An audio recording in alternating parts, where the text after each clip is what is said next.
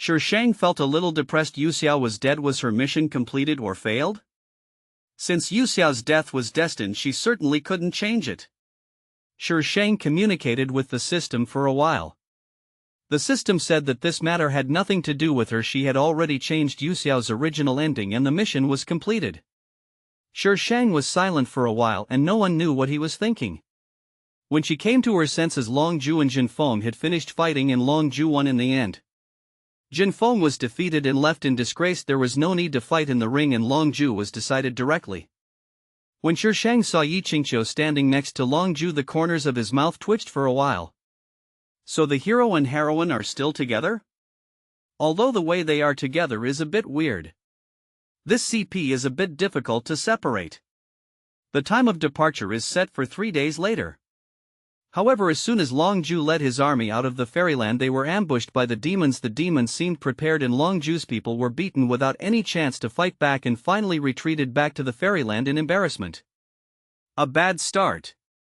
Those who supported Jinfeng immediately jumped out to mock him and even called for a replacement. However, some people on Longju's side also raised questions.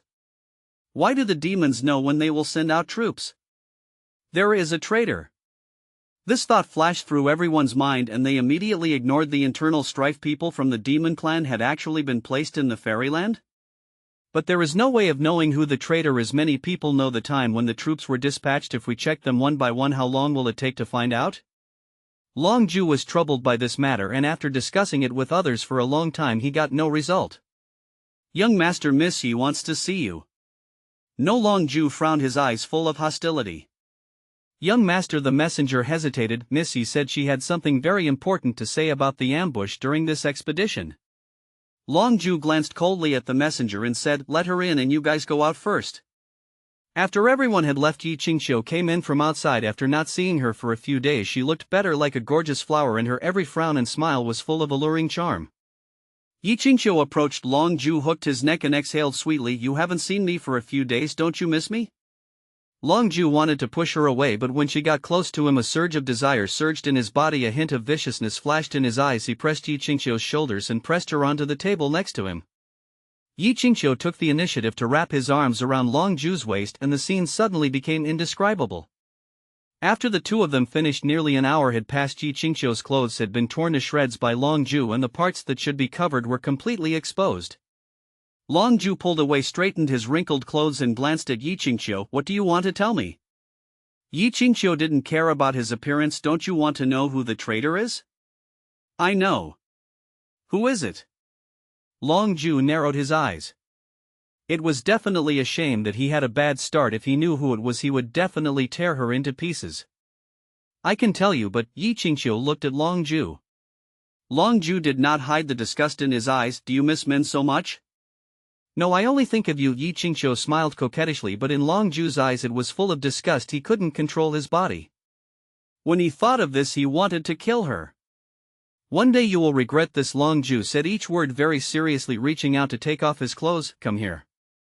Yi Qingqiu obediently walked over, squatted down and looked up at him. "You and I are now one life. If I die, you must die too." "Longju, don't even think about getting rid of me in this life." Longju sneered. He would always find a way. One day he will cut this woman into pieces. The two of them struggled for most of the day and Yi Qingqiu was satisfied before he told Longju the name of the traitor. The person who informed on the matter was naturally Shang. How could she let go of such a good opportunity? Therefore, even if Longju knew who the traitor was, he could only go to the immortal emperor with a frustrated look on his face. If he went alone, Feng Xi, that madman, would definitely be beaten into pieces. Even if all the immortals in the world were combined, they might not be able to kill him. After listening to Longju's narration, the immortal emperor said calmly, "I understand." As soon as Longju left, the immortal emperor's face darkened. "Lu Zhang, how is the situation in the South China Sea?" Lu Zhang lowered his head, walked up to the immortal emperor and answered respectfully, "The latest news is that they want to take advantage of the opportunity to force the emperor to abdicate. Longju's troops will take away a large number of troops from the immortal realm. I'm afraid we are no match for them, but if we don't send troops, the cultivation world will not be able to hold on." The immortal emperor was furious. What a nanhai! What a Longju eh! Lu Zhang didn't even dare to breathe. "Is Longju leaving the fairyland today?" the immortal emperor asked again. Yes, the affairs of the world of cultivation are urgent and have been delayed for some time. If delayed any further, the world of cultivation will be ruled by the demons. Go and invite Feng Xiai and Shang Shu. Immortal Emperor? What do you want them to do? The Immortal Emperor glanced at him and Lu Zhang immediately responded with a yes and quickly retreated. Shi Shang had been waiting for the Immortal Emperor to invite her early in the morning, so when Lu Zhang arrived, Shi Shang stopped Feng Xiai from burning Lu Zhang. Lu Zhang was so terrified that he invited him to the Immortal Palace. This was the first time Shi Shang met the Immortal Emperor since arriving in the Immortal Realm. He was a very handsome and mighty man, and his every move was full of dominance. The Immortal Emperor was silent for a while, seeing that Shi Shang had no intention of speaking. He could only speak himself. Tell me about the movements in the South China Sea. What is the purpose? Does it count as disliking Long Ju? Shi Shang raised an eyebrow. In the plot, Yi Qingqiu did not ascend to heaven so early, so the demons were naturally not so rampant, and there was no matter of the immortal world sending troops. The conspiracy of the South Sea Rebellion has never found a suitable opportunity. It was almost when the finale was about to come that this group of cannon fodder jumped out to make achievements for the heroine. Now the demons have almost occupied half of the world of cultivation, forcing the immortal world to send troops. The South China Sea, which has been plotting, has waited for such an opportunity, and they will definitely not let it go. Shi Shang simply chose to inform the Immortal Emperor of this matter in advance. All she has to do is sit on the bench and watch. Then take the opportunity to get promoted. The Immortal Emperor looked at Shi Shang for a few times, but his eyes were always observing Feng Xiai. Seeing that his eyes never left Shi Shang, he knew that the rumors were true. Feng Xiai dotes on this woman very much. The Immortal Emperor invited me here. He didn't just ask me this, did he? Of course not. A cold light flashed in the depths of the Immortal Emperor's eyes. If you can help the Immortal Realm in this crisis, I can agree to one condition of yours. The rest of the troops in the fairy world are stationed in the major fortresses and cannot be easily moved, otherwise there will be greater chaos. The best fighter in the fairy world is Feng Xiai. As long as he agrees, then the South China Sea will not be a threat. Oh? Then can you give me your position as the Immortal Emperor if I want it? Shi Shang looked at the Immortal Emperor with a smile. Immortal Emperor? What is the difference between this and rebellion in the South China Sea? 816 release. Please vote, please vote. Just kidding, don't be nervous. Shi Shang chuckled a few times. It's okay if you want our help, but you have to kill Long Ju, and by the way, if it's convenient, get rid of Yi Qingqiu as well. Immortal Emperor? Long Ju was the young master of the South China Sea Dragon Clan, so it was okay to kill him, but Yi Qingqiu was the key figure that ZY Immortal Lord figured out to solve the problem of the demon realm. The Immortal Emperor agreed to kill Long Ju, but Yi Qingqiu did not. Shi Shang thought about it for a long time but couldn't figure it out. It seemed that Yi Qingqiu had nothing in common with the Immortal Emperor. Is it the plot guy again? Shi Shang reluctantly agreed to kill as many as she could. If Yi Qingqiu really died that easily, she would not be the heroine anymore. The Immortal Emperor sent someone to handle this matter, and the person sent was none other than Jin Feng. However, things were not that simple. Jin Feng failed and Long Ju was rescued. Shi Shang felt a headache. Are the people in the cultivation world so difficult to deal with? Damn it! Long Ju was not having an easy time after being rescued. Jin Feng's fighting ability was not exaggerated. He almost lost half his life. If it weren't for Yi Qingqiu, he would probably have died by now. Why does Jin Feng want to kill me? Long Ju looked at Yi Qingqiu with a gloomy expression. It has nothing to do with me. Although he likes me, I don't like him at all. Yi Qingqiu touched Long Ju's face. You are my favorite. Long Ju turned his face away in disgust. Even if this woman saved him, it could not change what she had done to him. He would never forgive her.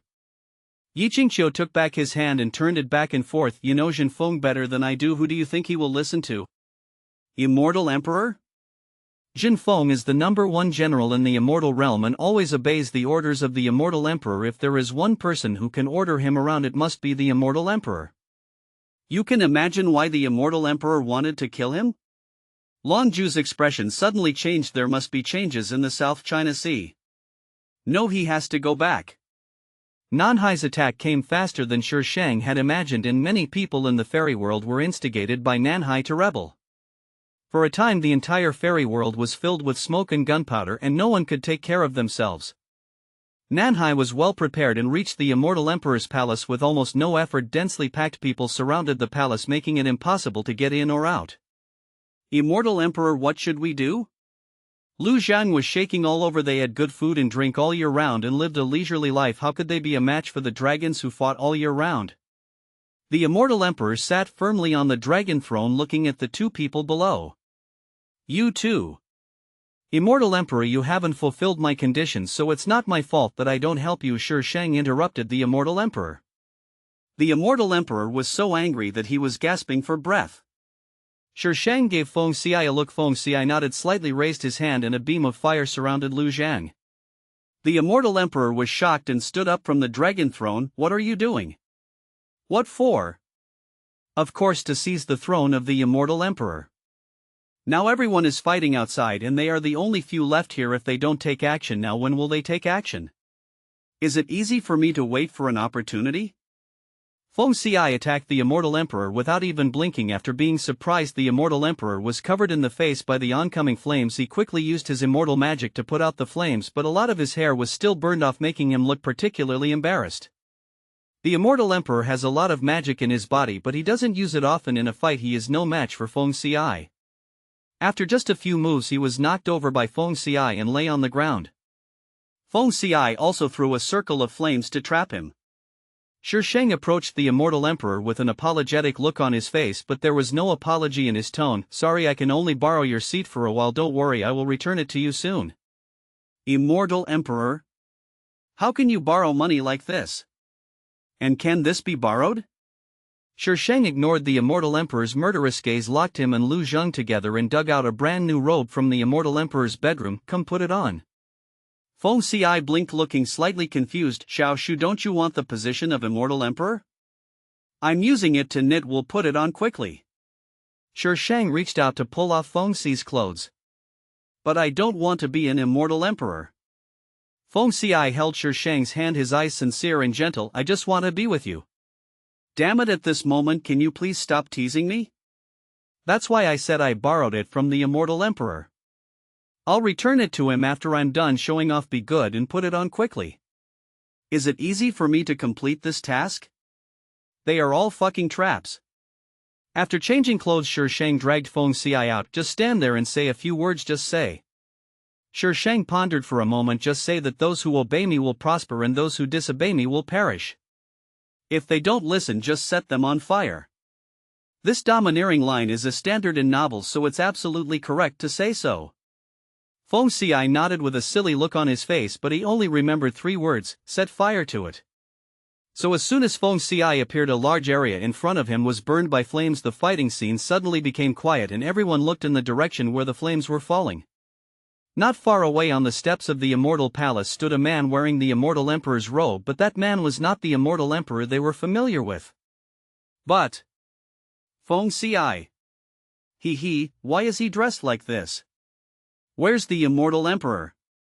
Feng Xiai, what did you do to the immortal emperor? What should we do? Feng Xiai is also trying to get involved. Should we fight or not? Fight with Feng Xiai? Can you win? Feng Xiai expressionlessly dismissed the people who were talking and no one dared to speak anymore. Shi Shang stood behind with a frown on his face.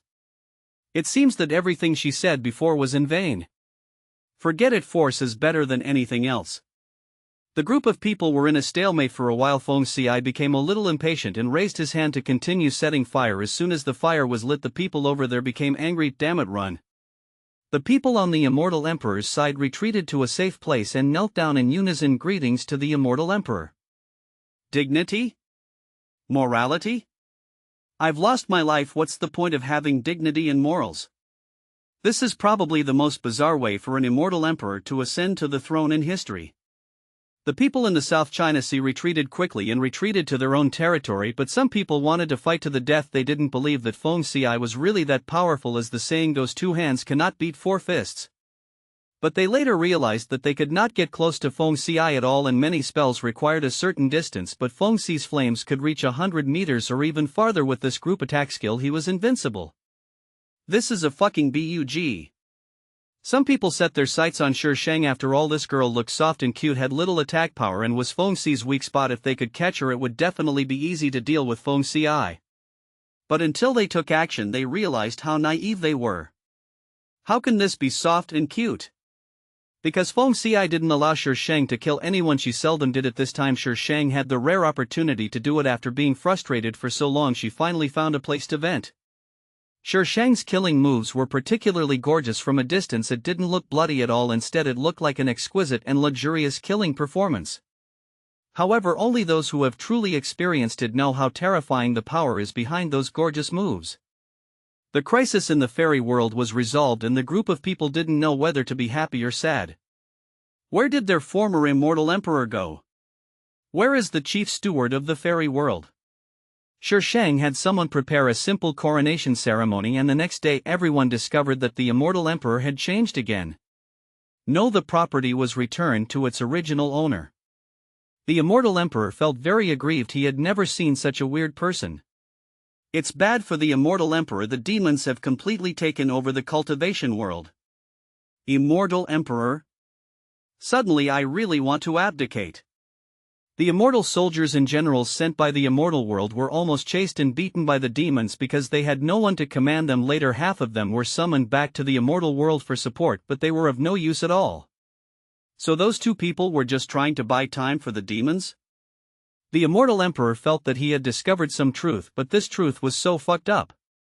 The demon clan sent someone to deliver an invitation inviting the immortal emperor to have a chat. The immortal realm has not yet recovered from the events in the South China Sea, and there is absolutely no chance of winning if they fight against the demon clan. The immortal emperor had no choice but to keep the appointment. No one knew what the two men talked about, but in the end the immortal emperor gave the management rights of the cultivation world to the demons, and then the demons and the immortal world joined forces to deal with the South China Sea. The South China Sea was eventually destroyed, but Yi Qingqiu and Long Ju disappeared at the last moment. Jun Wuqi came to see Shi Sheng later. Miss Shang, you've only been the immortal emperor for one day, are you done with it? Jun Wuqi looked at Shi Sheng with amusement. When he heard the news he almost collapsed with laughter. How boring this woman is. He only held the position of immortal emperor for one day, and he did it for a man. When Jun Wuqi thought of the immortal emperor's expression when he said this, he wanted to laugh even more. He should be thankful that she looked down upon his position as the demon lord. I can even grab the position of the immortal emperor who will dare to trouble me in the future? Shi Sheng answered seriously. Jun Wuqi, the words may be rough, but the truth is there. I'm here to tell you that Yi Qingqiu and Long Ju are in the world of cultivation. Do you need my help? This is considered a favor to her so that she won't have to deal with the demon world when she's bored, which would be terrible. This Shang Shu doesn't look harmful. In fact, he is more ruthless than anyone else and more confident and flamboyant than anyone else. If someone is too nice to you for no reason, he is either a traitor or a thief. Shi Sheng looked disdainful. Jun Wuqi. Yi Qingqiu and Long Ju who escaped are now somewhere in the world of cultivation. Long Ju looks a lot older, not as handsome as before, and looks listless. He lay on the bed and let Yi Qingqiu twist on him. He never imagined that one day he would go from being the high and mighty young master of the Dragon Clan to being a wanted criminal in the fairy world. Yi Qingqiu hadn't changed much and still looked pretty, but there were wisps of black hair wrapped around her eyebrows and eyes, but she seemed not to notice. Because Long Ju didn't move, Yi Qingqiu quickly lost interest and stopped twisting his body. He looked down at Long Ju with a hint of disgust in his eyes. Long Ju seemed to sense the disdain in Yi Qingqiu's eyes. His chest was filled with anger. He turned over and pressed her under him, pinching her neck with a sinister look in his eyes. Why do you disdain me now? Didn't you say you liked me before? It's all because of this woman. If it weren't for her, he would have persuaded his father not to send troops to the fairyland, and he wouldn't have ended up like this. Not only did this woman threaten him, she also seduced his father and even his brothers. The more Long Ju thought about it, the angrier he became. He tightened his fingers and pinched Yi Qingqiu tightly. Long Ju, Yi Qingqiu was also injured. She had almost drained all the strength from Long Ju, and it was not enough for her to recover, so she was completely unable to resist Long Ju at this moment. You're crazy. If it weren't for me, you would have died by now. Die? I'm worse than dead now. Let's die together. Bitch. Long Ju pinched her even harder. Yi Qingqiu's brain was deprived of oxygen and his limbs began to lose strength. She suddenly felt a little regretful. She couldn't understand why she wanted such a man so much at that time and tied her life to him. Yi Qingqiu's consciousness was getting weaker and weaker, but his desire to survive was getting stronger and stronger. His hands kept groping and scratching under his body, and finally he touched a cold object. Yi Qingqiu could no longer tell what she was grabbing, and she instinctively poked the object into Longju's abdomen. Longju's body stiffened for a moment, and then his fingers slowly loosened their strength and moved away from Yi Qingqiu's neck. He looked down at his abdomen, then looked up at Yi Qingqiu, then looked down again after a moment, and repeated this several times. Her red eyes were full of disbelief. Yi Qingqiu also saw clearly the thing in Longju's abdomen. It was a round object with a peculiar shape and some strange totems carved on it. It looked quite weird. What's even more strange is that all the blood flowing out of Longju's body was absorbed by that thing. The absorption speed was getting faster and faster. Yi Qingqiu watched helplessly as Longju's body became increasingly drier. His eye sockets were sunken, his eyeballs were bulging, and they were covered with bloodshot. In fear he opened his mouth, his chest heaving rapidly, and a humming sound came from his throat. The sound became weaker and weaker, and finally he suddenly dropped his head and stopped breathing. In just a few seconds a living person turned into a mummy. Yi Qingqiu seemed to have pressed the pause button, staring at Longju blankly. When Longju's dry body fell on her, she suddenly woke up and jumped off the bed. As her toes touched the ground, she immediately felt a piercing pain spreading from her heart, and her body twitched as she half knelt on the ground. Oh no! Her life and Longju's life are connected. If Longju dies, she must die too. No! She can't die. She still has to take revenge on that bitch Shangshu. She can't die. Yi Qingqiu took out a lot of bottles and jars from his body, rummaging through them with trembling fingers, and finally stuffed them all into his mouth without caring what they were. I can't die, I can't die.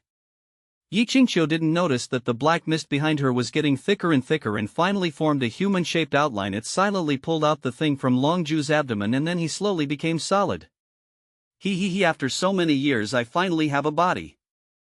Yi Qingqiu's body stiffened and she turned around. Suddenly she saw a man standing behind her. There was a thin layer of black mist on his body. His facial features were very sharp and he gave people a very uncomfortable feeling. How could you? Yi Qingqiu's eyes fell on the round object in his hand. You killed Longju. How could it be me? It's you, my little girl. The man bent down, lifted Yi Qingqiu's chin, his eyes flashing with lust. I have nurtured this body of yours for so many years and I can finally enjoy it. No, Yi Qingqiu stepped back in horror. That's not up to you. I taught you the art of replenishing yin with yang not to really make you happy. The man picked up Yi Qingqiu and threw him on the bed face to face with Longju. Yi Qingqiu screamed and shrank back only to fall into a cold embrace. You're not like this when you kill someone, but I like you better this way. Sizzle. Come and vote. Because the baby is about to be released, do you guys not love me anymore? T to the power of T. From that day on, Yi Qingqiu knew what it meant to be worse off than dead. She didn't know what method that man used to save her life, but she wished that she and Longju had died together at that time.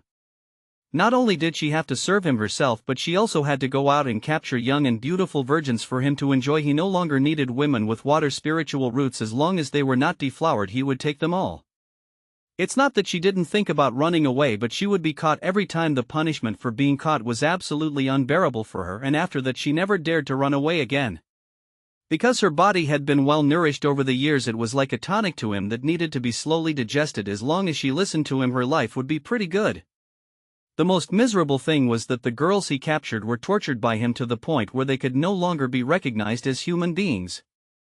So many women have gone missing recently. This matter has alarmed the higher-ups. I heard that they have sent people to investigate. Who knows if it's those demons? Hush, you are asking for your life. The cultivation world is now the territory of the demons. Don't say such things again in the future. Yi Qingqiu walked past them with an expressionless face. Has this attracted the attention of the demons? Returning to the village where she lived, Yi Qingqiu lowered her head and said to the man sitting cross-legged on the bed, the demons have discovered that someone is missing. Should we change places? It's not like she hadn't thought about asking the demons to deal with him, but this man held her life in his hands, and if he died she would definitely not survive. You found out so quickly? The man snorted. Well, I can't fight Jun Wuqi for the time being. When I recover my strength, the demon lord will be mine sooner or later. Yi Qingqiu looked up at him. The man was staring at her with a strange gleam in his eyes. Yi Qingqiu's heart skipped a beat and her hands hanging by her side tightly grasped the hem of her clothes. The man pulled Yi Qingqiu onto the bed. The two hid in the world of cultivation, and when the people of the demon clan found something wrong, they immediately moved to another place. More and more people were missing in the world of cultivation, and this matter directly alarmed Jun Wuqi. There are very few women in the demon clan, so those who are missing are basically female cultivators from the cultivation world. This matter has affected the order of the cultivation world and must be investigated. The contest between Jun Wuqi and the man lasted for a long time, and in the end Jun Wuqi won. "Don't kill me, he forced me to do this, don't kill me, don't kill me." Yi Qingqiu lay on the ground dying. She looked a little old, but it did not affect her beauty. She was crying so miserably at this moment and looked really pitiful. "Yi Qingqiu, this is all your own fault. You released that demon and it took you hundreds of years to let him recover his strength," Jun Wuqi said without any sympathy. "It's not me, he was the one who took the initiative to make a contract with me. It's him, it's not my fault. Why did he treat me like this?" "It was obviously him." Yi Qingqiu spoke incoherently. "It was all his fault, the devil, he destroyed himself. And there is Shang Shu. That bitch. She wants to kill her." Jun Wuqi shook his head. "Have you forgotten why you made the contract with him in the first place?" Yi Qingqiu's ferocious face suddenly calmed down. "It was you who stole other people's things, which led to you being hunted down and finally falling off the cliff. Yi Qingqiu, you deserve all of this. You can't blame others." "She deserves it? Ha ha ha, she deserves it. No, it's not. It was Shang Shu who killed her master that caused her to end up in this situation. They are all Shang Shu." Seeing the hatred in Yi Qingqiu's eyes, Jun Wuqi said nothing and had someone end Yi Qingqiu's life. Shi Shang received the news from Jun Wuqi the day before her wedding. Yes, Feng Xi is going to marry her. No one attended the wedding though. Now that Yi Qingqiu died, her mission was completed and the rest of the time belonged to her. She and Feng Xi. "Xiao Shu, do you like crowds?" Feng Xi came in from outside and asked Shi Shang with a smile, "If you like it, I will send people to attend our wedding. Even if those people don't come, he has a way to make them come. We're not getting married to them, so why should we ask them to take up space? Even if they come, it's out of fear and they won't give their sincere blessings, which is really boring." Feng Xi smiled with the corners of his mouth curved, his dark red eyes full of tenderness. He also doesn't like showing Xiao Shu to others. Xiao Shu is alone. On the wedding day there were several uninvited guests. The first one was Jun Wuqi. Feng Xi's face was as dark as the dark cloud of a calamity. "The wedding should be a lively one. What's the point of hiding your marriage?" Jun Wuqi ignored Feng Xi's expression and put the gift down with a smile. "Here, this is the famous dark butterfly in the demon realm."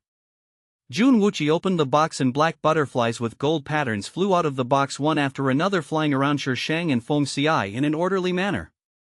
"The newlyweds blessed by the dark butterfly will live together until old age." Jun Wuqi said this seriously.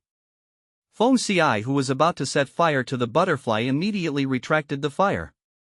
"But this dark butterfly is poisonous." Jun Wuqi glanced at Shi Shang ambiguously, then immediately left. "I won't disturb you anymore. Happy wedding." A group of dark butterflies ultimately could not escape the fate of being burned by fire.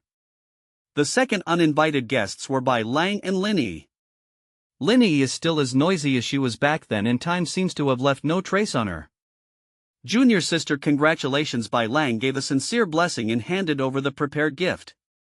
"Thank you, senior brother." Shi Shang took it with a smile. "Uncle Master, you are so beautiful. You make me want to marry you." Linyi pulled Shi Shang around for several circles. Finally, when Bai Lang saw Feng Xi's posture of getting ready to have a fever, he pulled his wife back. "I just want to ask, how did you get up here? This is the fairyland. How did these two guys who haven't ascended yet get here?" Linyi blinked. "Uncle Master, don't you know?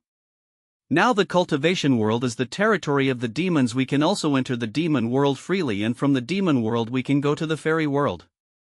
"Shi Shang, I didn't know there was such a route." Bai Lang and Linyi stayed to watch the ceremony, and the third uninvited guest turned out to be Lu Zhang.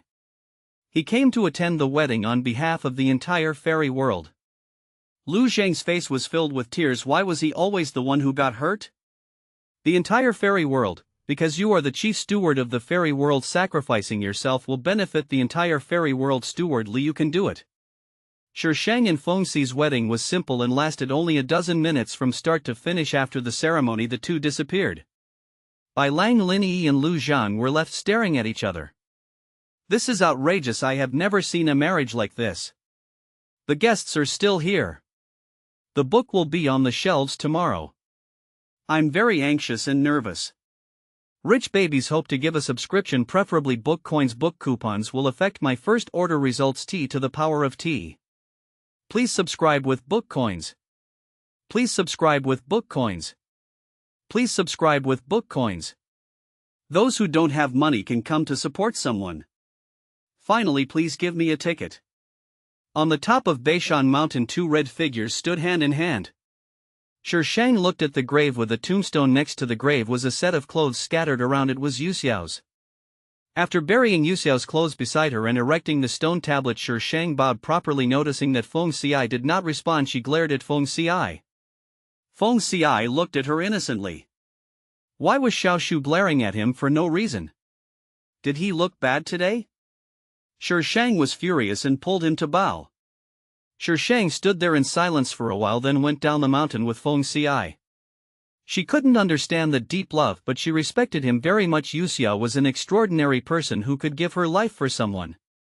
When they returned to Fengxi Fairy Palace, Lu Zhang had already left, but Lin Yi and Bai Lang were still there.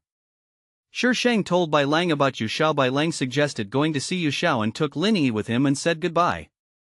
Xiao Shu. Feng Xi stood beside Shang. From today on, you are my wife, the one I will protect with my life. Shang's heart inexplicably skipped a beat. She stared at Feng Xi in a daze until she felt warmth on her lips. She shuddered. Feng Xi paused and waited patiently for Shang to adapt. It took a while before Shang began to respond to him. It was not until the next day that Shang found out what Jun Wuqi meant when he said that the dark butterfly was poisonous and gave her an ambiguous look. Damn, that's an aphrodisiac. And there is an incubation period. For a long time Shang and Feng Xi were immersed in loving and being loved. When the effect of the medicine wore off, Shang immediately rushed to the demon world to seek revenge on Jun Wuqi. Shang discovered that Jun Wuqi was also a person who would seek death. Originally, if she was allowed to take revenge, the matter would be over, but he just wanted to seek death and take revenge. As a result, the demon world was in chaos almost every day. The Demon King was awarded the Grandmaster Medal of Destroying Buildings. The Demon Lord is being hunted again. I woke up early in the morning and saw the Demon King hanging on the tree in front of my house. When I was having sex, the devil fell from the sky and I felt like I would never have a happy sex life again. The people in the fairy world sent congratulatory messages. The people in the cultivation world sent congratulatory messages.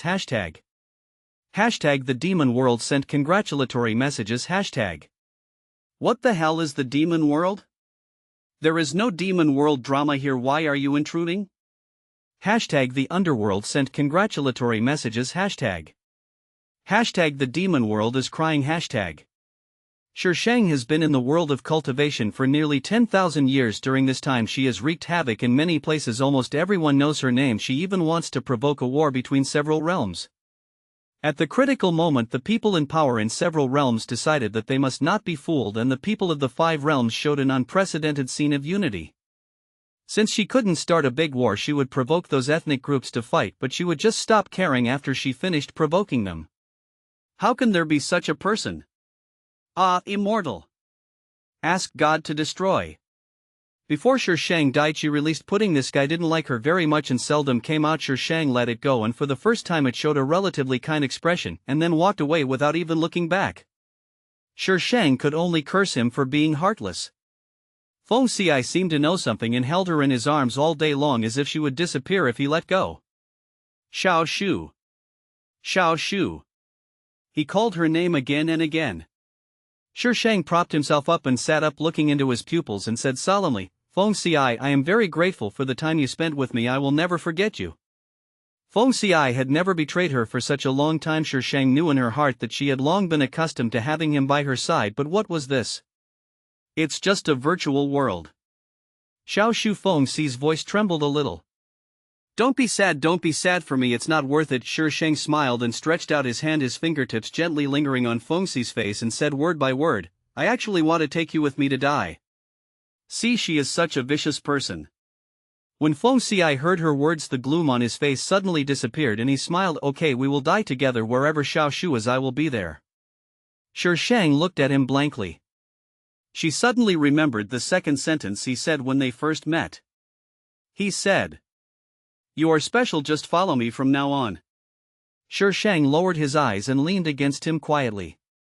Feng Ci, you will be the most special person in my life. As everyone expected, Shi Shang finally died. Immortals cannot live forever, but a lifespan of 10,000 years is already considered short. Hashtag after doing so much evil I finally got my retribution. Hashtag. Hashtag people from all walks of life sent congratulatory messages. Hashtag. But then Feng Ci also passed away. The people in the 5 realms were in an uproar. Both of these troublemakers were dead? Happiness comes unexpectedly. After returning to the system space, Shi Shang was still a little dazed looking at the strange yet familiar scene. It took him a while to react. Shi Shang stood for a while and asked to see the follow-up for the first time. When she saw Feng Ci really jumping down from the top of North Mountain holding her body, her heart stopped at that moment. When Feng Ci's figure disappeared, a dragon roar was heard in the distance. Feng Ci, why are you so stupid? Shi Shang watched the scene over and over again several times before he sat down on the ground holding his face with his little hands staring blankly at the screen. Host, are you sad? No, Shi Shang shook his head. She is not sad. She is really not sad. Yes, not sad. Only. I don't know why, but I feel so empty around me and I'm not used to it. But she wasn't really sad, just a little bit upset. After all, he was the one who had been with her for so long. The system didn't say anything more and displayed her information on the screen. Name, Shi Shang. Character value, -105,000. Health, 15. Points, 5,000. Mission level, C. Mission rating, 85. Hidden mission, completed. Hidden mission reward, 500 points. Shi Shang frowned slightly. Why are the points only 200? Wasn't it 2,000 last time? And why is my luck so bad again? If I keep going like this, I won't have to go back, right? I have reminded the host not to take shortcuts in the hidden mission. Although Feng Ci became the immortal emperor, he only did it for one day. This can only be considered as the completion of the mission. 500 points are the minimum points. As for character, the host should think about what he has done in that world. 5,000 is already a discount I gave you. Shi Shang. Thinking about how those people cheered after her death, Shi Shang felt complicated. Let your hands be naughty. Now another $5,000 in debt. This baby feels that I should be bound to a villain system. Do you support changing the system? Guaranteeing 100% completion of the task and reaching the peak of life is no longer a dream. Host, don't daydream. What do you think it is? Change it? Change your uncle. If you don't want to change it, then don't change it. Why are you so fierce?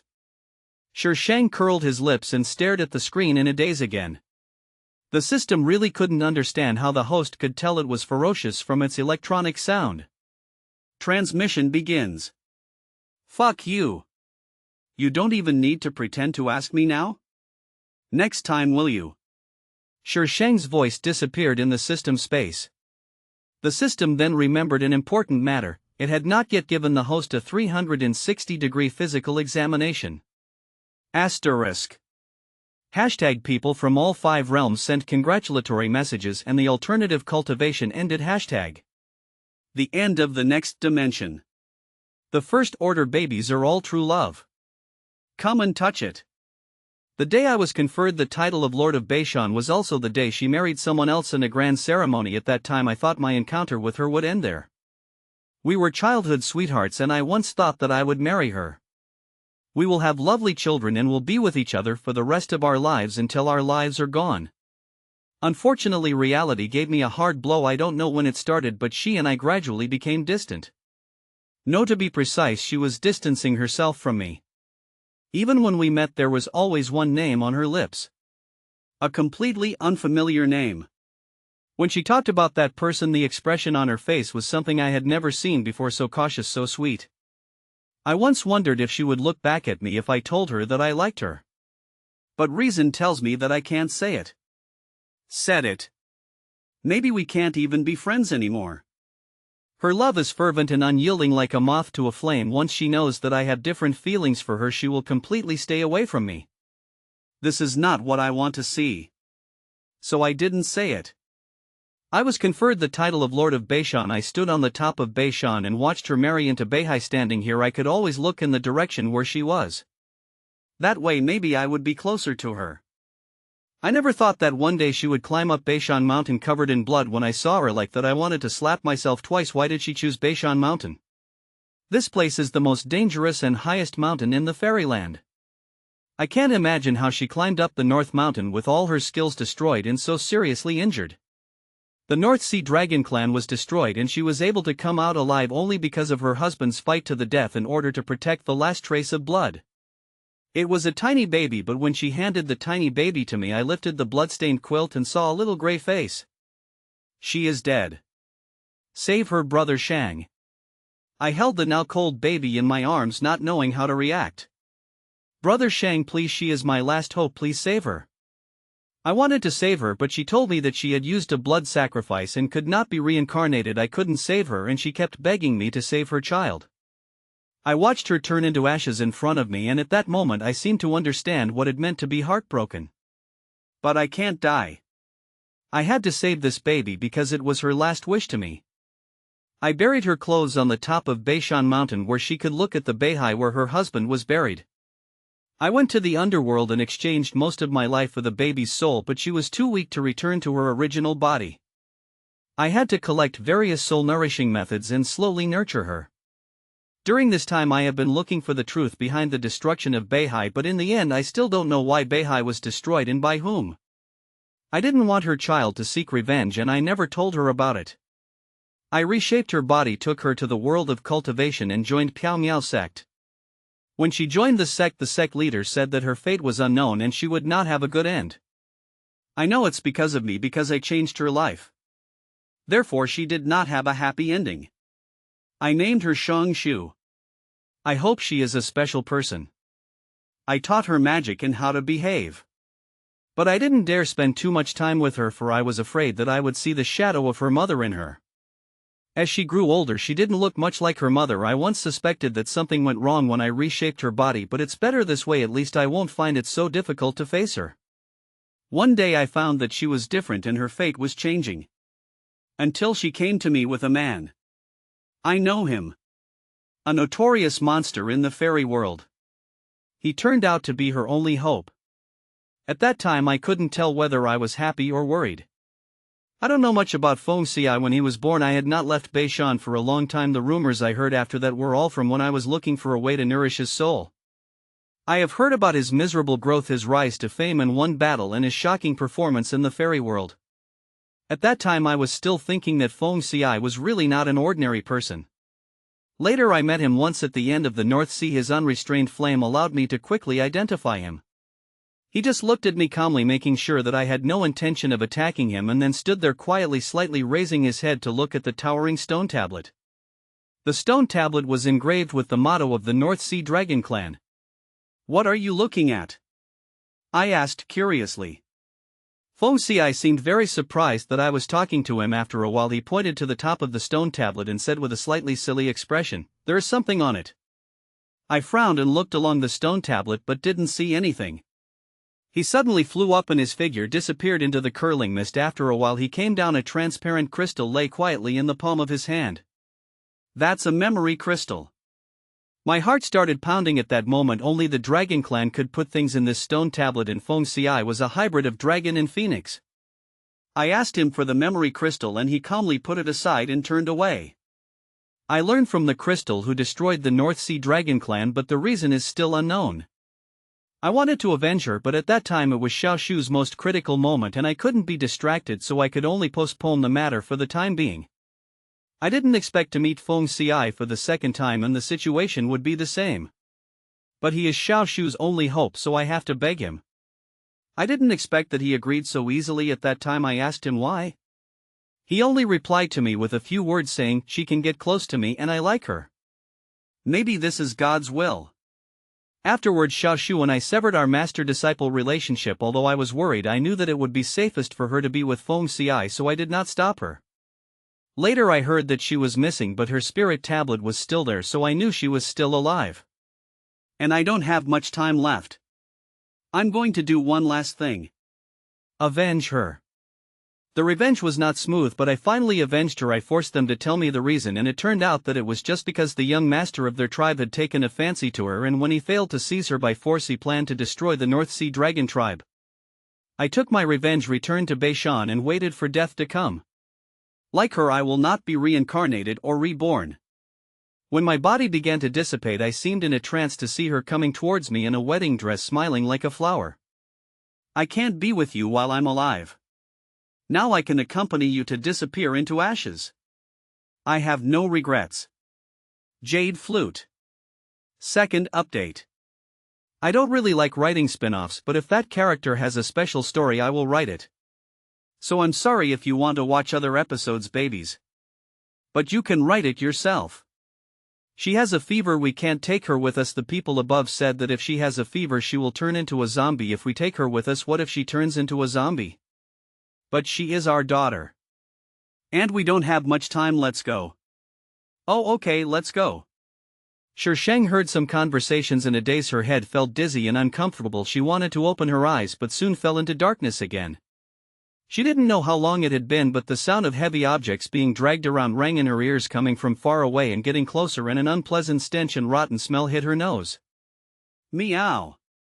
The sharp cry of a cat woke Sheng up instantly. She opened her tightly closed eyes suddenly and a black shadow pounced on her, pressing its sharp claws on her shoulders. In the faint light Sheng saw a blue-gray face, half of which had been rotten with one eyeball falling out. The mouth was wide open with blood and it was biting her neck with bared teeth. Oh my god, zombies. Is it really okay to be so brutal right away? This baby will have psychological trauma. Sheng grabbed the pillow on the bed to block the zombie's mouth. She had no strength in her body. The zombie's mouth was already in front of her and cold liquid dripped on her face, which smelled terrible. Damn, this is simply testing my patience. Ho ho! Hee, sir. Sheng moved her feet and kicked the zombie in the stomach. The zombie was kicked to one side, and at that moment a cold liquid entered Sheng's mouth. It had no peculiar smell but was very cold, as if it was going to freeze her whole body. This feeling only lasted for a moment, so fast that Sheng didn't have time to react. The zombie got up with a ho-ho sound and kept grabbing at the food. Sheng didn't have time to think about what he had just eaten. He rolled to the ground. The zombie pounced on the bed and crawled towards Sheng by instinct. Sheng shook her body, quickly got up and glanced around. There was a small cabinet on the left. She rushed over, picked it up and smashed it on the zombie's head. The zombie made a ho-ho sound from its throat. Every time Sheng hit it, it made a ho-ho sound as if it was cheering her on. This stupid zombie.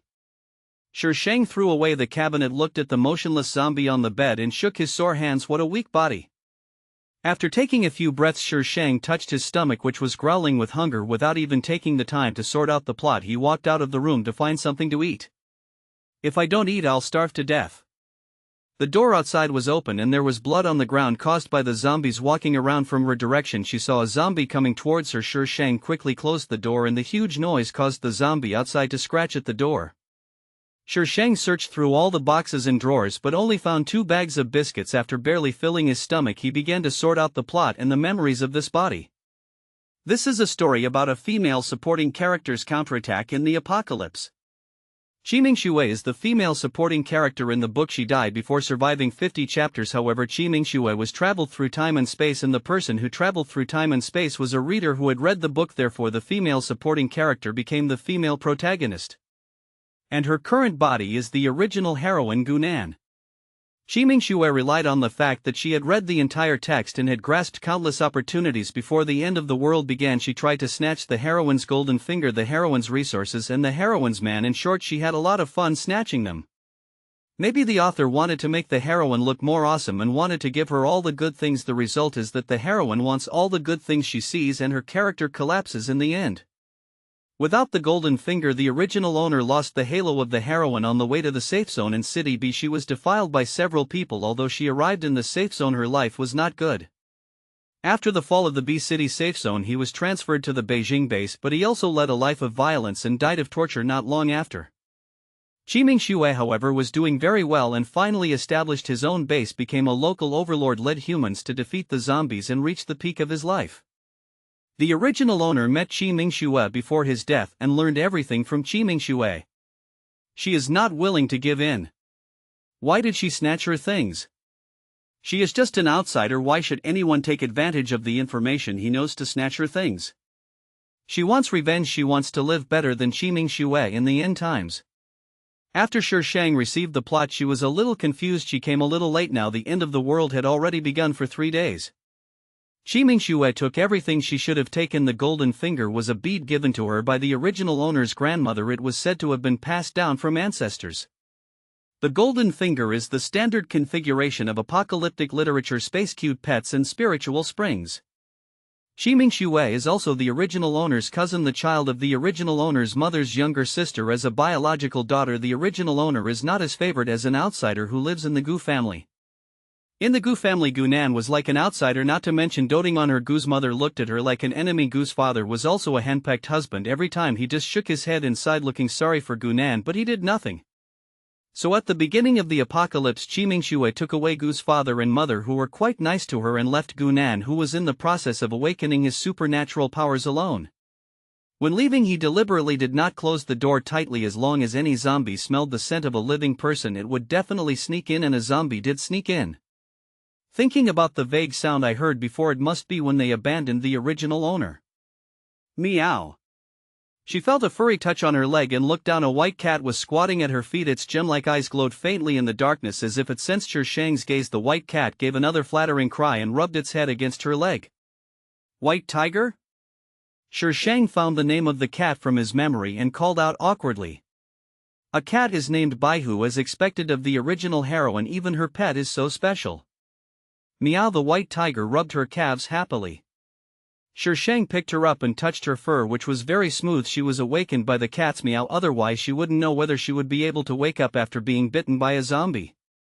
Shi Shang didn't hate cats, so she decided to keep this cat. The apocalypse had already begun for 3 days, and the golden finger had been snatched away by Qiming Xue in advance, which made Shi Shang very upset. Well, the golden finger is gone, but it seems that there are still superpowers. When she woke up, she felt a strange power in her body. When she calmed down and felt it became more and more obvious. She tried to use that power. Her fingertips felt cool and a small black flower bloomed from them. What the hell is this? Third update. Touch you ask for votes. You can also vote for monthly tickets. Don't save your recommendation votes, come on, give them to me. Love you. P.S. Today's recommendation votes are 1,000 and there will be more updates. 50 monthly tickets plus more chapters. What kind of supernatural power is blooming? And it's black? Are you kidding me? In the plot, the original owner had fire-type abilities which were very lethal, but she didn't have a crystal core upgrade, so her abilities were only level 2 until she died. But how did she become such an unprecedented ability? Shi Shang tried several times, but each time it either produced 1 or 2 small black flowers. Isn't that a ripoff? How could a fire ability become like this?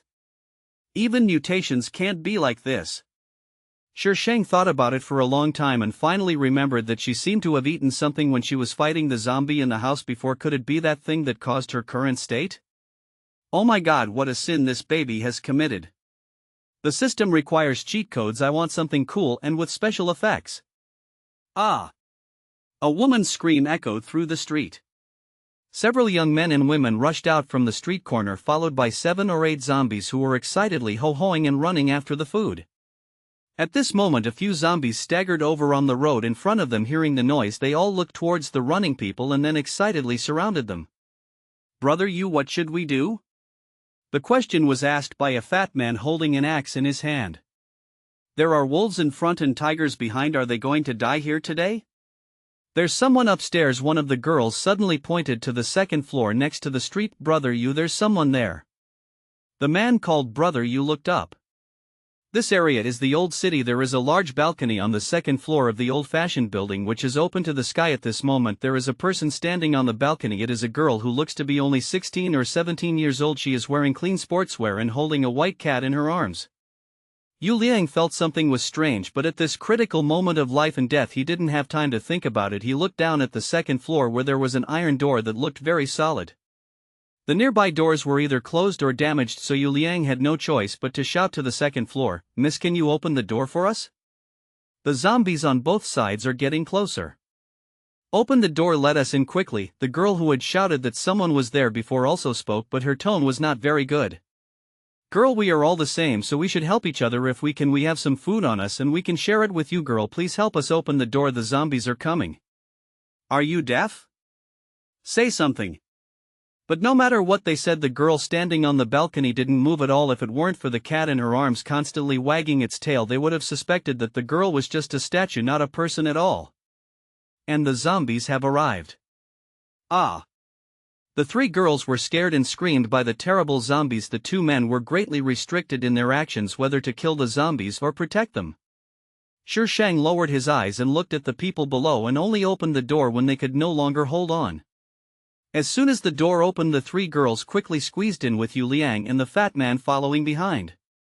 When the iron gate was closed, the zombies surrounded and scratched at it, and the sound was really harsh.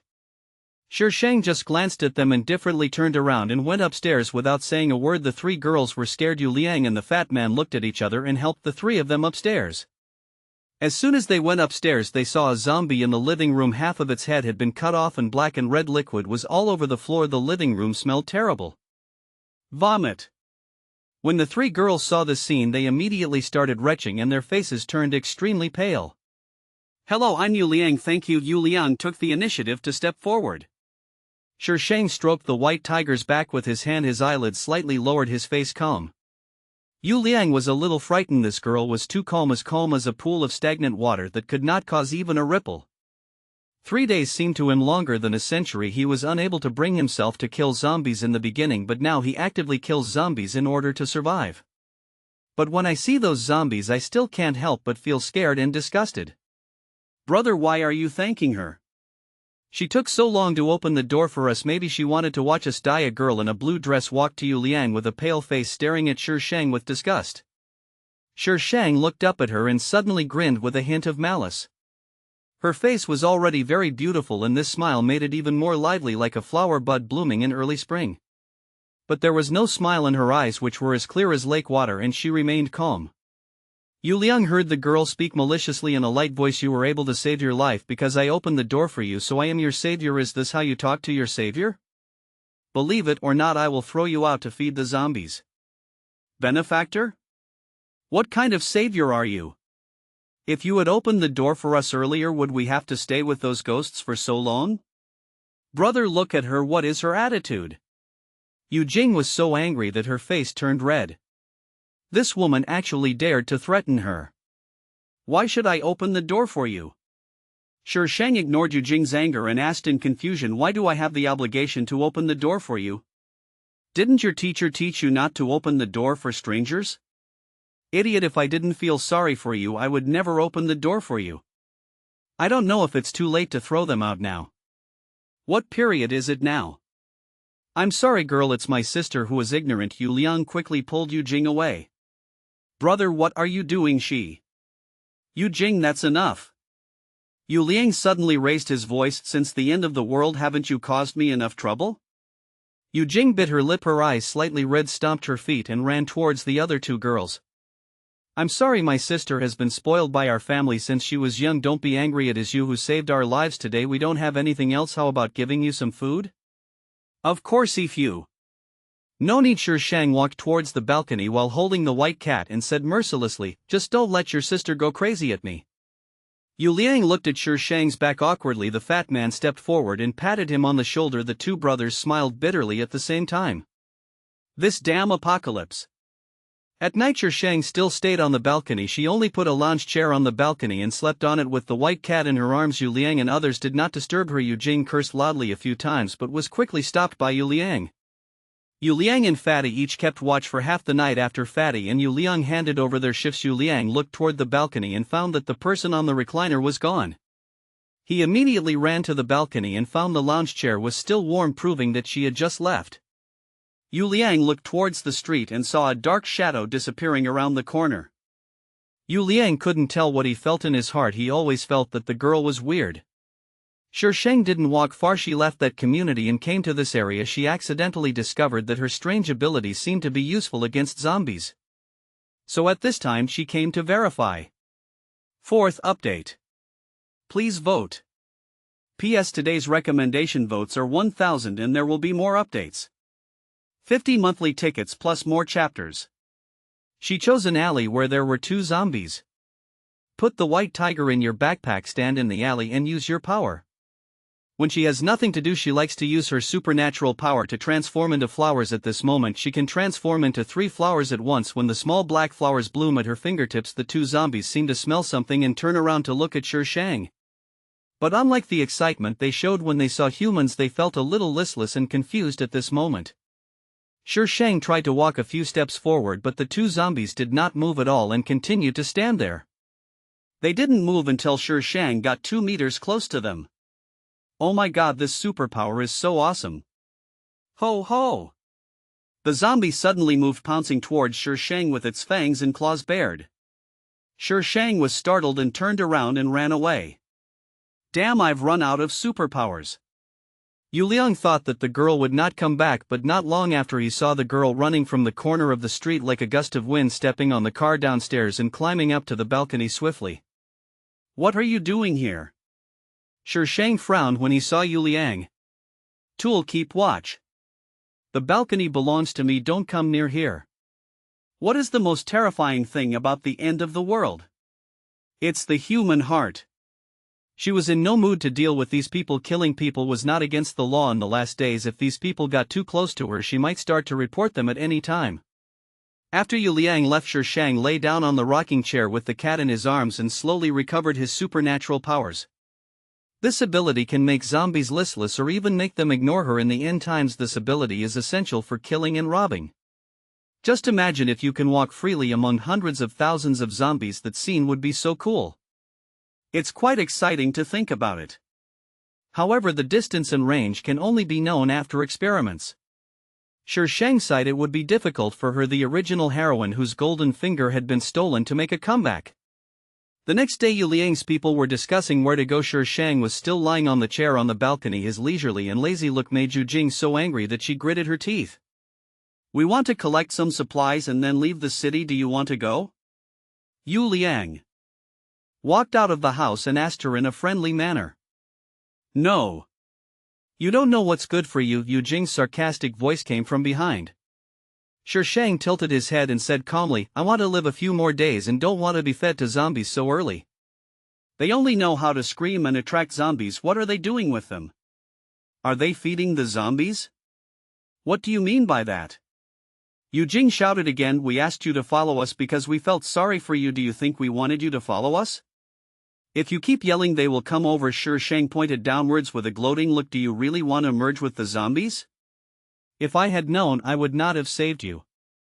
Yu Jing pointed at Shang's hand and her face was shaking, turning pale and blue.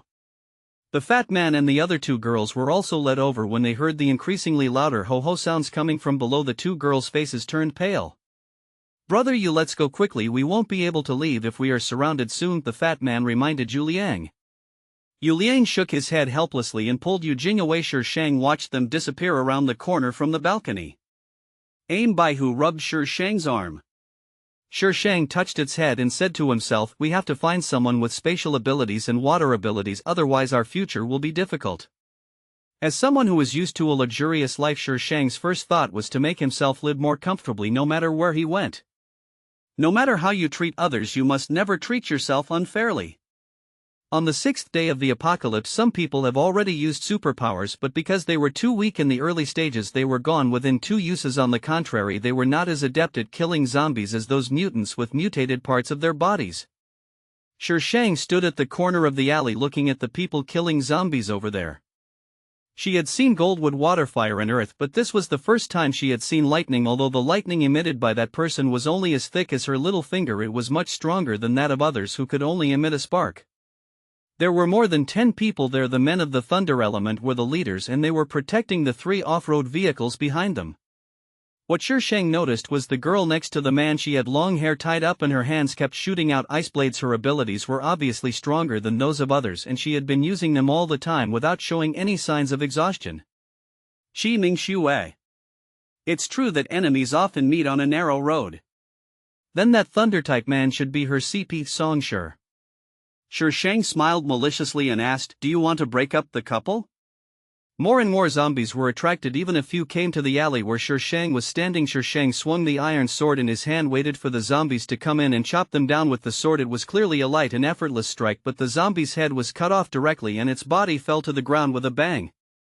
The system didn't know where Shang got the iron sword from, it asked, but its host was so cool that he asked it to check it out. It can be found, why ask her?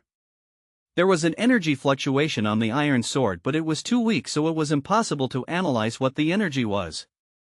Hashtag strange things can always be found on the host hashtag. After Shang got rid of these zombies, the people over there also made a gap and began to retreat. An off-road vehicle took the lead, knocking away the zombies that left a small gap, and everyone got in the car as soon as possible. Only Song Shi and Qi Mingxue were left to cover their retreat. When the car arrived at Shang's place, it suddenly stopped. "Get in the car." The car door was pushed open and a baby-faced boy shouted at her anxiously. Shang rolled his eyes and jumped into the car. I really want to see Qi Mingxue's expression when she sees her. It must be very funny. There were not many people in the off-road vehicle, including the driver. There were only 3 people except for the driver. The other 2 people were covered in blood. As soon as Shang got on the bus, the 3 of them looked at her first. Her clothes were very clean and her backpack was a little bulging but not big, just like the ones students carry. It's already the 6th day of the apocalypse and this girl is still dressed so cleanly. It seems that he has not left the house since the end of the world. The water supply had not been cut off yet, so keeping it clean was not a strange thing, so they didn't think much about it. Third brother, there are zombies ahead." The baby-faced boy suddenly pointed ahead and shouted. The zombies in front were coming in dense groups and there were estimated to be 200 or 300 of them. "I can't get through," the man sitting in the passenger seat said with a sullen face. The 2 of them looked around and finally stopped at a supermarket. The supermarket was very messy and it was probably already visited by someone, but the door was intact. He quickly stopped the car and said, "Get out of the car, go into the supermarket and cover the people behind you." Shang was pulled out of the car by the baby-faced boy and rushed into the supermarket. Immediately some people got out of the car behind him, one after another, including men, women, young and old. Shang also saw Gu's father and mother. Qi Mingxue was here, so it wasn't surprising to see them. All the people outside came in and several people worked together to block the door. When they heard the sound of zombies knocking on the door outside, the group of people's hearts began to beat fast. After making sure they couldn't get in, these people found places to rest and some began searching the supermarket for supplies. As the crowd dispersed, Shang's figure appeared. Xiaonan Father Gu saw Shang first. He was surprised at first, then looked embarrassed and guilty. Mother Gu was standing next to Father Gu. When she heard Father Gu's voice, she looked over and saw that it was really her daughter. A trace of discomfort flashed across her face. "Hey, you know Uncle Gu and Aunt Gu?" The baby-faced boy looked at Shang in surprise. He saved someone he knew by chance? Shang sneered, "Of course I know them, they are my parents." "Parents? If they are parents, why do they speak in such a blunt and sarcastic tone?"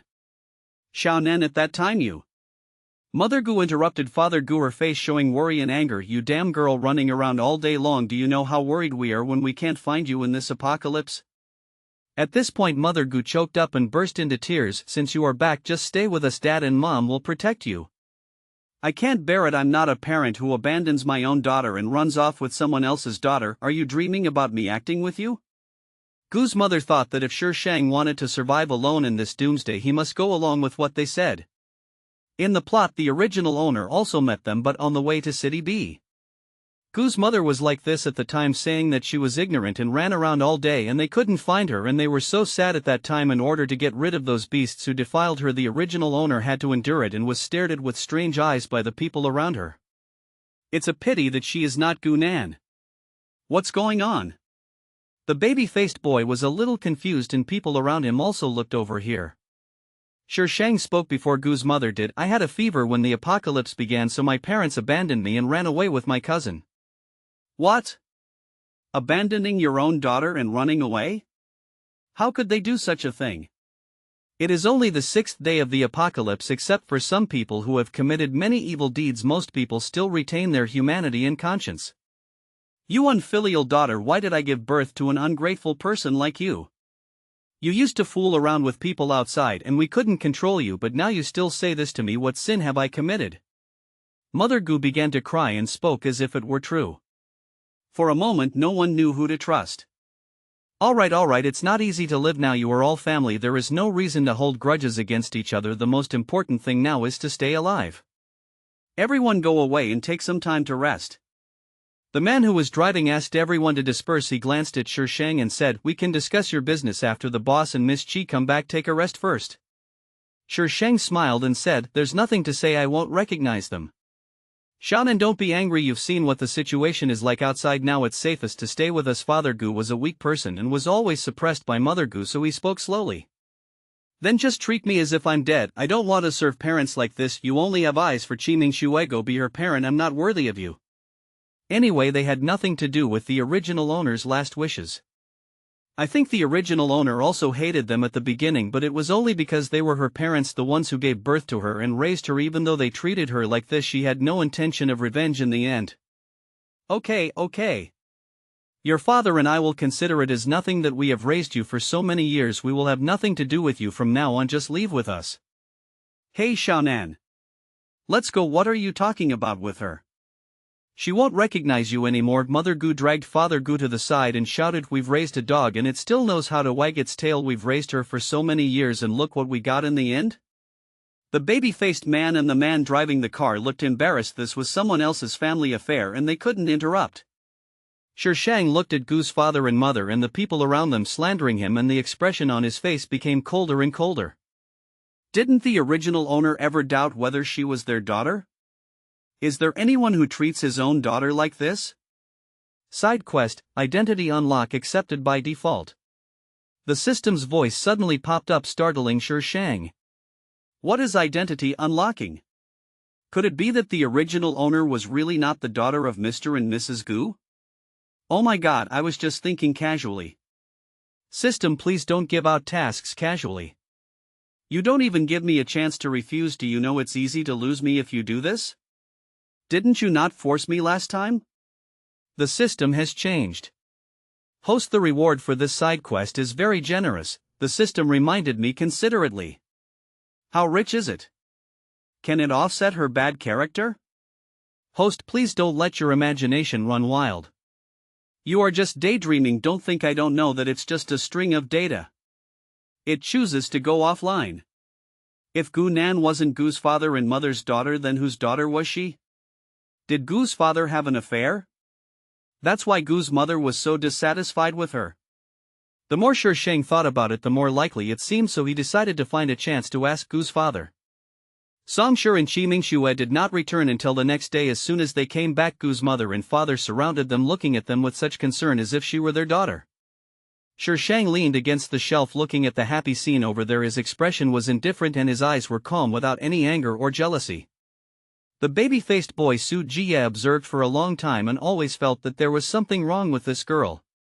From the moment they asked her to get in the car to the subsequent argument with Gu's father and mother, although there was expression on her face, her eyes were calm from beginning to end. Xiao Wu, why are you looking at that girl? Are you attracted to her?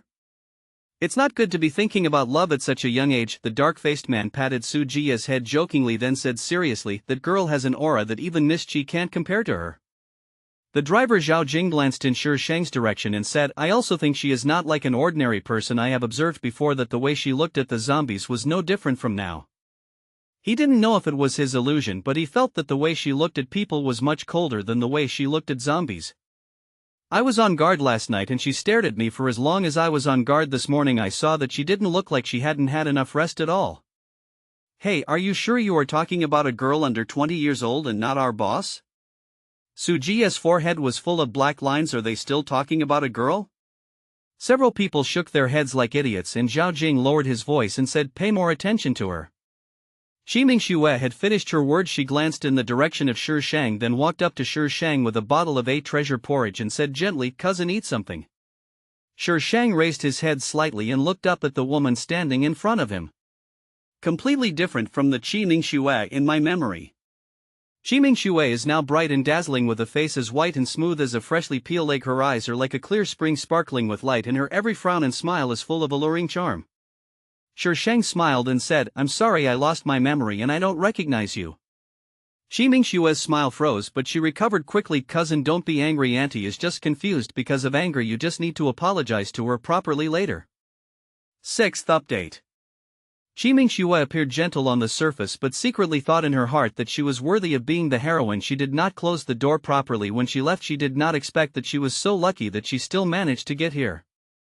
But she has already grabbed her biggest golden finger and she wants to see if the heroine without the golden finger is still as awesome as in the book. Mingxue, what did you say to her? She is an ungrateful person. Mother Gu grabbed Shi Mingxue and left. Aunt, my cousin is alone. Why do you care what she does? You don't know what she said yesterday. I don't have a daughter like her anymore. And we are family after all. My cousin is young and naive. Please don't bother with her. The voices of the two gradually faded away. Shang lowered her head and played with the iron sword in her hand. Suddenly it became dark in front of her. She raised her head slightly and met a pair of cold eyes. As the male protagonist, Songshi is very handsome, but having seen men like Chu Tang and Lu Qingyun who were so beautiful that they infuriated both humans and gods, she thinks Songshi is at most better looking than ordinary people. My team doesn't welcome you. Leave now. Songshi's voice was just like him, cold and without any emotion. Oh my god, what did Shi Mingxue say to Songshi? Is she going to chase me away? Boss, she is just a little girl. Before Su Jiye could finish his words, Songshi gave him a cold look and Su Jiye didn't dare to say anything. Shang smiled, picked up the bag containing the white tiger from the ground and whispered his name, Songshi, Mr. Song Tsk. Songshi frowned slightly. This girl was indeed weird and letting her leave the team was the right choice. When Shang passed by Gu's father and mother, he paused and said, Mr. Gu, I want to talk to you for a few words, is that okay? Father Gu looked at Mother Gu and asked silently. Mother Gu turned her head away in disgust. Father Gu then left the supermarket with Shang. Mr. Gu, can you tell me who my biological parents are? Shang asked straight to the point. Upon hearing this, Father Gu's face changed. Xiaonenyu, how did you know this? The original owner's mother Chang Su was Gu's father's first love. Gu's father didn't know who her father was at that time. Chang Su brought her to his home when she was just born and begged him and Gu's mother to adopt her. Gu's mother was not happy at the time, but Chang Su gave her a large sum of money, so she agreed.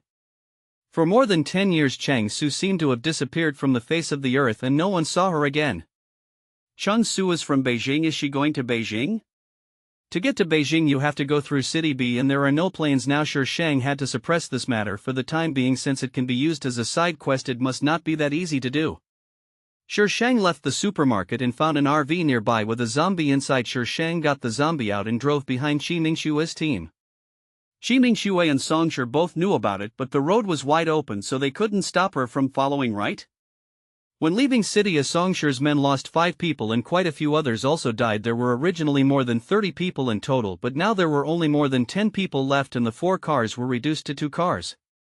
When leaving the city I met Yu Liang and Fatty. Both of them had awakened their special powers. Unfortunately Yu Jing and the 2 girls were all dead. Songshi asked the 2 to join the team. When they saw Shang following at the back they were both a little surprised that this girl was still alive. The 13th day of the apocalypse. The team left City A and went to City B. The 20th day of the apocalypse. The team encounters the army rescuing the survivors. The 25th day of the apocalypse. Due to heavy rain the team was trapped in a village. Shang stood in front of the window looking at the heavy rain outside with a somewhat dim gaze. After this heavy rain the zombies will evolve. They will no longer move slowly but will move as fast as ordinary people. Many zombies will also become zombies with special powers. Crystal nuclei also began to appear in the zombies' brains. The black flowers slowly bloomed on Shang's fingertips. It was time for her to kill the zombies with the crystal core. Her ability should be upgraded much faster. Her current ability can make zombies ignore her, and expelling zombies is only effective for 1 or 2, not more than that. Ah! She turned into a zombie. Suddenly screams were heard from the house next to Shang, followed by chaos. This situation had happened dozens of times on the road. Many people had been caught and bitten but they were unwilling to say anything. Host, this rain will help your abilities. Why would the system remind her? There must be a conspiracy. It is really just a simple reminder. Does the host have paranoid delusions? Although he felt that the system had a conspiracy, Shang still took his things, put the white tiger into his backpack, pushed the door open and went out, and while everyone's attention was focused there, he quickly ran to the other end of the village. She didn't notice that after she left, Qi Mingxue followed her. Shang walked to a deserted place and slowed down, letting the rain hit her. The raindrops carried wisps of black air, and when they fell on her, the black air immediately disappeared into her body. As the black energy entered her body, she could feel the supernatural powers in her body becoming active and constantly moving around in her body. Roar! A zombie rushed out from the house next to him and pounced on Shang. Shang dodged sideways and stabbed the iron sword into the zombie's brain. In the darkness, more and more zombies appeared. Shang discovered that she could no longer use her supernatural powers. Those powers were very active in her body, but she was completely unable to use them. Damn, this system is such a bummer. Shang could only chop with the iron sword. The zombies came in wave after wave, as if all the zombies in the entire village were gathered here. Bang! The explosion was very abrupt. Shang only felt that the light in front of her suddenly became dazzling, and then she flew out in an instant. Her ears were full of buzzing sounds and the rain hit her body, causing her pain like corrosion. Fuck him. Which idiot plotted against me? When Shang fell, she caught a glimpse of a figure standing on the roof in the distance, and then everything in front of her went dark, plunging her into complete darkness. Shang was awakened by the cold. When she opened her eyes, she was met with a frighteningly pale face. A pair of pitch-black pupils were staring at him intently, with a hint of stiffness and confusion in the pupils. Oh my god, zombies? No, except for his face, which was as white as powder. Everything else about him was exactly the same as a human being. Even the clothes he was wearing were normal. The light from all around outlined the figure in front of him. It was a boy of about 17 or 18 years old, with a very delicate face like a doll in a window. He showed no desire to attack, so Shang could only stand there motionless. You, what the hell are you? He. Shang. Damn, it's really a zombie. He was lying on top of Shang. Seeing that she had woken up, he clumsily climbed up from her body and stretched out his hand towards her with a stiff face. He. Shang pondered for a while and tried to put her hand in his. The zombie immediately grabbed her and pulled her up with force. His hands were very cold, as if they had been frozen in a freezer, but they were not stiff, just like normal human hands. The zombie pulled her hand towards his mouth. Shang shrank back in shock, but the zombie tightened his grip and forced her hand towards his mouth. 7th update. Oh my god. This guy is going to eat her. Where is my sword? I'm going to chop it to death. Just as Shang was looking for the sword, a cool and soft feeling swept across her fingertips. She trembled all over and looked at the zombie strangely. He was licking her fingertips, frowning slightly as if he thought it tasted unpalatable. Ho ho! I don't understand, speak human language. Ho ho! The zombie pulled her hand in front of her and roared anxiously. Shang looked at his hands. Well, it's very clean and beautiful, it's really great. Ho ho! The zombie stretched out his finger and poked her index finger, anticipation and desire flashing in his frozen eyes. Shang also poked him with his finger. What are you doing? Can you kill me by poking me?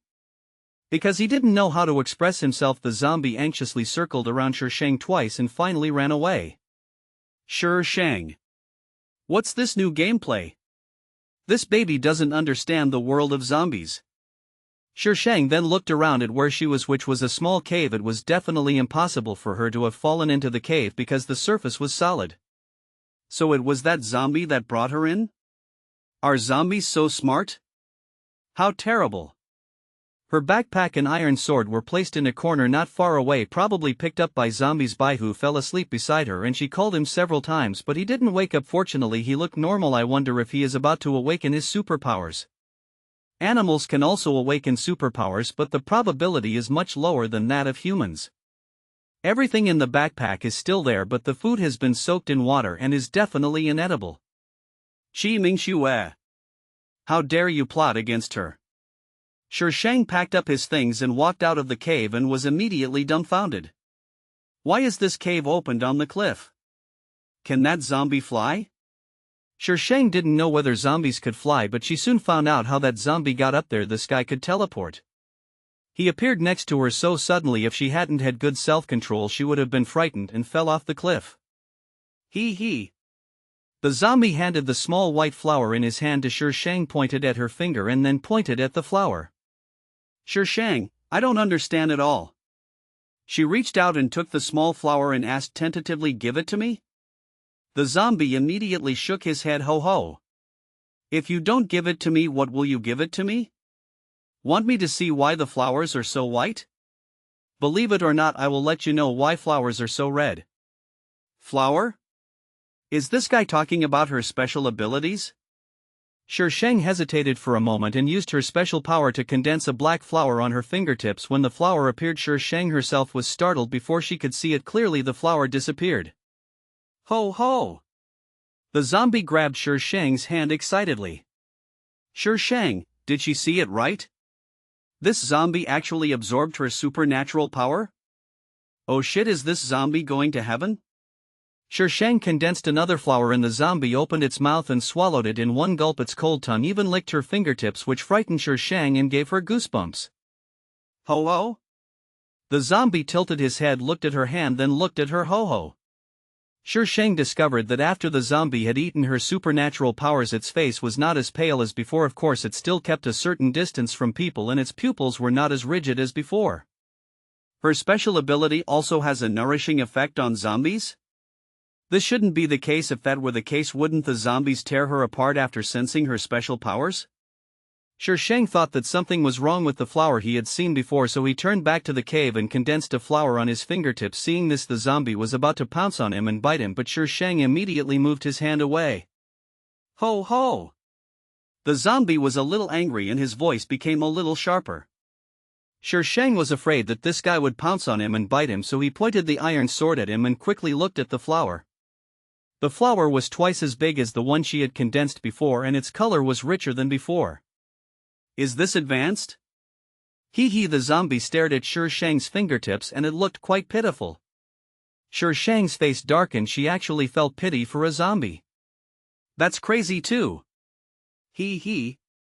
Shang, so in this world is she going to live in love with the zombies?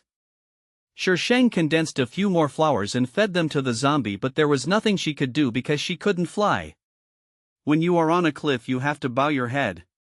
The zombies seemed to be unable to get enough food. Shang used up half of his ability and then stopped. Take me away or you won't be able to eat anymore. The zombie seemed to understand and stared at her fingertips in disappointment and finally pointed outside. This zombie wanted to eat her superpowers, so she wasn't worried that he would bite her. And it seems that this guy has a high IQ compared to zombies. The zombie's teleportation seemed a little unstable. Shang asked him to go up, but he took her to the bottom of the cliff. Of course, Shang would rather believe that he didn't understand at all. After all, they are zombies. She understands. I understand your ass. I don't want the wilderness survival series, okay? What's your name? Ho ho. Why are you different from other zombies? Ho ho. Do you know where this is? Ho ho. I take back what I said about my high IQ. Apart from ho ho, I can't do anything else. I don't have a built-in zombie language system, okay? Shang fed the zombies some superpowers every day and took them wandering in the mountains and forests. There were no zombies here, not even any animals could be seen, and the food she had was no longer enough. By the time Shang got out of that remote place, the zombie had become completely normal again and could even speak a few monosyllabic words. Eat? Shang, you only know how to eat. When my superpowers become awesome, I'll stuff you to death. Shang walked out of the cliff and walked for a long time before he found a village. There were not many zombies in the village. Shang cleared out a house and found some food inside, but there was very little to eat. Now that there is no one to tell time, Shang doesn't know how much time has passed anyway. The water and electricity will be out of service for at least a month and a half. Shang also found a few clothes. Since the heavy rain, the weather has been getting colder and colder. She has been gritting her teeth to get through these days. After placing Baihu on the sofa, the zombie stared at Baihu with a stiff face, tickling him with his fingertips on the sofa where he was sitting, looking a little irritable. Shang quickly fed it some supernatural powers. Although this zombie won't attack her, it will attack the white tiger if it becomes angry. Hidden mission, 1,000 miles of wind. You posted this task very casually. What is the meaning of Qianli Tongfeng? Let her save the world? Mission target: Shenli let him recover his memory, avoid the ending of the plot, and establish a new world order to maintain world peace.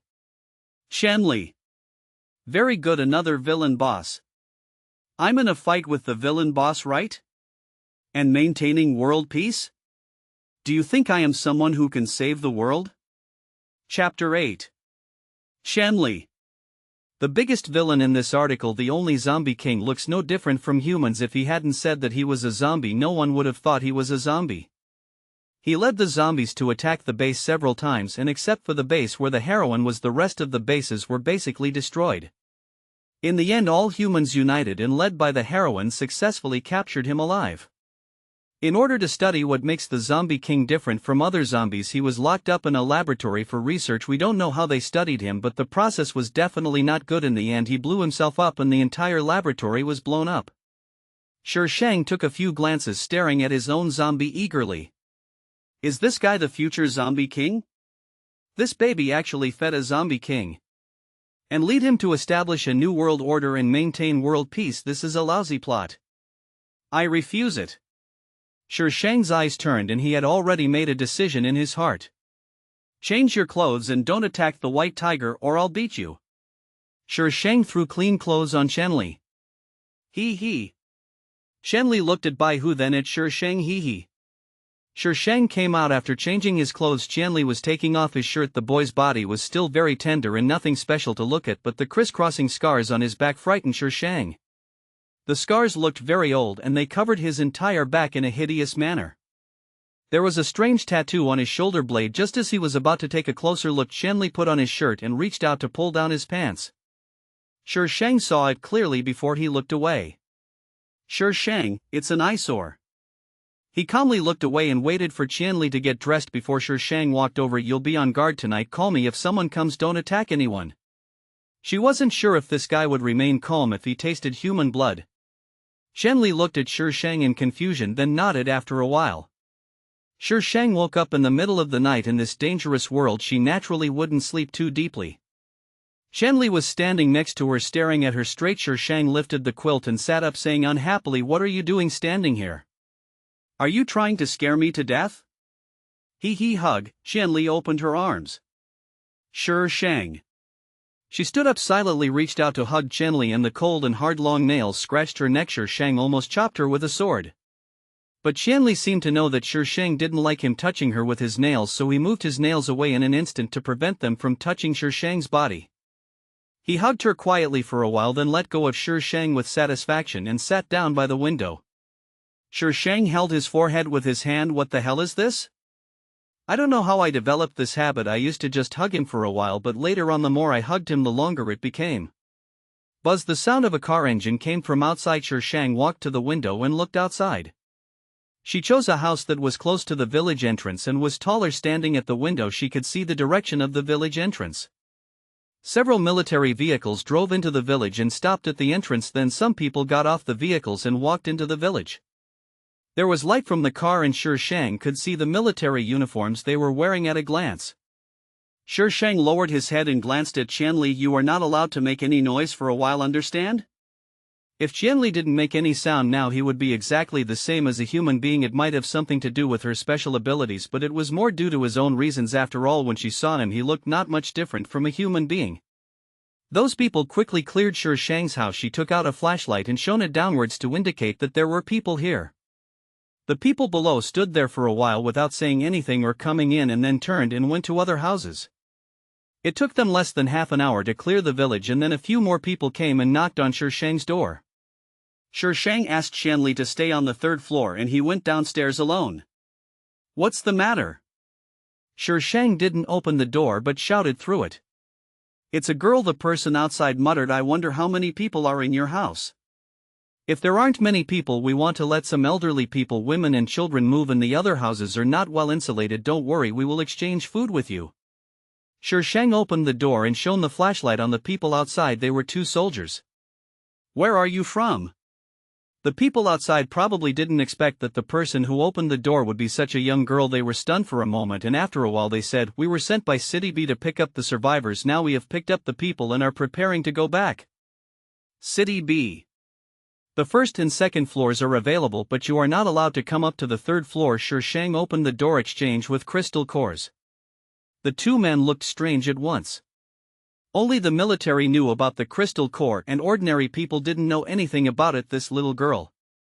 Well, we need to report this to the captain. Okay, Shang closed the door with a snap. The corners of their mouths twitched. One of them watched here while the other went to call their captain. The captain was not as surprised as the other two people about Shang's knowledge of the crystal core. In addition to the military, many people with special abilities also knew that there were crystal cores in the zombies' heads which could help them enhance their special abilities. Finally, he used 10 first-level crystal cores to allow their people to live on the first and second floors.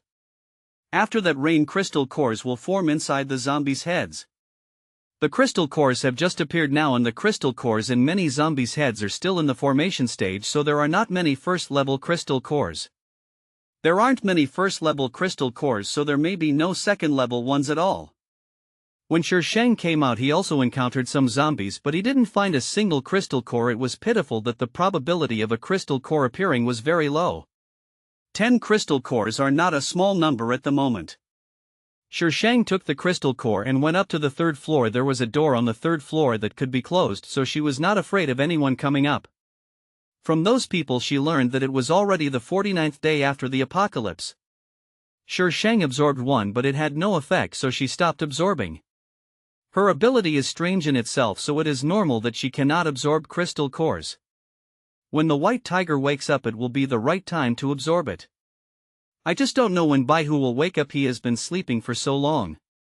The plot never mentioned the awakening of animals' superpowers, so Shang wasn't sure whether it would take longer for animals to awaken than for humans. Please give me votes. Even if it is put on the shelves, you still have to love me. Didn't you promise not to abandon me? Yesterday the recommended votes dropped a lot. T to the power of T. My heart hurts so much. You don't love me anymore. I saw someone said that I didn't remind them to put it on the shelves. To be honest, I don't take the blame for this. I said almost soon after I started writing that this book would be charged. In the second half of the night there was a sudden noise downstairs and someone banged on the door. The noise was very loud. Shang frowned and sat up. Qianli was still huddled by the window. When he saw Shang move, he immediately came over and stared at Shang's fingers eagerly. Ma Gobi, it's time to eat again. Shang resigned himself to feeding the future zombie king, scratched his hair irritably and walked towards the door with the iron sword in his hand. Qianli followed for 2 steps, but as if thinking of something he slowly retreated back to the window. Shang stood at the door and listened for a while. There was only noise but no screaming. She thought that no one had turned into a zombie, so she opened the door. The person outside the door hit the door with something that missed his target. In the darkness he saw a figure standing in front of him. The man screamed and took a few steps back. Her scream attracted other people and someone used his supernatural power to create a fireball and threw it in the direction of Shang. The man probably just wanted to use it for lighting, so the fireball stopped 1 meter away from Shang, just enough for the people below to see her figure clearly.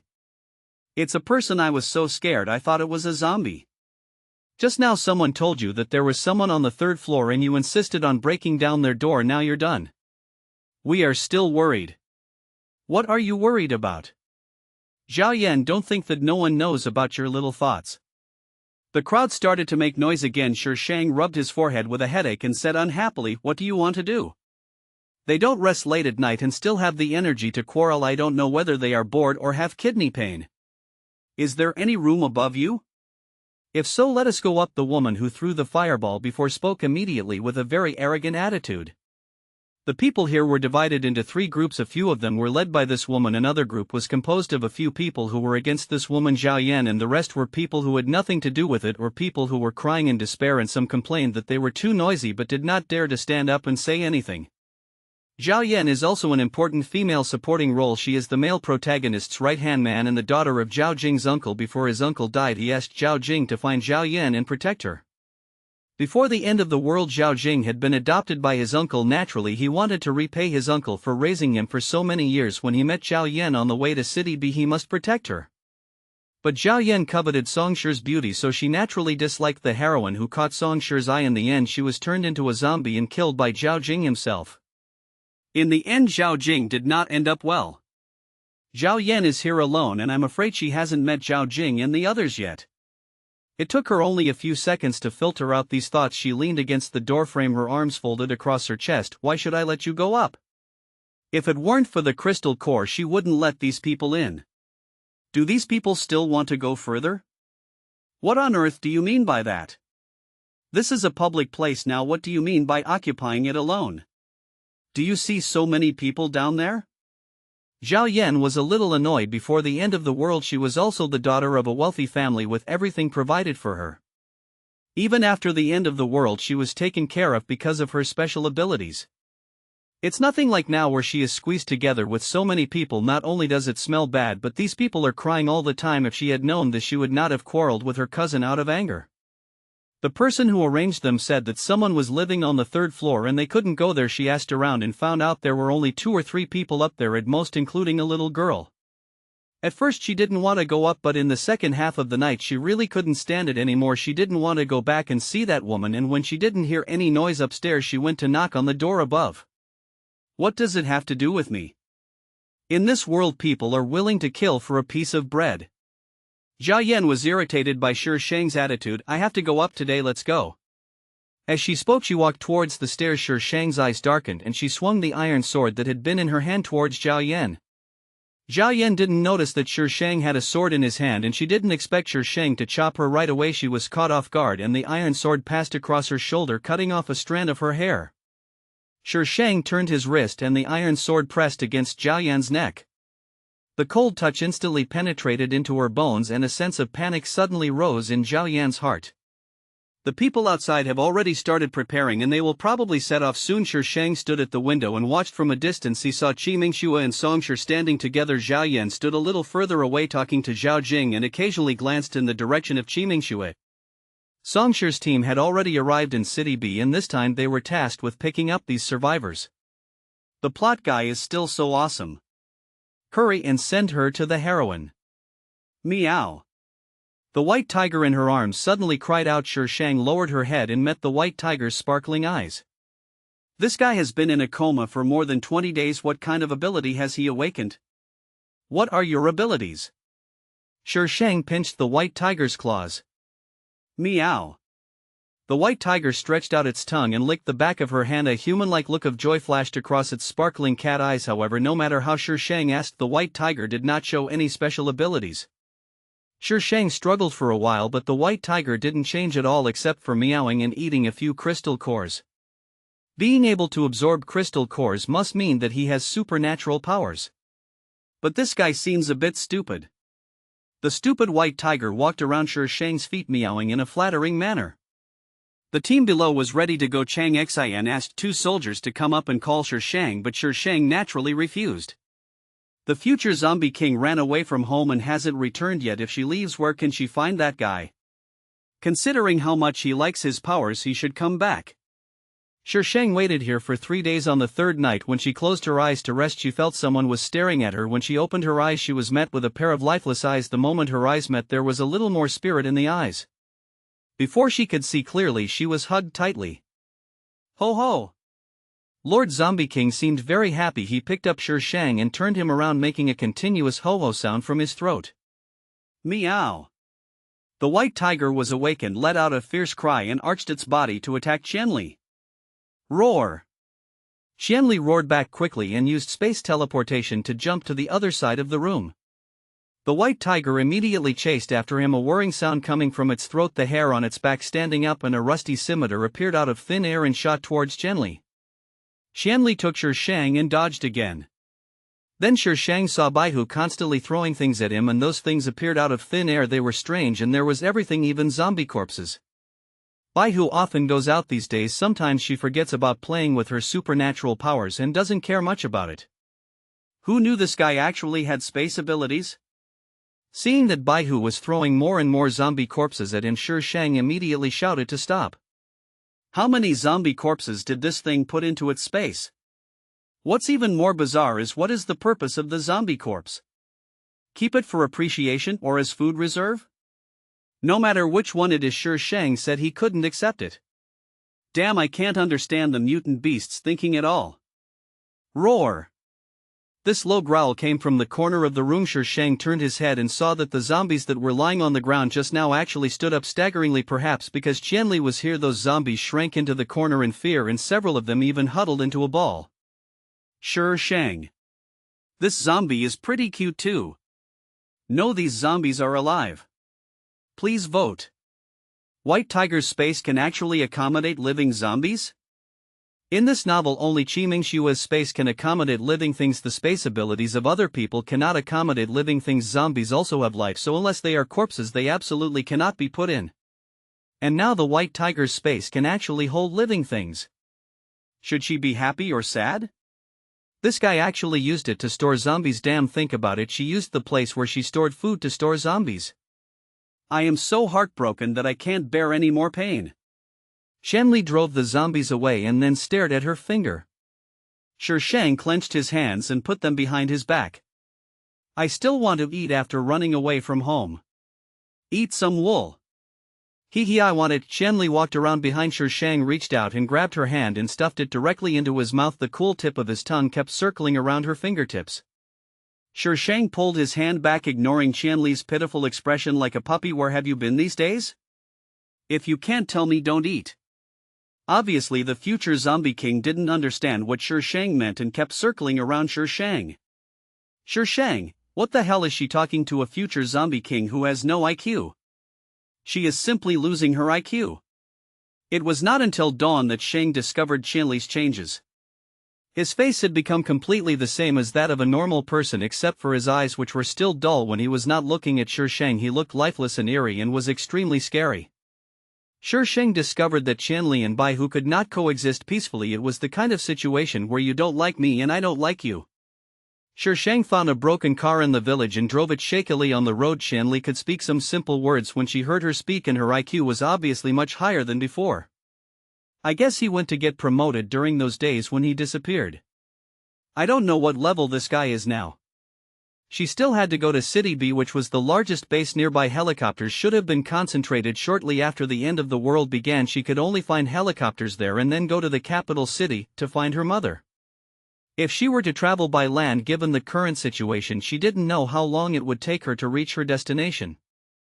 There were more and more abandoned cars on the cracked country roads, broken limbs mixed with mud and blood on the ground, and a disgusting smell in the air that was nauseating. When Shang arrived here, he couldn't drive any further. After putting all the things into the White Tiger space, Shang took Qianli out of the car and walked forward. There was a long queue in front of him and Shang walked for a long time before he got through, but oh my god, there are zombies all over the front. And there were several people killing zombies. They were blocked in one place. The only options they had were to kill or be dismembered by the zombies. The people over there seemed to notice Shang, and a vague voice came over. After shouting several times, Shang finally understood what they were shouting. Run! She thought they would ask her to save them. Probably because they saw Shang didn't move. The people over there shouted a few more times. The sound attracted the zombies, and no zombies noticed that there was more food here. There are too many zombies over there. Unless Qianli drives them away, those people will definitely not be able to escape. Wait for me here. Shang put the White Tiger in Qianli's arms, turned around and walked towards the people over there. Besieged by zombies, their special powers are almost used up and perhaps death is waiting for them. When they see someone appear, they are delighted. But when they saw that the people coming were just a little girl and a young boy, the hope that had not yet risen was shattered again and no one could save them. Ah! One person was caught by the zombies and dragged into the zombie group. He screamed twice and died. While they were shocked by the sudden change, 2 more people were caught into the zombie group. In just a dozen seconds they lost 3 people. Bang! A purple halo exploded in front of them and an air current swept across, knocking over a large number of zombies in front of them. A large pit was directly blown out at the explosion site and the zombies standing on the edge rolled into it. There was also lightning crackling around the pit. This thunder ability? When did lightning powers become so awesome? How many powers does it take to fill such a big hole?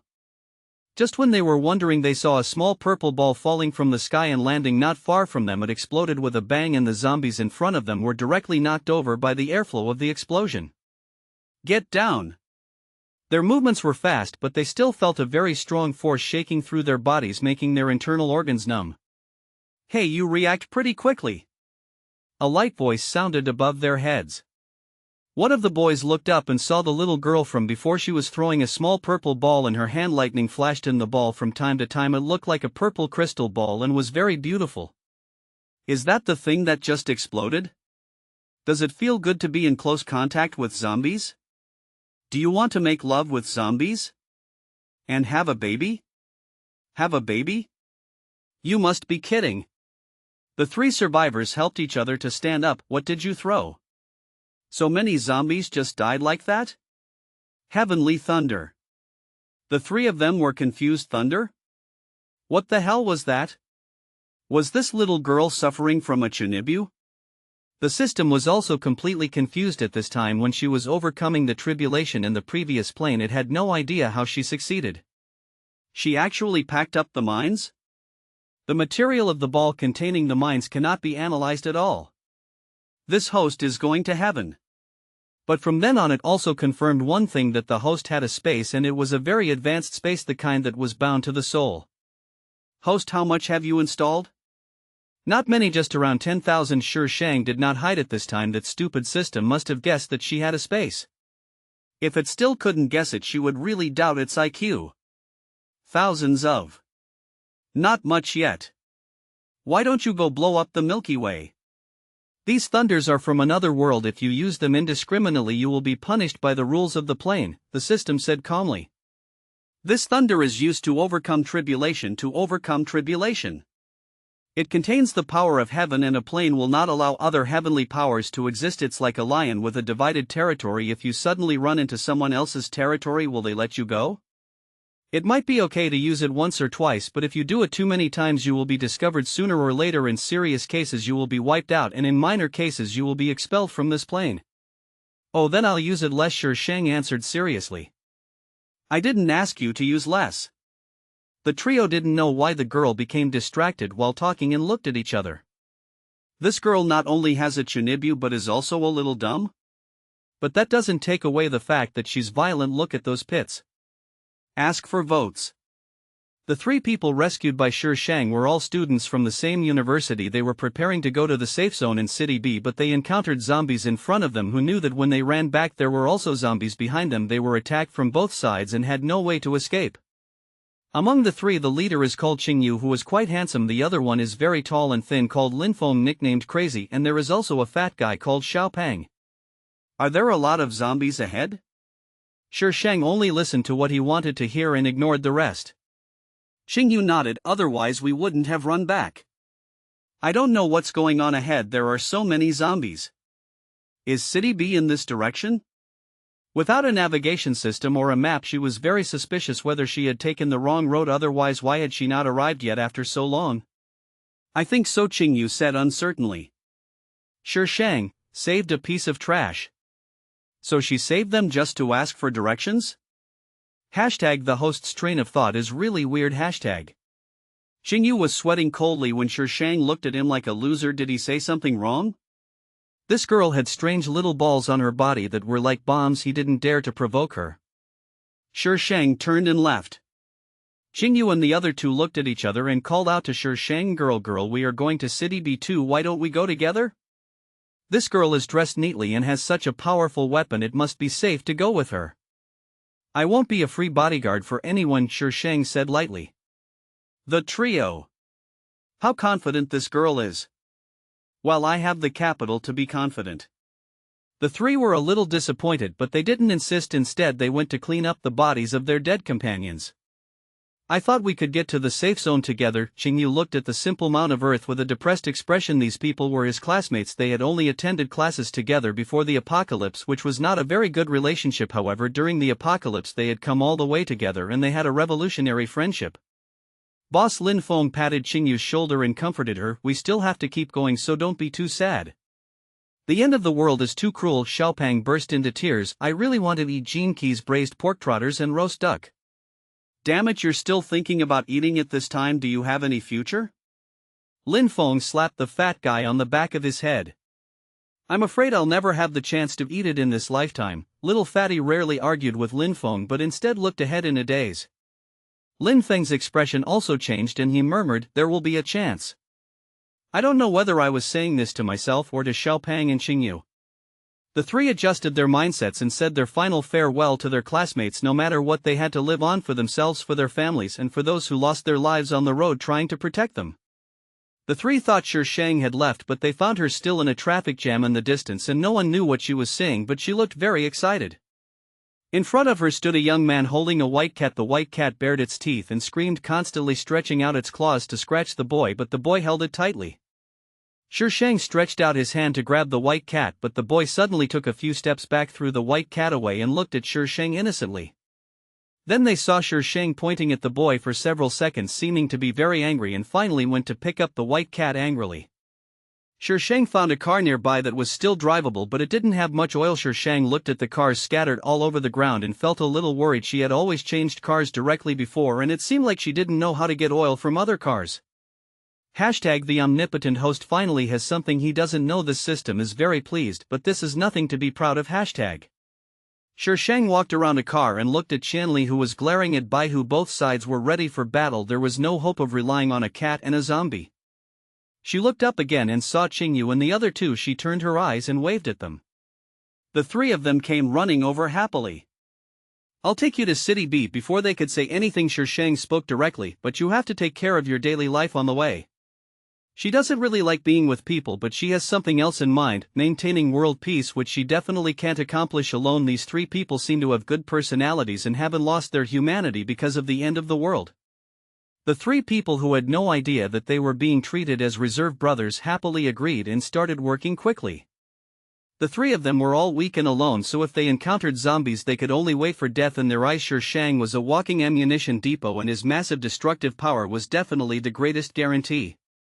Because there were so many people, the car that Shi Shang had chosen before was abandoned and replaced with an off-road vehicle. However, the off-road vehicle was blocked by several cars and needed to clear the car in front before it could drive out. Just as they were about to clean the car, the SUV that was there just now suddenly disappeared. The three of them were startled and looked as if they had seen a ghost. Beep, beep. Suddenly a whistle sounded from the front. The three of them looked up and saw that the SUV had appeared in front of them. At some point the young man was gone. Shi Shang was standing next to the driver's seat with his hand inside the window. The sound came from there. Boss, does she have spatial abilities? Lin Feng swallowed. She didn't come over just now. Qingyu frowned and shook his head. He looked over there before the car disappeared and she didn't leave. But the boy next to her has always stood by her. Are you going to leave or not? Shi Shang became impatient and honked the horn wildly before shouting at them. The three of them finally came to their senses, ran to Shi Shang and got into the car swiftly. The good-looking boy was sitting in the passenger seat. They had been wondering how clean he was. The weather was already very cold, but he was only wearing a white long-sleeved sweatshirt, black casual pants and a pair of sneakers, looking like an ordinary student. Do you have spatial abilities? The car was driving steadily and Lin Feng couldn't help but ask Shi Shang. No. Lin Feng looked at Qingyu. Qingyu shook her head slightly and Lin Feng shut up and didn't ask any more questions. Shi Shang observed them through the rearview mirror for a few seconds. They just sat there quietly without any extra communication, and their expressions were very frank. The one with spatial ability is the white tiger. Look, that's the cat, Shi Shang said. Obviously the three of them didn't expect Shi Shang to say it on his own initiative. They were surprised and looked at the white cat lying beside Shi Shang in a strange way. WTF? This cat actually has spatial abilities?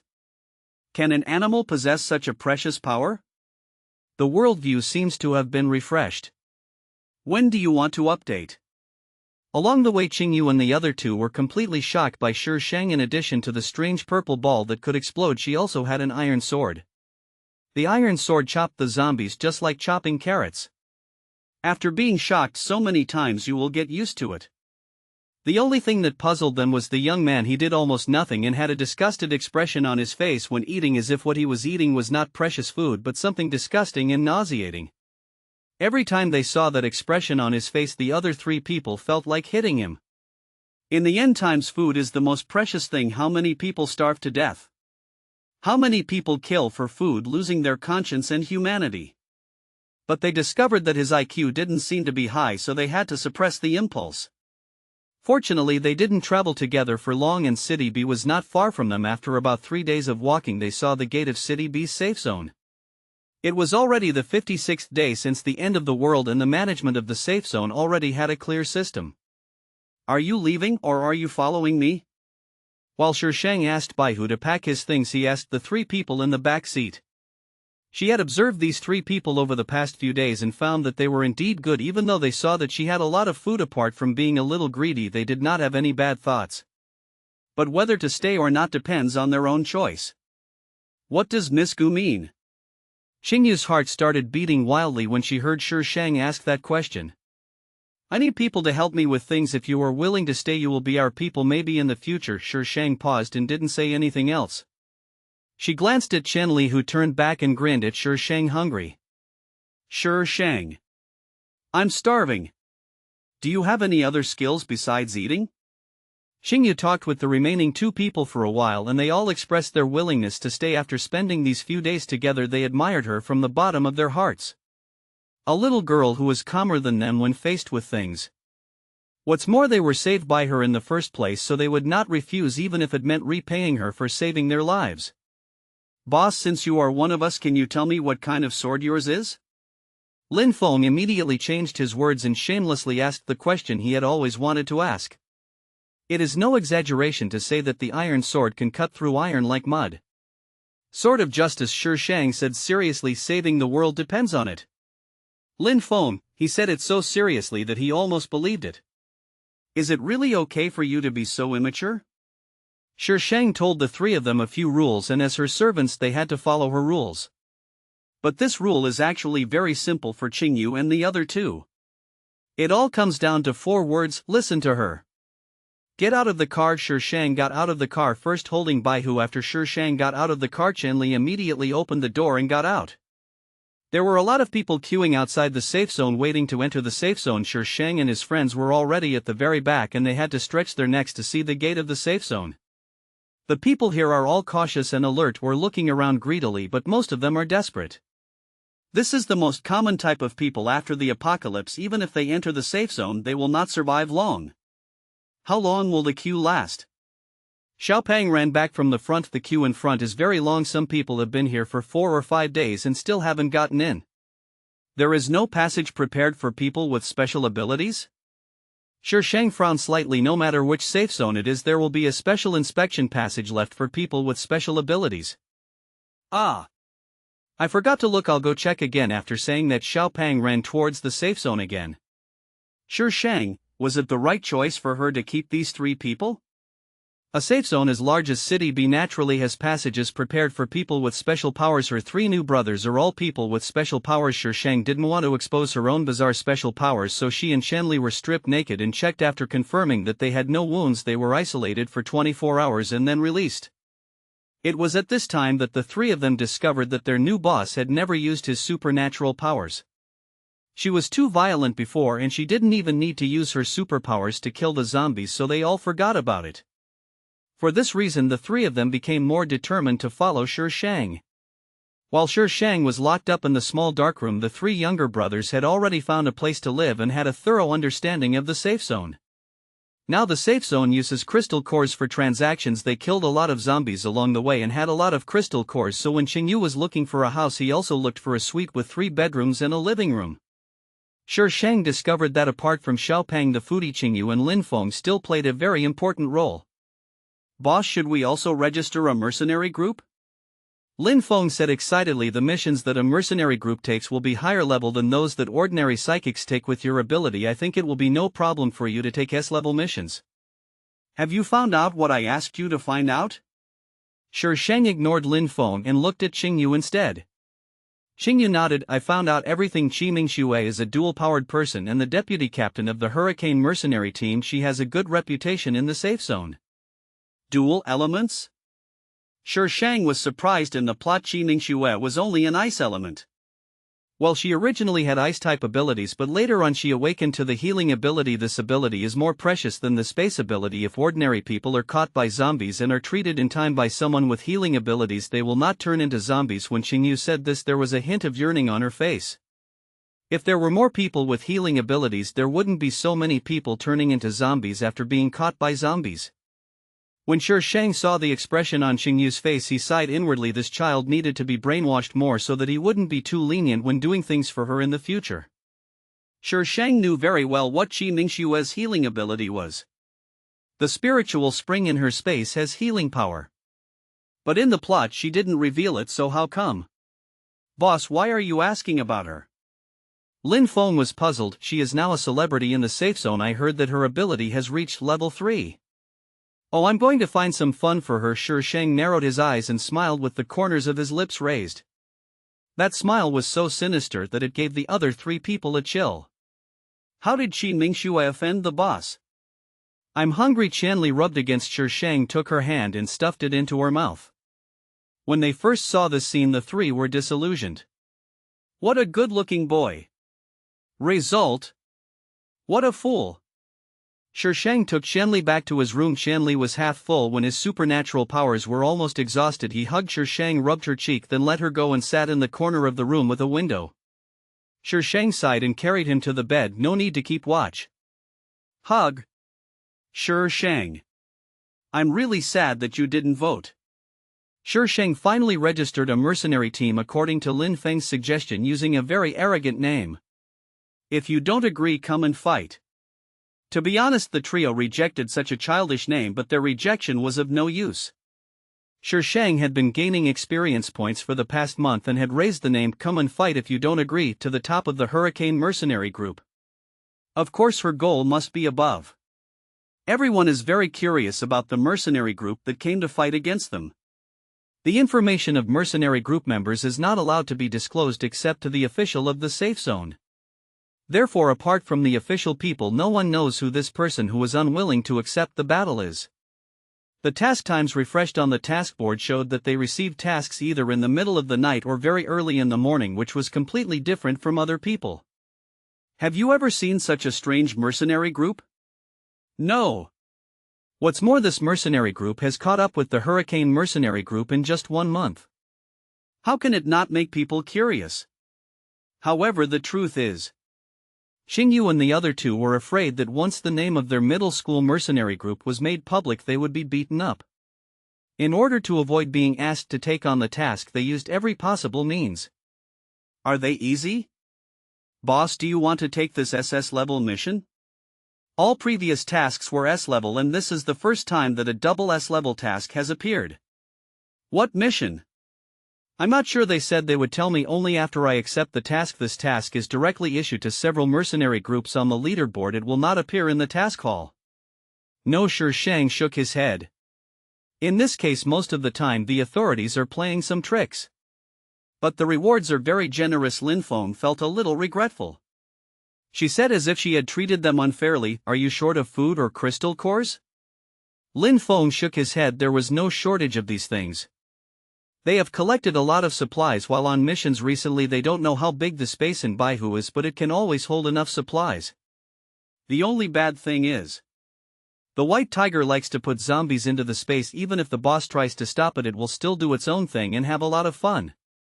Fortunately, the things taken out from the white tiger space did not seem to be contaminated by the zombies that were put in it. Go and find out when they are leaving. Didn't we not answer it? Does it matter to you whether I answer it or not? Lin Feng, I always feel that something bad is going to happen. They learned a lot from Shi Shang during this month. Don't be soft-hearted. Don't mind your own business. Don't pay attention to other people's nonsense. The last sentence was Shi Shang's original words. Lin Feng can still remember Shi Shang's expression at that time. There was sarcasm in his disdain, but more contempt and disgust. To be honest, he couldn't quite describe the feeling. The mission was highly confidential and Lin Feng had to work hard to find out, but it was just some basic information. The mission target is D County, led by the army from the safe zone, and everyone signed a confidentiality agreement. The Hurricane mercenaries also participated in this mission, but not many people went. Songshi, Qi Mingxue, Zhao Jing, Su Jie, and a big black man. The rest of the mercenary groups were obviously also elites. Shi Shang sat in the off-road vehicle and watched from a distance as those people got on the military trucks. What is there in County D that is worth the people in the safe zone going to so much trouble? Lin Feng prepared the map early in the morning, so Shi Shang arrived at County D earlier than their team. D County is an ancient county town before the apocalypse. It was a scenic spot when the apocalypse broke out. It was the peak tourist season. The number of zombies in D County was definitely incalculable. When approaching D County, Qianli suddenly became irritable. His retracted nails suddenly grew larger and a primitive growl came from his throat. Meow! The white tiger's sharp cry rang out in the carriage. Zombie transformation? Qingyu reacted the fastest and was about to attack Qianli after shouting. Shi Shang was confused for a moment by Qianli's sudden change. After hearing Qingyu's shout, he finally reacted and shouted at the three people behind him, "Don't attack him!" Bang! Crash! Just as Shi Shang was scolding Qingyu and the others, Qianli smashed the car window and ran towards D County. He was very fast and even used teleportation. Before Shi Shang got out of the car, Qianli had disappeared. Oh my god! He ran away again. It's much better to raise a naughty child than a zombie king. At least the naughty kids will say hello before running away. Boss? The three people in the carriage looked at Shi Shang in blank stare. What was going on? That boy turned out to be a zombie? They actually lived with a zombie for so long. I can't recall at all. As you can see, Qianli is a zombie, Shi Shang said calmly, looking at the city wall of D County. 1300. D. BD. D. D. Qi Mingxue took the lead and had a golden finger, so he was the first psychic to reach level 3. But Songshi was not bad either. The two of them cooperated very well and killed the zombies with twice the result with half the effort. Soon they arrived at a building that looked like some kind of scientific research institute. They cleared them out layer by layer like they were clearing out monsters. There weren't many people, so no one was cleaning up the battlefield. Shi Shang and his companions followed behind and quickly cleaned up the battlefield for them, not leaving out a single crystal core. These people cleared until they reached their target, and when they took the things out, they found that the crystal cores inside were gone. Before they could figure out what was going on, they found that the place they had just cleared was full of zombies again. Just like a timed refresh. Why are there so many zombies? Didn't you leave any people behind? Su Jie looked at the group of people behind them. Those people looked at the people around them, probably meaning you didn't leave anyone behind? No, I thought you stayed. You didn't stay either? Everyone thought the other party would keep someone, but in the end no one kept anyone. This is embarrassing. Damn it! Su Jiai's face was filled with anger. Stop talking nonsense and kill them quickly. Songshi glanced at the others coldly and took the lead in releasing a few lightning bolts. Just as they were about to charge out, a level 4 fire-breathing zombie appeared from nowhere. The 4th level zombie also summoned a lot of minions. Songshi and Qi Mingxue failed to kill it together and everyone was trapped in the building. Shi Shang also encountered trouble after leaving the building.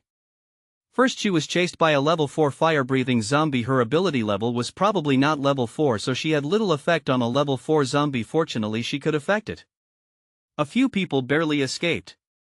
Shi Shang wanted to blow up the zombie, but it was too close to the heroine and the hero, so the system stopped her very seriously.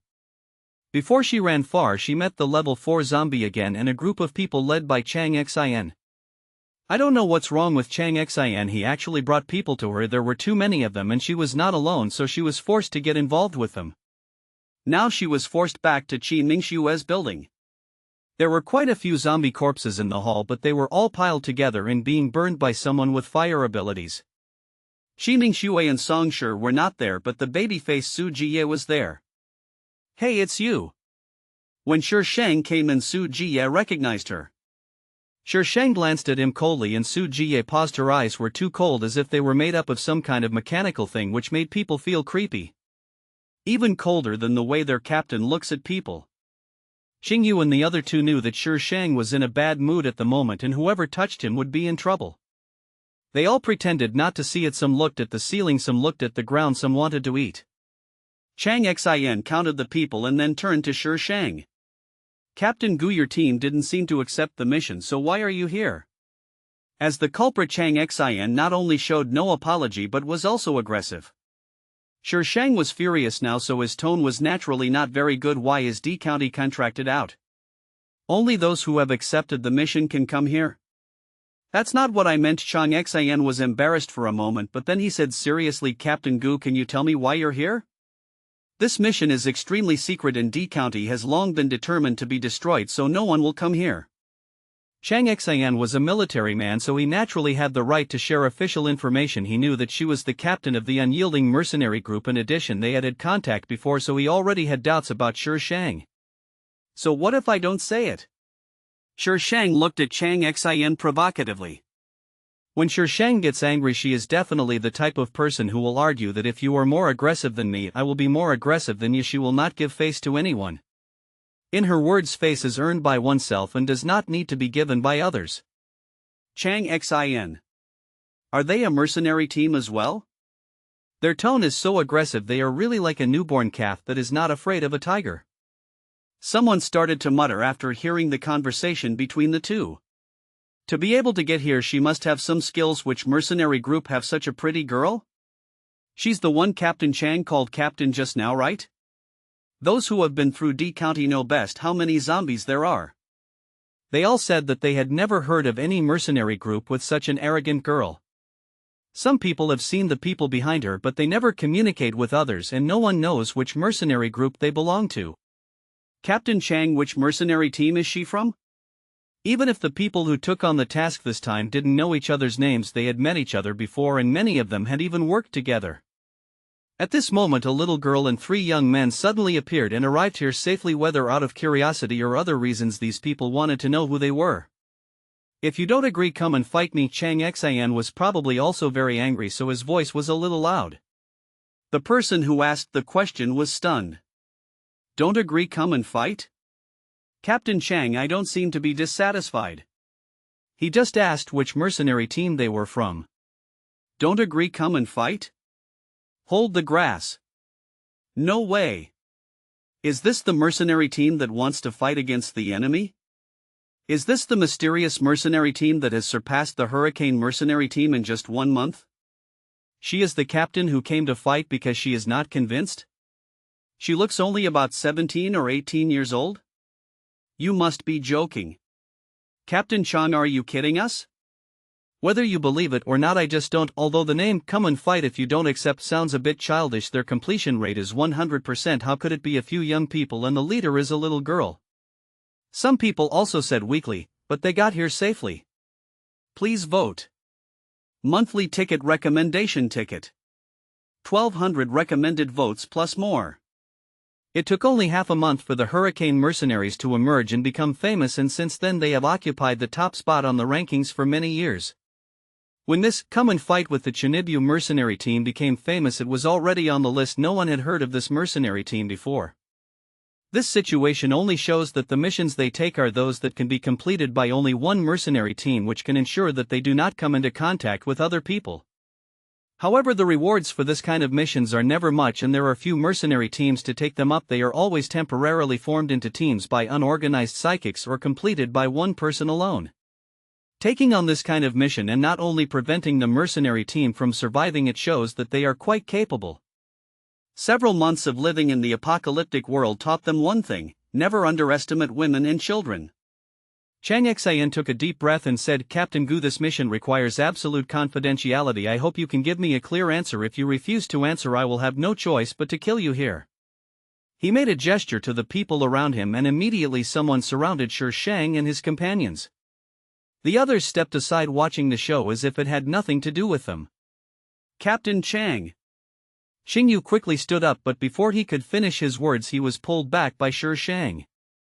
Boss, they have more people, so let's just bow our heads first. Xingyu knew that Sure Shang was very angry at the moment, but with so many people with special abilities here, they were at a disadvantage. Bow your head? Sure Shang snorted coldly with a look of arrogance on his face. It has always been others who bow their heads to me. When will it be my turn to bow my head to others? Xingyu, please boss, can you at least choose a time? Sure Shang's voice was not small. Not only Chang Xin heard it, but even people outside heard it. Some people outside were whistling, obviously pleased by Sure Shang's fearless behavior. They have seen many girls like this. Do they think this is still the pre-apocalyptic era where people can surround themselves with just a little money? Now is a world where strength speaks volumes. This mysterious person who comes to fight because he is not convinced is nothing more than this. But more people think that there are people behind these young people. The atmosphere suddenly became tense. Ah! Run, zombies are coming! A sudden voice broke the eerie atmosphere.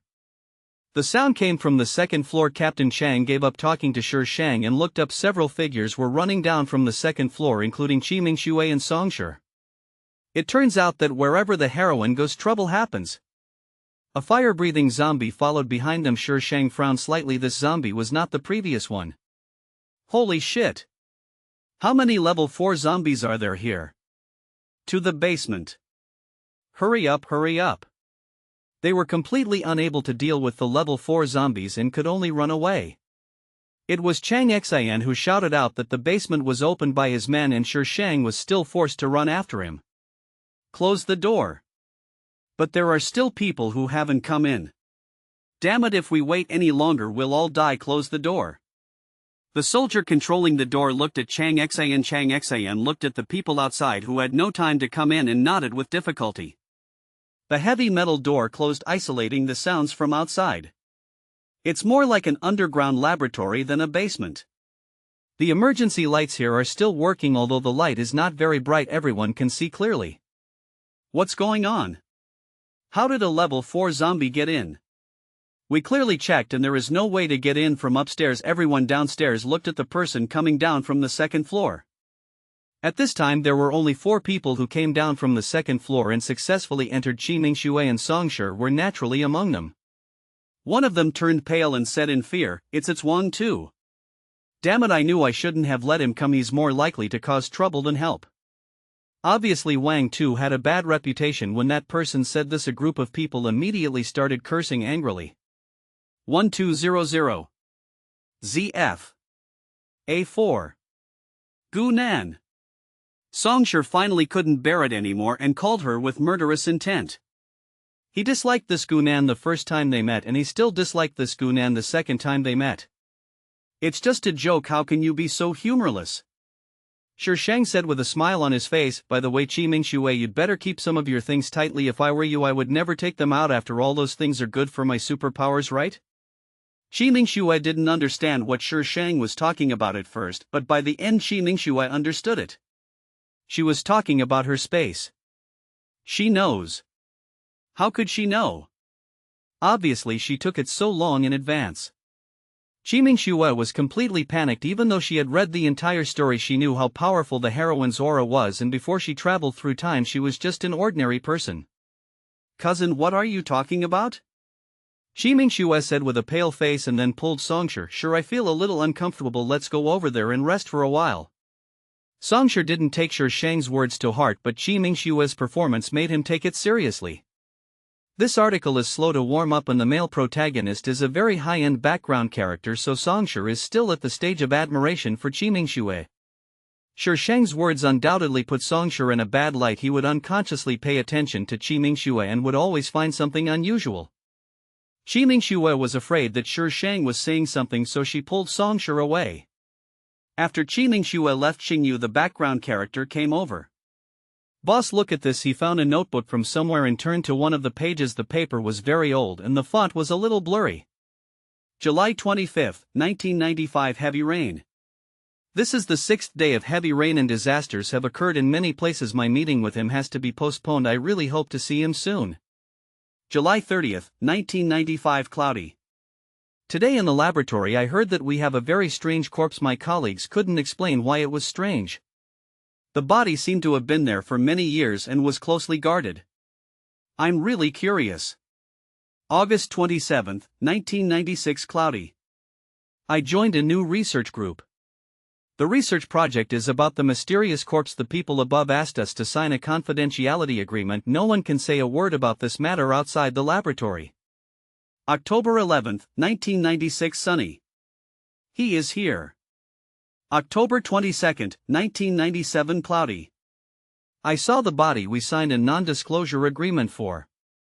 I don't know how to describe it. It was very weird and made people feel very uncomfortable, but the people in the lab were very excited. When I saw the expressions on their faces, I felt a strange sense of incongruity. The diary was sporadic and did not record much about the corpse, but every time it was described as strange, and the owner of the diary would express his or her feelings using words like very uncomfortable or depressed. There is also a person mentioned in it who should be someone the diary owner likes. There is also not much description about him, usually only a few words, and the word he is used instead. There were even bloodstains on the last few pages.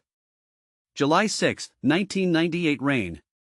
I'm pregnant and I'm very happy. Maybe soon I'll have a lovely son, well maybe a daughter. Whether it's a daughter or a son, I will give her the best thing in the world.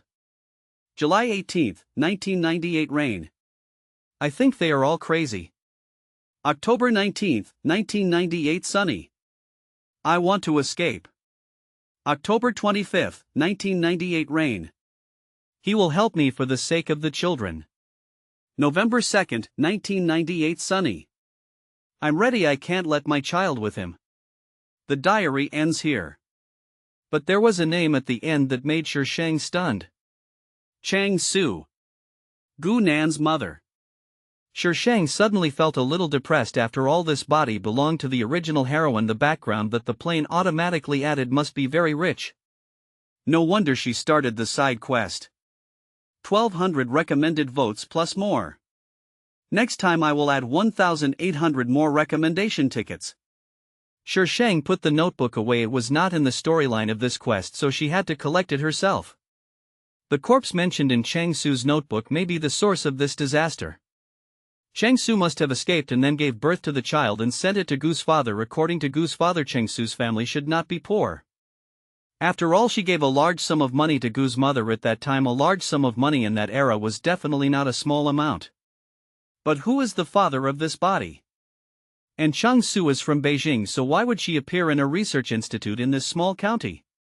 Shang held up his palm and looked at it for a moment. The dim light could not penetrate his palm, so he could not see anything special. Maybe. What secrets does this body have? After all, this is the routine of novels. Qimingxue stood in the corner staring at Shang with an unpleasant expression. Seeing her staring at her palm in a daze, he actually had an impulse. Kill her. She thought that if her golden finger was stolen, she would have a miserable life just like her original supporting actress. But no, she seemed to be living a good life. Every time she saw her, she felt like a joke. She could never match her temperament. Mingxue, what are you thinking about? Songshur called out several times, but Qimingxue didn't respond. He couldn't help but raise his voice, but he felt more confused in his heart. Ano. Qimingxue shook her head in panic. Songshur frowned, pursed his thin lips into a line, and his eyes were deep and dark. Qimingxue smiled a little, but it seemed a little forced. I'm fine, I just feel sad to see my cousin being so hostile to me. Don't think too much, she just doesn't appreciate your kindness. When Qimingxue saw that Songshur had no interest in Shang, her smile became more genuine.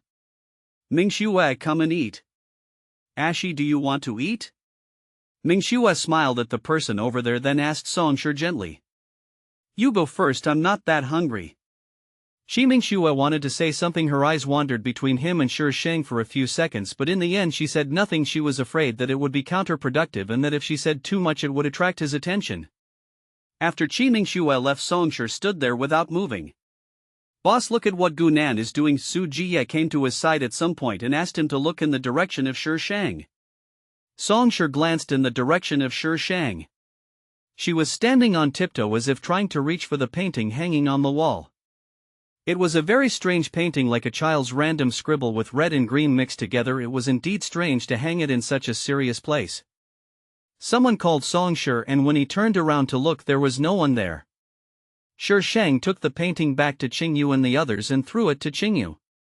Boss, what is this? A national treasure? Lin Feng leaned forward to take a look and his mouth twitched. Boss, where did you find this child's graffiti? Shang rolled his eyes at Lin Feng, then turned to ask Qingyu, where did you find that notebook? Oh, it's in the utility room over there. There are a lot of things in there and they all look quite old. I don't know if the people here are too lazy to clean them up or what. Shang looked in the direction Qingyu pointed. There was a small door that was half open. No light could reach there, so it looked dark. According to Chung Su's diary, people here are not allowed to take anything out, so the things placed in there should be the things of people who have worked in this laboratory. There are indeed a lot of things in it, but they are all small things such as teacups, pillows, candy boxes. There are all kinds of things. Sure, Shang didn't find anything useful, and when he went out, Chang Xian's big show was over. I don't know how Chang Xian calmed these people down, but they basically calmed down. Chang Xian seemed to be coming over to cause trouble for him, but was stopped by someone he didn't know what was said. Chang Xian had an ugly look on his face, and then he looked at Song Shi and others who occupied one end of the laboratory. Sure, Shang glanced over there and smiled with a gloating look. Boss, what are you laughing at? Xiaopang was a dull boy except when he was eating. Seeing Sure Shang laughing, he asked awkwardly. Did you see that? Those people must have been bitten by zombies. They are probably about to turn into zombies. Before Sure Shang finished speaking, Xiaopang shouted, Aren't we dead then? Boss, I haven't had Gene Key's braised pork trotters yet. I don't want to die. I really want to kill this fat guy. I haven't even finished my words yet. What the hell is he yelling about? Don't worry, even if you are going to be bitten by zombies, you will definitely be the last one to be bitten by zombies. Why? Xiaopang was puzzled. Sure Shang smiled a little bit maliciously. Because you have too much flesh, you have to save it for later. Xiaopang, now is not the time to joke, boss. Someone is going to die. The boss isn't panicking. Why are you? Don't you see there's a psychic with healing abilities over there? Lin Feng always liked to bully Xiaopang, so naturally he mocked him without any hesitation at this moment. Xiaopang scratched his head and smiled shyly. Actually, I just want to eat something. Lin Feng, facing a foodie, he was really too serious. Qiming Xue was asked by Chang Xian to save the 3 people who were bitten. These 3 people are ordinary people and they will become zombies after being bitten. Qiming Xue was depressed. She didn't have any healing powers. It was all her spiritual spring water that was working. Moreover, she had always performed treatments in a separate space before. How could she possibly get out the spiritual spring water when there were so many people here?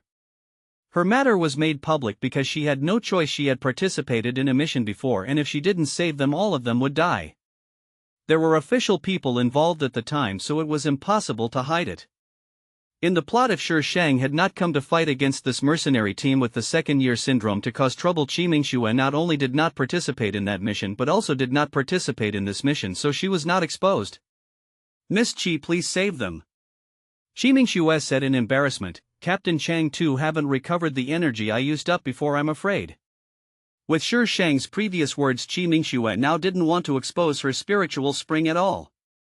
Spiritual spring water does have the effect of enhancing supernatural powers, but in fact the effect is only great the first time and the effect is not that great afterwards. And she always diluted it before giving it to others to drink, so it had no other effect except helping them dispel the zombie poison. But people are greedy nowadays. She doesn't know how many people will covet this thing if it is exposed. Miss Qi, please save my brother. I can give you anything you want. A psychic looked at Qiming Xue pleadingly. Yes, Miss Qi, you are so kind. No one else can save them except you. Qiming Xue's face turned pale after hearing what each of them said. She looked at Songshi for help. Mingxue needs a private space to save people. She cannot be disturbed. This place is not suitable. I just saw a utility room over there that I could use.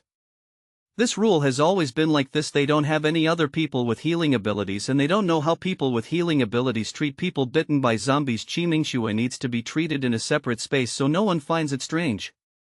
Good morning. Sure Shang occupied the utility room first, and when they carried the people over, Sure Shang blocked the door. Gunan, what do you want to do? Get out of the way. Chang Xian shouted angrily and reached out to pull Sure Shang away. Xingyu and others immediately stepped forward to stand in front of Sure Shang. Fuck, can't you see this is saving lives? Get out of the way. Sure Shang glanced at the 3 people being held and said with a smile, the healing abilities I've seen can remove zombie poison with just a beam of light. Why your healing ability, Qiming Xue, is different? You need a separate space to complete it? Qiming Xue's face turned pale instantly. She had read the full text and naturally knew the answer. The healing power will appear in the later stage, just as Sure Shang said. The manifestation of the healing power is light. It just needs to fall on the person. It is quick and convenient. How have you ever seen a person with healing abilities? This ability is so rare. That's right, I'm telling you, Captain, come fight me if you don't agree. Now is a critical moment, can't you settle your grudges later? We're saving people, not joking. There are so many survivors in this world, why is Qi Mingxue the only one allowed to have it? Why? Besides, Shi Shang raised his eyebrows, his voice adding a bit of sarcasm, it's not certain whether she has it or not. There are so many other types of superpowers. Even though the healing system is precious, there must be more than one person. Shi Shang's words made it impossible for others to find fault, and they could only look at each other in confusion. But there were also some crazy fans of Qi Mingxue who cursed. Their goddess is unique and is chosen by God. As long as the brain damage continues, the holy war will never end. Cousin, I've already apologized to you. You left on your own before. This world is so chaotic that it would be impossible for me to find you even if I wanted to. Why do you have to slander me like this? Qi Mingxue combined anger and grievance very well. The hands hanging by his side were clenched tightly and murderous intent was hidden in his eyes. Hey, they are cousins? There is a story behind this. It must be another bloody drama. Miss Qi would never have such a relative standing with Miss Qi. It is unworthy to carry Miss Qi's shoes. Shi Shang glanced at the people who cursed the most and said slowly, I don't deserve the slander. At most I am suspicious. There was a smile on her lips, and that smile was so weird in the dim light that it made the group of grown men around her feel creepy. The voices of cursing involuntarily became quieter. Shi Shang added, since you said you are a person with healing abilities, then well, prove it to us here in front of so many people. Cousin, if you have any grievances, just come to me. There's no need to involve these innocent people. Qi Mingxue hesitated to speak. An exaggerated expression that said, I have done nothing wrong to you. How could you hurt me like this? I am so sad, but we are relatives. You can be unkind, but I cannot be unjust. Shi Shang kept rolling his eyes in his heart. Damn it, lady heroine, why don't you go into the entertainment industry? This acting skill will definitely be criticized. Although the heroine in the plot has a bit too much golden finger and is a bit shameless in stealing the original heroine's thing, she is not a White Lotus like you. Are you still collapsing? This baby can no longer control the power of the wildness. Stay calm, the heroine cannot be killed.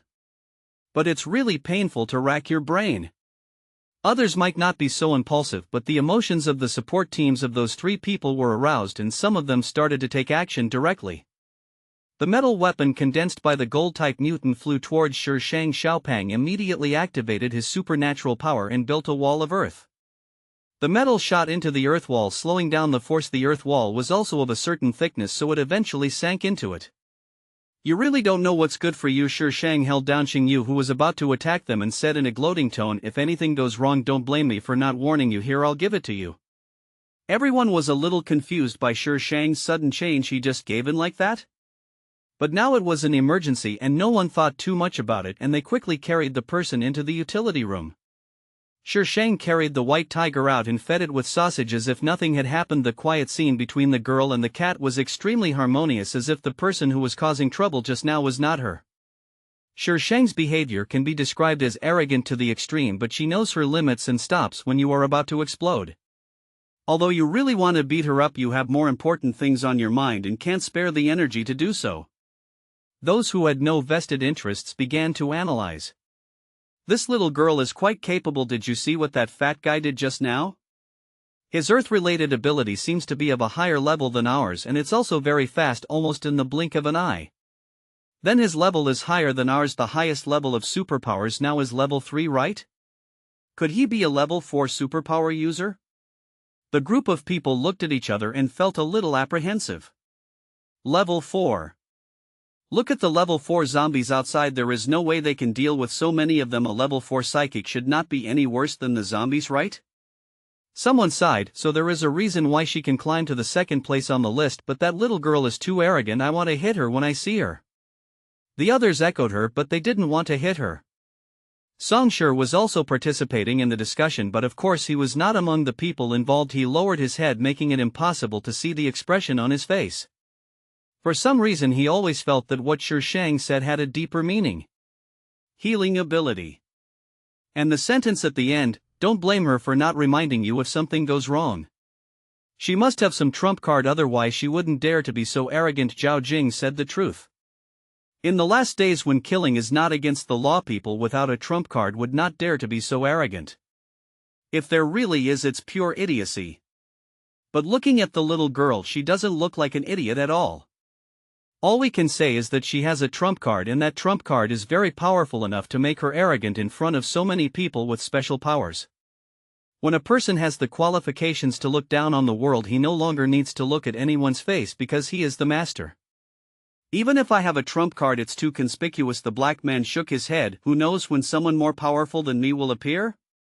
What if she's not afraid of anyone? How could there be that kind of person? Hey boss, were you the one who spoke just now? Su Jie reacted after he finished speaking. Songsha raised his head slightly and said in a distant voice, yes, there are people who are not afraid of death. When you don't care whether you will die or not, you will no longer be afraid of death. You will live freely and unrestrainedly, and you will be the master. This was what his father told him. He didn't know why, but he felt that she was just that kind of person. She is not afraid of death, so she is not afraid of anyone. Voting will be added. People who are not afraid of death do not mean those who want to commit suicide and have lost their goals in life. They will not seek death but will live better and more freely than others. Qimingxue looked very weak when she came out, but the three people behind her were full of energy and thanked Qimingxue sincerely and gratefully. Shi Shang was holding the white cat, leaning against a laboratory table, staring at Qimingxue with a puzzled expression. Qimingxue's spiritual spring water is not omnipotent. It is non-toxic and harmless to its owner Qimingxue, but to others. Just wait to get special attention from the zombies. Qimingxue has not rescued many people now, and they are basically ordinary people. Those people who have been caught by zombies are naturally more afraid of death and will not leave the safe zone easily. They have not noticed anything wrong yet. Only after resolving these issues did Chang Xin have time to discuss with others what to do next. I don't know if the level 4 zombie outside has left. If it has, they might still be able to rush out. If you don't agree, come and fight. Doesn't the mercenary team have a 4th level Earth-type mutant? Let him go out and take a look, someone suggested. Chang Xin frowned. Level 4? Isn't the highest powered person level 3 now? How do you know he is level 4? We were just guessing. His abilities seem a lot stronger than ours. He probably won't agree. They had just fought with someone, and before that they had surrounded the man. They're not trapped here yet, and this isn't all about us.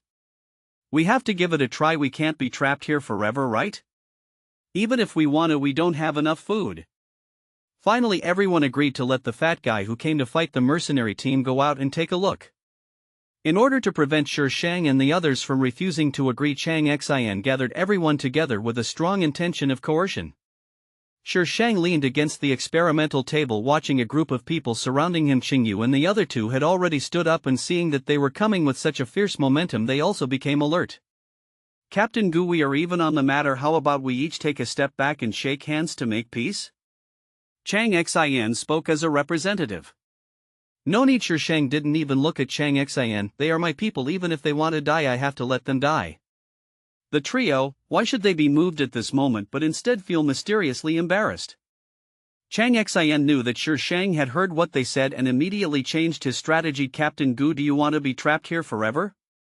Shi Shang stroked the white tiger's back with one hand, his expression calm. I won't be trapped here. If you beg me, maybe I will show mercy and take you out. How about it? Do you want to consider it?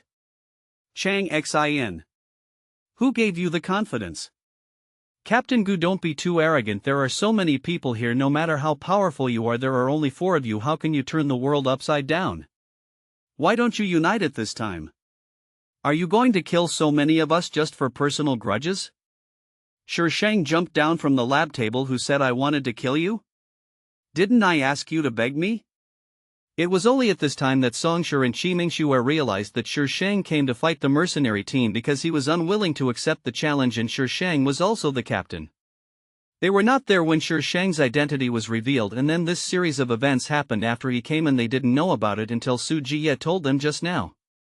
She was not convinced that the one who came to fight was actually her. Come to think of it, only she would use such a weird name. Qimingxue couldn't describe the feeling in her heart. She thought that so many things had been robbed from her and she had gotten several good opportunities in advance, but she still established her own mercenary team and lived a colorful life. Is it true that she can't beat the heroine? No. This is just the beginning of the end of the world. As long as she can grab all the opportunities that come later, she will definitely be able to defeat her. The negotiations ended in a bad mood and almost led to a fight. In the end, Qi Mingxue came out to act as a peacemaker. On the surface he was speaking for his cousin who was unkind, arrogant and lawless, but in fact it made people dislike Shi Shang even more. Shi Shang didn't say anything and let Qi Mingxue smear him. However, Qingyu and the other two were indignant. Since you like her so much, let her find a way to take you out anyway. I'm not in a hurry. If these people had begged her before, even if it was just a pretense, there was a 90% chance that she would have taken them out. Chang Xian didn't dare to open the door. No one knew what was going on outside, so he finally sent a 4-man suicide squad. But after these 4 people went out, there was no movement. This situation proves that the situation outside is very bad and the level 4 zombie may still be outside. For a moment everyone's face was filled with worry. Shi Shang was much more relaxed than them. He ate, drank, and when he had nothing to do he looked at that unknown painting. Qingyu and the other two also looked at the painting for a while but couldn't see anything special about it. However, their eldest brother seemed to like it very much. 3 days later, Shi Shang was still looking at the paintings. And here people are already arguing over food. They originally had the ability to travel across space, but they had been separated from the person with the ability. Before the food they had could only last for a week at most, and those with less food were already starting to starve. Crash! Shi Shang put away the scroll, drank the milk that Qingyu had prepared for her, bit the straw and took 2 sips, then tilted her head to look at the people in the laboratory. Let's go. Qianli should be almost there. The previous 2 times Qianli advanced it took 3 days, so it should be about the same this time. Finally, I'm going out. Lin Feng sighed. There was nothing he could do here except eating and sleeping and then arguing with the people opposite. It was so boring.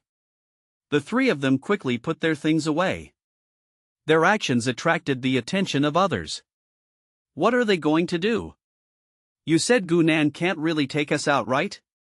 This place is sealed. Didn't Captain Chang say so? And our Earth-type psychics have tried and the ground is welded shut, so there's no way to get out from underneath. Even if that fat guy is a level 4 psychic, there's no way he can get out of this iron wall.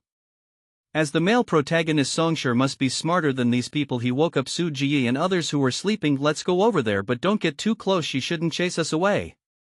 He had observed during the past 3 days that sometimes their food was left randomly, and even if someone took it away they wouldn't say anything.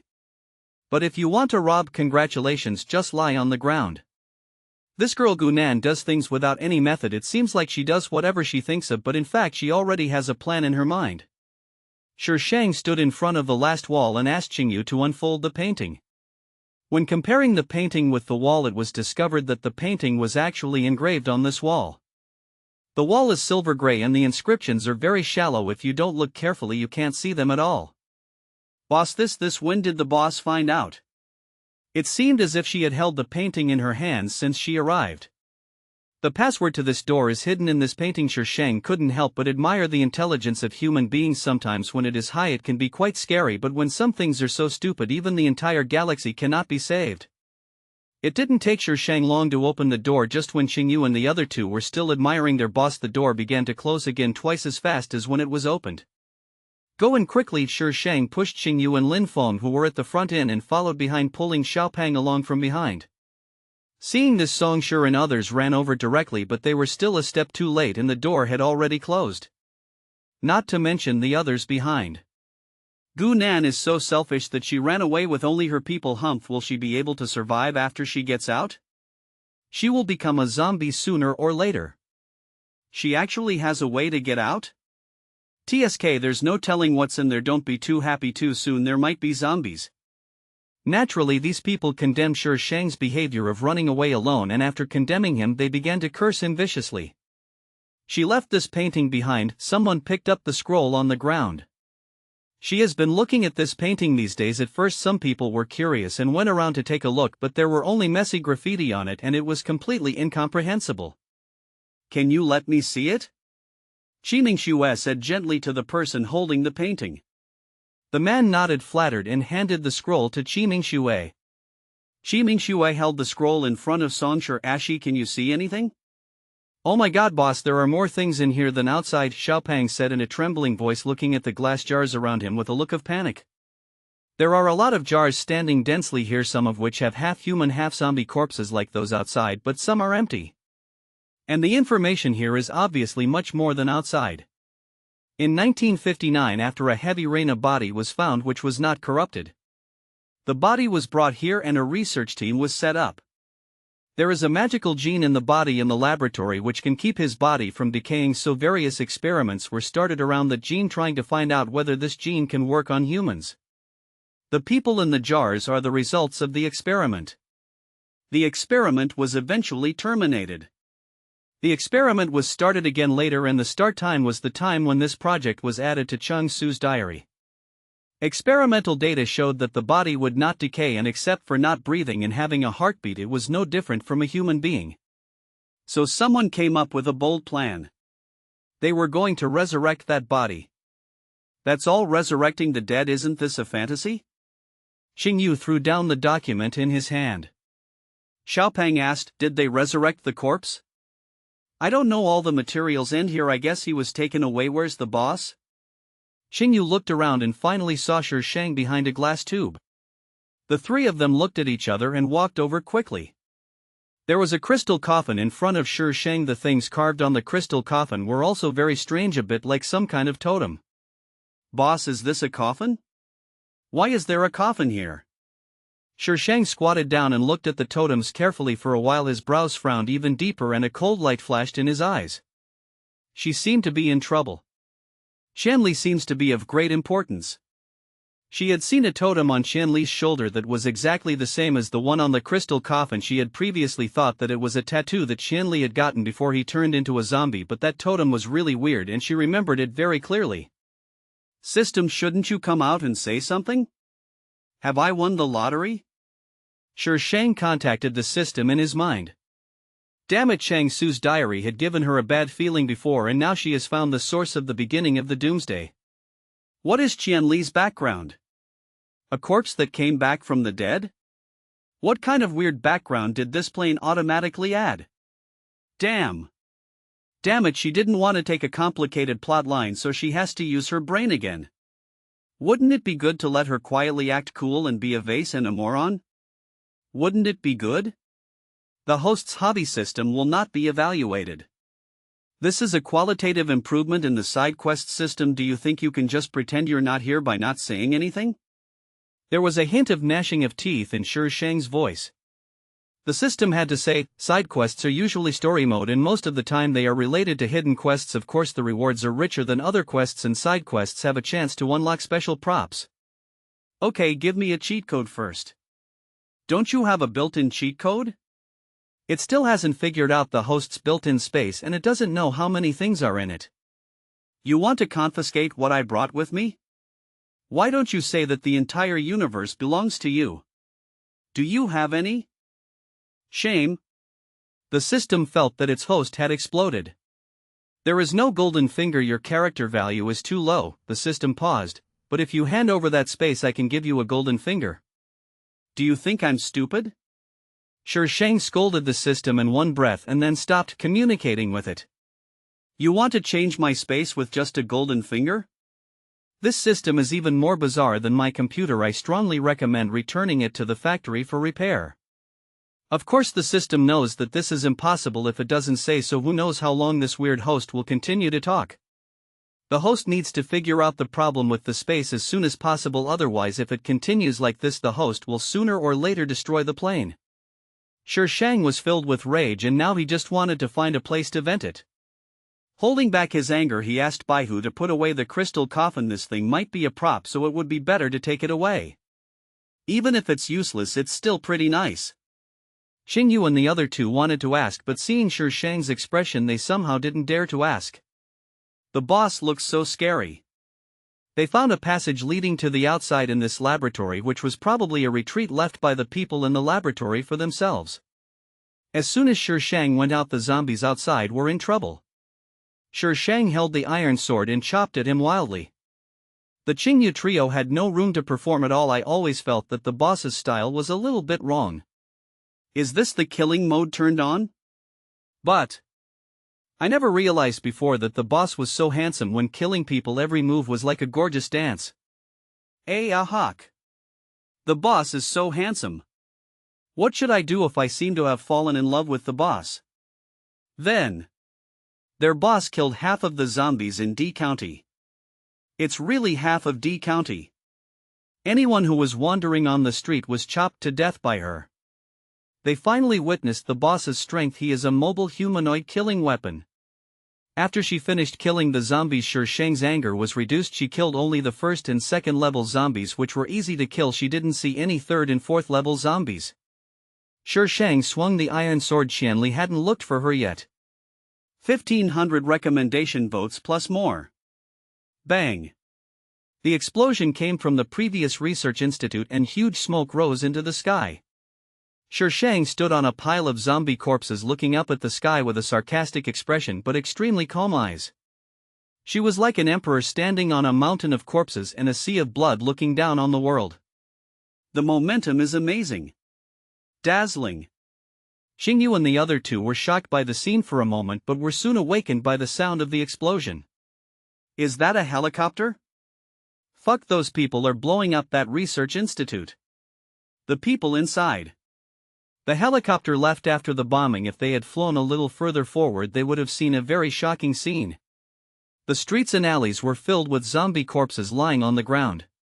He's definitely not going to survive this time. With such a big scene, that place must have been razed to the ground, right?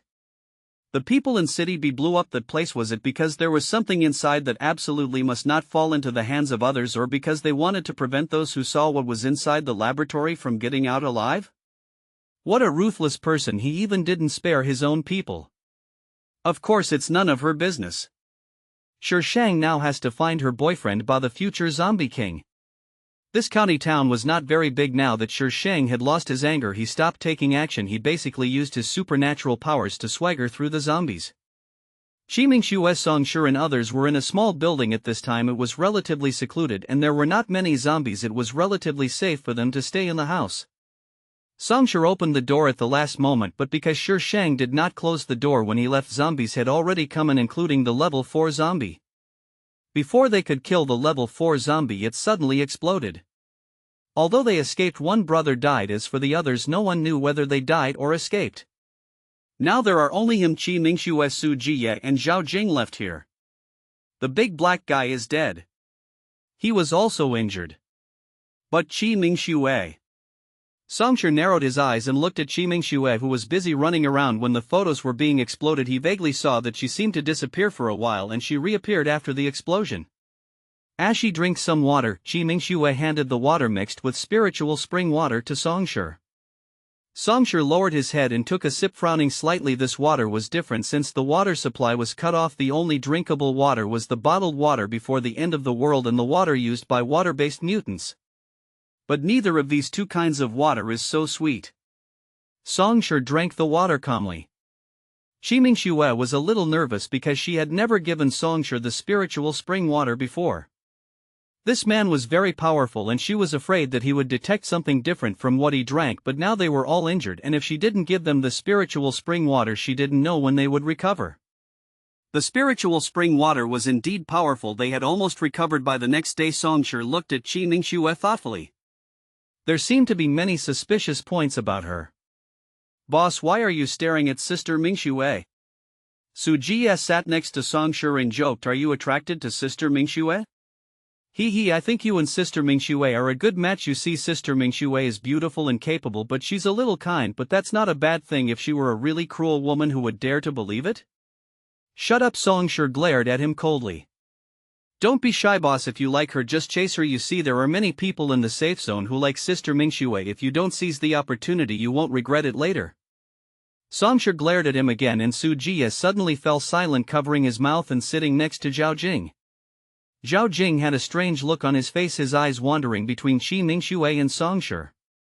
Sheng searched D County but couldn't find Qianli, so she had to return to the safe zone in B City. The three younger brothers kept asking her, aren't you looking for a boyfriend? Is it okay to just leave him a zombie out there? Will he abandon you for a pretty female zombie? Such meaningless questions. I've said it hundreds of times, that guy is not my boyfriend. I don't have a zombie boyfriend. Besides, that guy ran away by himself. The world is so big, where can she go to find him? She doesn't have any character locator like other people's system texts. Maybe Chanli has left long ago and she is still looking for him like a fool. Since he is the villain boss, he will come out sooner or later. On the way back she saw Chimingxue, Songshi and others as the male and female protagonists. She never thought that they would be killed in the explosion, so she was not surprised at all to see them. I just don't know what happened. Songshi seems to have a problem with Chimingxue. Su Jie was the only one left in the team, his other two teammates were missing. When they were escaping from D County they encountered a level 4 zombie. Chimingxue pushed Zhao Jing towards the zombie. It was not obvious at first, but Songshi, who had been paying attention to Chimingxue, happened to see it. It was too late for him to save Zhao Jing and he could only watch Zhao Jing die at the hands of the zombies. Afterwards Songshi questioned her and Chimingxue only said that she was scared at the time. After all, it was a level 4 zombie. Songshi naturally didn't believe it and a rift began between the two of them. As for why Chimingxue wanted to kill Zhao Jing, it was because Zhao Jing discovered Chimingxue's secret and threatened her to be with him, otherwise he would tell Songshi. In the plot, Zhao Jing will betray Songshi and others because of Zhao Yan in the later period, but at that time Songshi and Chimingxue had already established their relationship and Songshi also vaguely sensed Zhao Jing's treachery, so there was basically no loss. It's different now. Zhao Jing still means a lot to Songshi, but Chimingxue is not that important. When returning to the safe zone, Shi Shang waited outside and did not rush in. Songshi and others were taken away as soon as they entered. The safe zone is really killing people to silence them. I just don't know how the male and female protagonists escaped this time. Boss, you're so wise. The three of them admired Shi Shang even more. If they had gone in just now, they would probably have been treated the same as Songshi and the others. It's easy to guess the safe zone sent helicopters to blow up the place. They definitely don't want anyone to know what they saw. The people in the safe zone probably wanted to take something, but they didn't expect that the laboratory would be discovered because of the level 4 zombies. Maybe Chang Xian's mission was originally to get something from that laboratory, so he first asked a group of people to clear the building, and then when he went over to gather, he could take the opportunity to get what he wanted from inside. But he encountered level 4 zombies, which was beyond their expectations. In order to survive, they had to send people into the underground laboratory. When Shi Shang uses his brain, he is actually very smart. Pity. She prefers violence. Shi Shang used his own name and pretended to be a survivor to re-enter the safe zone. Since he didn't have a photo for identity registration, it was naturally easy to fool them, and there were also 3 people with special abilities.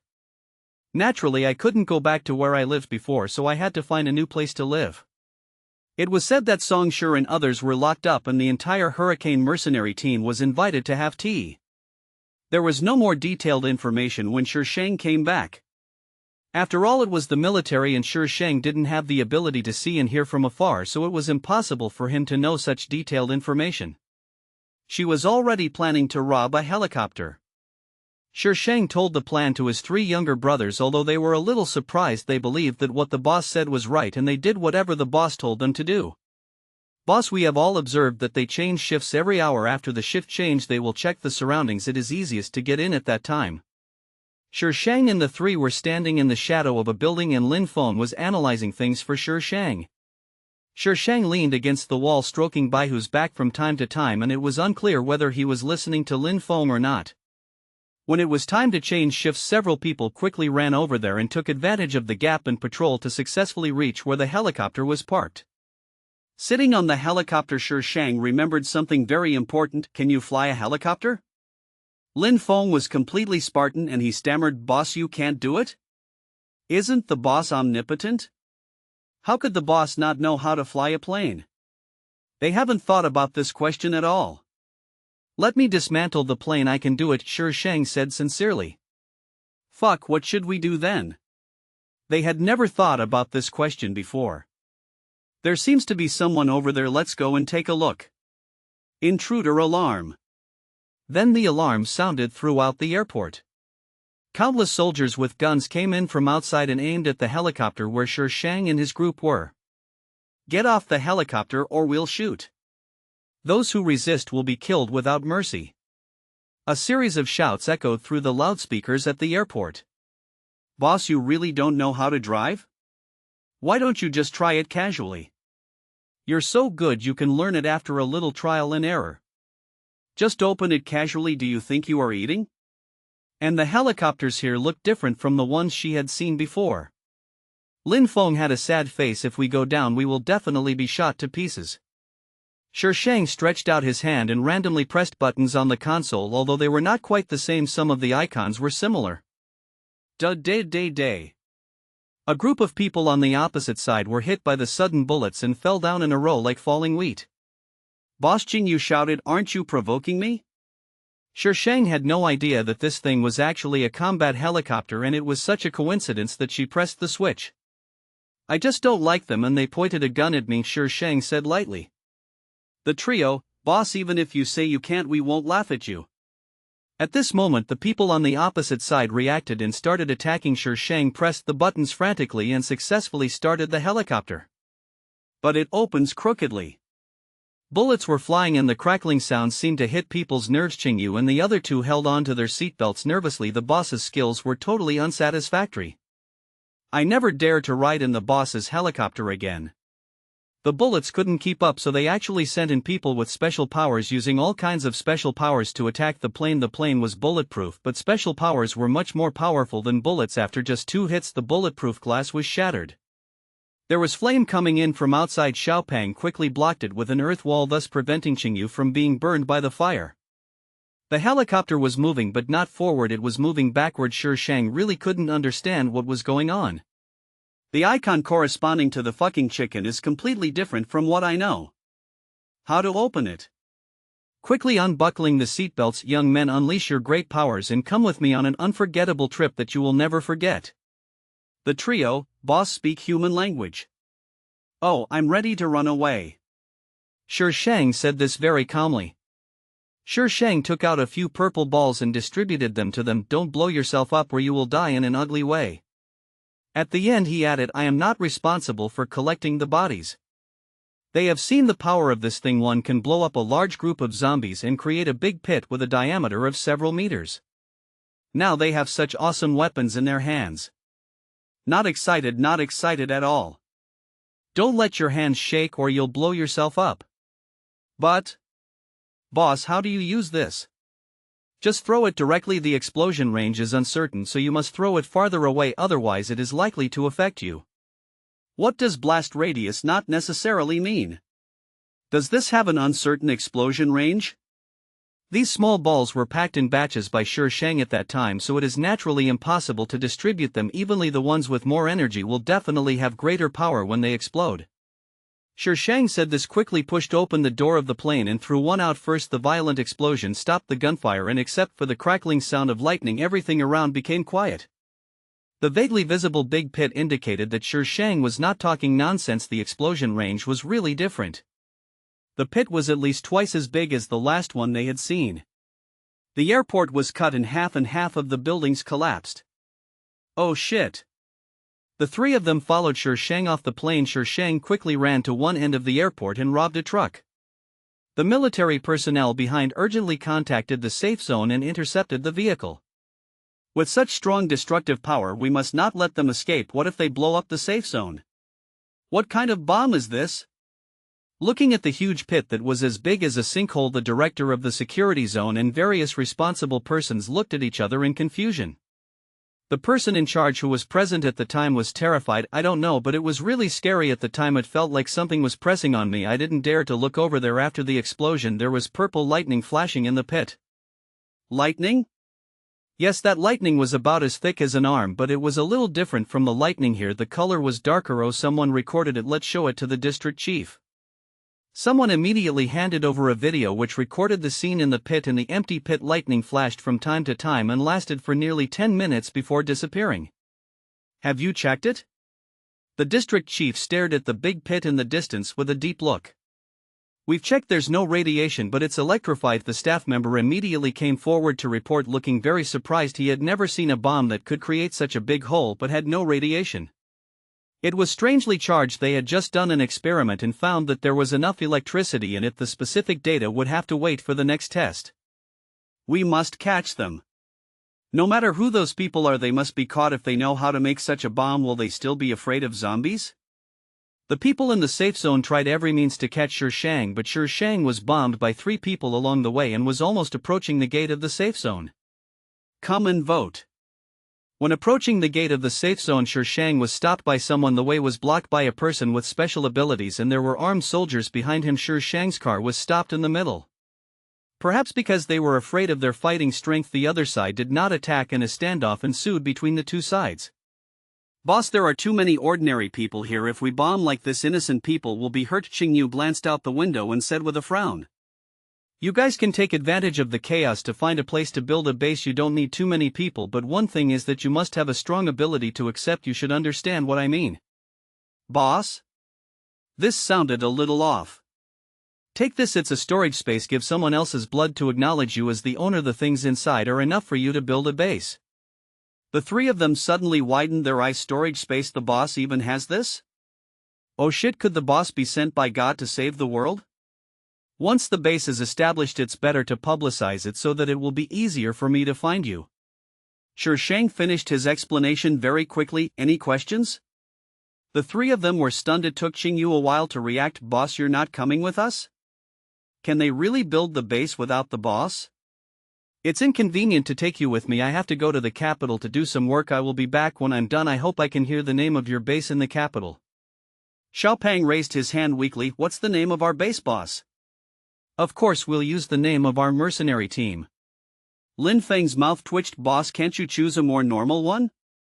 With just this name he didn't dare to publicize the base at all. In the end Shang naturally won. Shang put the white tiger into his backpack, got out of the car carrying the iron sword, stretched his neck and then rushed into the team of psychics dragging the iron sword. Perhaps they didn't expect that the fight would start before they even said a word, and Shang had the upper hand from the beginning. When the psychics reacted, they all used their psychics to attack Shang. Shang's iron sword looked inconspicuous, but when it came into contact with the psychic power, it was waved away by the iron sword. This situation made the psychics feel hot in their hearts and their eyes became burning as they looked at the iron sword. Gu Nan! Stop it! Several familiar figures walked out from the military. Shang paused, put away his sword and looked at them. The leader was Chang Xin, and standing next to him were Gu's father and mother. It seemed that they were forced to come and both of them had panic on their faces. TSK, it turns out Captain Chang is not dead. Shang smiled sarcastically. It's not in vain that he has such a sanctimonious face. Even looking at Chang Xin now, one still feels that he is a good person. If he died, Shang might think that he really didn't know the truth, but he was still alive and the people in City B blew up the place. Those people must be dead. Chang Xin's expression changed, but he quickly calmed down. Gu Nan, it's better to surrender, otherwise your parents. Shang thrust the iron sword in front of him, supporting himself with one hand. Parents? I haven't even found my own parents yet. Where are you going to find them for me? Chang Xin frowned slightly. He checked her as soon as he came back, and it must be her parents. Gu Nan, you don't even recognize your own parents? Chang Xin shouted. Don't you understand what I'm saying? Shang rolled her eyes at Chang Xin. I'm just their adopted daughter. How can they be considered my parents? Adopted daughter? Obviously this answer was beyond Chang Xin's expectations. He thought at most that Gu Nan was trying to confuse people. Xiaonan, although we are your adoptive parents, we have never treated you badly over the years. Don't do anything wrong again. Father Gu hugged the frightened mother Gu with a sad look on his face, as if Shang was very unfilial. I did something wrong. What did I do wrong? Do you know that they want to kill me to silence me? You must be asking why they want to kill me to silence me. It's because adoptive parents are still your parents. They have raised you for so many years. At least don't you have any gratitude in your heart? Chang Xin interrupted Shang. She must not be allowed to speak out about that. It's just a money transaction. There's nothing to be grateful for. Besides, when the apocalypse began, they left me and ran away without even locking the door. If it weren't for my good luck, I would have died long ago. If it were you, would you be grateful to them? She was not Gu Nan at all and had no feelings for Gu's father and mother at all. Chang Xin naturally didn't know about this and was speechless for a moment. You want to use them to threaten me, but that's absolutely impossible. Whether they are dead or alive has nothing to do with me. Shang took out a few purple balls. When people on both sides saw the balls, their faces changed at the same time.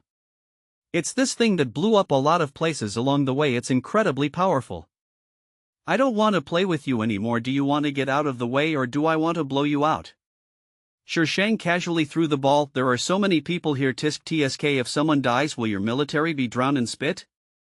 Gu Nan, this is a matter between us and has nothing to do with ordinary people, Chang Xian said quickly. The last mission was first to retrieve some things and second to weaken the strength of those free mercenary teams. Ordinary people are increasingly distrusting the military and the government. If the mercenary teams are allowed to continue to develop, something bad will happen sooner or later. Oh, if it doesn't matter, then why did you arrest them? Let them watch. How did you arrest me? Please, when you speak, can you think about what you did before? Do you think I am a patriotic person? Chang Xian was speechless. Get out of the way or don't blame me for being rude. Shang pretended to throw a small ball. Gu Nan, don't be impulsive, get out of the way quickly. Xiaonan Father Gu looked at Shang in disbelief. My mother entrusted me to you to take care of me and gave you so much money, but how have you taken care of me all these years? There is a saying that goes, if you take money from someone you have to do things for them. I believe that with my mother's ability, the money she gave you would definitely not be too little. You can choose not to give me any affection, but you shouldn't treat me so harshly, right? Shang paused and spoke more slowly. Gu Nan died when the apocalypse began. Gu Nan died long ago when the apocalypse began. These words lingered in Gu's father's ears like a magic sound. Shang didn't look after his father and went straight back into the car. The person inside was gone. He probably ran away during the chaos. Shang drove the car safely to the gate, but just as he was opening the door, there was a sudden cry from the city wall, followed by chaos. From Shang's position, he could just see outside the safe zone. Want to add more? Vote _ monthly ticket recommendation ticket. On the horizon there was a dark mass approaching the safe zone at a very fast speed. Almost in the blink of an eye I could see clearly what those moving objects were. Zombies. A sea of zombies. The first level defense alarm sounded throughout the security zone. The person who was originally preparing to open the door for Shang didn't dare to open the door after seeing this scene and directly closed the second and third iron doors inside. Seeing this, the people outside who were queuing to enter the safe zone began to knock on the outermost door. The staff who did not have time to retreat were grabbed by the angry people who wanted to threaten them. However, it was impossible for the safe zone to open the door for a few staff members. Not only that, the doors behind were closing in an orderly manner and Shang was blocked between the third and fourth doors. The door is not wide, only a few meters from front to back, and there are some people trapped here who have just entered the safe zone and don't have time to go inside. But these people were not as excited as those outside. After all, this was the third gate and was relatively safe. After Chang Xian and others were stopped at the fourth door, Chang Xian was quickly called away, leaving only a few people to watch over Shang. Shang got out of the car, stood on the roof and looked outside. Is this a zombie siege? That's not right. The zombie siege and the plot doesn't happen so early. The zombies at this time were still in a stage of lacking intelligence, and they had not evolved to the point where they could command a zombie siege by the time they came online. It had been more than a year since the apocalypse. So where did these zombies come from? The iron gate was very high, but there was no ceiling. Shang stepped on the roof of the car and jumped onto the iron gate, then climbed up to the city wall with his nimble hands and feet. The people looking at Shang suddenly became chaotic, and some even shouted to stop her. However, the people above were very busy and Shang was extremely fast, and he disappeared from their sight in just a few flashes. Viewed from the city wall, the scene in the distance is even more shocking. It was like a dark cloud covering the city, making people shudder with fear. The heart-wrenching screams of the survivors below suddenly made people feel sad. They had gone through untold hardships and finally reached the safe zone, but at the last moment they were locked outside the safe zone. They stopped. Strange, what are they doing? The people on the city wall were nervous at first, but when they saw the zombies suddenly stop and make a separate path, they were very puzzled. The zombie army split out a road in the middle, and then the gold-type zombies paved a golden road from a distance which extended all the way towards the city wall. This suddenly made the people on the city wall nervous, but since there was no movement from the commander-in-chief, they did not dare to attack. All they could do was watch the golden avenue stop somewhere under the city wall. And Shang was standing on it. She had only suspected it just now, but now she was almost certain. It's the zombie king who ran away from home. Only he has the ability to command so many zombies, and only he can bring so many zombies but not attack them. What is this for? The zombies over there aren't attacking, it's like someone is commanding them, the man muttered in a low voice, but those who heard it started to feel their hearts beating fast. Someone is in charge. The psychics are getting stronger, but the zombies are also getting stronger. Moreover, if the psychics and zombies are at the same level, it is obvious that the zombies are more powerful. Before becoming zombies, they were all human beings. It is not impossible for high-level zombies to command low-level zombies. After the Golden Avenue was paved, the zombies who were dressed relatively cleanly began to walk down the avenue in two lines as if they were lining up to welcome people. Perhaps the zombies' behavior was too strange and the people in the safe zone did not take any measures for a while and could only watch the zombies walk to the city wall. During this period, some psychics who had not entered the safe zone attacked them, but they did not fight back and fell down, and the zombies behind them immediately took their place. They stood on both sides of the avenue like welcoming guests, with their heads lowered without any aggression and as quiet as sculptures. The whole space was silent. Shang didn't know where Qianli was, she didn't see him. But she really liked the ceremony of welcoming the guests. It was grand and shocking enough. Shang supported her chin and looked down with some distress. How should she go down to look cool? She doesn't have any amazing special powers and she can't produce any 50-cent special effects. Nan, a clear voice exploded in Shang's ears. The boy was wearing a clean white sweatshirt, black casual pants, sneakers, and had slightly curly hair. His fair and clean face had a youthful and innocent smile, and his eyes were as clear as lake water with ripples all over. Shang was blinded by this innocent boy. Is this really the future zombie king? Why do you think this is an elf? It must be the wrong way to open it. The zombie king must be super cool. Shang blinked several times, but the boy in front of him didn't change at all, still looking so innocent and young. Nan, I'm here to pick you up. The zombie king grinned with a smile in his eyes that was about to overflow. Can you speak now? Have you recovered your memory? Shang touched Qianli's face curiously. It was very smooth like silk. Qianli let Shang rub and pinch her face without any sign of fading in the smile on her face. Leaves don't like it. Shang tilted his head. Qianli frowned and thought for a while before slowly uttering a few words. This place is not good. He spoke very slowly as if he had carefully considered each word, but his voice was very pleasant, as clear as the sound of spring water, and it was very pleasant to listen to, and I didn't feel that his slowness was strange. What he meant was that he didn't like it here and wanted her to leave with him. Shang was going to leave here anyway, so naturally he had no objection.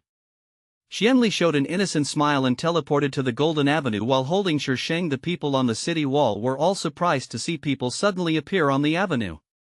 As she walked on the ground, the zombies did not attack her. Instead, they slowly followed her and surrounded her as she walked towards the zombie army in the distance.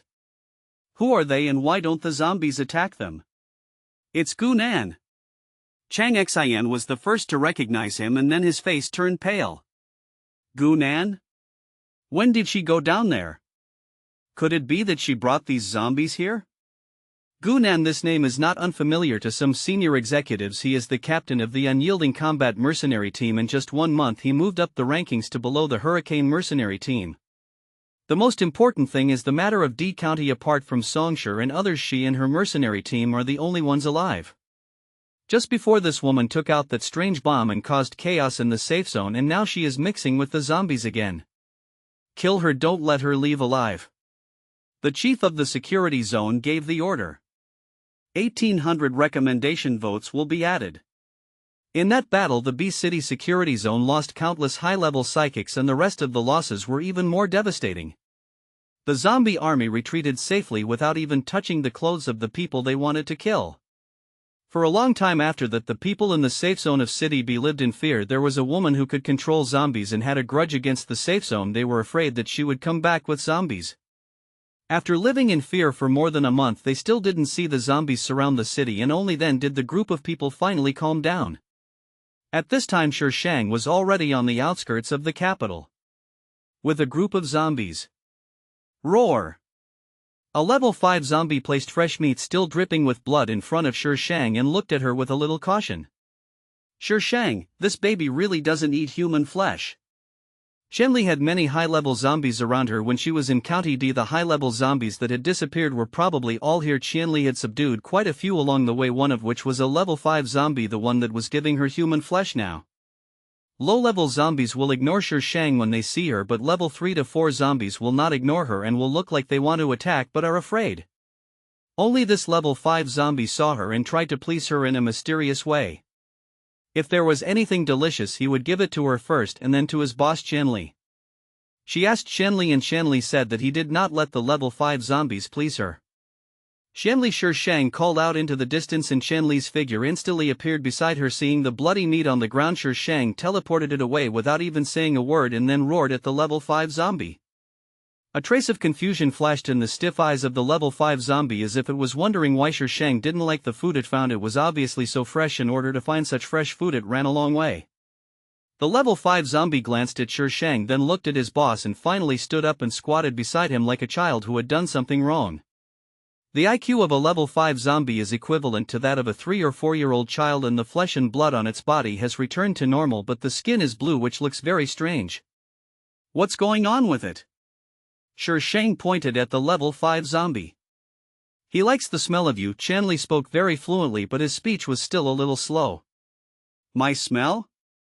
She had been traveling a lot recently and had no time to take a shower. The smell on her body was sour and smelly. Did zombies have such weird tastes? Shanli seemed to see that Shang had misunderstood, so she pulled her hand into her mouth, circling her fingertips with her tongue. Shang subconsciously used his special power and Shanli's face immediately showed an expression of enjoyment and happiness. So this is what you were talking about. Oh shit, does this baby's special ability really have a special effect on zombies? Are zombies really going to chase me in the future? This is the zombie version of Tang monk meat. This baby refuses. Shang walked up to the level 5 zombie and used his supernatural power. In front of him on his white fingertips a palm-sized black flower bloomed with layers of petals like a blooming peony. When Shang used his supernatural powers, the level 5 zombie showed an expression of yearning and desire on his green face. It was exactly the same as when she first met Shanli. Shang put the flower to his mouth. The level 5 zombie looked at his boss cautiously, feeling the threat in the boss's eyes. He shrank his neck and dared not eat it, but the desire in his eyes became stronger and stronger. Shang noticed his actions, turned around and glared at Shanli, then fed the flower directly into the mouth of the level 5 zombie.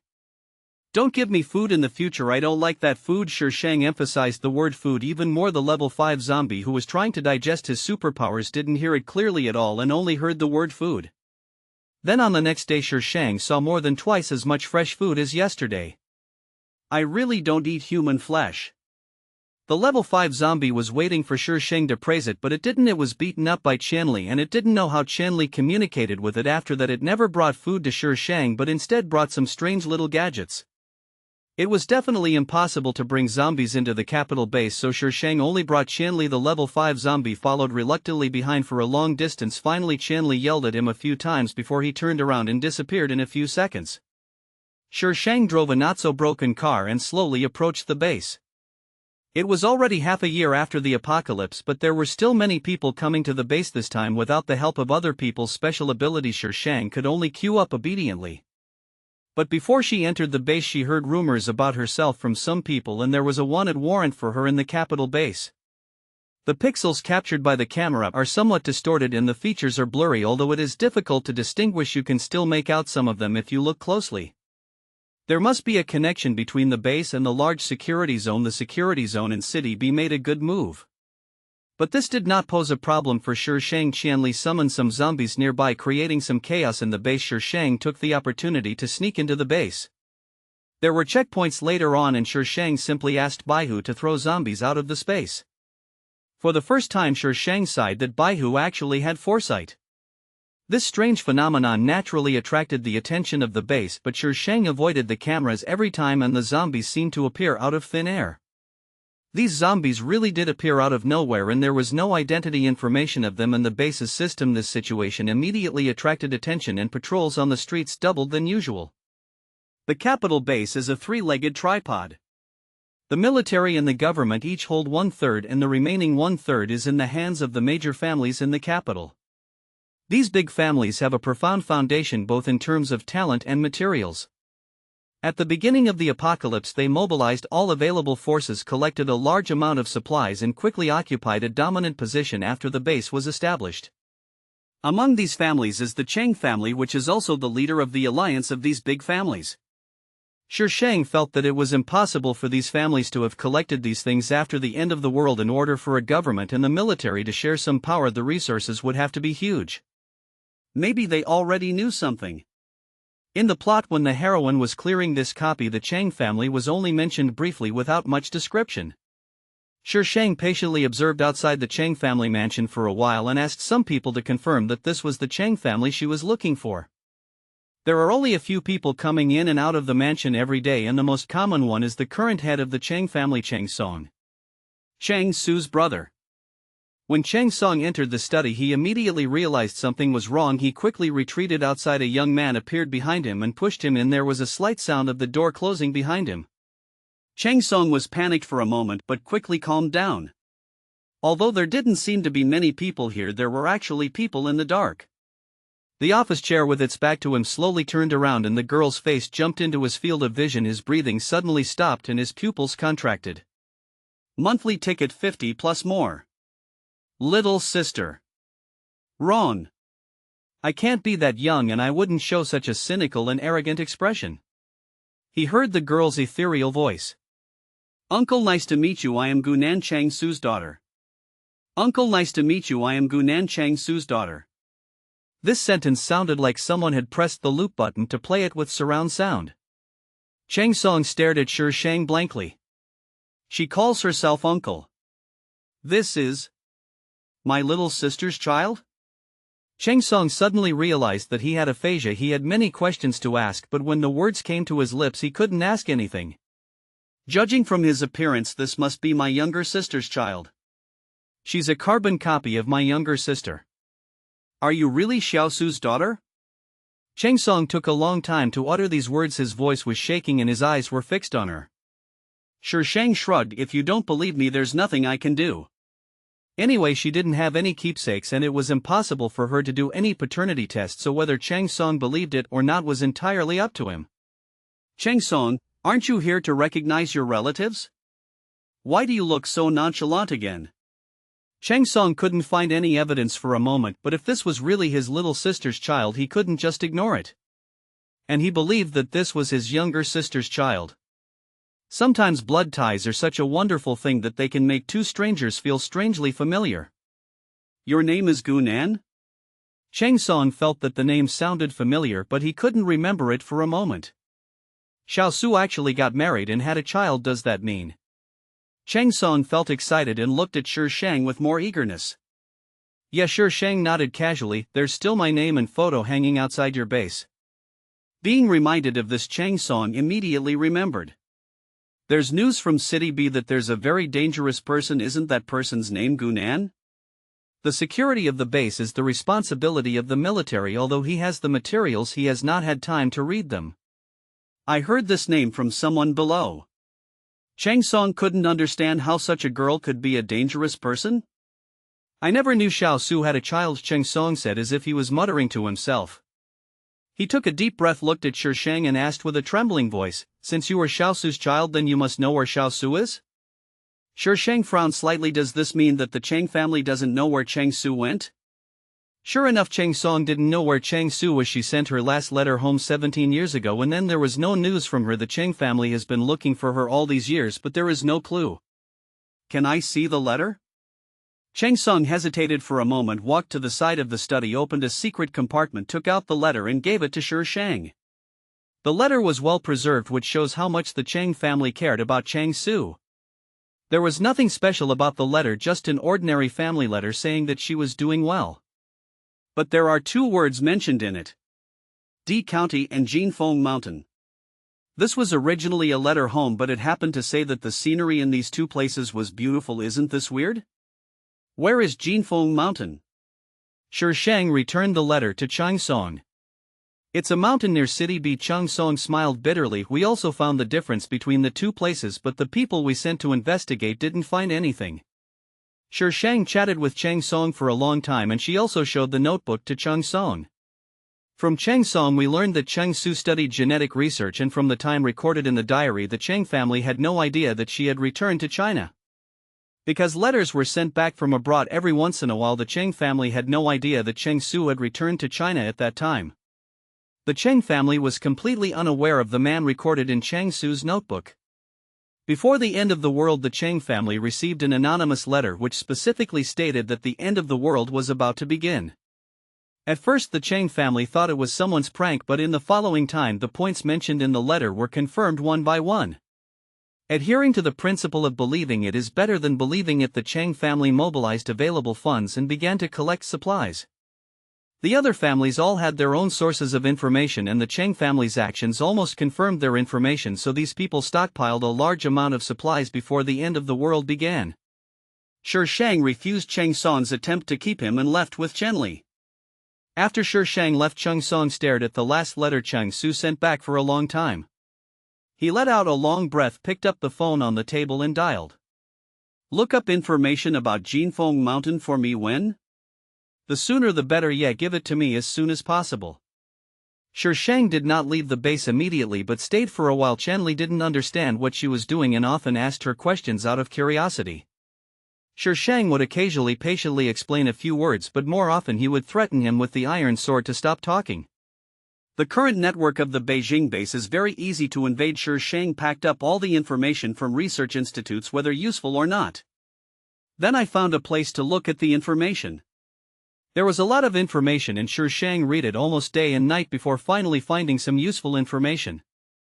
It was a national research institute, and there was an encrypted document mixed in with some ordinary reports. I didn't know if it was not discovered or someone did it on purpose. There are many photos in the file. That's where the strange crystal coffin was unearthed. The crystal coffin was lying upright in the soil and a human figure could be vaguely seen inside. Shi Shang turned around and glanced at Chen Li. Could it be this guy? In addition to the photos, there are also various reports all talking about the crystal coffin. What Shi Shang looked at carefully was a genetic report. Not only was Cheng Su's name mentioned in it, but also the corpse that Cheng Su had mentioned is very strange. He is like a sleeping spirit, beautiful and wholly immortal.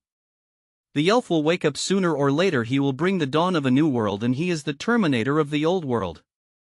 We are about to welcome the creator of a new world. The words elves, new world and old world are mentioned repeatedly in it.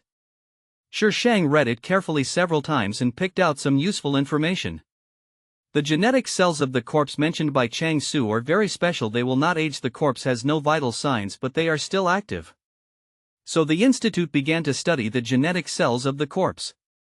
However, there was one person who was crazy about resurrecting the corpse. The result was that the experiment was forced to terminate and all the data was sealed. If anyone sees this information, it proves that the transition between the new world and the old world has already begun. Humans will evolve and become more advanced beings, and those who fail to evolve will be abandoned by the new world. Are you ready? This paragraph was written at the end of the report, and Shi Shang read it over and over again. Shi Shang turned his head to look at Chen Li. The boy was fiddling with the PSP in his hand and seemed to be having a lot of fun. What is the setting of this boss? Millennium Corpse King? Alien creatures? This branch of the system is too difficult. This baby can't handle it. Recommended votes 1800 plus more. Next time add 2200. Shi Shang left the Beijing base and headed for City B with a group of zombies. She thought she would stay in the capital base for a long time, but who knew it would be over so soon? I thought this matter would be simple, but who knew it would be so complicated, so Shi Shang decided to go to the goal she had set early on. Zombie Empire. When she takes over this world, she will interrogate them one by one. Is she still afraid that she won't be able to find out the truth? Therefore, Shi Shang's approach has always been simple and crude. When they returned to the vicinity of City B, her three younger brothers had just completed the construction of the prototype of the base. When Shi Shang returned, they were all a little bit unbelievable. The boss is back so soon? Although they had never seen the scene when the boss came out of City B with their own eyes, it was exciting just thinking about it. When you think about it this way, zombies aren't that scary after all. There are already people in the base, but there are only about 100 of them, which is really pitifully small. So when Shi Shang released the zombie army into the base, the more than 100 people didn't even dare to say a word, let alone object. A large army of zombies came to build a base. It only took a few days to build a large base. The more than 100 people went from being shocked and scared at the beginning to gradually accepting it.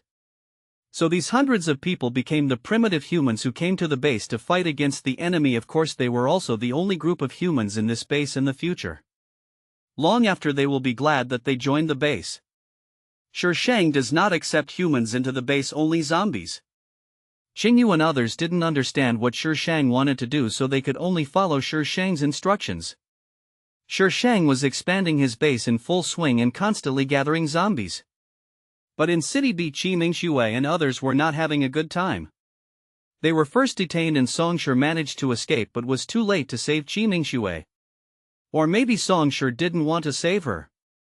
You know, before Songshi fell in love with Qimingxue, he was very loyal. Qimingxue was just imprisoned because of her so-called healing abilities. But no matter how those people tried to force a confession, Qimingxue refused to use her supernatural powers in front of them. Is she still the same? The chief of the safe zone looked at Chang Xin. Chang Xin nodded. Don't say anything and don't use your powers. The district chief frowned, pondered for a moment and said, find a few visual ability users and take her to a room without surveillance. Chang Xin looked a little unhappy. The district chief looked up at him and said, Chang Xin, since you are already here, you can't leave. Do your job well and won't treat your family badly. Yes. Qimingxue was transferred to a room without surveillance. At first someone would bring her food, but the portions were very small and not enough to fill her up. There are fewer and fewer later on. Finally, I just stopped sending it. Qimingxue checked that there was no surveillance in the room, took out the food from the space and started to eat it voraciously. Qimingxue spent the next period of time like this. After eating and drinking, she began to think about escaping. This room was completely sealed except for the door. The food delivery was pushed in through a window below the door, so if she wanted to go out, she could only go out through the door. Qimingxue carefully thought about the steps to escape. However, before her plan could be implemented, a group of people broke in. She was given an anesthetic as soon as they met. When she woke up again, she found herself tied to an operating table with some people in white coats walking back and forth in front of her. Where is she? Qimingxue turned her head and looked and suddenly met a pair of smiling eyes. Is that the district chief? The district chief walked up to Qimingxue and said in a gentle voice like a loving father, the little girl is awake. What do you want to do? Qimingxue finally felt a little panic in her heart. Before, she relied on the fact that she had her own space and didn't need to be afraid of these people, but what if this person was the head of a district? Moreover, this district chief was not a good person in the original text. Don't be afraid, little girl, the district chief smiled more kindly. You have a space on your body, right? How big is that space? Can you tell me? Don't worry, I won't hurt you. You should know that your space is very important to us. In the future you will be a hero who saves mankind. The more Qimingxue listened, the more frightened she became. How could he know? I don't understand what you are saying. Where is this place? What do you want to do by arresting me? Qimingxue naturally could not admit it. She still understands the principle of being guilty of possessing a treasure. Even in the original text, the heroine Gunan did not dare to talk about the space casually. The district chief waved his hand and a man in a white coat came up with a tray with a bottle of water and a few small items on it. When Qimingxue saw that thing, her pupils shrank and she became even more panicked. That's her space. But why is he outside? You should be familiar with this little girl. You took all these things out yourself. Do you want to see the video? Someone immediately placed a tablet in front of Qimingxue. In the picture she was still tied up. Someone was hypnotizing her and then she saw herself taking the thing out. No, Qimingxue kept shaking her head. The district chief looked at Qimingxue with a smile, but his eyes were full of sinisterness. If they could find the medium of that space, why would he keep this woman? Qimingxue made a lot of noise at first and even wanted to run away, but the place was very big and she couldn't get out at all. She seemed to have been really brainwashed and obeyed the district chief's orders. Since the district chief already knew that she had space in Spiritual Spring, she was not stingy and would give it to him if he asked for it. Especially the Spiritual Spring water, she would give as much as the district chief asked for. After listening to Shi Sheng's words that day, she specifically asked the spirit of the space that it was fine for her to use the spiritual spring water, but if others used it, it would attract more zombies in the wild. Doesn't the district chief want it? She would just give it to them as long as they were alive to use it. The district chief found that more and more people who went out died, and at first he just thought that the zombies had become more powerful. But later he found out that it was not the case. Many people to whom he had given the spiritual spring water died. Qi Mingxue, the district chief, kicked open Qi Mingxue's door in anger. Qi Mingxue was changing clothes, her snow-white body exposed to the district chief's sight. She quickly pulled the bedsheet over her body and said calmly, "District chief, what do you want?" The district chief narrowed his eyes and asked, "Did you add something to the water I was given?" It seems that those who drank the spiritual spring water suffered. Qi Mingxue was a little excited in her heart, but she didn't show it on her face. "Every time I gave you water, you took it away. After I drank it, I added something, so I should be the first one to get into trouble." The water was taken from Qi Mingxue's space. There was no way the district chief would just give it to his people to drink. So every time Qi Mingxue would drink it first before the district chief would take it away. The district chief was not so easy to fool. "You and I will leave the safe zone tomorrow." Early the next morning, the district chief prepared a team to take Qi Mingxue out of the city. Half of the people in the team had drunk the spiritual spring water and half had not. When encountering zombies, people who have drunk the spiritual spring water are obviously more attractive to zombies than those who have not drunk the zombie water. The district chief cast an oppressive gaze at Qi Mingxue. Qi Mingxue panicked, but the desire to escape supported her and she must not retreat. "Qi Mingxue, shouldn't you explain it?" Qi Mingxue said boldly, "I don't know what happened either." Bang! The district chief slapped Qi Mingxue in the face. "Don't you know what happened to your things? Did you do this on purpose?" At the end of his speech, the district chief grabbed her hair and pressed her against the car window with her face pressed against the glass, squeezing her out of shape. Qi Mingxue felt pain and spoke with difficulty, "I really don't know." The district chief grabbed Qi Mingxue out of the car and threw her into the pile of zombies.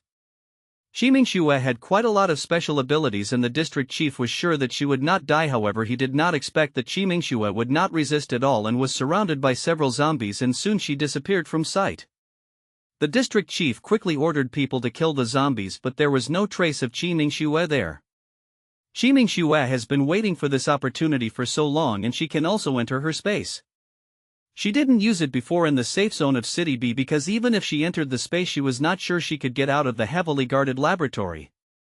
But it was different outside. There were still many things in her space. She didn't believe that these people could still guard this place. When they left, she would be free.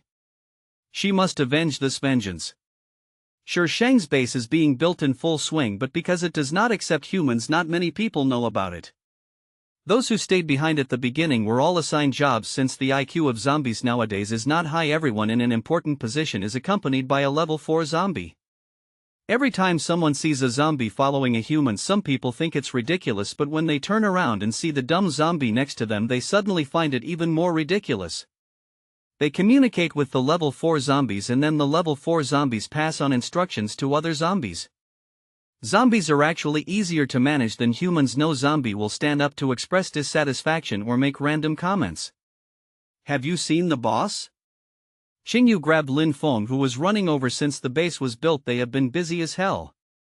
However, my boss disappears after giving instructions all day long. Lin Feng wiped his sweat. "No, is he with his sister-in-law again?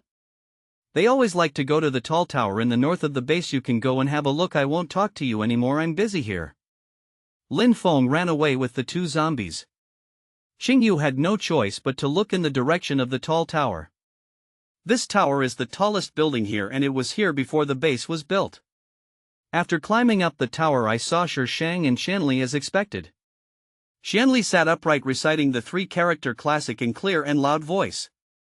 "The beginning of man. Human nature is good. Similarity. Shi Shan Yuan. If you don't learn.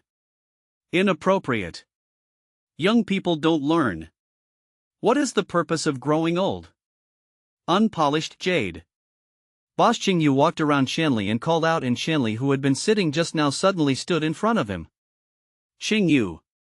Qingyu silently took a few steps back. Xianli didn't like them getting too close to the boss.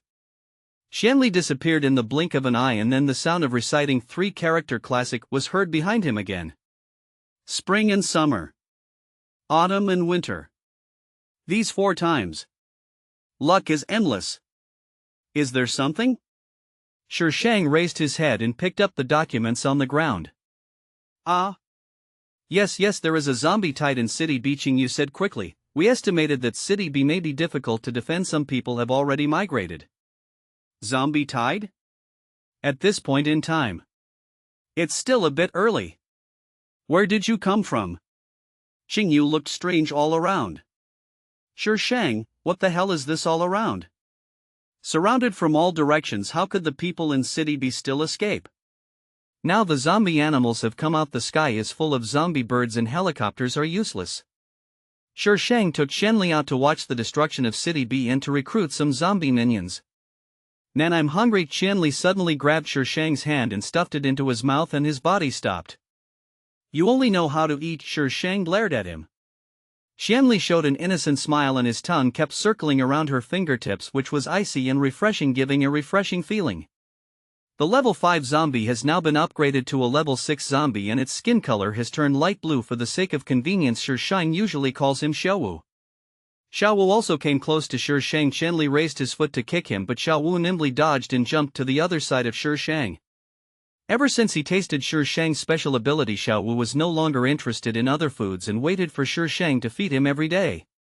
Shang fed Xiaowu some supernatural powers, and Xiaowu walked to the back contentedly to show off. Zombies also communicate with each other. They can show off, get angry, and feel happy. They don't just eat. Seeing Xiaowu being chased and beaten by a group of zombies, Shang was in a good mood. When he fed Xianli, he gave him more than usual. Roar, roar, roar. Xiaowu suddenly ran back with his teeth bared, pointing behind him and roaring. The zombies behind were also a little chaotic. The zombies with special abilities that she brought this time were all above level 3. There weren't many of them, only about 20 or so. If a real fight broke out, she could summon zombie minions from anywhere. Shang looked at Xianli in confusion. Xianli licked his lips and said, "It said there are zombies over there." What's so strange about zombies? It's strange that there are talents now. Wait, zombies? The zombie that can cause a group of level 3 zombies to become agitated is probably not an ordinary zombie. Level 7. Xianli spit out 2 words. Level 7. Xiaowu's superpowers haven't even reached level 7 after eating her, so where did this level 7 zombie come from? Roar! Roar! The roars of the zombies at the back grew louder, and then all kinds of superpowers blossomed everywhere. Shang stood at the back and only saw the direction of their attack but not the target. It was not until several zombies fell down that she saw that it was a little zombie about 7 or 8 years old, and the skin on its face was not blue but white. It was about the same as when she first met Xianli. His special ability is ice-based and his speed is extremely fast. The little zombie seemed to see Shang and rushed towards her. Shang frowned slightly and rushed forward with the iron sword in hand. A hint of excitement flashed in the little zombie's eyes, and more ice cones were in his hands, whizzing towards Shang. The iron sword chopped on the ice cone condensed by the little zombie, making a crisp crackling sound, and the rebound force made Shang's palm numb. Is this zombie really level 7? Damn, it's twice as powerful as a level 6 zombie. The little zombie ignored the other attacks and only aimed at her like plunder. I knew that crappy superpower would cause trouble sooner or later. Shang swung the iron sword with a swish sound, and the look in his eyes when he looked at the little zombie became fierce. By the time Shang had dealt with the little zombies, his hands were almost broken. If he encountered 2 level 7 zombies and fought like this, Shang felt that he would just be beaten up. Xiaowu dug out the crystal core of the little zombie and handed it to Shang. She had never seen a level 6 crystal core but had seen a level 5 one, and the color was much brighter than a level 4 one. But this level 7 one is translucent and the color is very hazy. She can absorb these crystal cores, but it has no effect. She can only rely on constantly using her supernatural powers to improve them. She thought about it and gave the crystal core to Baihu. Xiaowu has her special abilities to support her, so she doesn't need this little crystal core. Meow Master is the best. The white tiger rubbed Shang's neck affectionately. Shi Shang pulled it down and threw it to Xiao Wu behind him. Xiao Wu didn't catch it, he only grabbed the white tiger's tail. The white tiger screamed, turned around and grabbed Xiao Wu with its claws. Then there was a burst of cat meows and zombie growls. Shi Shang felt a little sad about the loss of several zombies, as these were all high-level zombies with special abilities. When Shi Shang arrived at the safe zone in City B, the zombie tide had already begun and the dark army of zombies rushed towards the safe zone. Some people on the walls of the safe zone were still fighting hard, but they were quickly killed by the mutant zombies who jumped onto the walls. People who are killed directly by zombies will turn into zombies in a very short time. So when those killed psychics got up again, they had turned into zombies and began to attack their own kind. Roar! The zombie behind Shi Shang looked impatient and kept roaring at the safe zone. What happened to them? They said there was a nice smell over there. Shi Shang's heart skipped a beat.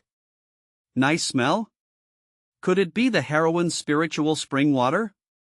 The safe zone in City B fell quickly. Those who could escape did so, and those who could not escape became zombies. Can you control so many zombies now? Shi Shang asked Qianli thoughtfully. Able. Get to work and contribute to our empire. A better life is waiting for us. Shi Shang patted Qianli on the shoulder. You are worthy of being the future zombie king. The fall of the B City security zone has put several large bases in crisis. If this continues, zombies will take over the Earth sooner or later. However, they didn't know that Shi Shang was already allowing zombies to occupy the Earth. Now the information is blocked, and by the time they received the news that humans were leading zombies to attack the city, it was already a year and a half after the end of the world. By then Shi Shang had taken over most of the territory. Next are several large bases. Shi Shang led Qianli to attack one by one. Every time a base was destroyed, someone stood up to blame her. You are obviously a human being. How can you bring these monsters to attack humans? You are the disgrace of humanity, a scum, and you will not die a good death. Words like these were more or less the same. Shi Shang would either kill them out of disdain or when in a good mood chat with them about life and ideals before killing them. Human justice means nothing to her. This Gunan is simply a lunatic. It's already difficult for humans to survive, and she even brought zombies to attack the city, the man said with saliva flying. Songshur, who was sitting next to the man, held his chin and stared at the ground with a blank look. Mr. Song, please say something. What should we do now? At their speed, our base will be reached in 3 days at the latest, the man pushed Songshur. Songshur's unfocused eyes slowly came into focus and he calmly said 2 words: surrender. What? Surrender? Are you kidding me? How can we surrender to Gunan? That's right, Gunan is crazy and is pushing humanity to a dead end. Where will there be a place for human survival? Songshur glanced at the people present and said sarcastically, are you sure you can defeat her zombie army? If it were in the past, he would never have said the word surrender. But when he thought of the confident and outspoken girl, he felt that it was right for him to say such things. Everyone suddenly fell silent, leaving only the heavy and disordered breathing. No one can tell how large Gunan's zombie army is. What happens after surrender? Someone asked cautiously. Gunan's side is full of zombies. Even if they surrender, will they still live with the zombies? Someone has seen other humans around her, Songshur said coldly. It proves that she is not intolerant of others. It just depends on whether you are loyal to her enough. Some people will surrender. This is normal. It happened before. Although she did not agree, she did not kill those people, she just drove them out of the territory she designated. But she was still a little surprised when she saw that the leader was Songshur. The male lead is not with the female lead? Where did the heroine go? Songshur didn't know where Qiming Xue had gone. They hadn't seen each other since that time in City B. Shi Shang still expelled the man. It was impossible for her to look up to Songshur just because he was the male lead. You have to know that the male lead was a time bomb. It's better to stay far away. After Shi Shang completely destroyed several major bases, he brought the Cheng family back to the base camp and began to investigate Cheng Su's affairs. Shi Shang actually already knew a lot from several large bases.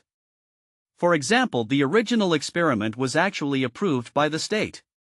Human development has reached a bottleneck. If we do not find a way out, humanity may become extinct in a few hundred years. That corpse was like a blessing. The old man who had participated in the experiment showed a look of horror when he saw Qianli.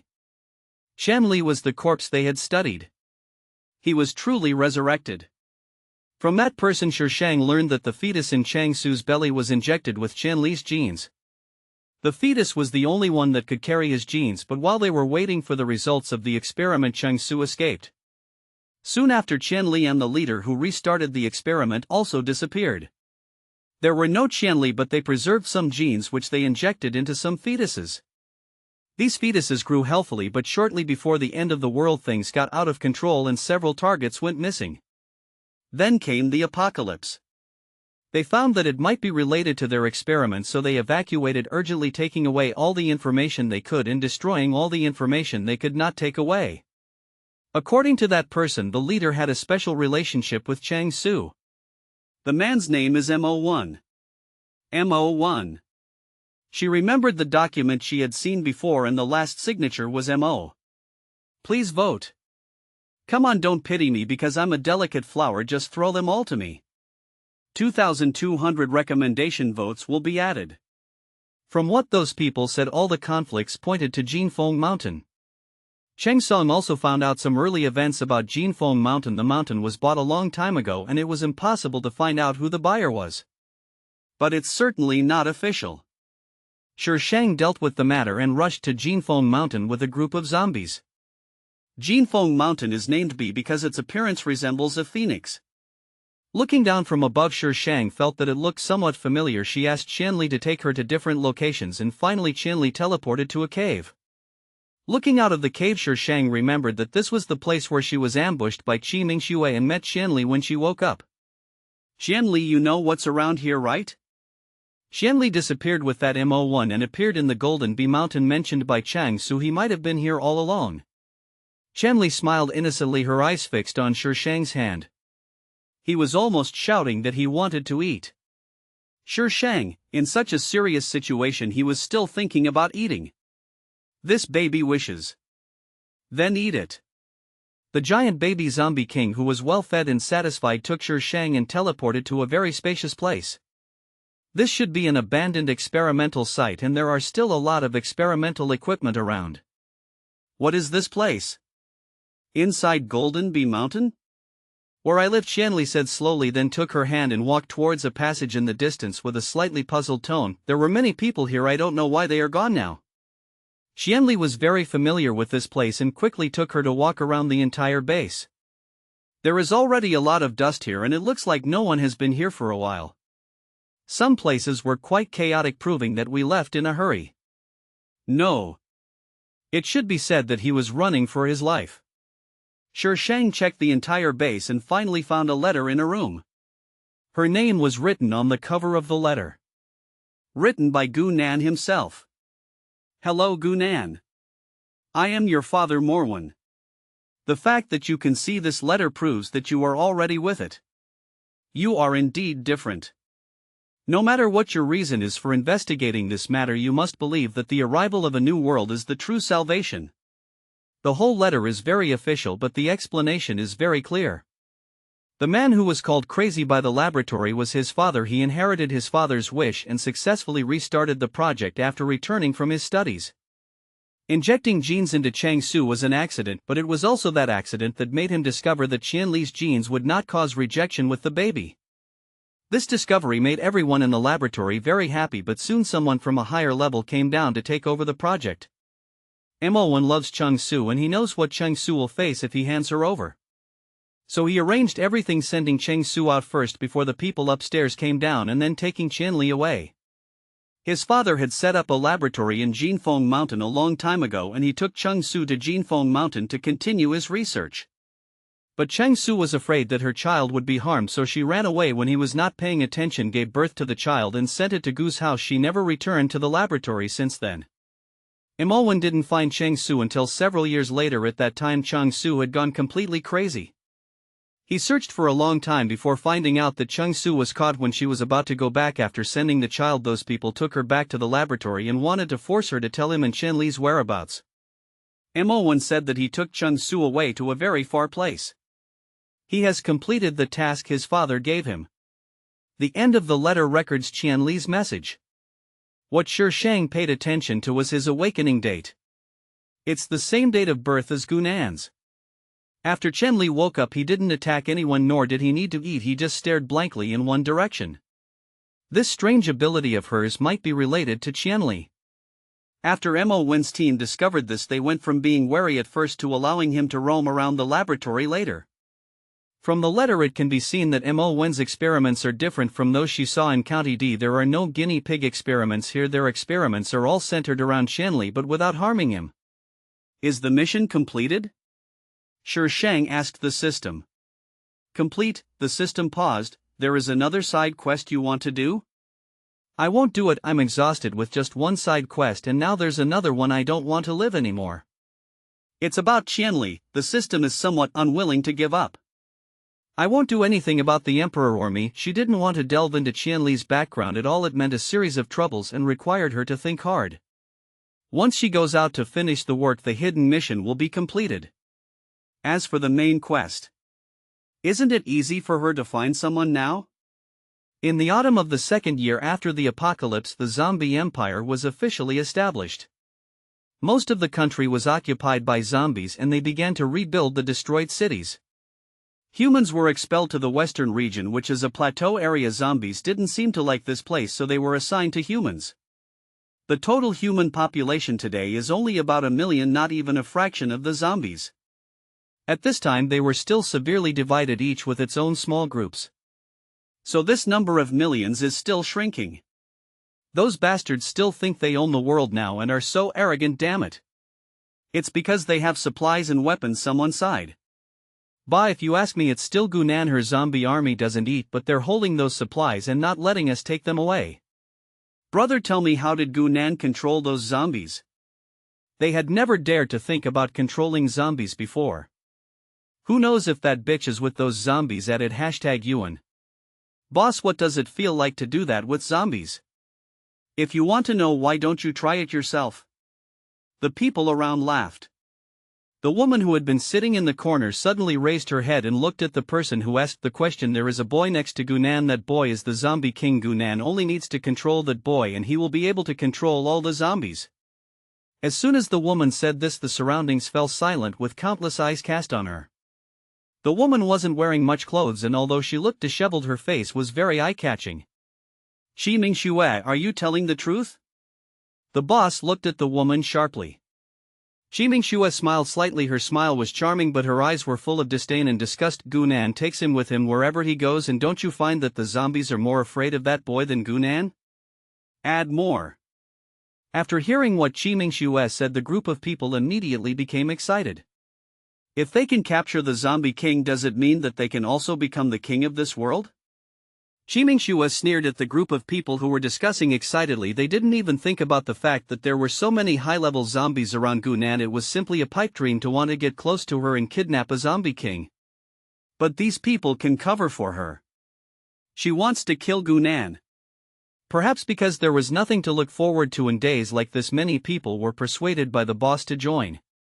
Thousands of people marched out of the base. Where are you going? The gatekeeper asked dutifully. Let's go outside and collect some supplies. This was what they had thought of early on. Sure enough, the man didn't ask any more questions. He just asked the number of people, registered the main responsible persons, and let them go. As soon as I left the base, I met Songshi and his men who were pulling supplies back. This was not the first time Shi Mingxue met Songshi, but it was the first time she met Songshi face to face. At first, Songshi didn't recognize Shi Mingxue. She had changed a lot. She was more beautiful than before and her clothes were more bold. From a distance she looked like a stunner.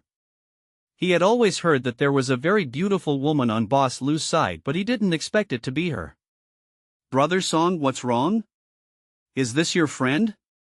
A cute girl next to Songshi asked curiously. Songshi turned around and smiled, his tone gentle. No, it's just that he looks a bit like a friend of mine. The girl said oh, then turned around and said with a smile, Brother Song, I can go with you today. Shi Mingxue didn't listen to what was said next. She walked past them with an expressionless face, but she was jealous to the point of madness in her heart. Songshi had never spoken to her in such a gentle manner. But she quickly adjusted her mentality. She wanted to seek revenge on Gunan. When she reached the top, she would have all kinds of men for her. Why would she care about a Songshi? Songshi looked at the group of people and felt it was a bit strange, so he walked up to the gatekeeper and asked, Where are they going?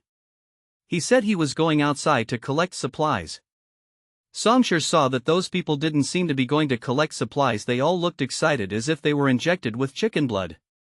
This western region was originally barren and Gunnan's zombies had built walls around it preventing them from entering the empire, so the places they had to collect supplies were actually very limited. Every time someone goes out they look sad, unlike them. Songshur returned to the base and asked only to find out that they were actually going to kidnap the zombie king. In order to recruit experts, Boss Lu had previously told some people about this matter. People on Songshur's side had also been recruited by Boss Lu, so they naturally knew about it. Boss, aren't they courting death? How many high-level zombies are there around Gunnan? That zombie king is not that easy to catch. They are going to die and we can't stop them. You guys should make some preparations recently and we will leave here in a few days. Songshur spoke after careful consideration. Why, boss? Where can we go if we leave? The area where humans can live now is very small. Songshur said, let's go find Gunnan. Ah, but she didn't accept our surrender before. Although she didn't kill all the humans, Songshur said solemnly, but if they provoke her this time I'm afraid this place will soon be lost. Songshur analyzed everything to them one by one and finally those people agreed with Songshur's decision. Now it seems that the only way out is through Gunnan. It was only after Chiminxua entered the empire that she realized that they had thought too simply. The zombies here evolved very quickly and any zombies they encountered were above level 5. Today's level 5 zombies may not be a big deal to humans, but what if you encounter a group of them? We're afraid we'll become one of them before we find Gunnan. I think we should go back. Someone began to think about giving up. They had only been inside the empire for 2 days and had already lost nearly half of their men. Chiminxua was sitting nearby feeling a little upset that she had miscalculated the situation. In the book she had read, the highest level zombie at that time was only level 8 and most ordinary zombies were level 4. But now level 5 is everywhere. Chiminxua thought for a while, then took out some more spiritual spring water and distributed it to those people. We've come here and lost so many people. If we go back now, wouldn't it be a waste of their lives? These spiritual spring waters are enough for you to improve your abilities. We will definitely make it. When they heard about the spiritual spring water, the eyes of those who were originally a little discouraged brightened up and some even revealed greedy eyes. The water was sweet and delicious, better than some drinks before the apocalypse, and drinking it could quickly restore one's superpowers and eliminate fatigue. Some people drank it and advanced. Chiminxua pretended not to see the greed in those people's eyes after she killed Gunnan. These people. Mingxua, come here, Boss Lu shouted to Chiminxua. Chiminxua frowned slightly and walked over reluctantly. Boss Lu. Come sit down. Mingxua hasn't eaten yet, right? This is what I left specially for you. Eat it quickly. Boss Lu looked at her with lustful eyes. He has been coveting this woman for a long time, but unfortunately she has never taken the bait and her strength is not strong enough. It's just a visual feast. Thank you, Boss Lu, for your kindness. I'm not hungry yet. Boss Lu will kill zombies soon, so you should eat. Chiminxua was disgusted in her heart, but she still responded with a sweet smile. The two of them exchanged blows and Boss Lu didn't gain any advantage. After talking for a while, Chiminxua left and walked to the other side. Bye, you bitch. I don't know how many men you have seduced and you dare to show off in front of me. Don't be angry, boss. She has a lot of things on her and we still need her. The people next to him immediately comforted Boss Lu. Boss, this matter is actually very simple. Let's find an opportunity and then won't her things be yours, boss? The man who spoke gave Boss Lu a look that said, you know what I mean. Boss Lu immediately understood and patted him on the shoulder in appreciation. The group walked and stopped from time to time. Although they had Chiminxua's space support, when they arrived at Shishang base there were only more than 100 people left. Every time they wanted to retreat, Chiminxua brainwashed them by saying that they had already come this far and it would be more trouble than gain to retreat. Some people came here in a daze. Seeing the base, these people were a little dazed. Is this really the end of the world? Could it be that they traveled through time?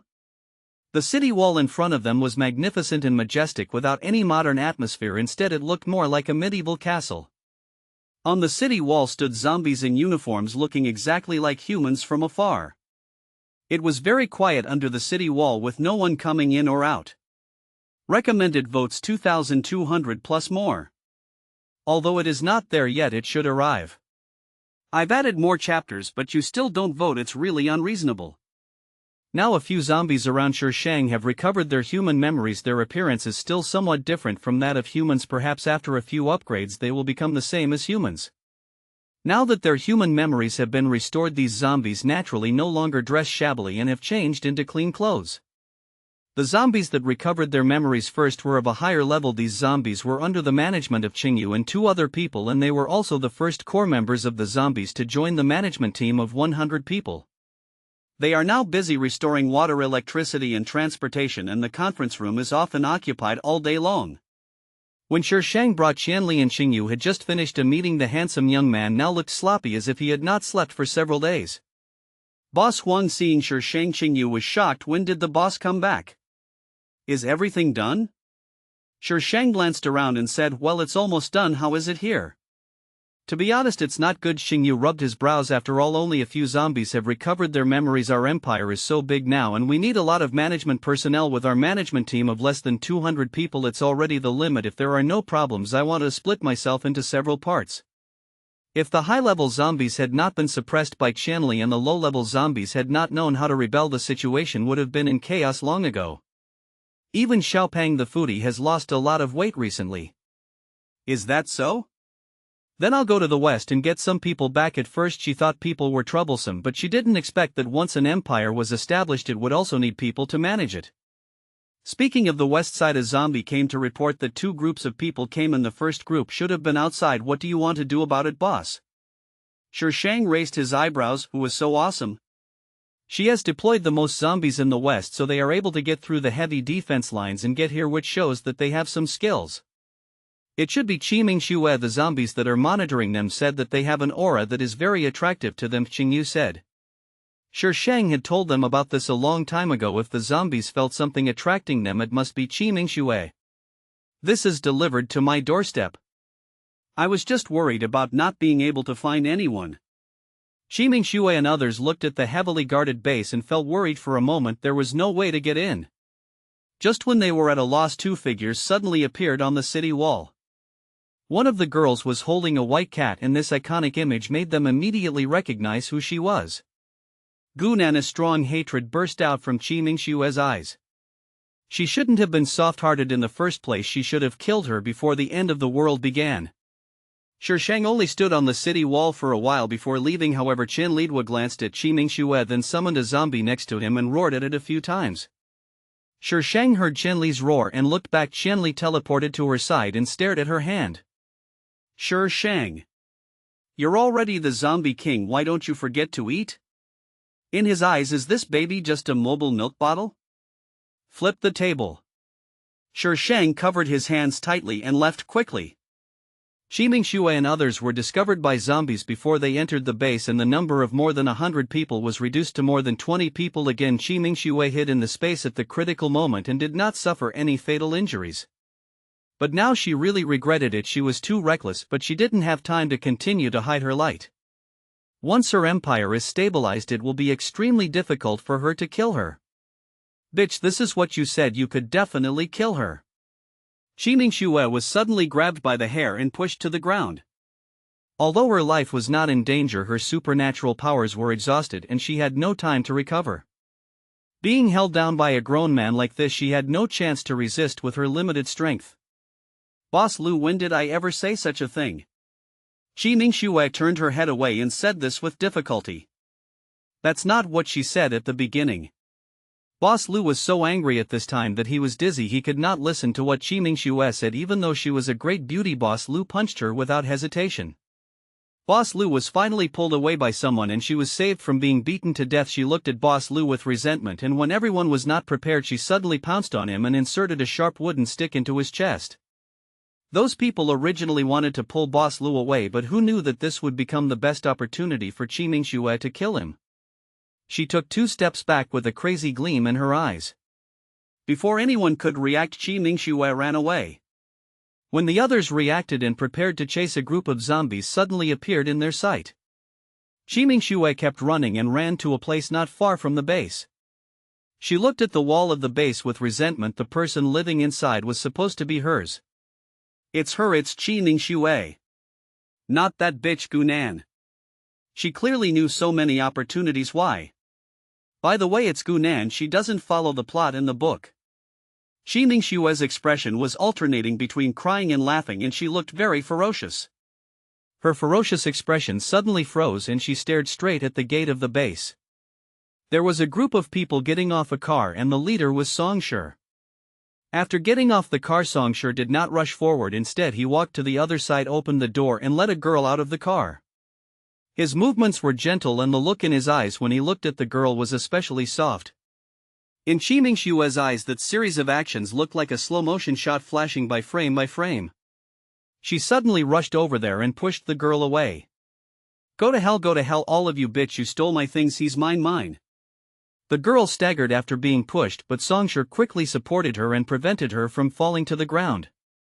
She looked at Shi Mingshue, who was subdued, her face full of inexplicable anger. Shi Mingshue, Songshur shouted angrily, why are you crazy? You are mine. Shi Mingshue screamed. The sound was so harsh that the eardrums of the person holding her were almost broken. These people followed Songshur later. They didn't know what the relationship between Shi Mingshue and Songshur was at this time. They just thought that Shi Mingshue was a lunatic. What do you mean hers? How could the eldest son in their family be hers? I don't know where this woman came from. Songshur felt that there was something wrong with Shi Mingshue's mental state. He frowned, said nothing and turned to ask the girl next to him. Let me go, do you know who I am? Let me go, assure it's me. How could you do this to me? How could you do this to me? Who is she you betrayed me to? Shi Mingshue roared louder and louder and the zombies around her were a little annoyed by her roar. There was a hint of bloodthirsty red in their eyes when they looked at Shi Mingshue. It's a new week, please vote. Shi Mingshue went crazy, which was a bit beyond Shi Shang's expectation. She originally wanted to have some good fun with Shi Mingshue. As a result, she just went offline and died. Shi Shang asked a few zombies to send Shi Mingshue back to the west. With her looks, she would probably be very popular in the western region. She sent Songshur's people to other places to do management. It took 3 years to complete the construction of the empire, and a small number of zombies also recovered their memories. Naturally, some of these people were dissatisfied with Shi Shang and Qianli, and they were entangled with the zombies and prepared to rebel. However, before the fight even started, Shi Shang directly sent people to blow them up. The power of that purple ball was absolutely beyond their imagination. From then on, no one dared to have second thoughts.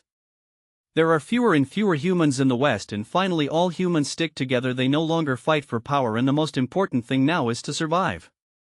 The few women who existed to begin with became tools for bearing children. Only when a woman is pregnant can she live like a human being and be taken care of meticulously. If she is not pregnant, she can only be passed around among different men, sometimes serving several men at the same time in one night. Shi Mingshue was pregnant once, but unfortunately had a miscarriage. That miscarriage caused her to be met by the district chief of the safe zone in City B. Again, Shi Mingshue fell into his hands again, so naturally she would not have a good life. It is said that humans abroad have defeated the zombies and started post-disaster reconstruction. They flew to China to exchange information. Suddenly I realized that the country was full of zombies, but the buildings were intact and it didn't look like it had experienced the end of the world at all. Not only that, traffic is unimpeded and even zombies know how to obey traffic rules. This is simply... Aren't they in the wrong place? After finally flying to a place where there were people, they saw that the people who greeted them were humans. Instead of feeling relieved, they felt even more heavy-hearted. There are zombies everywhere. They never knew zombies could be so obedient. They were received by Qingyu, who showed them the prepared materials and demonstrated that the evolved zombies were smarter, more powerful and longer lived than ordinary humans. The group of people had interesting expressions on their faces. Their country is actually a country that failed in evolution? If we really count it this way, the only country that has evolved successfully is China. They originally wanted to make China submit to them, but not only did they fail to achieve their goal, they were intimidated by China instead.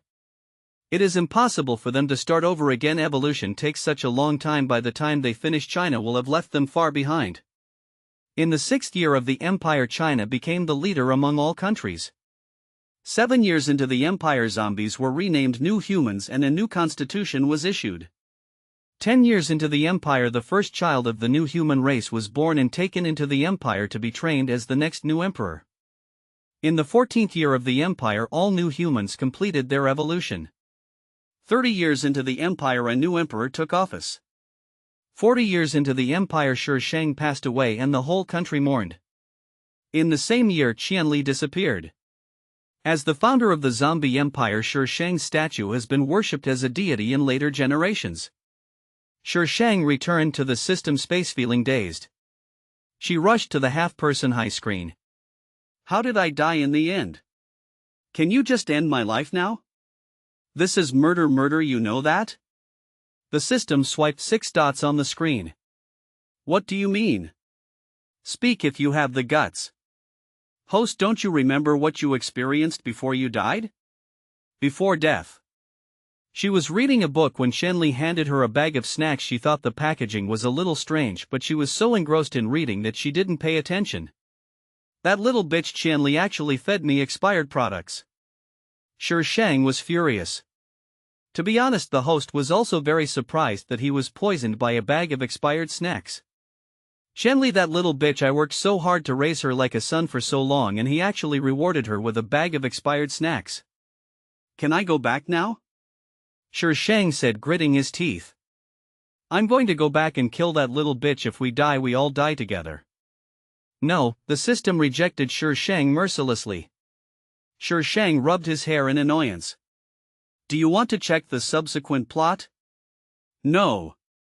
I get mad when I see that little bitch. After raising her for decades, she's still like a moron. All she thinks about when she sees her is eating.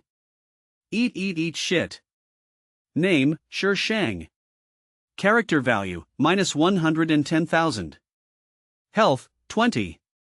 Points, 9,500. Mission level, C. Mission rating, 78. Hidden mission, completed. Hidden mission reward, 500 points. Side quest, completed. Side quest reward, 3,000 points. Item, Queen's Crown, one-time item.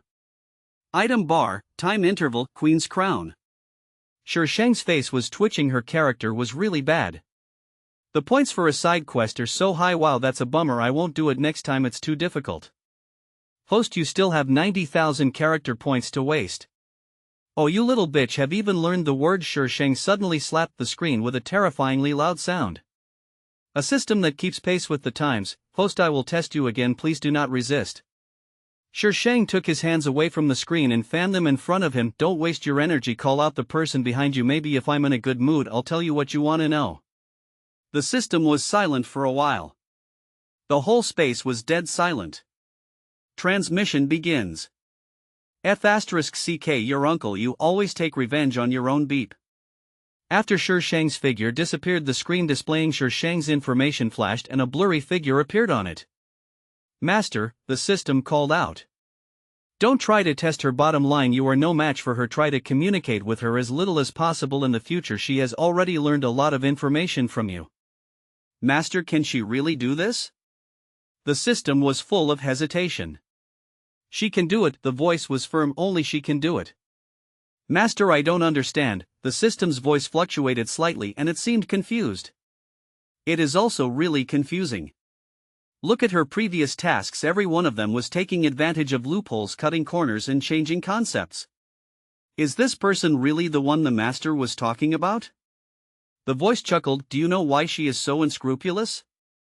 Because she is cold-blooded and heartless. It felt a little bit of her emotions, except in Fengxi's world. In other worlds, she seemed to be wandering outside the world, watching with cold eyes and ready to destroy the world when she was in a bad mood. And look at her, she has never mentioned Fengxi since that world ended. Just because she said it was over, it was over. It seemed like it was just a dream of hers. When the dream wakes up, everything is over. The voice stopped talking and the system space returned to silence. The heroine's feelings won't appear so quickly. Next Dimension Campus. If you don't like it, don't give up on the article, there will be other ones later. Wasn't he quite impressive when he was ahead of the times?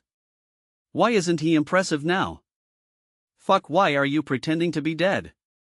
If you don't clean up this place today, you'll be in trouble. In the restroom, several girls surrounded a young girl. The girl's clothes were soaked through. The thin material was translucent, revealing her well-developed and graceful curves. One of the girls kicked the girl, but she didn't react. Don't play dead, get up for me now. Shang felt a pain in his abdomen and his eyelids were sore and swollen, and it took him a while to open his eyes. The strong light made her tears flow uncontrollably. She vaguely saw a few girls standing in front of her and a peculiar smell of toilets wafted around her nose. Hurry up and get up and lie down and get fucked. Take off her clothes for me. Take off clothes? Which little bitch dares to take off her clothes? While she was confused, someone came forward and held her hands, and someone bent down to untie her clothes. She was wearing only a shirt and her underwear was visible. Shang was completely awake and her vision became clear. There was a hint of coolness in her clear and bright eyes. The girl who was undressing her happened to meet her eyes and was shocked by her gaze. She stopped moving subconsciously. Solved it? Why not solve it? Shang raised his lips to smile slightly. The voice was clear and quiet as if it came from the underworld. It's inexplicably creepy and makes one's scalp tingle.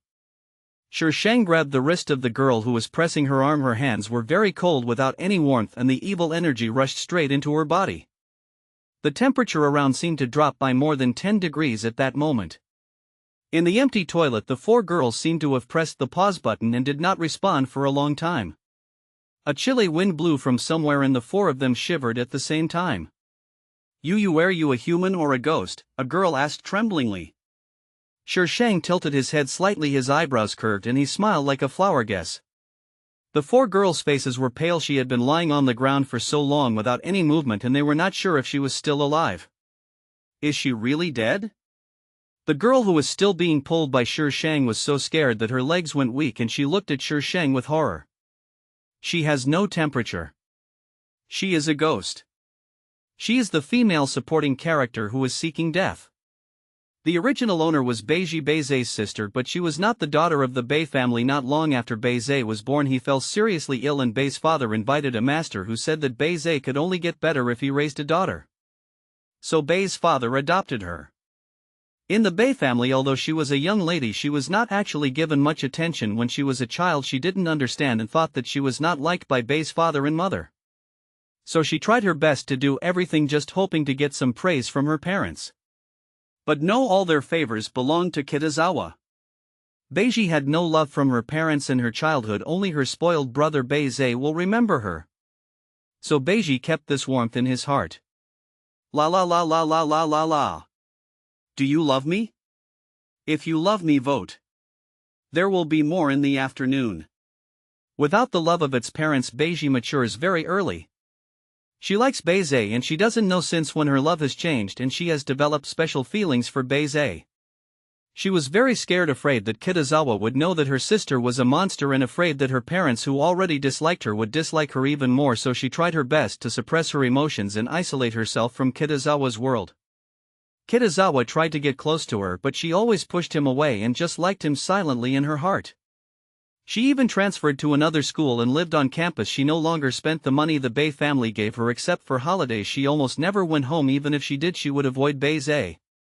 The two became strangers from then on and never met again. This situation lasted until the original owner was 17 years old, and that year she accidentally learned that she was not Kitazawa's biological sister. Knowing that she was not Kitazawa's biological sister, she was so excited that she couldn't sleep for several nights. She wanted to get close to Kitazawa again and let him know that she liked him. But at this time she discovered that there was already another girl next to Kitazawa.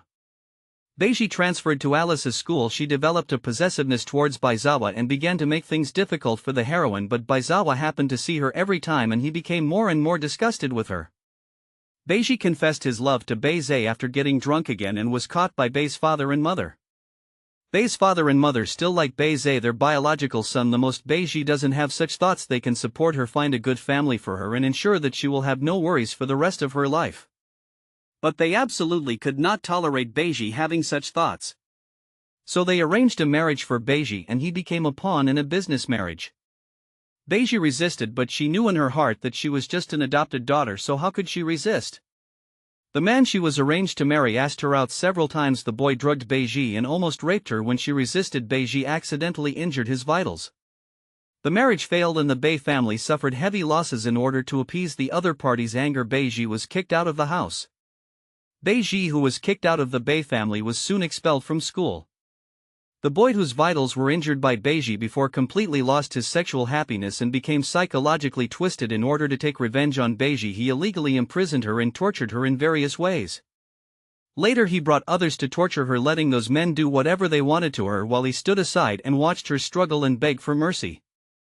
Beiji was less than 20 years old when he died. After receiving the plot, Shang only wanted to say 2 words. Oh my god.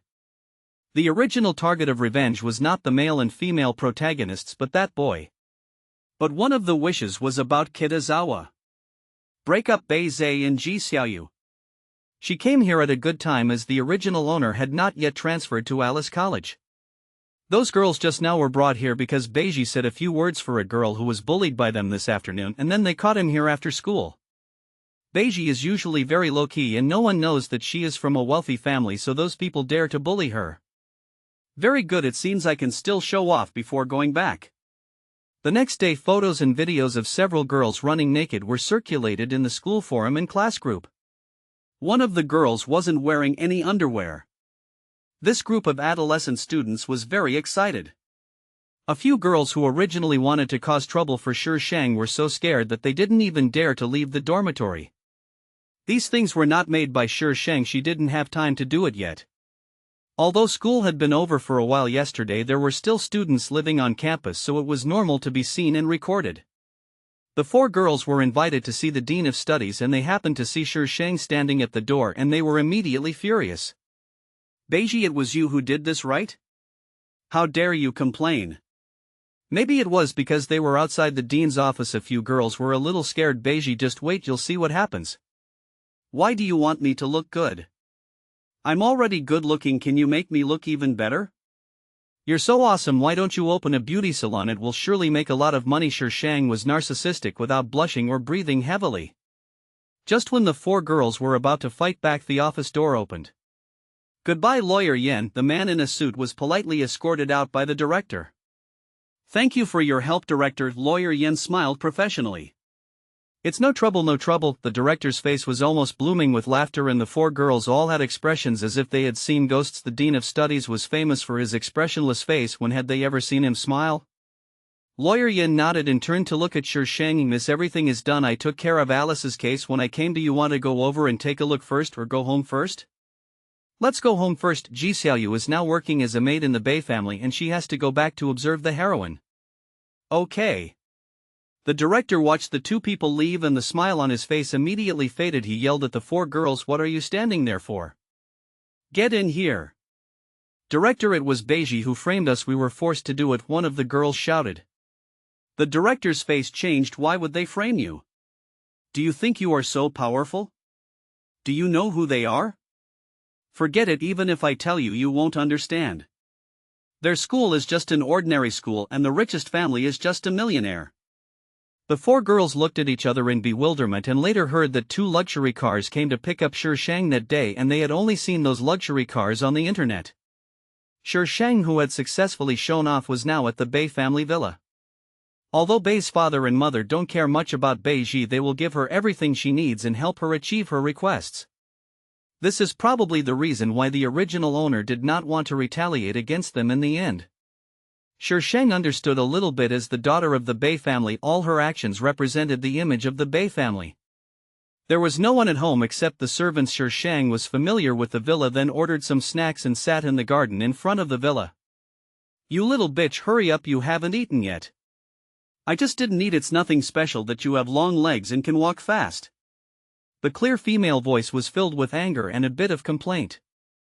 Shang looked up and saw the entrance to the garden. A cute girl was carrying 2 school bags and following a tall boy with some difficulty. The 2 of them got closer and closer while arguing. Shang stood up from the rattan chair and Beizei saw her. When he turned his head, he frowned slightly, glanced at her indifferently and then looked away.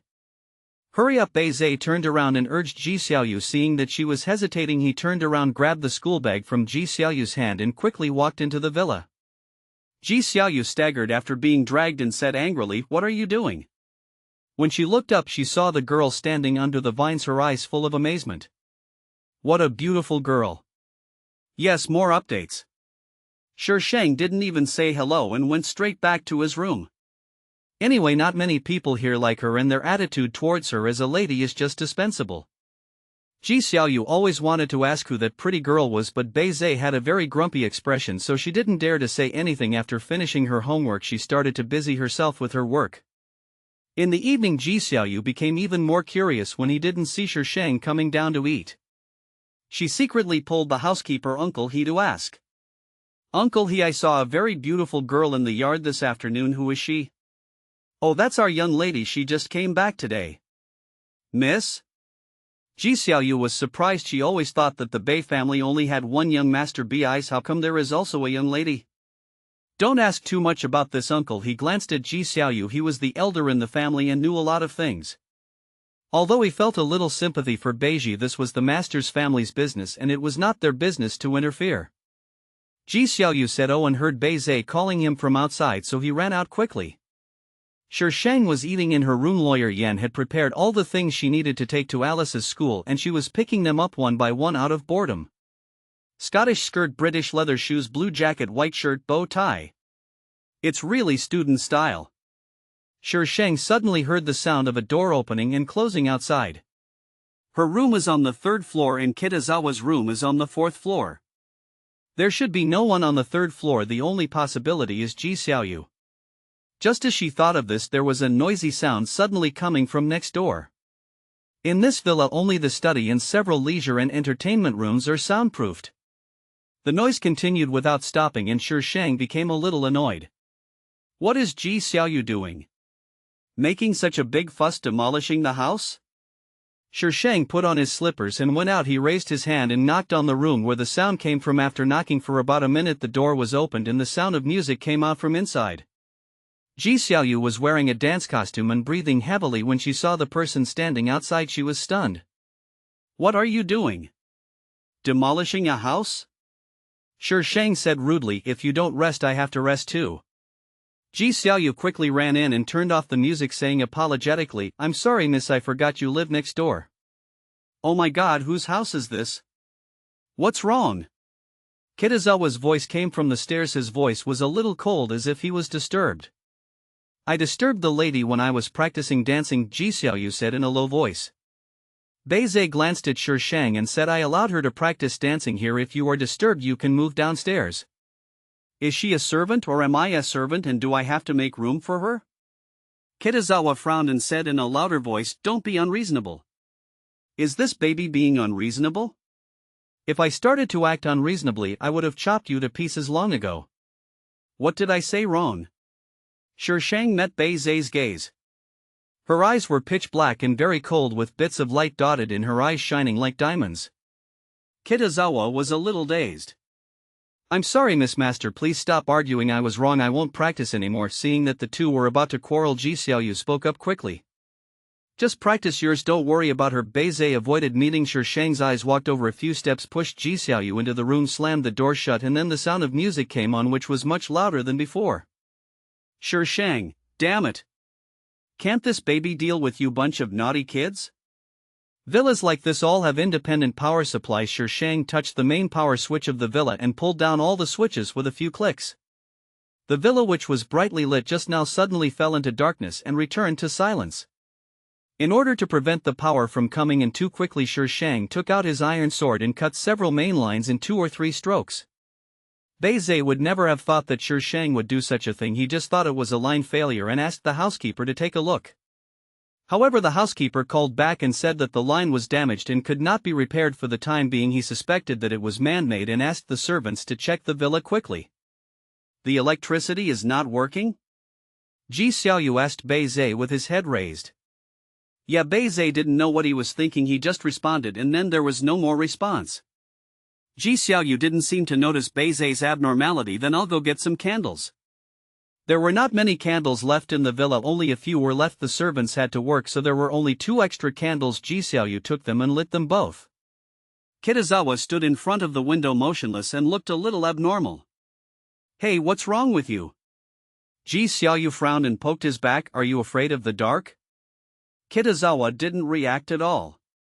Are you really afraid of the dark?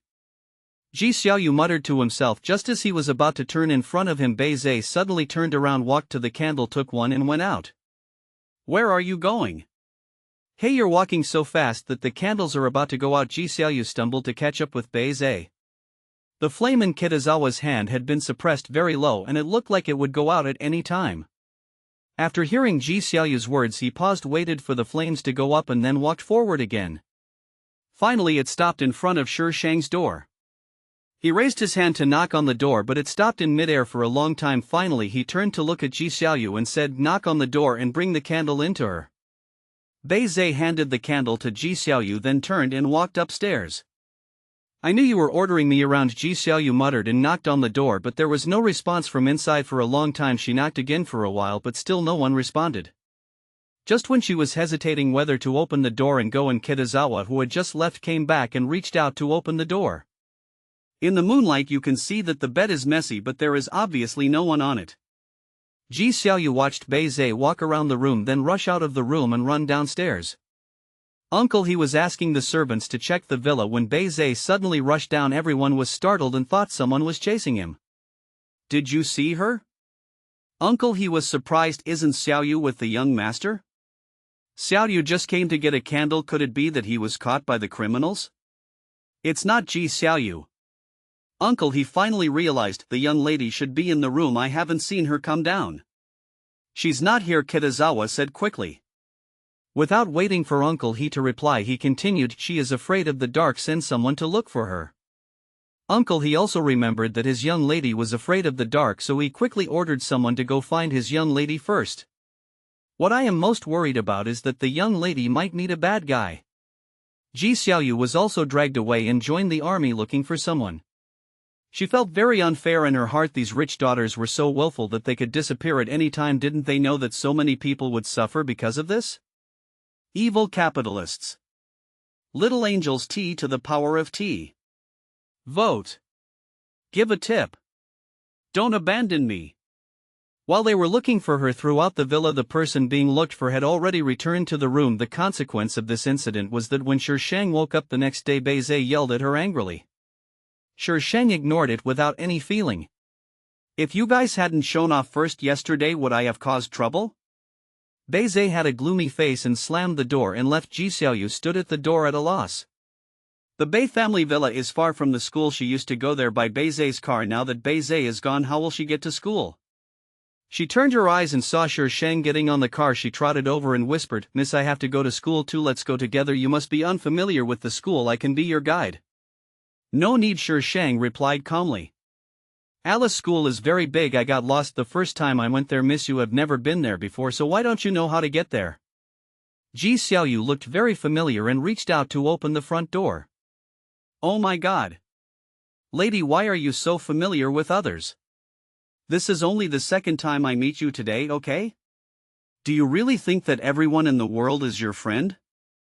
I don't really want to be friends with you. After all, I'm the vicious female supporting role who wants to destroy your marriage." Shi Shang stood outside the car door and didn't get in. Ji Xiaoyu rolled down the window and said, "Miss, please get in the car quickly. You're going to be late." Shi Shang closed the car door and said to the driver, "You take her to school. I'm not going today." "Ah? That's not possible. Isn't the lady reporting in today?" Ji Xiaoyu reacted faster than the driver. Shi Shang glanced at Ji Xiaoyu and said, "Who told you that I was going to report today?" She just wanted to go out and buy some things, but the heroine had to go to school, so she had to help. After Ji Xiaoyu left, Shi Shang took out his cell phone, logged into the Alice School forum and edited a post. The school's forum has an anonymous section where some scandals are often exposed. It is beneficial for the school to allow this section to exist because anything that happens can be seen here for the first time.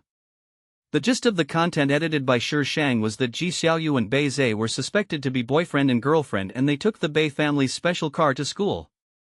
This baby is simply a god of assists. Lady heroine, you don't have to thank me too much. When Bei Zhe came back in the evening, he was still alone. Ji Xiaoyu didn't arrive at the villa until dark and he looked quite embarrassed. The atmosphere between the two seemed a little weird.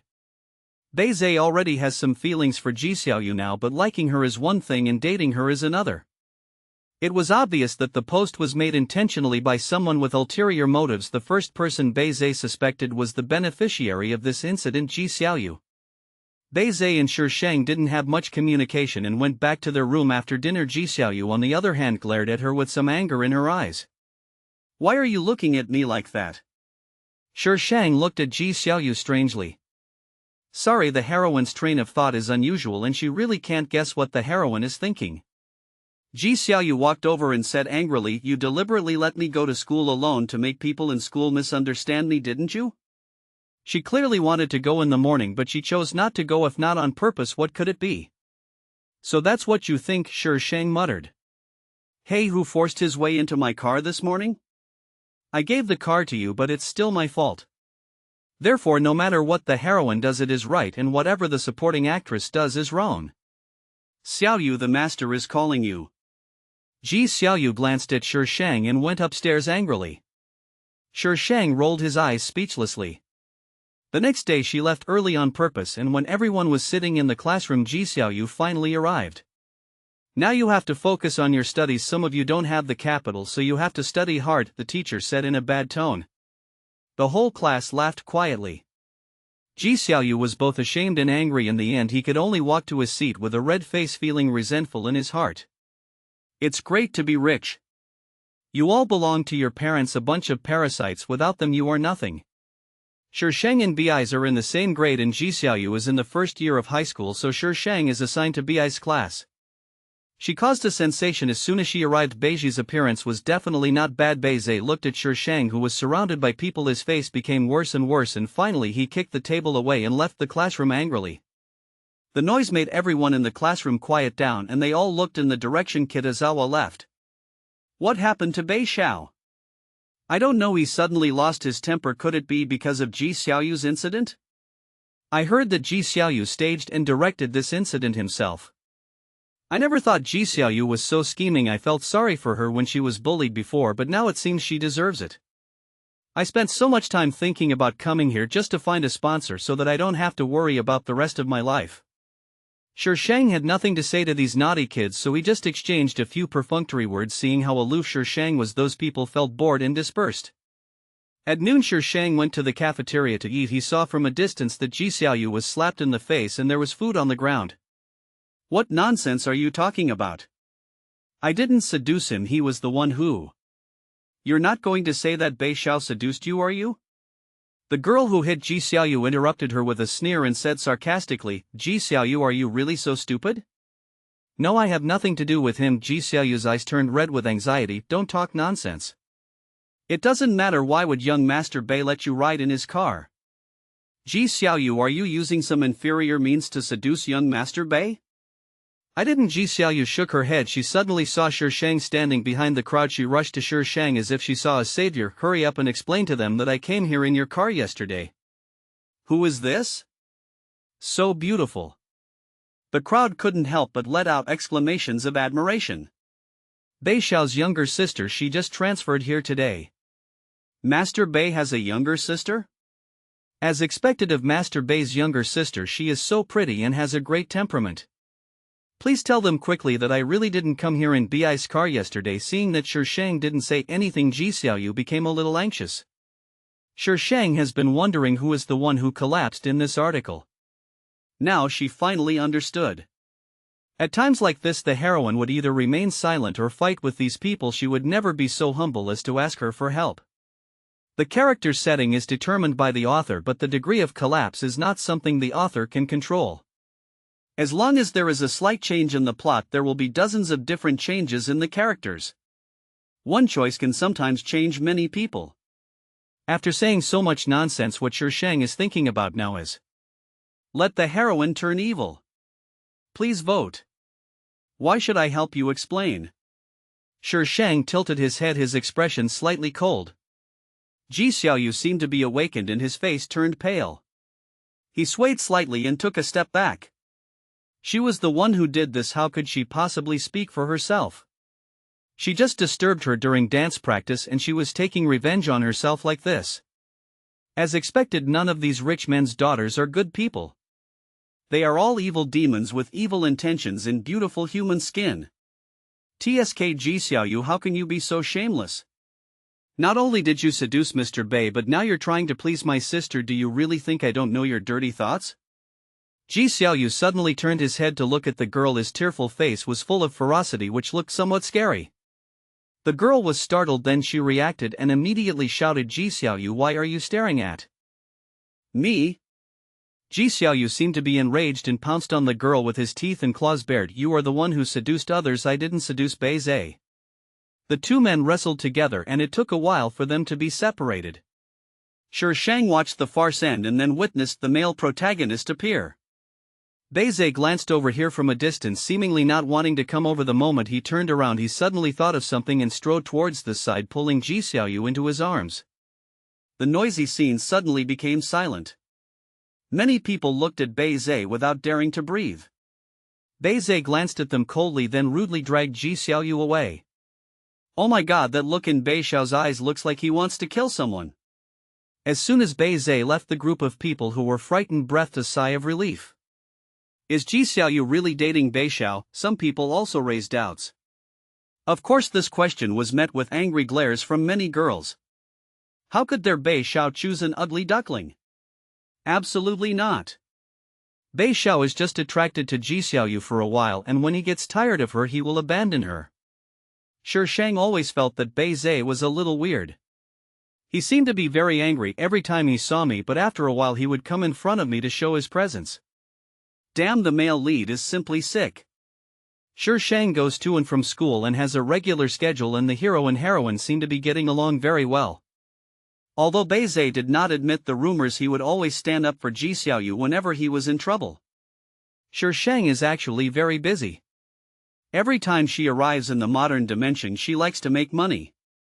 In this world where murder is against the law, money is a good thing. Shi Shang does nothing but promote the development of the relationship between the male and female protagonists. Now almost the whole school believes that Bei Zhe and Ji Xiaoyu are dating. Ji Xiaoyu went from defending herself at the beginning to being silent later, and the way she looked at Bei Zhe was completely different now. Even if Ji Xiaoyu really didn't care about Bei Zhe before, he must like Bei Zhe in his heart now. Beiji, there is a performance for the school anniversary. Do you have any program to participate in? Class monitor Lin Yin asked while holding a notebook and writing something. No, Shi Shang replied without even raising his head. Lin Yin paused, pulled out the chair in front of her and sat opposite her. Beiji, you can't do this, we already have a lot of schoolwork to do. I see that you're either looking at your phone or reading books all day long. You need to relax a little. Shi Shang raised his head slightly and turned the book in his hand over to face Lin Yin. Lin Yin blinked, glanced at the book, and her face suddenly turned red. Shi Shang turned the book back expressionlessly.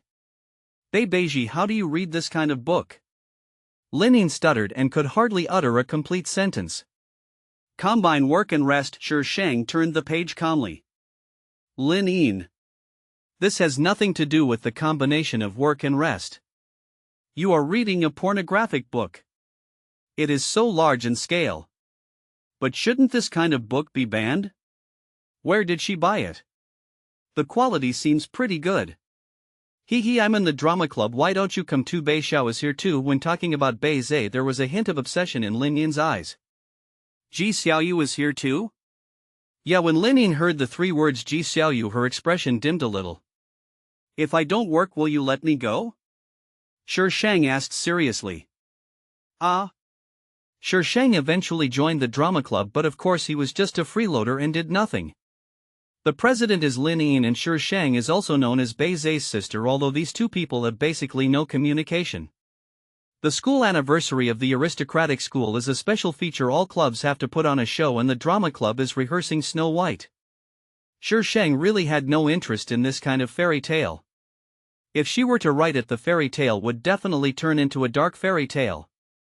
Rehearsal the day before the school celebration. Beiji, I'm sorry, I have to rehearse later. Can you help me get the clothes? Lin Yin looked embarrassed. I need the clothes tomorrow and the place where they are made is a bit far, so can I trouble you? Shi Shang took his feet off the back of the chair and looked up at Lin Yin's location.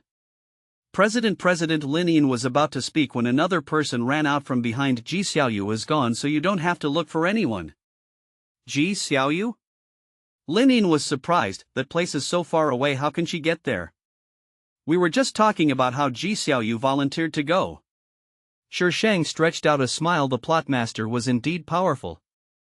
In the plot it was Beiji who designed the original owner to go there. The important scene was not to get the clothes, but when she came back it would rain heavily and then she would share the hardship with the male protagonist who went there to do business. She didn't do anything but Ji Xiaoyu asked to go on her own initiative.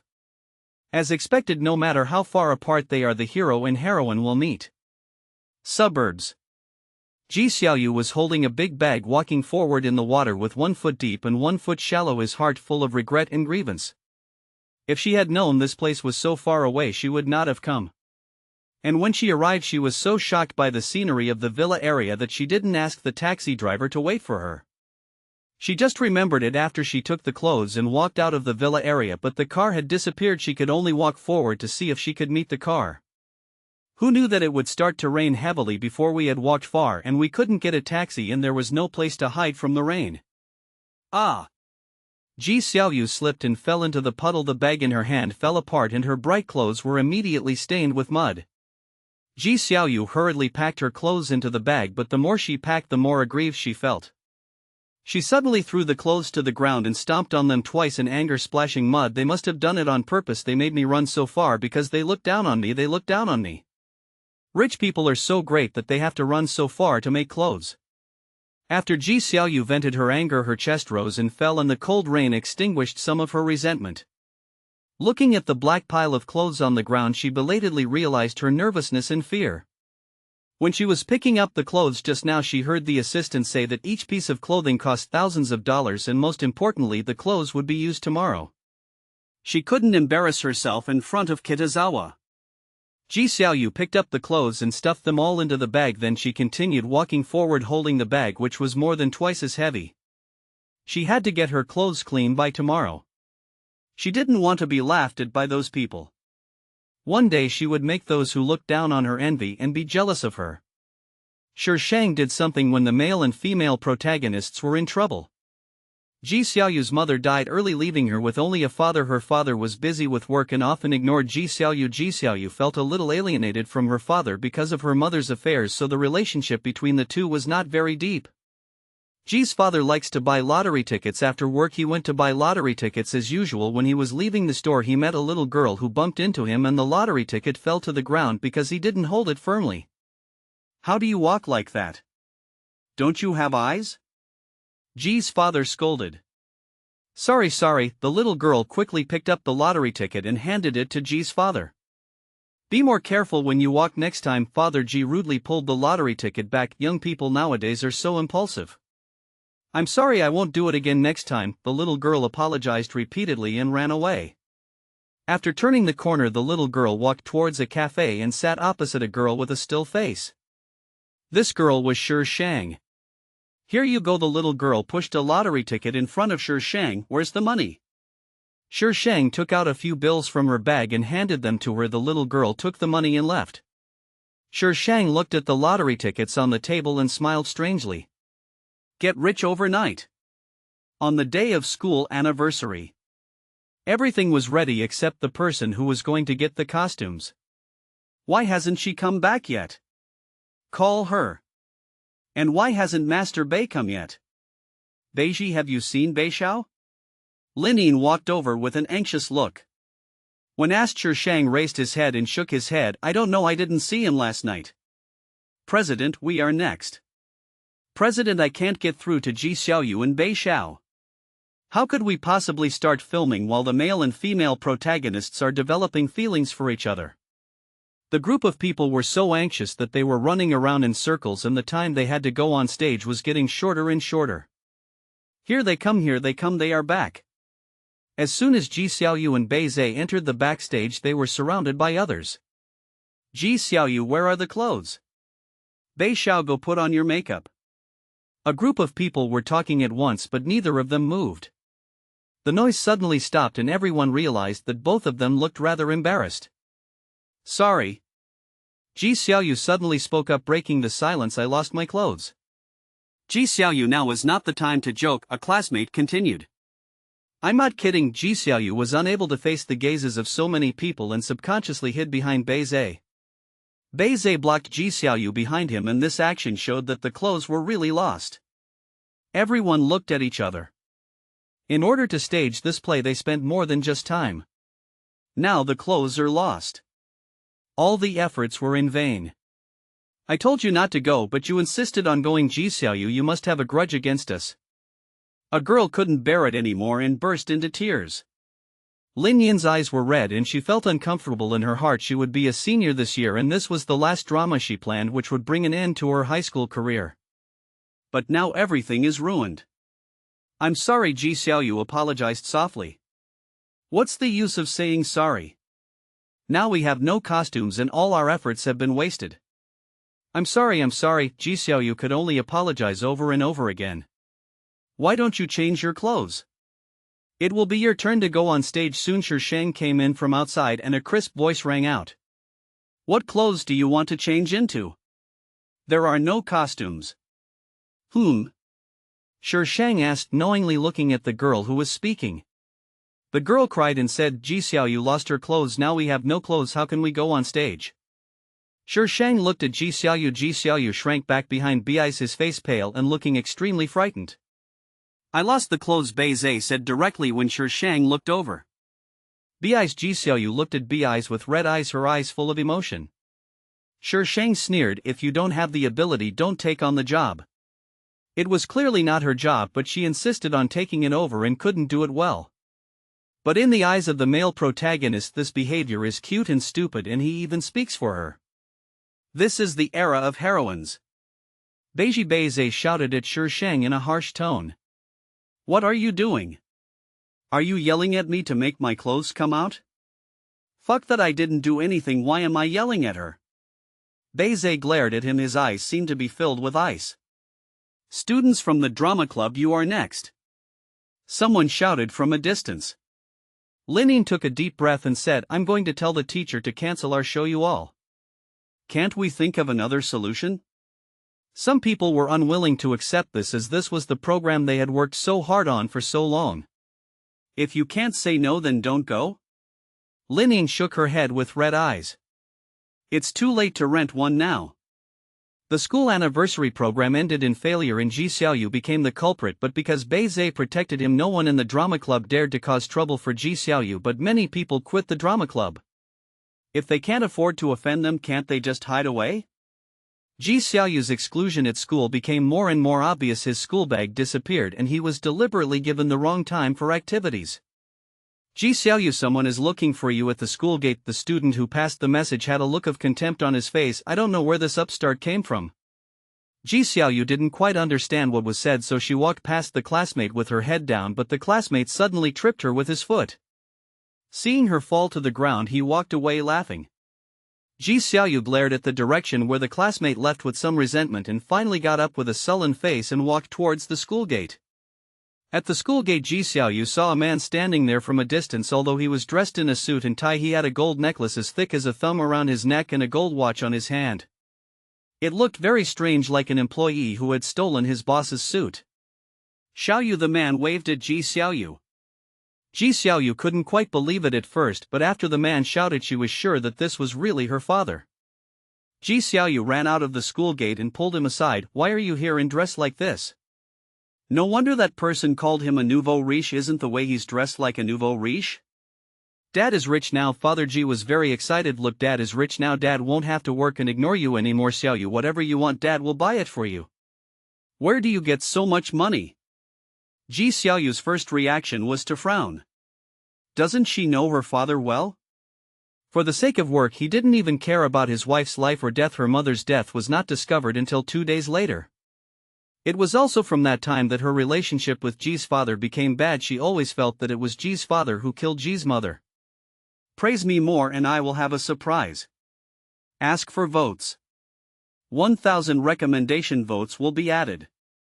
I bought a lottery ticket and won the first prize. Father Ji looked around and lowered his voice. 40 million. We will be rich people in the future. 40 million?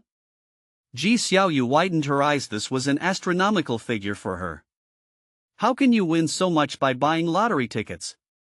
Now that she has money, does that mean she won't be bullied by those people anymore?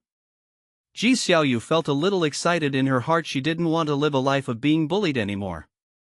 Everyone has a dark side. If Ji Xiaoyu can survive this period of time, then she really is a person who doesn't care about money. But the money appeared just when her mind was wavering. I think I saw Changxing today. That guy scared me to death. Has Mr. Fu returned to school? Classmate A had a look of fear on his face and his voice was shaking. No, I didn't see Mr. Fu's bodyguard. Classmate B comforted him. Are you dazzled? How could I be dazzled? It's so big. Who else could it be but Changxing? The school is really unreal. They actually let such a big creature in. Someone almost died the last few times. Classmate A's face was pale. That might be Master Fu returning to school. You have to be careful next time. If you meet Changxing, you're dead. The two men walked past Shi Shang while talking. Shi Shang looked at their backs strangely. What is immortality?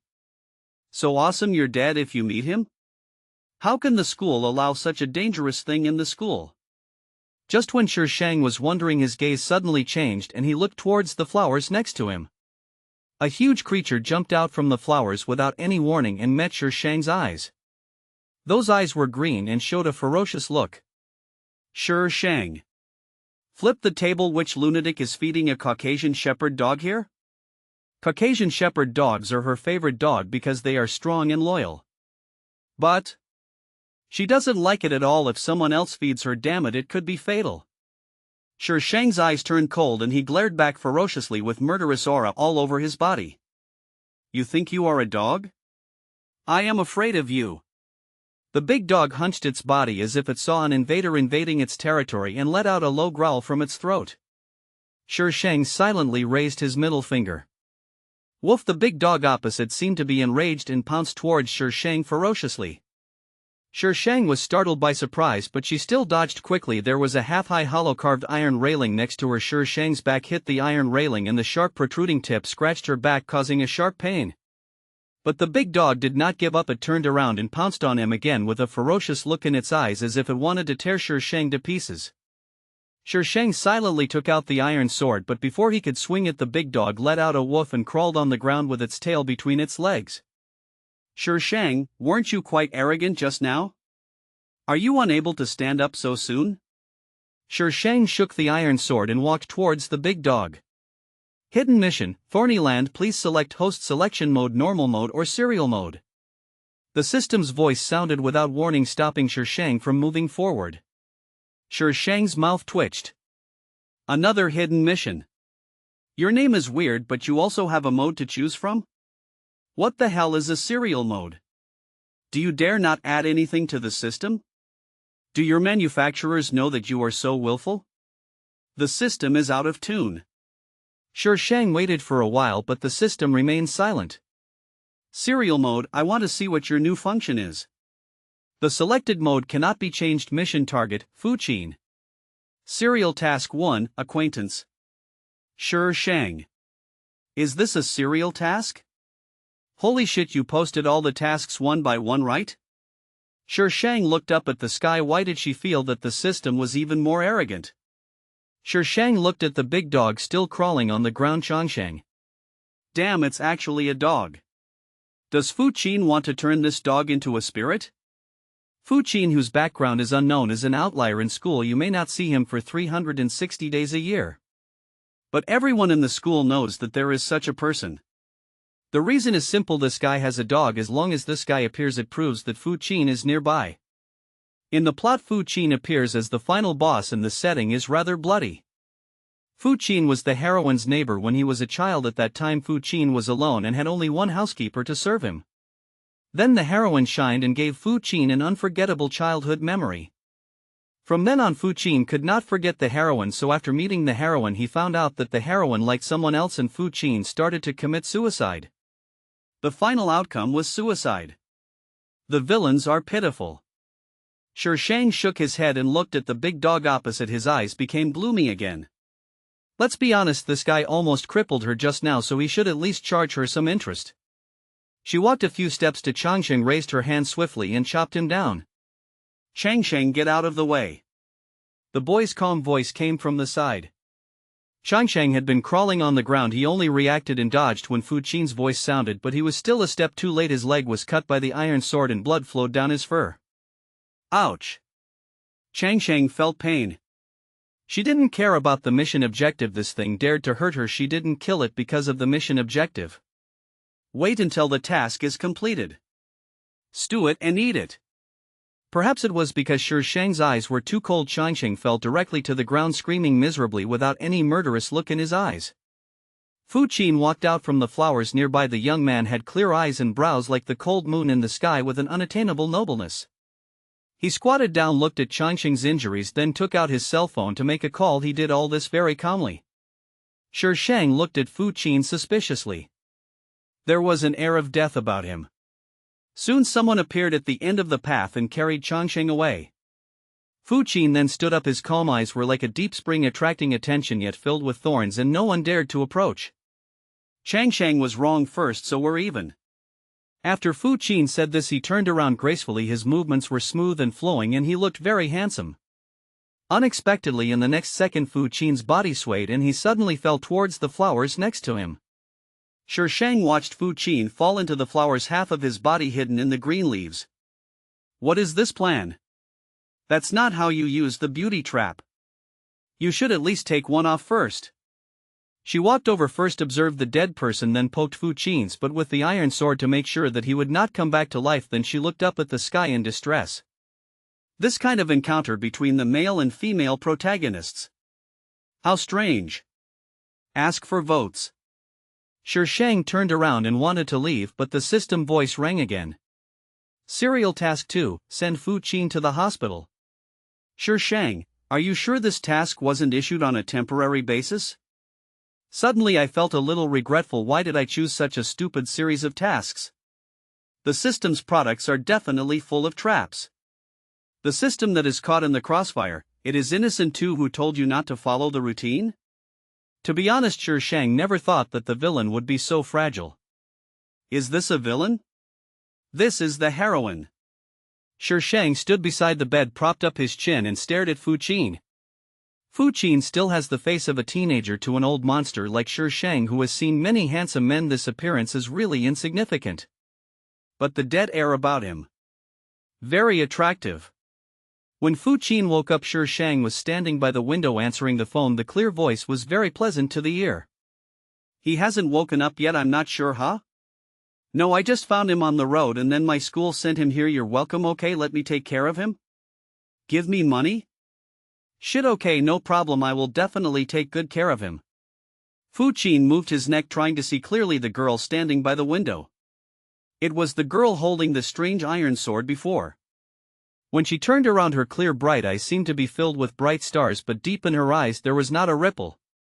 When their eyes met, Shi Shang's originally calm face immediately forced out a slightly weird smile. Your life seems to be very valuable. You can offer me $1 million for taking care of it. How rich must the Fu family be? Fu Qin didn't respond but moved his eyes down to her hands. Shi Shang lowered his head and saw that it was his cell phone in his hand. He threw the phone onto his bed and explained, it rang many times. I was a little annoyed, so I answered it. Fu Qin took the phone, swiped the screen to take a look at the number, added it to the blacklist and turned off the phone. All in one go. Shi Shang didn't say anything and Fu Qin didn't say anything either. He closed his eyes and breathed shallowly. The atmosphere froze. The deliberate atmosphere was broken only when a middle-aged man who claimed to be Fu Qin's housekeeper arrived. Thank you, little girl, the man thanked Shi Shang politely, looking at her in amazement as if he was looking at some alien creature. Here's a check for $1 million. Shi Shang felt uncomfortable being stared at. He glanced at the check and found that it was really given. I don't understand the world of rich people. Shi Shang took the check calmly. Then I'll go first. Wait a minute, little girl, the man called Shi Shang. Shi Shang turned around and looked at him. The man smiled kindly at Shi Shang, glanced at Fu Qin, who was lying on the bed, and said in a low voice, Miss, please help me for a while. I'm going to talk to the doctor about something. The man saw that Shi Shang looked a little strange and motioned for her to go out and talk. To be honest, our young master has a very bad temper. I find it amazing that you have been watching over him for such a long time without losing your temper, so could you please wait a little longer? Money is not a problem. Does Fu Qin have a bad temper? I couldn't tell at all. Just when Shi Shang was about to refuse, the system popped up again.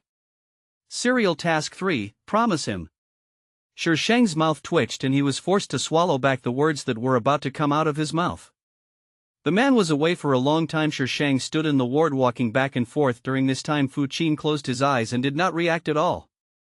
Her cell phone suddenly vibrated and Shi Shang took out her phone and walked to the window to answer it. When she turned around, Fu Qin slowly opened his eyes and his gaze fell lightly on her.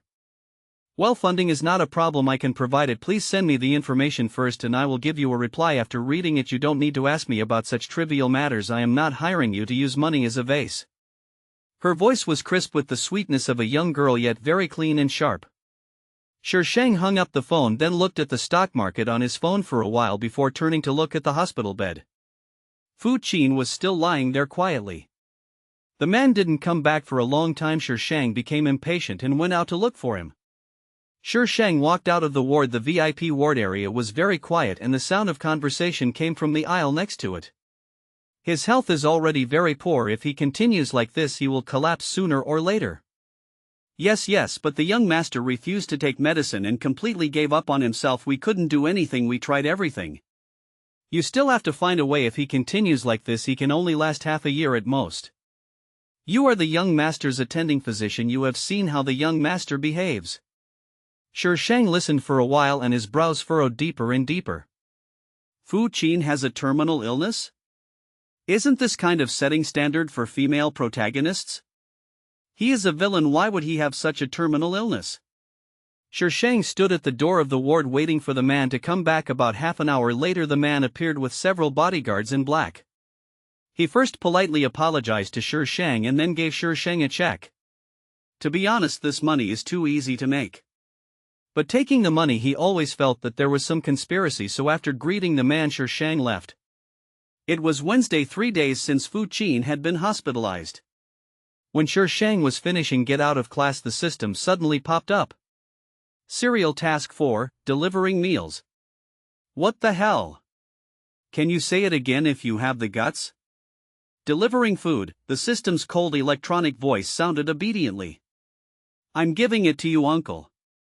Ben Baby could tolerate those crappy tasks before, but she didn't want to do this kind of daily life at all. The system's voice did not sound again and Shi Shang did not go until after school in the afternoon when the system repeated it again. Oh, if she doesn't go, this thing will keep repeating, right? Just as she thought, the system continued to repeat itself the next day from a few hours to an hour, then half an hour, and finally every few minutes. After school in the afternoon, Shi Shang rushed to the hospital with the food he bought outside. Outside the ward, the man and 4 black-clad bodyguards were standing together whispering to each other. The young master hasn't eaten for a day and a half. This won't work, Uncle Jen. You need to think of a solution quickly. Uncle Jen, the housekeeper, shook his head. What can I do? Whoever goes in now will be in trouble. Little girl? Uncle Jen looked at Shi Shang sharply. Several bodyguards immediately stopped talking and stood straight on both sides, but their eyes kept looking at Shi Shang. What's this? Uncle Jen was a little surprised when he saw the lunchbox in Shi Shang's hand. Send the food. Shi Shang was angry and spoke in a very bad tone. Uncle Jen, how could she be here to deliver food? It's not an exaggeration to say that she's here to seek revenge. How could Uncle Jen dare to let Shi Shang in, and for no reason at all? Why would she deliver food to her own young master? Little girl, the master is a little emotionally unstable right now, so he politely refused. It doesn't matter, I don't care, Shi Shang replied stiffly. Uncle Jen, this girl looks quite smart, why can't she understand what I'm saying? Shi Shang acted as if he was determined to go in today. The bodyguards next to him became nervous and stood in front of the ward. Add more. Babies who don't vote will not have babies even if they keep their votes.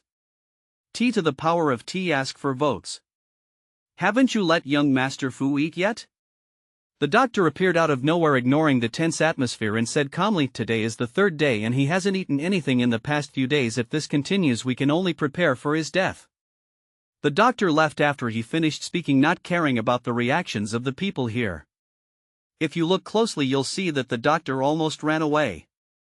Being a doctor is also difficult. Look at these family members, each of them looks like they want to kill someone, otherwise he should call the security guard up first. Uncle Jen and Shi Shang glared at each other. The bodyguards didn't know what to think and suddenly started to persuade Uncle Jen. In the end, Uncle Jen let Shi Shang in. The most important thing now is to let the young master eat. The ward was in a mess with medical equipment scattered all over the floor and quilts and pillows thrown everywhere. It looked like the scene of a fight and the pungent smell was so strong that it was suffocating. Fu Qin was wearing a hospital gown, leaning against the head of the bed with one leg bent on the bed, his hand on his knee, a cigarette between his index and middle fingers, the smoke making his figure look hazy and indistinct. The other hand hung by the bed, blood dripping from his fingertips onto the ground. He tilted his head, his eyes shrouded in mist and deathly silence. The picture is decadent and bloody. Do you want to die or not? Shi Shang was already angry seeing this scene. He almost didn't think much and said sarcastically, if you want to die, just jump down from here, why bother with so much trouble? Hearing the voice, Fu Qin moved his stiff neck and it took him a while to focus and see the girl standing in front of him. After looking at Shi Shang for 3 seconds, he suddenly stood up, walked barefoot to the wide open window, turned over and stepped on it.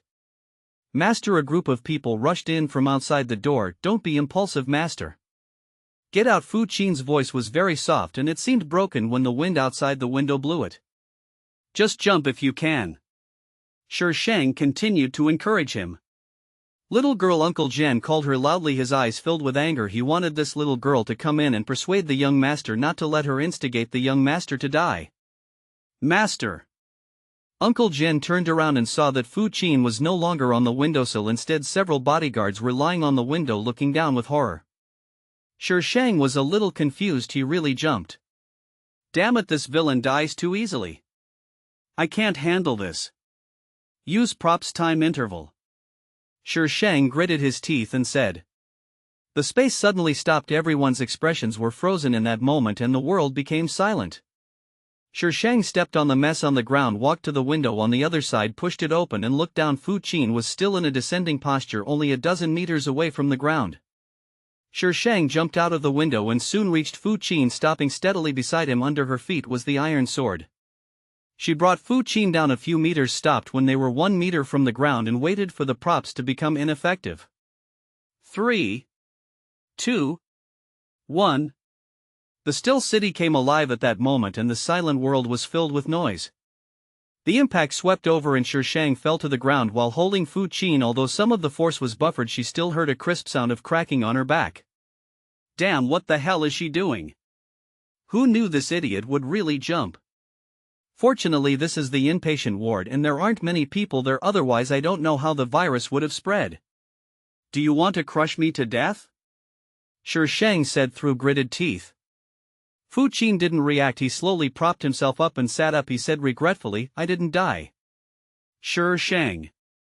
I should have let you die. What the hell is the point of saving you?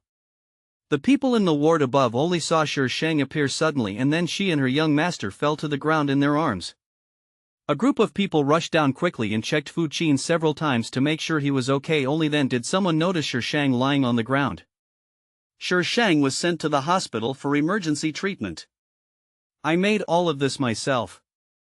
When Shi Shang was in the hospital, Fu Qin was still trying to commit suicide, but the system would always issue tasks to her when she was trying to commit suicide.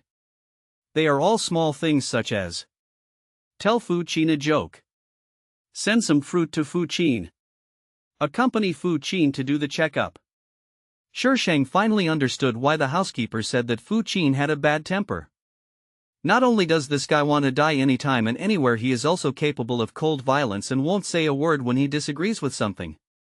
In view of the unpleasantness of the second meeting, Uncle Jen actually disliked Shi Shang a little, and the good impression he had made at the first meeting was turned into negative points.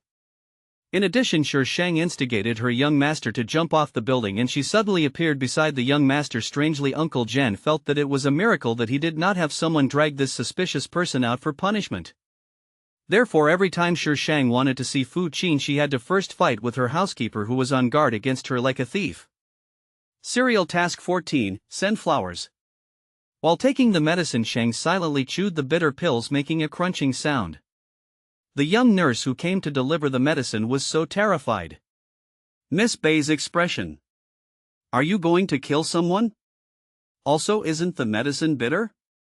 The nurse watched Shi Shang finish taking the medicine in anger and quickly packed up and left the ward. The two wards were filled with strange people, one who didn't take medicine and the other who chewed medicine as if it were candy beans. Today's rich people are becoming more and more weird. Shi Shang took the phone and ordered a bouquet of flowers online. What flower? Whatever, it doesn't matter anyway. When Shi Shang received the flowers, his face turned dark. Damn it, why did he forget to say he didn't want roses? Never mind, the guy who thinks about death all the time probably won't care. Shang moved to the front of the ward with difficulty holding a large bouquet of roses. The bodyguards didn't see anyone at first and were about to stop him when they saw a delicate little face appear behind the flower. "Miss Bay, what are you doing? What are you doing?" "Sending roses." Shang rolled his eyes and looked around. When he didn't see Uncle Jian, he glared at the bodyguard and said, "Open the door, my waist hurts. The baby's injury hasn't healed yet." The bodyguard pushed the door open hastily. In fact, they were quite willing to see Shang come to find their young master, at least at this time, although the young master didn't say anything. He would not run away or seek death when they were not paying attention. Fu Qin lowered his head to look at his phone. When he heard the door open, he quickly lay down and pulled the quilt over his head. This girl is always hanging around him, it's so annoying. If Shang knew what Fu Qin was thinking, he would probably throw the whole bouquet of roses on his face. Do you think she's willing to show up in front of him? Retarded. Fu Qin stopped pretending to be dead. Shang threw the flowers onto Fu Qin's quilt and said unhappily, "Get up and collect the flowers." Fu Qin could smell a strong floral scent under the quilt. He lifted a corner of the quilt and saw bright roses. He was stunned for a moment and his eyes slowly moved to Shang's face. "This chapter is poisonous, ha ha ha ha ha ha ha." The girl has a delicate face, but her expression is not good and she is angry, but it does not affect her beauty. She didn't need to do anything, just standing there she exuded an indescribable nobility. When Shang saw that Fu Qin had seen it, he said nothing and turned to leave the ward. "Damn it, I'm never going to play serial quests again, it's so tiring." Snap. The ward door closed and the whole room returned to silence.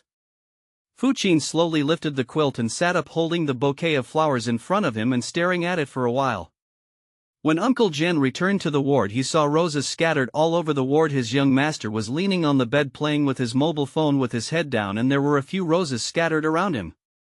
He just went out to buy a meal. How did the ward become like this? Where did the flowers in the room come from? He would not be able to find out the answer by asking his own young master, so Uncle Jian could only ask the bodyguard outside the door. "Miss Bay brought it," the bodyguard answered truthfully. Uncle Jian's face suddenly turned ugly. What did she mean by sending roses? Did she like the young master? No, the young master absolutely cannot be with this girl. They are not a good match. Uncle Jian completed the discharge procedures for Fu Qin that day. So Shang didn't receive any task reminders for the next few days. She was happy that she had no tasks. When she was discharged from the hospital, she found out that Fu Qin had been discharged long ago. When Shang returned to the villa, he heard the sound of talking and laughing coming from inside. In the living room, Ji Xiaoyu and Bei Zhe sat together, and opposite them sat a well-maintained middle-aged couple. Shang was stunned for a moment and matched the two people from memory. North father and North mother. They actually came back? But Ji Xiaoyu. This change is really huge. I guess Ji Xiaoyu had a good time during the time she was away, right? Ji Xiaoyu was wearing all famous brands at this time with the latest jewelry on her neck and wrist. She was no longer barefaced but had on exquisite makeup. The smile on her face showed a bit more confidence and her chest was slightly raised, forcing herself to show her presence. Although she was wearing a famous brand, her temperament couldn't keep up and she looked a bit weird. Bei Zhe was the first to see Shang. He stood up and seemed to be walking towards Shang, but the next second he bent down to take the water cup on the table and said, "Drink some water." "Thank you." Ji Xiaoyu blushed and said shyly. Silly. Bei Zhe rubbed Ji Xiaoyu's head. "Mom and Dad, I'll take Xiaoyu for a walk." "Okay, go ahead, dinner will be served soon." Bei's mother nodded with a smile and seemed to like Ji Xiaoyu very much. Shang went in only after Bei Zhe left. Bei's father and mother only asked a few simple questions about Shang's return and their attitude was perfunctory. When she was in the hospital she called home, but their perfunctory attitude was enough to make Shang experience what kind of life the original owner lived here. Being ignored like this and with unspeakable feelings in his heart, it wouldn't be surprising if the original owner turned evil and became a boss. Shang returned to her room and changed her clothes. When it was time for dinner, Uncle he came to call her. She didn't want to go downstairs, but then she thought the heroine is here, so she had to go downstairs to take a look. The lunch was very rich, and when Shang went downstairs everyone had already started eating. "Xiaoji, are you home?" Ji Xiaoyu was surprised when he saw Shang. "I'm sorry Xiaoji, I didn't know you were at home and didn't wait for you to come down." Shang pulled out a chair, glanced at Ji Xiaoyu, sat down without saying a word, picked up his chopsticks and started eating. Ji Xiaoyu looked at Shang awkwardly. Beiji, how can you be so rude? Bei's mother glared at Shang angrily. It's okay Xiaoyu, eat quickly. Ji Xiaoyu smiled at Baimu and started eating. Shang only glanced at Ji Xiaoyu, then lowered her head to eat her own food. Her movements were smooth and elegant, but Ji Xiaoyu was a little stiff. She wanted to imitate the daughter of an aristocrat, but she had no training, so if she tried to imitate her she would end up with something worse than a tiger. Beizhe looked at Ji Xiaoyu's actions and frowned slightly. Ji Xiaoyu was also a little anxious. It looked so easy for them to do, but why was it so difficult for him to do it? After dinner, Bei's mother took Ji Xiaoyu away, and Bei's father also had official business to attend to, leaving only Beizhe and Shang. Shang was drinking tea, his eyes always on his phone. He was a little confused about why Beizhe kept sitting opposite him and didn't leave. Northern trip to Regium, he suddenly shouted. Shang looked up at him with a puzzled look on his face. What is the male protagonist going to do? Beizhe stared at Shang for a long while before he managed to utter a few words. Don't you have anything to say? What? Should I say congratulations? We are not on good terms. Why would I say that? Kitazawa suddenly got angry and left with a gloomy face. Shang, I don't really understand the protagonist's tactics. Bei's father and mother only stayed at home for 2 days. Ji Xiaoyu also lived at Bei's house during that time. He had all kinds of problems during that time, but Bei's father and mother turned a blind eye to it and even let Ji Xiaoyu stay at Bei's house when he left. Ji Xiaoyu naturally half refused and half shyly agreed. When moving into the Bei family's house again, Ji Xiaoyu actually didn't want to live on the 3rd floor but instead wanted to live on the 4th floor of Bei's house. Who knew that Beizhe refused on the spot, making Ji Xiaoyu embarrassed and aggrieved, and in the end she still lived in the original room. The next day, early morning. Xiuji, wait for me. Ji Xiaoyu trotted out of the village. Xiuji, let's go to school together. Take Bei's car. Shang glanced at Ji Xiaoyu.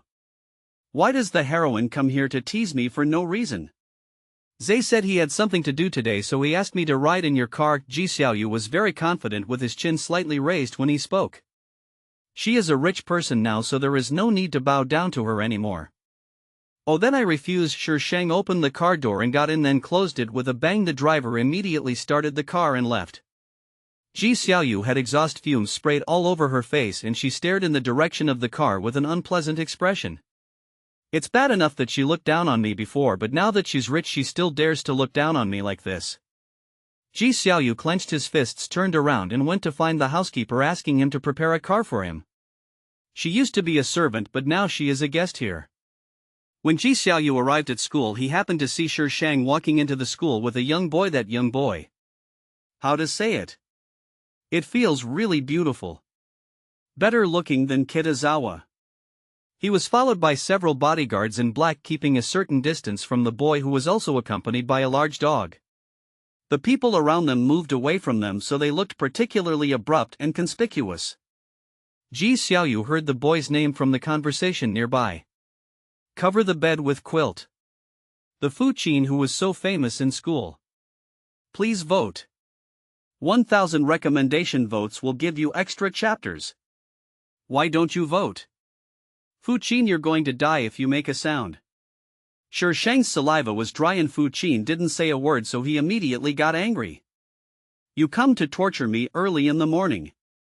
Fuqin paused, turned his head to look at her. A hint of impatience flashed across his brows and stretched out his hand in front of Shang from his trouser pocket. Shang quickly handed the breakfast to him. He looked at the breakfast and under Shang's gaze he threw it to the ground calmly. I don't like it. Shang, system, don't stop me, I'm going to chop him. I've never met a villain with such a bad temper. She ran across half the city to buy breakfast early in the morning, but it was wasted like this. No one had ever served her like this before. Several bodyguards sensed the murderous intent and quickly stepped forward to comfort Shang. Miss Bei, calm down, the young master is in a bad mood today. I apologize to you, please don't be angry. Calm down, calm down. Calm down. I must kill him today to rid the people of this evil. Take the young master away. Miss Bei, don't be impulsive. Shang was stopped by someone while Fuqin was dragged away by someone. Miss Bay, please don't bother with the young master. The young master, well, it's not easy for the young master either. The bodyguard who stopped Sher Shang looked helpless. Then it's easy for me? It's a blessing you've earned in several lifetimes to be served by me, but you don't even cherish it. The bodyguard quickly flattered her. Miss Bay, it's not easy either, but now only you can let the young master eat something. Even if we threaten to die, the young master won't even look at us. If he wants to die, just let him die. What's the point of living? He's just wasting air. Bodyguard, since you want the young master to die so much, why are you still getting close to him? Sher Shang was really pissed off by Fu Qin and was in a rage the whole day. Lin Ying tried to talk to Sher Shang several times but was completely speechless when she said a word. That's all for today's class. We're going to Shaoyang Mountain for outdoor activities next week, so everyone should get your things ready. As soon as the teacher finished speaking, the classroom exploded. It's Shaoyang Mountain again. Isn't there anything new? Teacher, can we go to another place? We have been there for 3 years. I know how many trees there are in Shaoyang Mountain. The teacher glared at the student and said, how many trees are there in Shaoyang Mountain? Tell me. If you can't tell, you can count the trees this time. The complaining student didn't dare to say anything. The teacher cleared his throat and said, you are now in the 3rd year of high school. You are leading the first-year students as seniors. The class leaders will come to the office for a meeting later. Okay, get out of class. Is dismissed. Sher Shang looked at the discussion in the class thoughtfully. Shaoyang Mountain, another place where accidents are frequent. Serial Task 17, let Fu Qin go to Shaoyang Mountain. Sher Shang, what do you want him to do? Commit suicide? If we kill someone and dump the body there, it shouldn't be discovered, right? Shaoyang Mountain is not a single mountain but several peaks connected together. However, only 2 peaks have been developed and the following peaks have not yet been developed. In addition, there is a deep ravine formed by the 2 mountains, which is a good place to dump corpses. Because the school organized a trip to Shaoyang Mountain, there were not many classes in the next few days and students could also enter and leave the school freely to buy what they needed. Before Sher Shang went shopping, he had to deal with Fu Qin, the cold, violent maniac. With the help of bodyguards, Sher Shang found Fu Qin without much effort. He sat next to the school's artificial lake Changsheng, lying at his feet. When he noticed someone coming, he let out a warning growl from his throat. Fu Qin touched Changsheng's head and knew who it was without even looking. No one knew he was here except her. Sher Shang sat down next to Fu Qin without any hesitation. Come with me to Shaoyang Mountain next week. No. I'll take you to death. Before Fu Qin could refuse, Sher Shang took the initiative. Don't you want to die? I'll take you to die. Fu Qin was silent for a while and he kept looking at Sher Shang out of the corner of his eye. He used to think that this girl was annoying. She kept hanging around in front of him, and when he stopped her, she threatened him with violence. She was not like a girl at all. But in the following times, no matter how difficult it was for her, even if she was very angry, she would not leave until she achieved her goal. He suspected that Uncle Jian had bribed her with money, otherwise why would Uncle Jian and the others let her hang around in front of him? So he made things more difficult for her later, wanting to see how long she could hold out for the money, but he underestimated this girl. If Uncle Jian knew what Fu Qin was thinking, he would definitely cry out in injustice. He had taken every precaution, but he could not prevent a traitor from within. Good. When Sher Shang was getting impatient, Fu Qin spoke. After getting the answer, Sher Shang left immediately. She didn't want to stay with this man for even a quarter of an hour, as she was afraid that she would not be able to control herself and kill him. The deathly aura around him is so destructive that one would want to kill him. Sher Shang actually didn't have much to buy, but that girl Lin Ying insisted on dragging her to the mall under the pretext of combining work and rest. Lin Ying couldn't praise Sher Shang's weird combination of work and rest. Does this look good? Nice. What about this? Nice. Lin Ying threw a pile of clothes on the sofa in frustration. Why are you like my dad, going shopping with him and asking him what's beautiful? Beiji, you are a girl, can you act like a girl? Sher Shang looked up. A wicked smile suddenly appeared on his face. He stretched out his hand to pull Lin Ying to his side, put his right hand around her shoulders, and with the other hand lifted her chin slightly. You are so beautiful, you look good in anything you wear. Lin Ying was stunned and didn't respond. Is she being teased? Why do I suddenly feel that Beiji looks a little handsome? My heart was beating so fast. Lin Ying's face suddenly flushed. She broke away from Sher Shang's arms and stumbled to the cashier holding the clothes. I want all of these. After paying the bill, Lin Yin's face was still a little red, but Shi Shang seemed fine later. Lin Yin also calmed down. She rarely saw her communicating with others so lively. Most of the time he seems to be indifferent, and when he occasionally shows an expression it's either sarcastic or disdainful. He is full of thorns, which makes people afraid of him.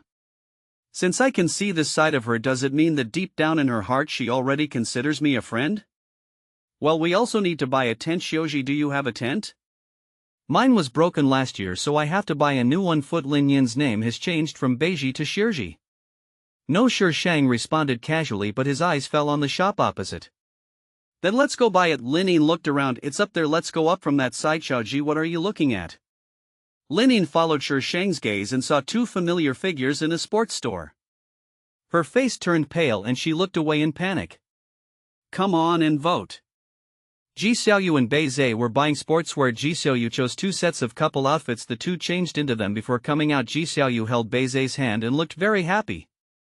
Xiaoji, Ji Xiaoyu spotted Shi Shang standing in the corridor and she immediately pulled Bei Zhe over.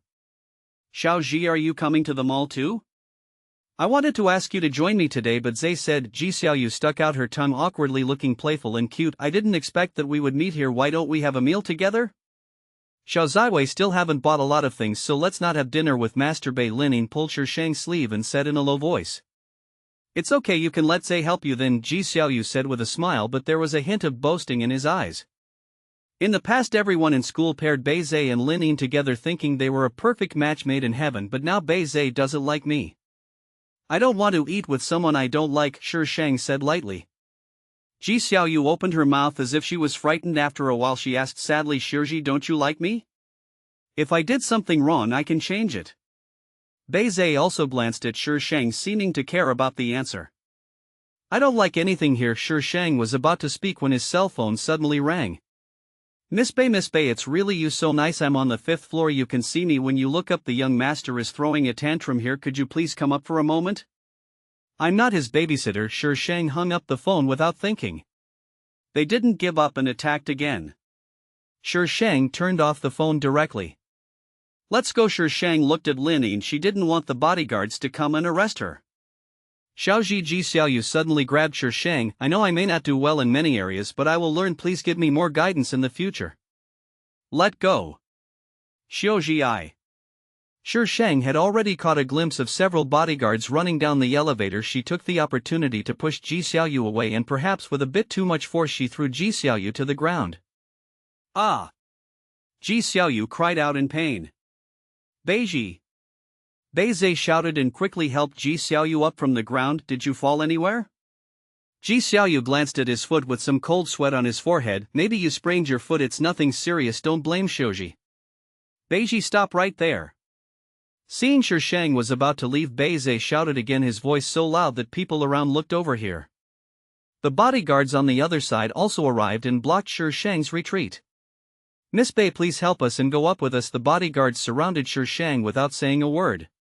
Lin Yin looked at the bodyguards strangely. Aren't these Mr. Fu's bodyguards? Shi Shang frowned in annoyance, and seeing Bei Zhe and Ji Xiaoyu looking at this side, he immediately decided to go and see the villain who wanted to die. Ji Xiaoyu's collapse made her a little uncomfortable. On the 5th floor, several sales clerks were huddled in a corner. The floor was a mess with all kinds of clothes thrown everywhere. In the middle of the mess sat a young man. There were two bodyguards in black standing next to the boy, trying to persuade him with kind words, but the boy remained unmoved and just stared at the ground with his eyes lowered. The two bodyguards were helpless. The young master suddenly lost his temper when he got here and scared the clerk so much that he almost called the police. Recently, the young master's temper has become more and more unstable. He gets angry at any time without any warning, and he refuses to eat. If the butler hadn't had someone force him to feed nutritional supplements, he would have died long ago. Miss Bei, the two bodyguards were racking their brains to persuade Fu Qin when they saw Shi Shang coming, and their faces lit up and they made way for him. What's wrong with him? He ran into someone else's shopping mall and threw a tantrum for no reason. He must be seriously ill. The bodyguard recounted what had happened. As they were walking, Fu Qin suddenly stopped moving and walked in directly to sit down. No matter how they persuaded him, he refused to leave. When they wanted to take him away by force, he started smashing things. The whole store was in a mess, all because of him. Shi Shang walked over a few steps and Fu Qin slowly turned his head to look at him. Something flashed in front of his eyes and then his neck hurt and his eyes fell into darkness.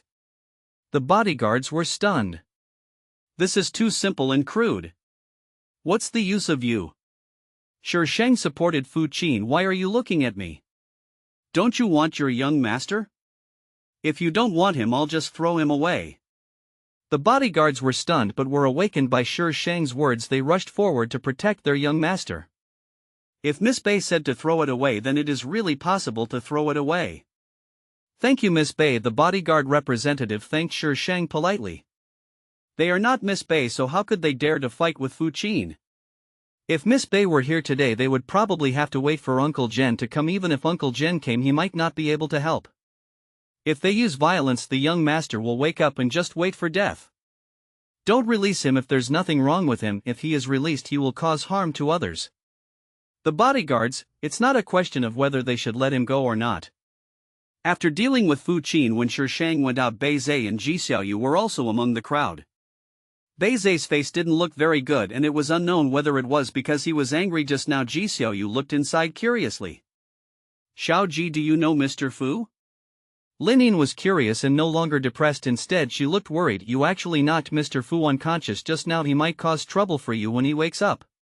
He dares. Shi Sheng gritted his teeth.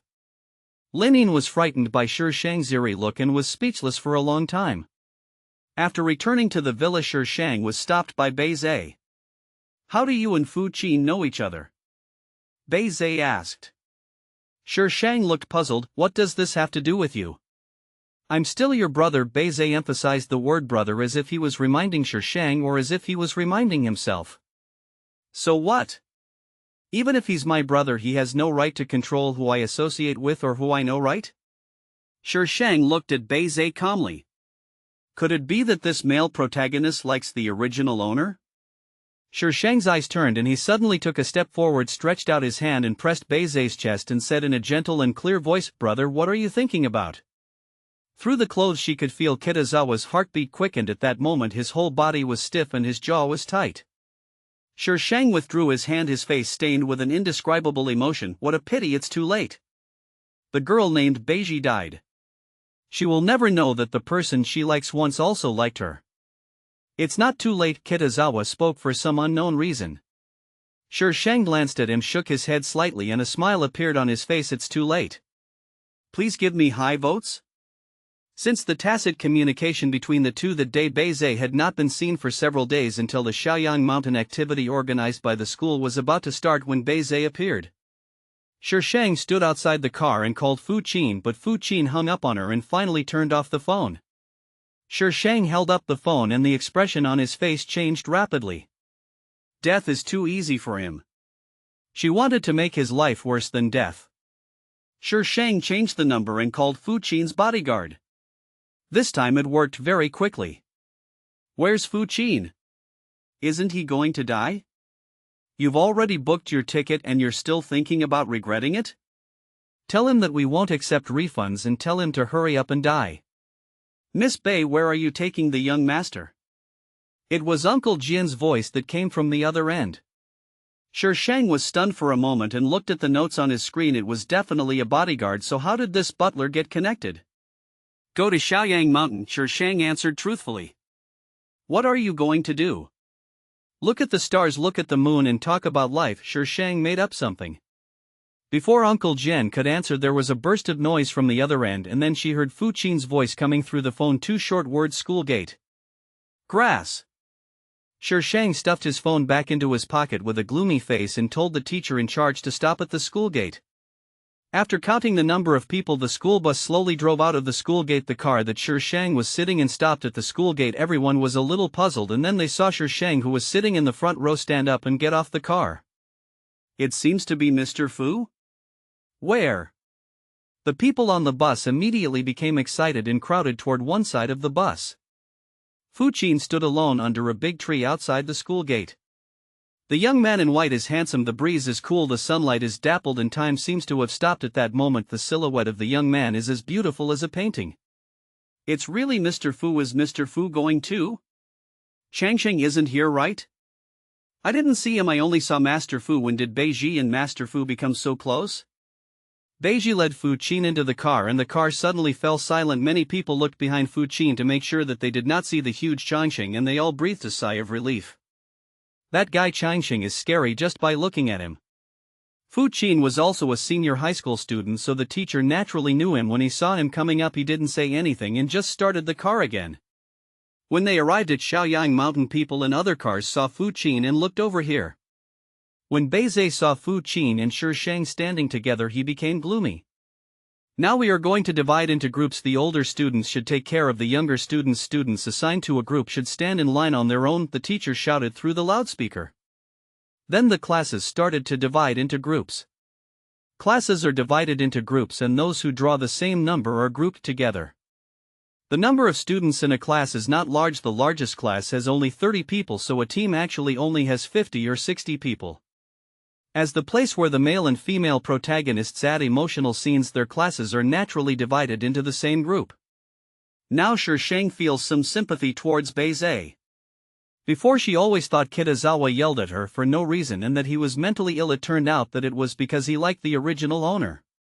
This point is not mentioned at all in the plot, but if you look at the plot carefully you will find that the author implicitly describes the complicated look that Kitazawa has when he looks at Beiji.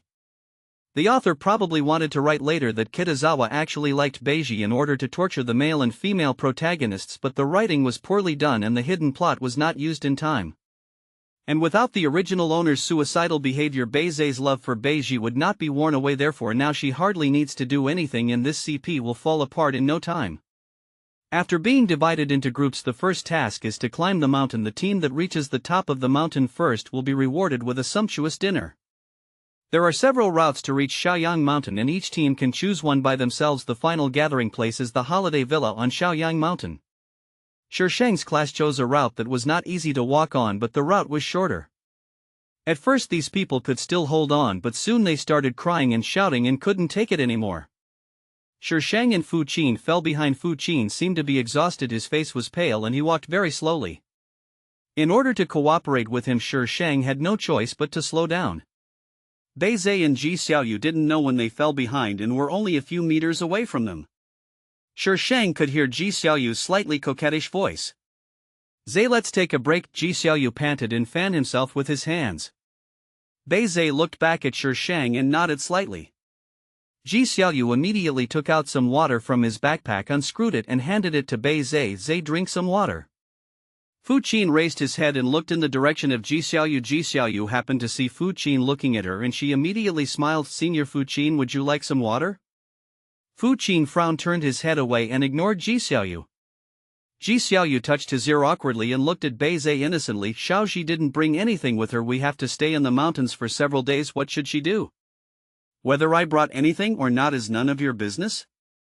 Shang heard this and immediately responded, "Ji Xiaoyu, just take care of yourself and don't bring me up for no reason, okay?" She didn't even come close to them, so how could this topic be brought up to her? "I don't mean anything else, I just care about you." Ji Xiaoyu looked innocent.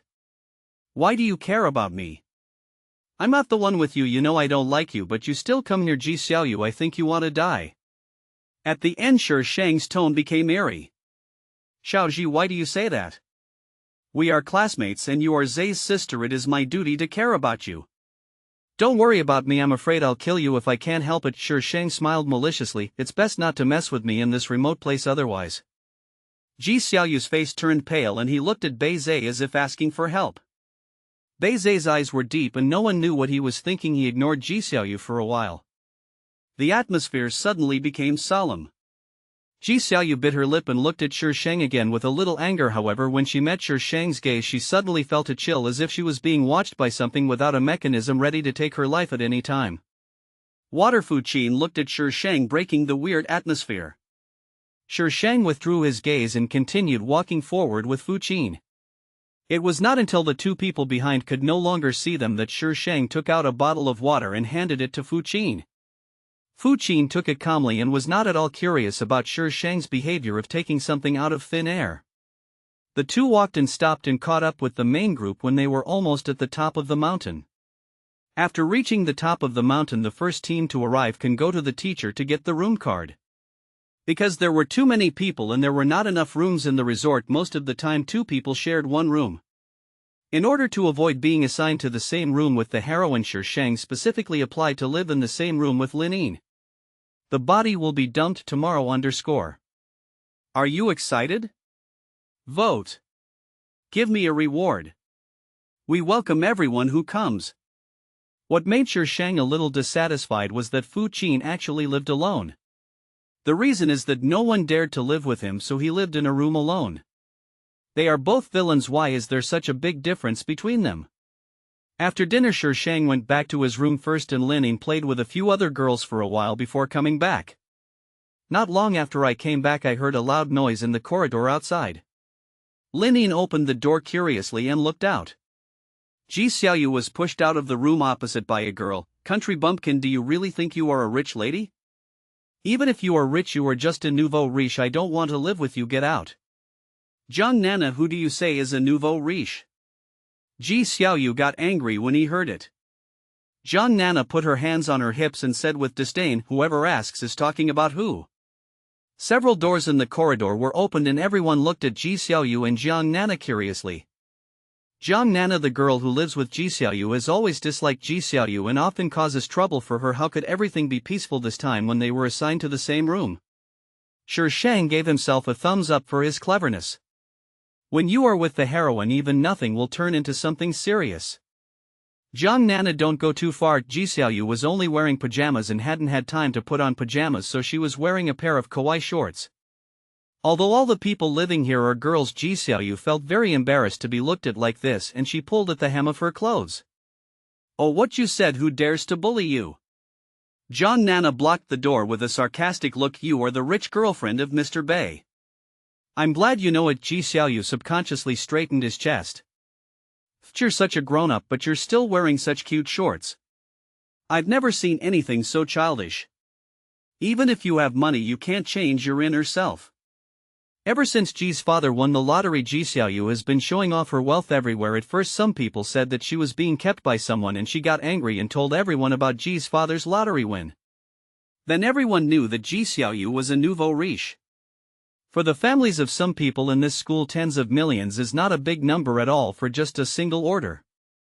How could they look down upon Ji Xiaoyu's worth? They often mocked and ridiculed him. Do you think you're great just because you have tens of millions? After spending these tens of millions, do you still have tens of millions left? Can winning the lottery last a lifetime? Jiang Nana, let me in. Ji Xiaoyu blushed. She was just used to wearing these underwear and never thought that one day she would be seen by so many people. Don't you have money? Go get a room. Yes, Ji Xiaoyu, you are a rich man now. Why do you have to live with our Nana? With your status as Ji Xiaoyu, you should live in a room all to yourself. The audience did not mind the big deal and started making sarcastic remarks. Ji Xiaoyu glared at these people angrily. Why did they laugh at him like that? They are the same people now. Why? What are you guys doing? The teacher came over and saw Ji Xiaoyu standing in the aisle. His face turned ugly. Ji Xiaoyu, what are you doing standing here dressed like this? Teacher, it was Ji Xiaoyu who said he didn't want to live with me. Jiang Nana was the first to complain. I didn't teach her. She was the one who said she didn't want to live with me and wanted to kick me out. Ji Xiaoyu felt very aggrieved. She thought that if she had money, these people would not reject her so much. But unexpectedly they rejected themselves even more and took pleasure in teasing and mocking themselves. She didn't understand why. What are you all doing gathering together? Go back to sleep. The teacher first scolded the people who were watching and then began to mediate. The final result was that Jiang Nana moved to Lin Yin's side, and as the class monitor, Lin Yin had to move in with Ji Xiaoyu. Jiang Nana is a freshman in high school. She is not familiar with Shang, but she knows that she is Bei Zhe's sister, so she is quite polite to her and the two get along well. In the middle of the night, Shang made sure that Jiang Nana was asleep, opened the door and prepared to go out. Before he opened the door, he saw that the door opposite was also open, so Shang quickly closed the door. What are you doing in the middle of the night, lady? Ji Xiaoyu looked around and after seeing that there was no one around, he sneaked down the elevator. Shang watched her elevator stop on the third floor. It seems that Kitazawa doesn't live on the third floor. Shang went to the third floor. It was quiet and the light in the corridor was a little dim. She turned around and didn't know where Ji Xiaoyu had gone, so she had to go to 3066 to find Fu Qin. Fu Qin was not asleep. She knocked on the door and Fu Qin opened it after a while. "Come on, I'll take you to see the stars." Shi Shang's voice was very soft, but it still seemed a little loud in the empty corridor. Fu Qin frowned and looked at her. Shi Shang knew that this guy was slow to react, so she stood there waiting for him to think. "Catcha." Shi Shang glanced over there, reached out and pushed Fu Qin, then went into his room and closed the door. This series of actions took only 1 or 2 seconds. A room far outside was also pushed open and Ji Xiaoyu came out and left cautiously. "Who lives in that room?" Shi Shang asked. "Have no idea." Shi Shang. She must have been mentally retarded to ask him that. After waiting for a while, Shi Shang opened the door and said, "Let's go." Shi Shang took Fu Qin out of the holiday villa, made sure there were no surveillance cameras or people around, and took out the iron sword. The iron sword suddenly grew larger and was placed in front of Shi Shang. Shi Shang pulled Fu Qin onto the iron sword and controlled the iron sword to fly deep into the mountains. Fu Qin's eyes, which had been calm until now, finally showed a hint of surprise when the iron sword grew bigger. "Are you a cultivator?" Fu Qin looked at the shadow flashing below and asked calmly. "I've watched too much TV. This plane doesn't even have spiritual energy. How can I become an immortal?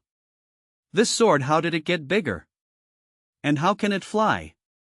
Fu Qin reached out and touched the sword surface under him. There were many dents on it, as if something was engraved on it. However, when he saw her iron sword before, there were no marks on it. Sword of Justice. Shi Shang turned around and sat face to face with Fu Qin. "It is said that whoever obtains this sword can rule the world. What do you think? Do you want to rule the world?" "Fu Qin, even if your sword can grow bigger and fly, it can't be so childish, right?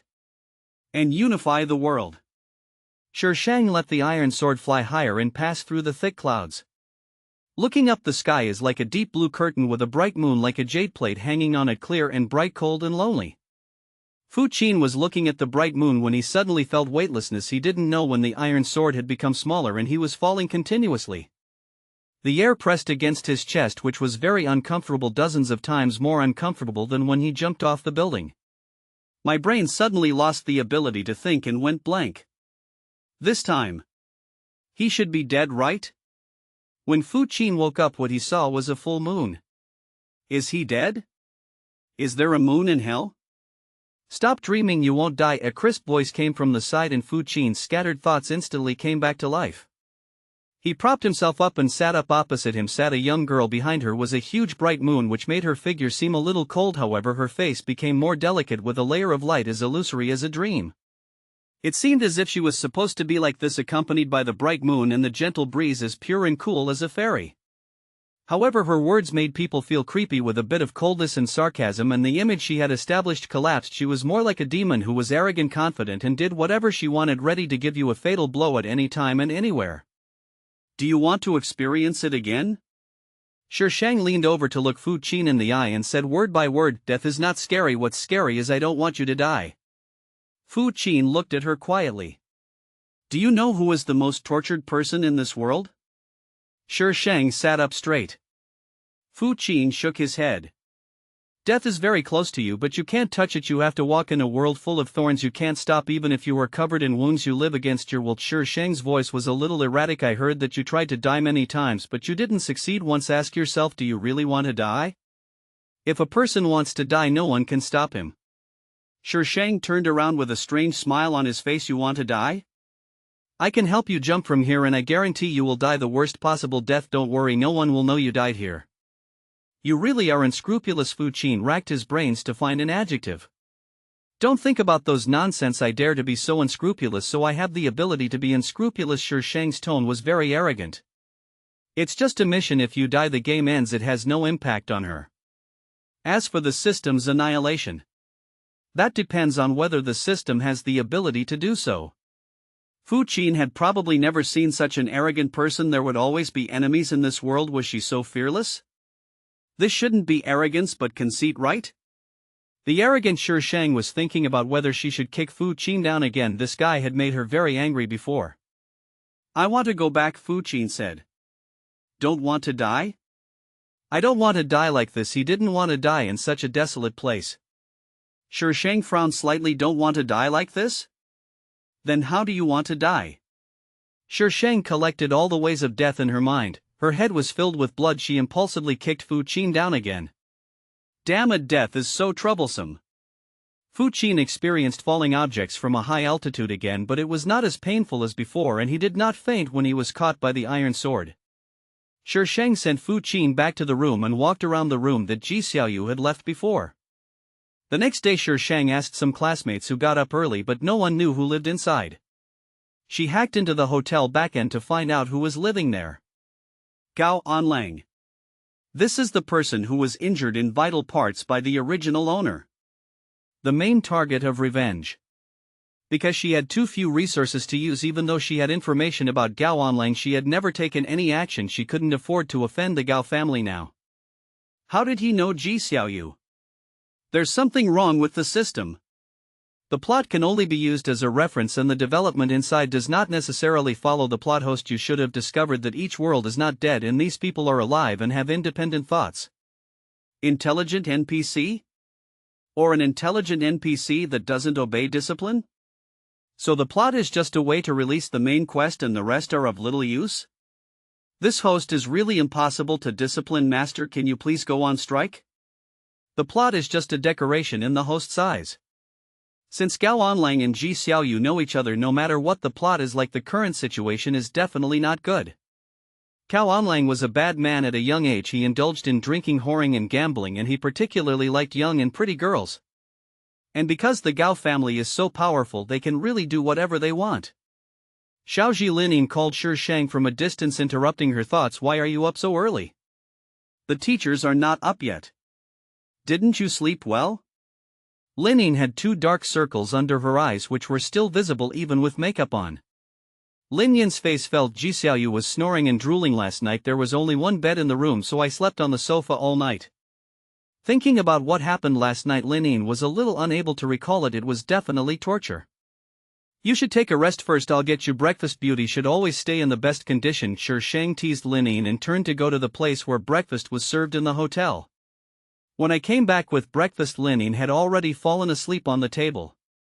Shi Sheng ate alone first. When more people came, Linin was woken up and finished her breakfast in a hurry. After breakfast we gathered as a group. Today we were going into the mountains to carry out several days of outdoor adventure activities. Naturally, the senior students who had experienced it didn't listen to any of the precautions the teacher talked about, so he was just talking to the freshmen in the first year of high school. When Shi Sheng returned to his room to pack his things, he met Uncle Jian and Fu Qin's bodyguards. Uncle Jian kept glaring at Shi Sheng, then reluctantly handed a box to Shi Sheng. Here are the young master's commonly used medicines. Uncle Jian rattled off a lot of precautions. Serial Task 18, spend time in the wild with Fu Qin. The system releases the task first. I am only responsible for bringing him here, not for his eating, drinking, defecating, or urinating afterwards. System, you are forcing me to tear you apart. He glanced at the box in Uncle Jian's hand and took it reluctantly. Miss Bei, young master is sorry to trouble you, Uncle Jian suddenly said in a serious tone. Shi Sheng. Zai, what are you looking at? It's time for us to leave. Ji Xiaoyu looked in the direction Bei Zai was looking. There were only a few bodyguards in black and no one else. But is that Senior Fu Qin's bodyguard? Nothing, let's go. Bei Zai took the things in Ji Xiaoyu's hand and walked outside.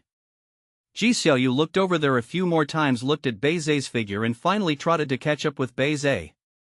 The large group was divided into several teams again. Each team was equipped with 3 teachers and they entered the mountains in batches. The road into the mountain was more difficult to walk than the previous climb up the mountain. As a child from a poor family, Ji Xiaoyu showed her advantage at this time when most of the girls were crying and supporting each other. Ji Xiaoyu was still energetic.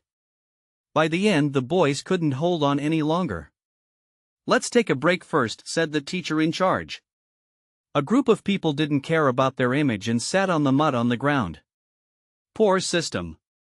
At this moment, the temporary babysitter Shi Sheng wished she could kick a certain young master to death. Don't drink water if it's cold, don't drink water if it's hot, don't walk in places with a lot of grass, and don't walk in places with no grass. Why the hell don't you go to heaven? Xiaoji, would you like some water? Linin came back from the front of the team and handed Shi Sheng a bottle of water. She glanced at the boy leaning against the tree and asked in a low voice, why are you with Master Fu? This guy is notoriously difficult to serve. Shi Shang looked up at the sky speechlessly. It's all fate. In the past she was the one who tortured others, but now someone finally comes to torture her.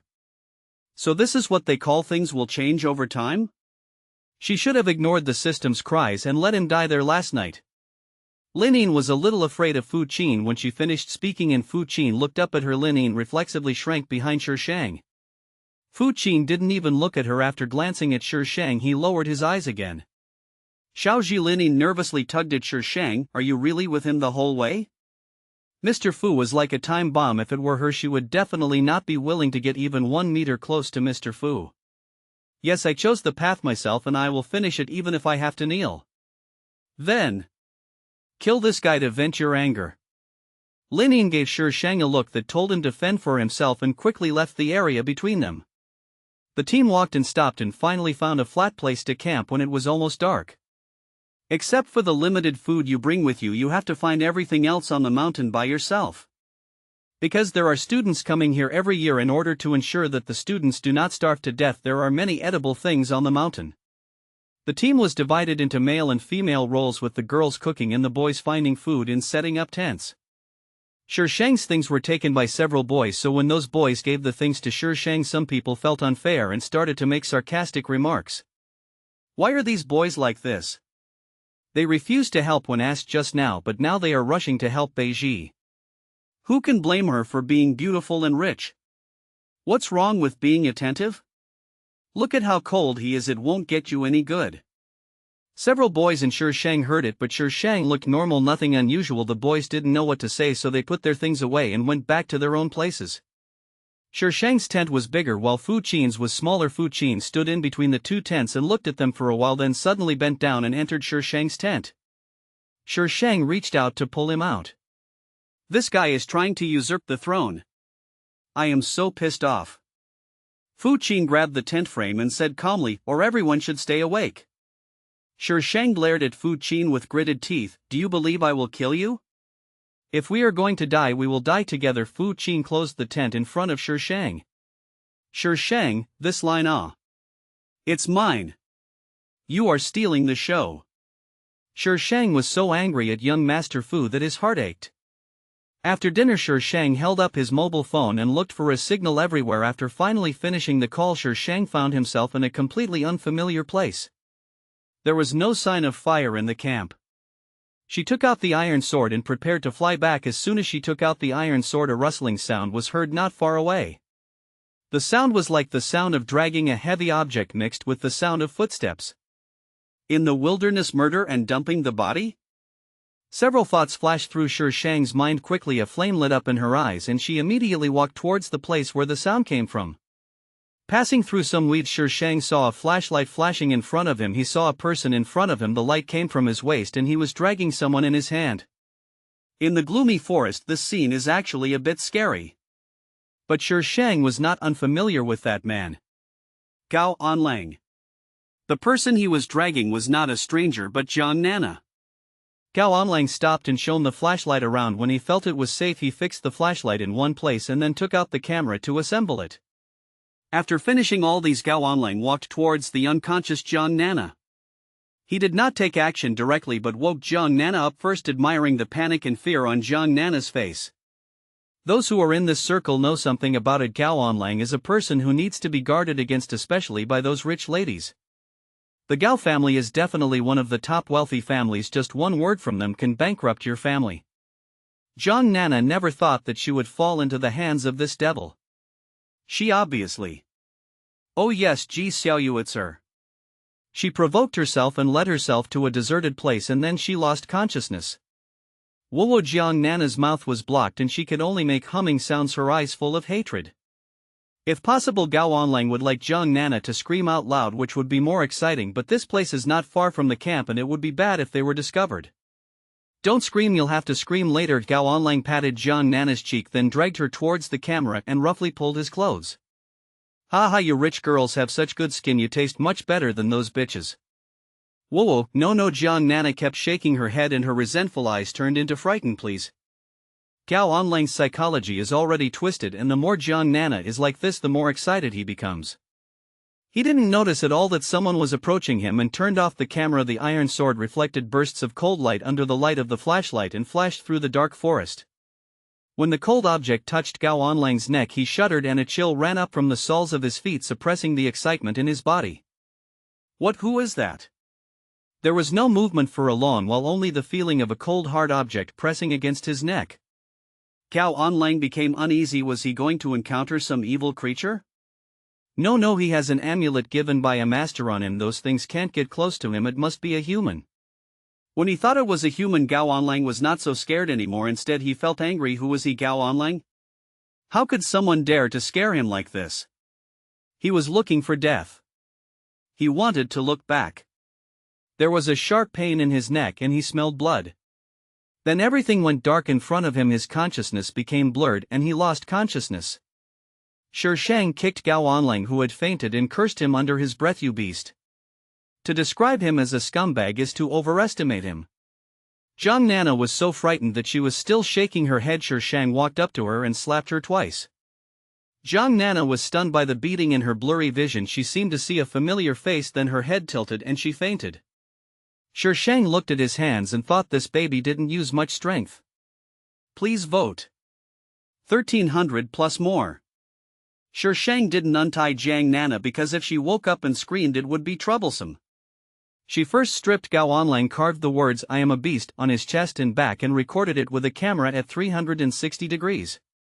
The iron sword gestured at Gao Onlang's important parts. If it was cut off now, wouldn't it be too easy for him? Shang put away the iron sword, took out a porcelain bottle, poured out a black pill and fed it to Gao Onlang. Don't you like girls? Don't even think about touching girls anymore. Shang glanced at the porcelain bottle. His face looked strange for a moment and he muttered, "It's expired. I don't know if there are any side effects." Don't be afraid of side effects. The worst that can happen is death. Shang dragged Gao Onlang to the ravine between two mountains in the distance and threw him down. Gao Onlang, please don't die like this, otherwise everything I did just now will be in vain. We have a lot of time, so take your time and have fun. When Zhang Nana woke up, it was already the next morning. The military green tent above her head made her feel a little dazed. Was she dreaming? Zhang Nana quickly touched her body and didn't feel any discomfort, but the marks on her wrists confirmed that she was really tied up by the beast Gao Onlang last night. How did she come back? Zhang Nana tried hard to recall what happened last night. Northern trifoliate orange. The last person she saw was Beiji. Zhang Nana quickly climbed out of the tent. It was still early and only a few students were up and washing up. There were no other tents around Shang and Fu Qin's tent, so it was easy to recognize them. She rushed over at the fastest speed in her life, calling her name in a crying voice, "Senior Beiji, Senior Beiji." The camp was very quiet and Zhang Nana's voice was not loud, but it was still heard by many people. Some people who were still asleep were also awakened and came out of their tents to look over here. "Nana, what's wrong with you?" Several girls who were on good terms with Zhang Nana were the first to react. "Nana, why are you crying?" "Don't cry, what's wrong?" "What do you want to do with Senior Beiji?" "Nana, say something." Several girls were extremely anxious, but Zhang Nana just kept calling Beiji. Ji Xiaoyu stood in the distance feeling somewhat proud in his heart. He should have succeeded, right? He deserved it for making her look down on him. But how can she call Beiji? Shang sat in the tent rubbing her eyebrows with a headache. She should have thrown her there yesterday. Just as she was about to go out, there was sudden silence outside. Shang raised his eyebrows slightly, put on a coat and went out. Fu Qin stood in front of her tent, neatly dressed, staring at the group of people surrounding the tent with a stern look on her face. Zhang Nana had her mouth covered and was dragged 1 meter away when she saw Shang coming. She didn't know where she got the strength to break free and ran over, even ignoring Fu Qin, and went straight to Shang. "Senior Beiji, last night. Do you want everyone to know about this?" Shang interrupted Zhang Nana. "Go in and talk." Zhang Nana nodded blankly and entered Shang's tent. Fu Qin frowned, then turned around and went back to his tent. The students around were curious about what happened, but they didn't dare to get close, so they could only look at Shang's tent from a distance. In the tent, Shang hugged the quilt with a tired look on his face. Zhang Nana was twirling her clothes nervously, her eyes slightly red, tears still on her face. "Senior, last night I..." "Give me the phone." "Ah." John Nana looked at Shi Shang in a daze. Shi Shang was a little impatient. Cell phone. John Nana hurriedly felt around a few times but found nothing. She stammered, in the tent. I didn't bring it. Seeing that Shi Shang's expression was getting worse, she quickly said, I'll get it right away. John Nana quickly went back to the tent and got her cell phone. Shi Shang took out his cell phone, fiddled with it for a while and then gave it back to her. John Nana was a little confused. She looked down at her phone. The phone interface was still on the video, which was obviously the one Shi Shang had just sent to her. She subconsciously clicked it. The video was very clear and what came into view was a naked human body. Her face turned red and she looked away, but when she saw the face of the person she had just captured, she moved her eyes back again. The video was not long and the clearest things were the words on his body and his appearance. There is a close-up at the end. This John Nana looked at Shi Shang helplessly. Did she record this video? If you don't want to die, go back and tell your parents what you have been through, then give them this video and they will know how to deal with it, Shi Shang reminded. I didn't see anything about what happened last night and I hope you didn't see anything either. I'm helping you, but I don't want you to bite me back. John Nana's expression changed and she held the phone tightly. Senior, I understand. Do you know how to explain the source of the video? I know. John Nana nodded. John Nana took a leave of absence that day and went down the mountain and back to the city. John's father and mother were urged back home by her as if they were urging their lives. This was indeed a death sentence. If Gao Onlang wanted to cause trouble for their family, he would be dead. Nana, what's wrong? As soon as John's mother entered the house, she saw her daughter huddled on the sofa, her face pale and looking extremely frightened. Mommy! John Nana burst into tears when she heard her mother's voice. John's father and mother were extremely anxious, but John Nana just kept crying. After she finished crying, she told the whole story, not daring to hide even the details. Only when Shi Shang was around did she lie and conceal the truth. Gao Onlang, that beast. Father John flew into a rage after hearing this and then looked at John Nana with concern. Nana, is there anything wrong with you? Mother Jiang also looked at John Nana nervously and concernedly. John Nana shook her head and whispered, it's okay. Don't be afraid, baby. Mom and Dad are here and will definitely seek justice for you. Mother Jiang hugged John Nana with a gloomy face. Mom is right, Dad will definitely seek justice for you. John's father also agreed and pulled John's mother aside. Take the child to the hospital for a checkup and get some psychological counseling. I'm worried that the child will have some psychological trauma. In addition, you must pay attention to safety when traveling. I know. John's mother nodded. John Nana did not give the video to them directly but sent it by express delivery so that she would not have to explain the source of the video. Although the source of the video is unknown, now that something like this has happened to her, they will use that video even if they have reservations. Then she brought up Ji Xiaoyu again. It couldn't be such a coincidence. That day she had a fight with Ji Xiaoyu the night before and it was she who let herself away. The next night she said that Ji Xiaoyu had nothing to do with the matter and that her name Jiang Nana was written backwards. 1,300 recommendation votes plus more. Back in Shaoyang Mountain, the big show has just begun. A group of people encountered a rainstorm. They originally wanted to wait until the rain stopped before leaving, but the rain kept falling and did not stop until the evening and they were trapped on the mountain. They couldn't make any phone calls or call for help, so they could only wait for the people at the holiday villa to send someone to look for them. This is too unlucky. I asked the school to move to another location a long time ago, but they had to choose this place. Now you are trapped, right? Stop talking and think of a way to leave. How can we leave? It's raining so hard and it's pitch dark. Going down the mountain now would be a death wish. That's right, and not only do we have to go down the mountain, we also have to go up the mountain to get to the resort. Let's wait for the people from the resort to come find us. The teacher organized the students to gather together and some tents were discarded with 2 or 3 people in each tent. Shi Shang leaned against the tent listening to the sound of rain and faint voices outside with a calm expression. Fu Qin sat a little further inside looking at Shi Shang's profile thoughtfully. Crash. The sound of rain is getting heavier. The sound of rain was mixed with crying sounds, sobbing and making people's scalps tingle.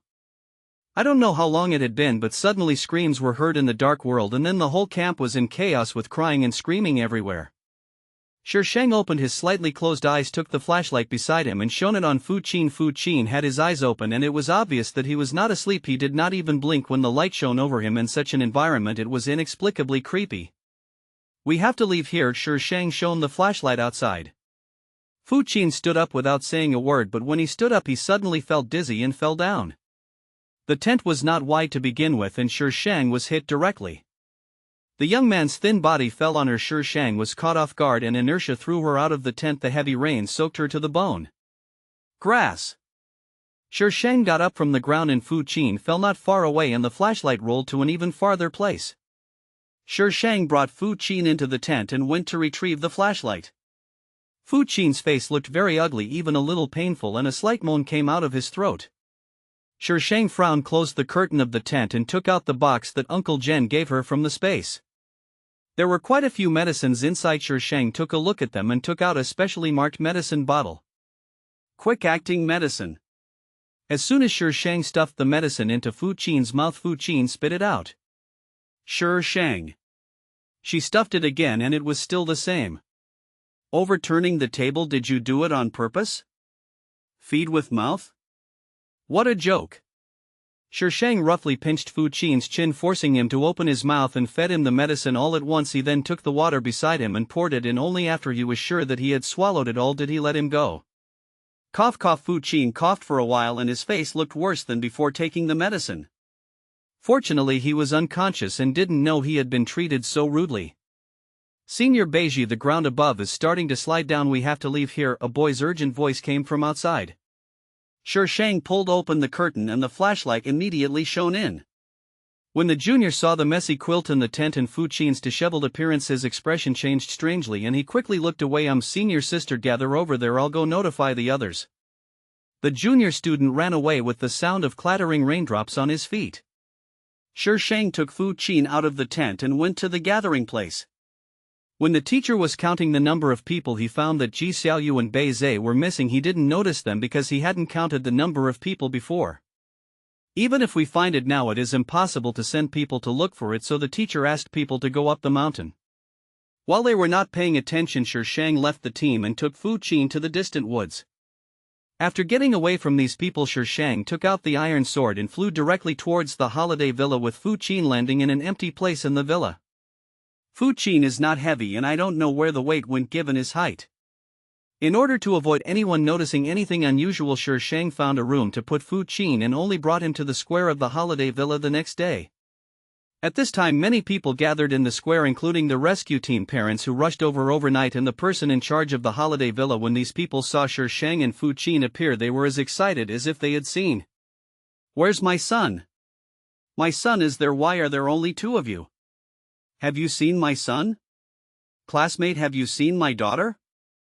She is in class 2 to 3 of senior high school and is wearing a pink coat. The chattering sounds made Shi Shang's head hurt, not only that they also surrounded him so tightly that he couldn't get out. Holy shit, can't you see that she's carrying someone on her back? This man is going to die and you all want to become the murderer? Shi Shang yelled at the top of his voice. Where is my son? Instead of moving aside, these people became even more aggressive and reached out to pull Shi Shang. Have you seen my son? Shi Shang staggered when she was pulled and Fu Qin fell off her back. The group of people were about to drown her. Serial Mission 19, protect Fu Qin from harm. Shi Shang pulled Fu Qin in front of her with her backhand. The iron sword in her hand suddenly appeared and she raised it upwards. The people surrounding her immediately retreated back. The iron sword turned a circle, instantly sweeping out a vacuum zone. I'm not your son's babysitter, so how do I know where they are? If you have the guts, go into the mountains and look for them yourself. Why are you surrounding me? Shi Shang was really angry. If this wasn't the modern plane, she would have wanted to kill these people long ago. It's their business to worry about their son, it's none of her business. How can you be like this, my female classmate? You are with them. Let me ask you why you are so fierce. You keep talking about me. Do you have any manners? Hey, is that the attitude you are asking? You want to kill people, right? Shi Shang laughed sarcastically. Even if I really know where they are, I won't tell you. I still say that if you have the ability, go into the mountains and look for them yourself. These words immediately caused a huge uproar and a group of parents scolded Shi Shang. But because of the weapon in her hand, he didn't dare to go forward. Get out of the way! A group of bodyguards in black suddenly cut in from the crowd. When they saw Shi Shang and Fu Qin, they all became excited. Master, Miss Bei. Uncle Jian, the young master, and Miss Bei are back. Someone took Fu Qin from Shi Shang's hands and then protected Shi Shang and left. As long as the young master is fine you'll be fine too, but if anything happens to the young master no one present will be able to escape, one of the bodyguards said before leaving. They were far away just now and when Sher Shang appeared they were blocked by those people before they could see him clearly, but they heard what Sher Shang said. Don't try to reason with villains because they are unreasonable. Add more. Thanks for the reward, baby. A group of people looked at each other. They naturally knew that those people were from the Fu family.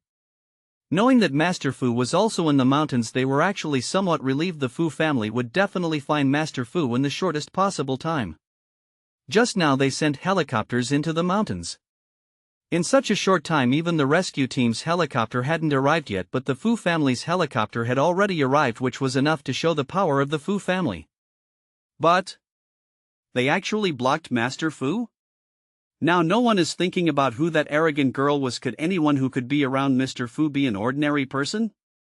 Fu Qin was sent to the city by helicopter. Sher Shang looked a little disheveled, but he had no injuries on his body. He took a shower and changed clothes in the hospital and was resurrected on the spot. She originally wanted to leave, but the system started issuing tasks again.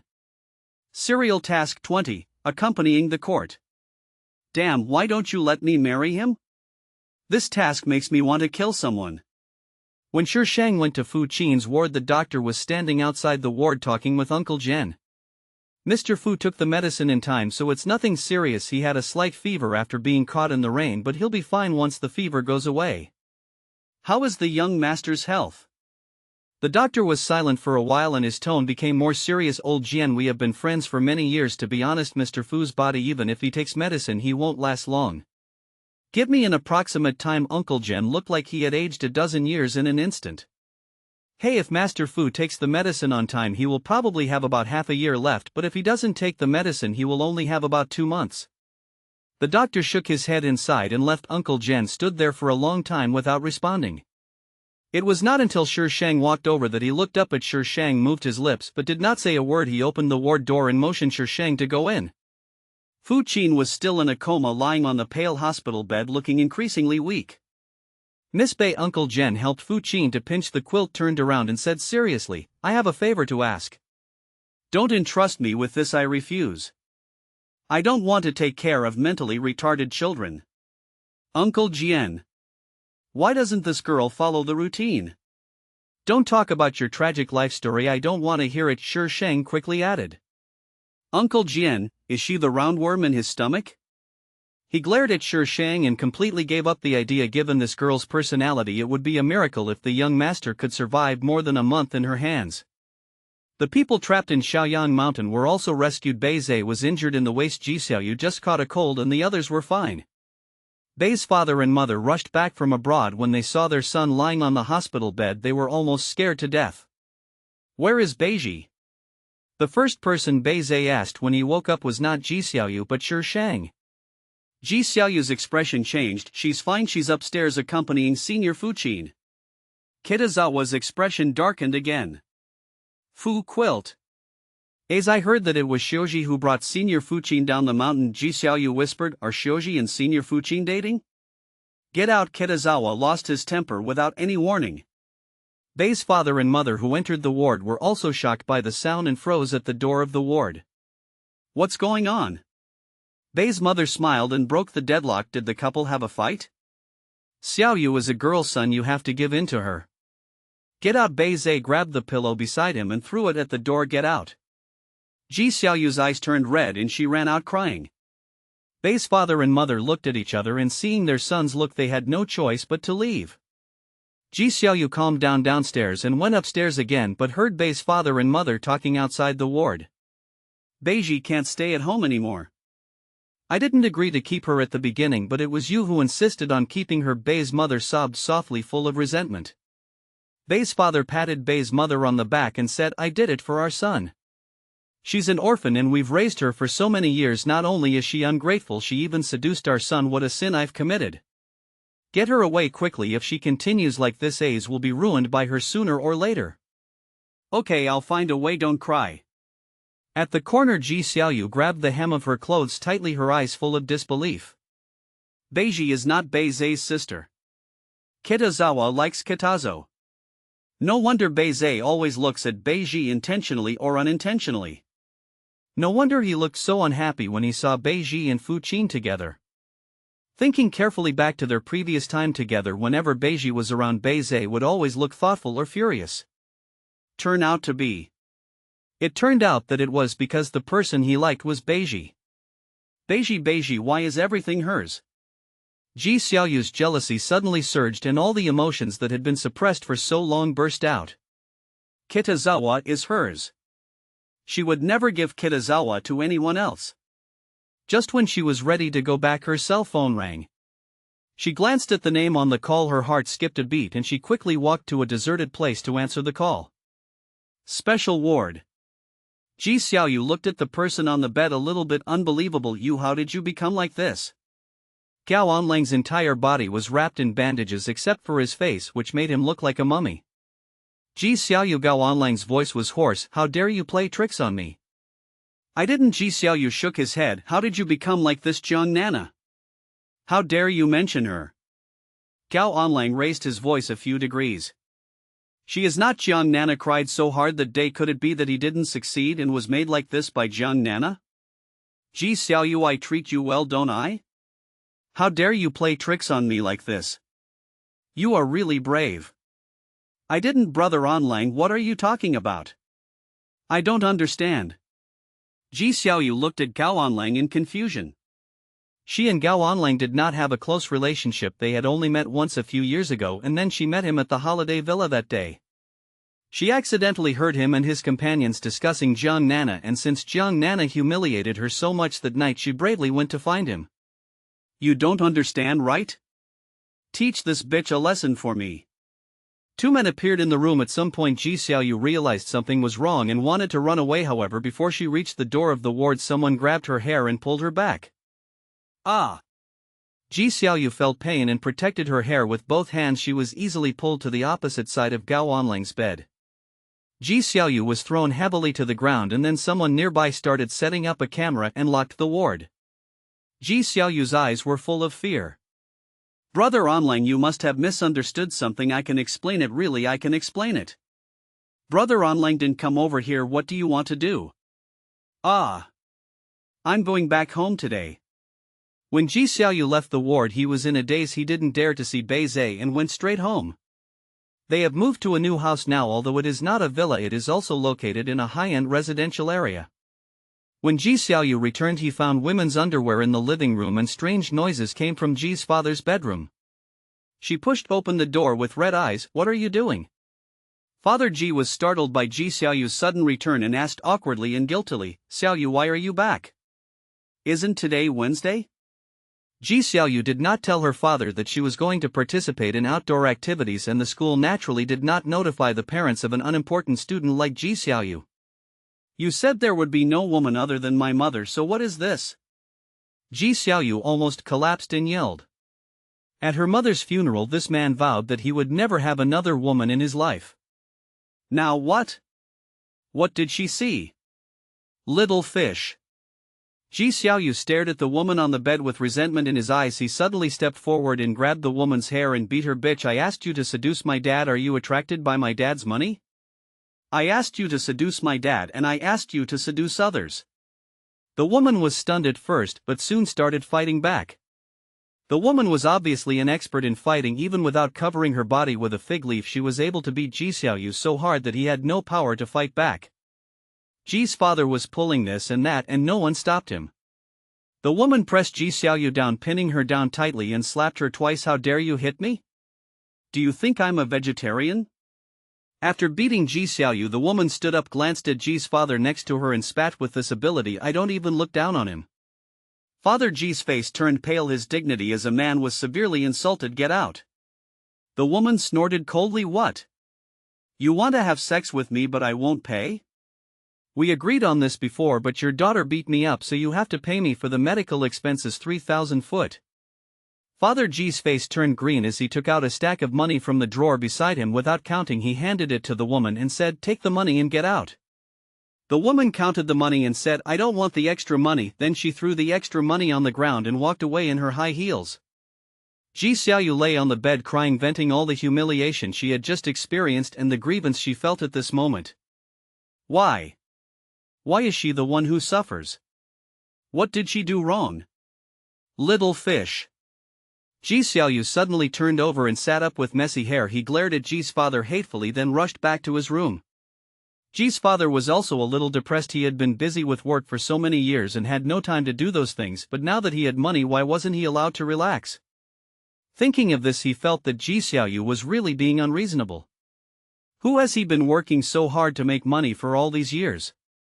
Isn't it for her? As a daughter, she still interferes with her father. The more Ji's father thought about it, the angrier he got. He put on his clothes and without asking Ji Xiaoyu what was wrong, he left the house. Sheng didn't know about the affairs of the Ji family and Gao Onlang. She was now like a servant serving the eldest young master. The system issues tasks more and more frequently. To be honest, there was a moment when she really wanted to kill Fu Qin, the target of the mission. This guy was definitely sent to torture her. Miss Bei, this is the young master's medicine for today. The bodyguard handed the medicine to Sheng.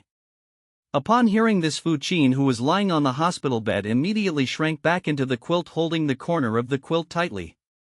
Sheng's favorite thing is to feed medicine. He used roughness on Fu Qin openly.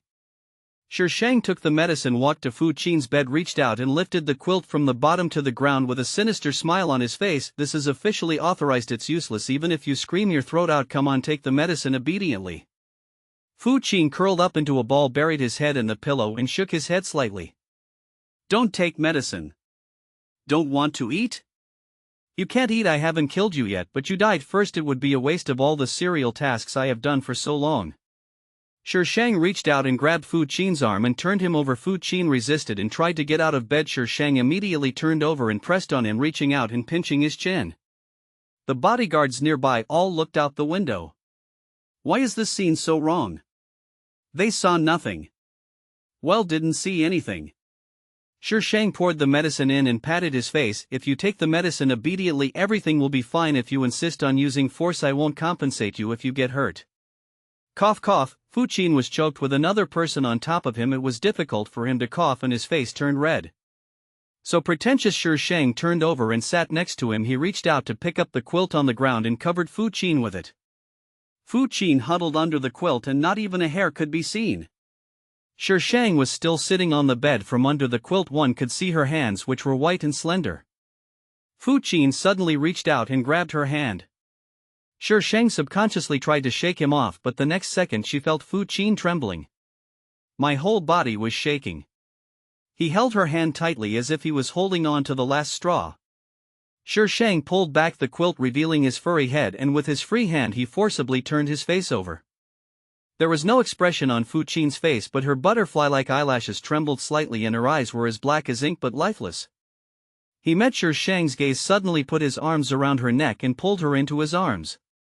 Sheng had never expected him to do such a thing and was stunned for a moment before he reacted. The person under him kept trembling slightly. Her warm body covered him and his trembling body slowly calmed down. The hand holding Sheng was getting tighter and tighter and his head was buried in her neck and his warm and moist breath hit Sheng's neck. In the past she would leave directly after feeding him medicine. She never knew that he would look like this after taking the medicine. So fragile that people want to kill him. Ahem, it's not that I don't know how to be gentle and considerate to women. It's the aura emanating from him that is so attractive. Sheng was afraid that she would crush this guy to death, so she wanted to roll over to the side, but Fu Qin did not let go and put his feet on her, holding her tightly in his arms. When Sheng forced him open, his body began to tremble even more violently. Fuck him. Sheng lay down beside him and held him in her arms. Fu Qin probably knew that Sheng would not leave, so he hugged her waist, crossed his legs and almost hung on her. What Sheng regretted most was that he had just given the patient the medicine instead of leaving immediately. Stay here and do some knitting. Be kind to women. Please give me votes. What are you doing standing outside? Uncle Jen looked at the group of bodyguards standing outside the ward with a strange look on his face. Who will be held responsible if something happens to the young master? Miss Bei is inside, the bodyguard said weakly. Her? If she's here you should stay inside and guard her, Uncle Jen said as he was about to push the door. The young master would keep silent if he disagreed with something, but the girl would resort to violence if she disagreed with something. The bodyguard quickly stopped Uncle Jen and asked him to look inside through the glass. In the room on the hospital bed, the girl leaned against the headboard with a calm and peaceful expression. The boy's hands were across her waist and his head was resting on her chest. The picture was extremely beautiful. What's going on? Uncle Jen was frightened. The young master took the medicine just now and Miss Bay didn't leave, so the young master grabbed Miss Bay. The bodyguards recounted what had just happened in unison. Uncle Jen's expression changed rapidly several times and finally he sighed. Uncle Jen, do you think Miss Bay can make the young master better? A bodyguard asked cautiously. Uncle Jen shook his head with a worried look on his face. The doctor said that the young master's body can only last for half a year even if he takes medicine. Even if she can get the young master to take medicine, it is impossible for him to be revived. The young master doesn't go abroad. This matter sigh. I always feel that Miss Bay is not like an ordinary person. The other bodyguards rolled their eyes at that bodyguard. Do I need to tell you that? Miss Bay is the daughter of the Bay family. How can she be an ordinary person? That's not what I meant. The bodyguard scratched his head. Before I heard Miss Bay on the phone, from what she said it seemed like she was dealing with stocks and investments. Nowadays the children of wealthy families are often allowed to test the waters first. This is normal. The bodyguards started discussing with each other. But Miss Bay doesn't get much attention in the Bay family. Even if she has some pocket money, she can invest in stocks or make some. Go check the assets under her name, Uncle Jen said. Uncle Jen, we have checked this before. Miss Bay doesn't have many assets under her name. Miss Bay is under 18, right? If she is really doing this, she will definitely blame others.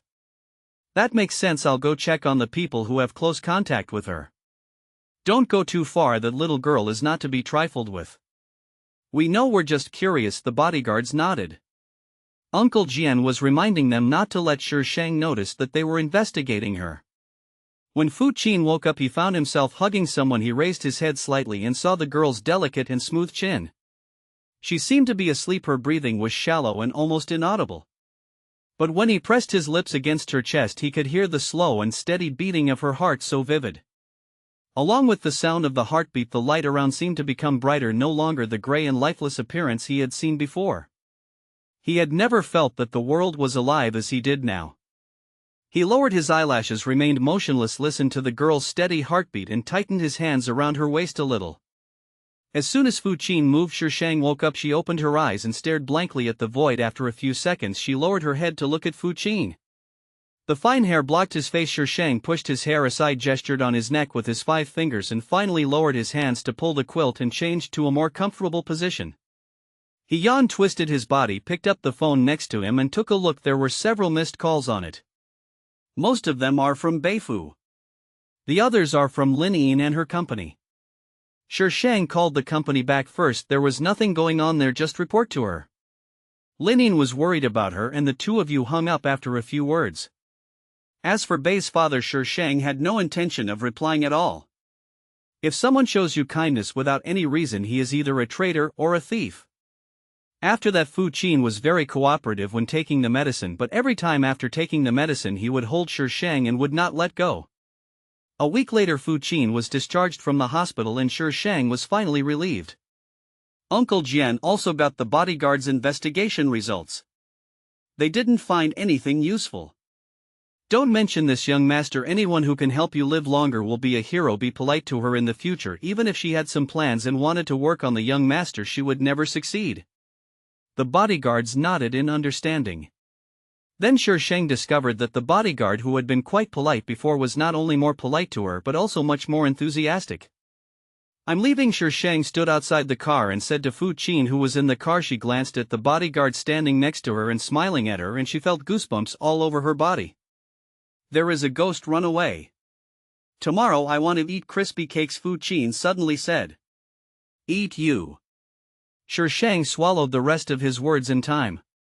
Fu Qin frowned, then said seriously, I don't taste good. Shi Shang, who the hell wants to eat you? Shi Shang glared at Fu Qin, then reached out to stop a car and left.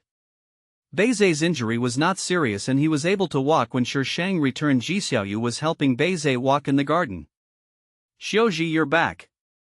Sheng originally wanted to bypass them and go in, but Ji Xiaoyu suddenly roared, causing Bei Zhe, who had not noticed this side, to look over here.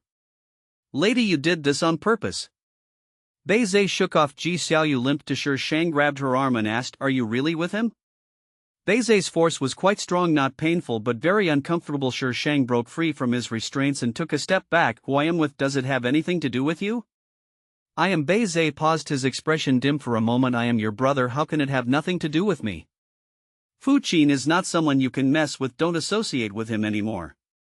Sheng looked behind her and saw Ji Xiaoyu glaring at her with resentment and a ferocious expression which she did not even try to hide when Sheng passed by.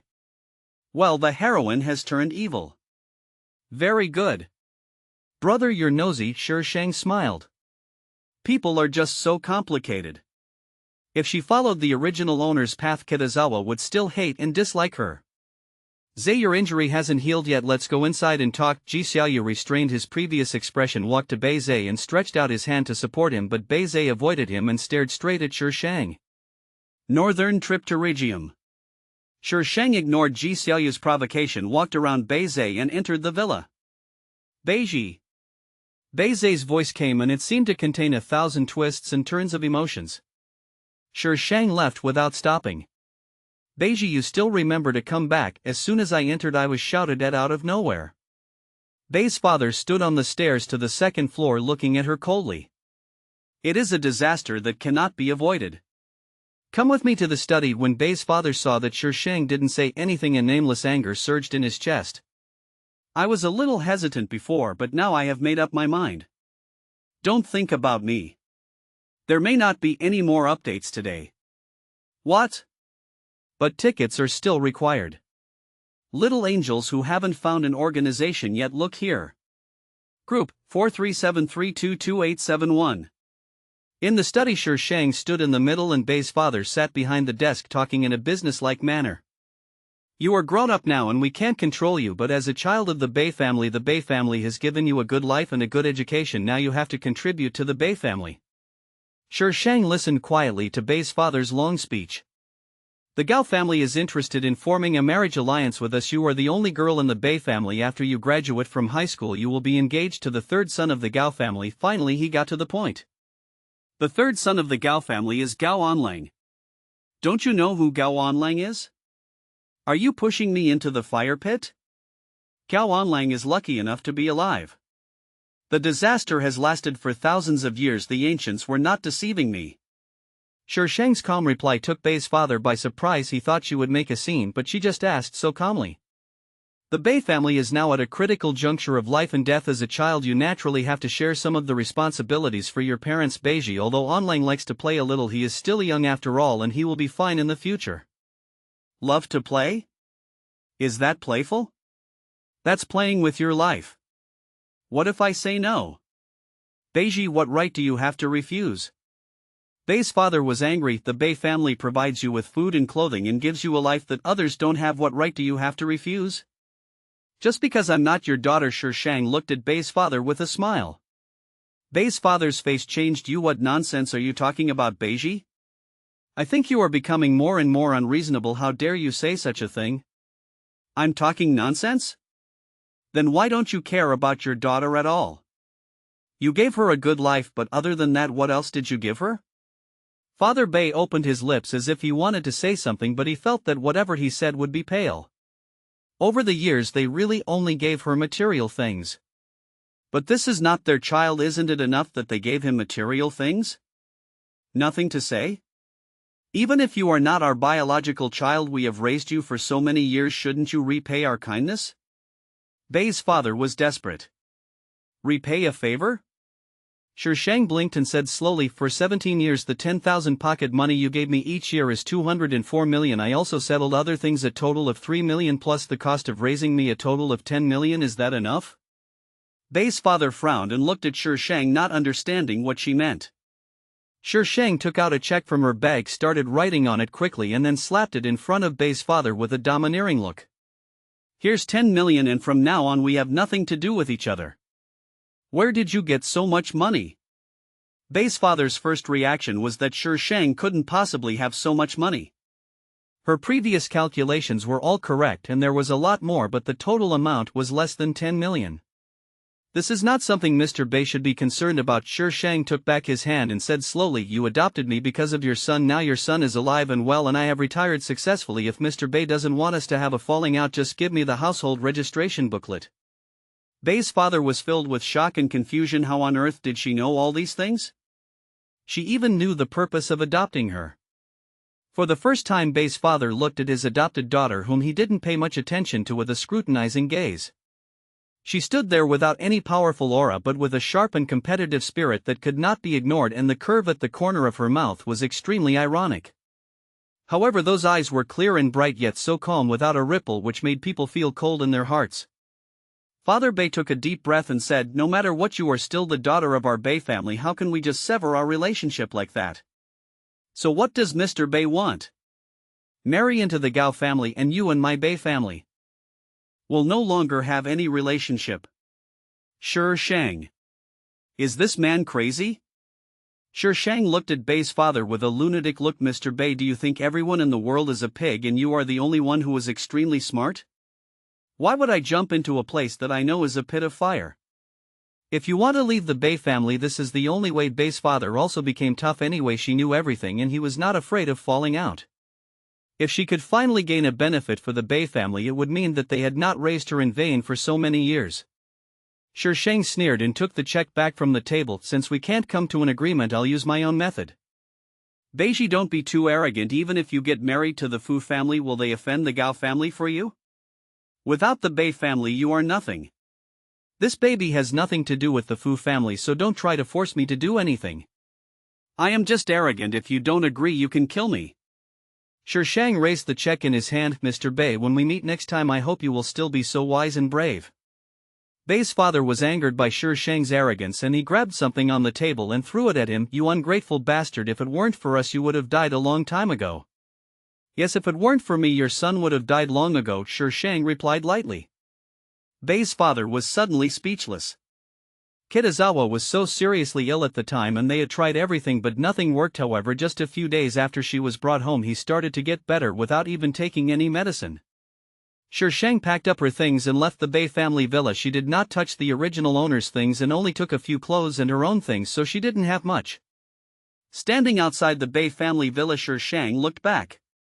She didn't want to deal with the Bei family, after all she was lazy. But what she shouldn't do is that Bei's father still wants her to marry Gao Onlang.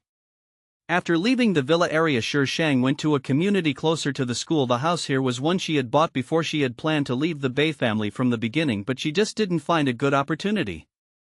Everything in the house has been decorated so you can move in right away. The next day Shi Shang went to buy some su-rong cakes for Fu Qin and then slowly took a taxi to school. The school had been suspended for a week due to the incident at Xiaoyang Mountain and classes only resumed today. Shiji here. Lin stood outside the school gate and waved to Shi Shang. Shi Shang walked over, lifted Lin Yin's chin and said with a wicked smile, "Beauty is beautiful again today and I am so excited just by looking at you." Her movements were smooth and seamless, her postures were elegant and she had a natural air of nobility which made her look particularly pleasing to the eye. Lin Yin blushed and looked shy. "Xiaoji, can you stop teasing me?" Every time Shi Shang flirted with her she felt that Shi Shang was extremely handsome, so handsome that it made people want to give birth to a baby with him. Looking at the girls around her who were moaning, it proved that she was not the only one who felt this way. Handsome Shang smiled slightly. "Who made you so beautiful?" "I can't control the wild power in my body." Lin Yin died suddenly. Recommended votes 1700 plus more. Oh, Shirji. Lin Yin suddenly remembered something and pulled Shi Shang to a place with fewer people nearby. "The school is saying that you and Mr. Fu are dating, is it true?" "Ha? Where did this joke come from? No one knows that she is accompanying Fu Qin in the hospital, right?" "That's right. That day at Xiaoyang Mountain someone saw you and Mr. Fu." Lin Yin's voice became very low as she spoke the last part and her face turned red. Shi Shang rolled his eyes speechlessly. The scene at that time was not at all what they had imagined. "Mr. Fu has a bad temper. It must be very difficult to be with him. Xiaoji, you have to think it over carefully." "Shi Shang, who the hell is with him?" When Shi Shang entered the school she found out that the matter had almost spread throughout the school. It was so outrageous that people even said that she had forced herself on Fu Qin. She forced herself on Fu Qin. These people can also think of it. With such a big imagination, why don't you become a screenwriter? Wherever Shi Shang goes now, people will criticize her.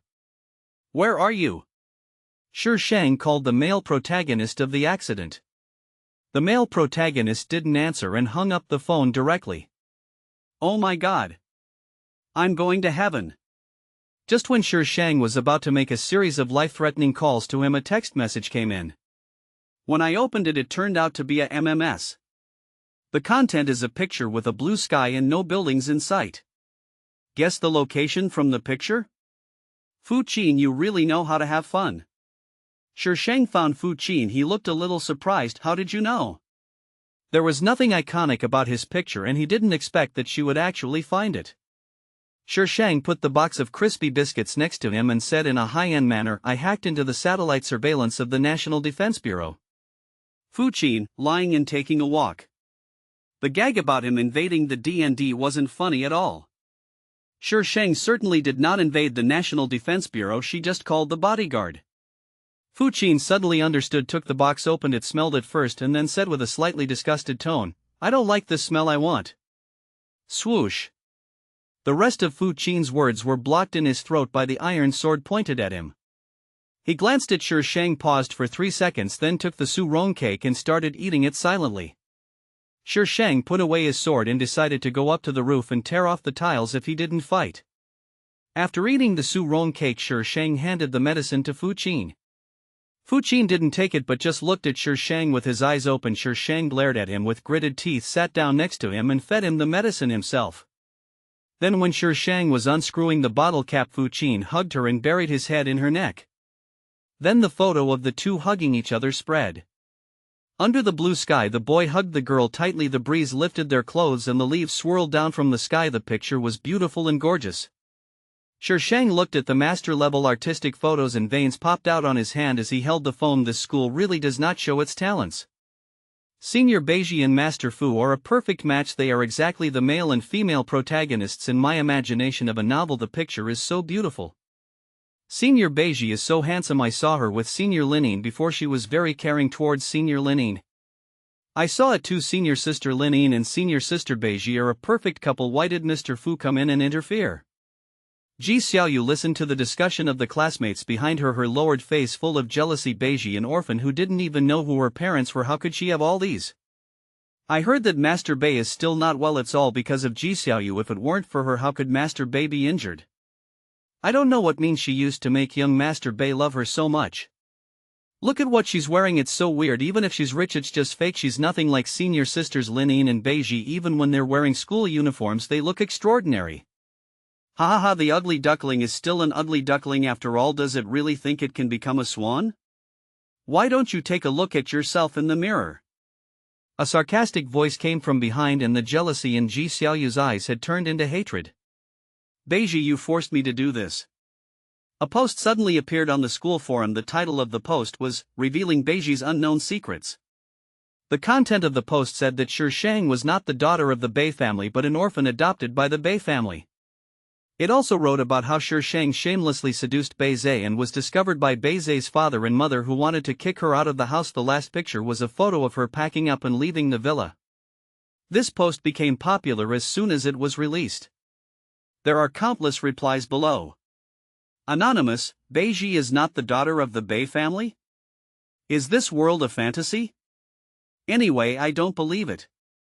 Anonymous, the poster is probably jealous and can't stand seeing others doing well, so he writes this kind of slanderous post. If he has the guts, please post some solid stuff.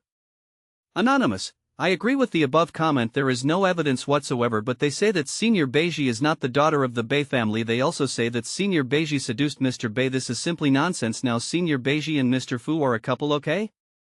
Anonymous, I stand on the north quilt. Anonymous, +1 to the above. Beichin Zhangdao, picture, I am so handsome. Anonymous, damn, that person upstairs is the one taking the photo. Do you have any more pictures? Give me a dozen. Anonymous, file sent. Anonymous, so many pictures, my god. Senior Beiji looks at Mr. Fu with such a gentle look that makes my girlish heart explode. Starry eyes. When Shang saw this post, the topic had already gone astray. When did this baby look at Fu Qin with gentle eyes? What are you little devils spreading? Damn, where did this picture come from? Shang flipped through the photos one by one and they were all pictures of her and Fu Qin together. The person who took the photos was obviously very good at choosing angles and the photos looked very harmonious. It was originally a post to criticize Shang, but in the end it turned into a picture war. Many people started uploading pictures they took on a daily basis. The most pictures were of Shang and Lin Ying. Mr. Fu was rarely in school, so they might not be able to see him even if he came. Many people exclaimed that Shang and Lin Ying are the official couple Jiyin soulmates. This is the real CP. Those who support Beiqin's CP naturally disagree. So I started posting all kinds of pictures. In the end, Beiqin's CP won thanks to the photographer's superb photography skills. Ji Xiaoyu never expected the result to be like this. What would happen to these people if this happened to her? Attack in groups. Is this the difference in identity? Ji Xiaoyu became more and more determined to pull Shang down. She is an orphan, why should she live better than me? Ji Xiaoyu took out his cell phone, looked up a number, hesitated for a moment and dialed. I'm Ji Xiaoyu, I want to see Gao Onlang. No idea what was said on the other end. Ji Xiaoyu looked unhappy but still agreed. Okay, I'll be there. After hanging up the phone, Ji Xiaoyu's eyes flashed with extreme hatred. Say no more.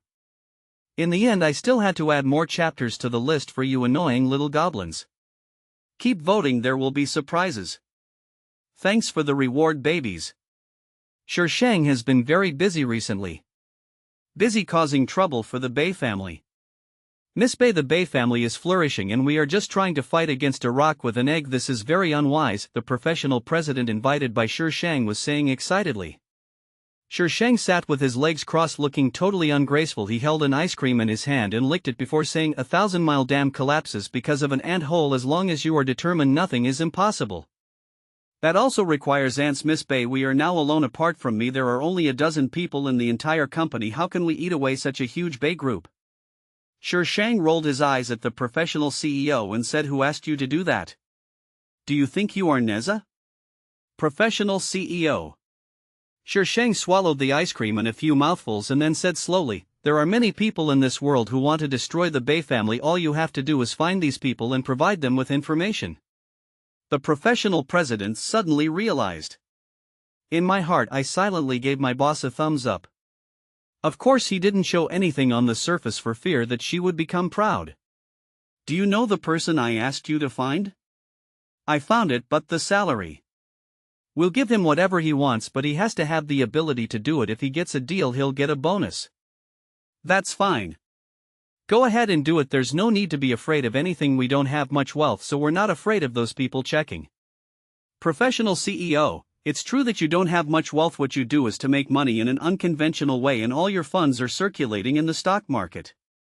Find a few more hackers and we'll form a team to specialize in reselling information. Shang added, we need some powerful ones, preferably those who can resell national information. Professional CEO, boss, what do you want to do? Start a world war? To be honest, if someone picks a fight with you, it's none of their business. After Shang refused for the 7th time, Fu Rao finally got angry and had someone drive to the school. Shang was tied up and put into the car as soon as he walked out of the school gate. Shang and Fu Rao stared at each other. Is this guy Fu Qin's father? He doesn't look like him at all. How could this big and strong man give birth to such a beautiful son? Is it a genetic mutation? Fu Rao was also a little surprised. Even some people in high positions couldn't raise their heads when they saw him, but this little girl actually looked at him unscrupulously. It's really interesting. Why did you arrest me? Shang leaned back and asked very relaxedly. Little girl, you can't talk like that. I've invited you so many times, but you didn't give me any face, so I come to see you in person. Fu Rao looks big and strong, but he speaks very gently with a weird contrast. Cute? Don't be funny. It's so fucking awkward, like seeing modern people in a costume drama. Can you please talk normally? Don't tell me you're always like this. If this is the case, it will be a miracle if no one usurps the throne. Fu Rao, I'm just afraid of scaring you. Isn't it said that young girls nowadays like gentle older men? Obviously Shang is not an ordinary girl. Ahem. Fu Rao resumed his usual speaking style. The little girl's name is Beiji? Advisor Mingji, you have at least 7 or 8 versions of my information, if not 10. Stop talking nonsense, just say it. If you want to kill someone to silence him, do it now. I'm very busy. Shi Shang became impatient. I hate these people the most who ask even though they know the answer. I have even checked my entire ancestry. What else are you asking? Like the little white flower heroine, she should look surprised and afraid and ask, how did you know? Are you stupid? You thought it was a TV show.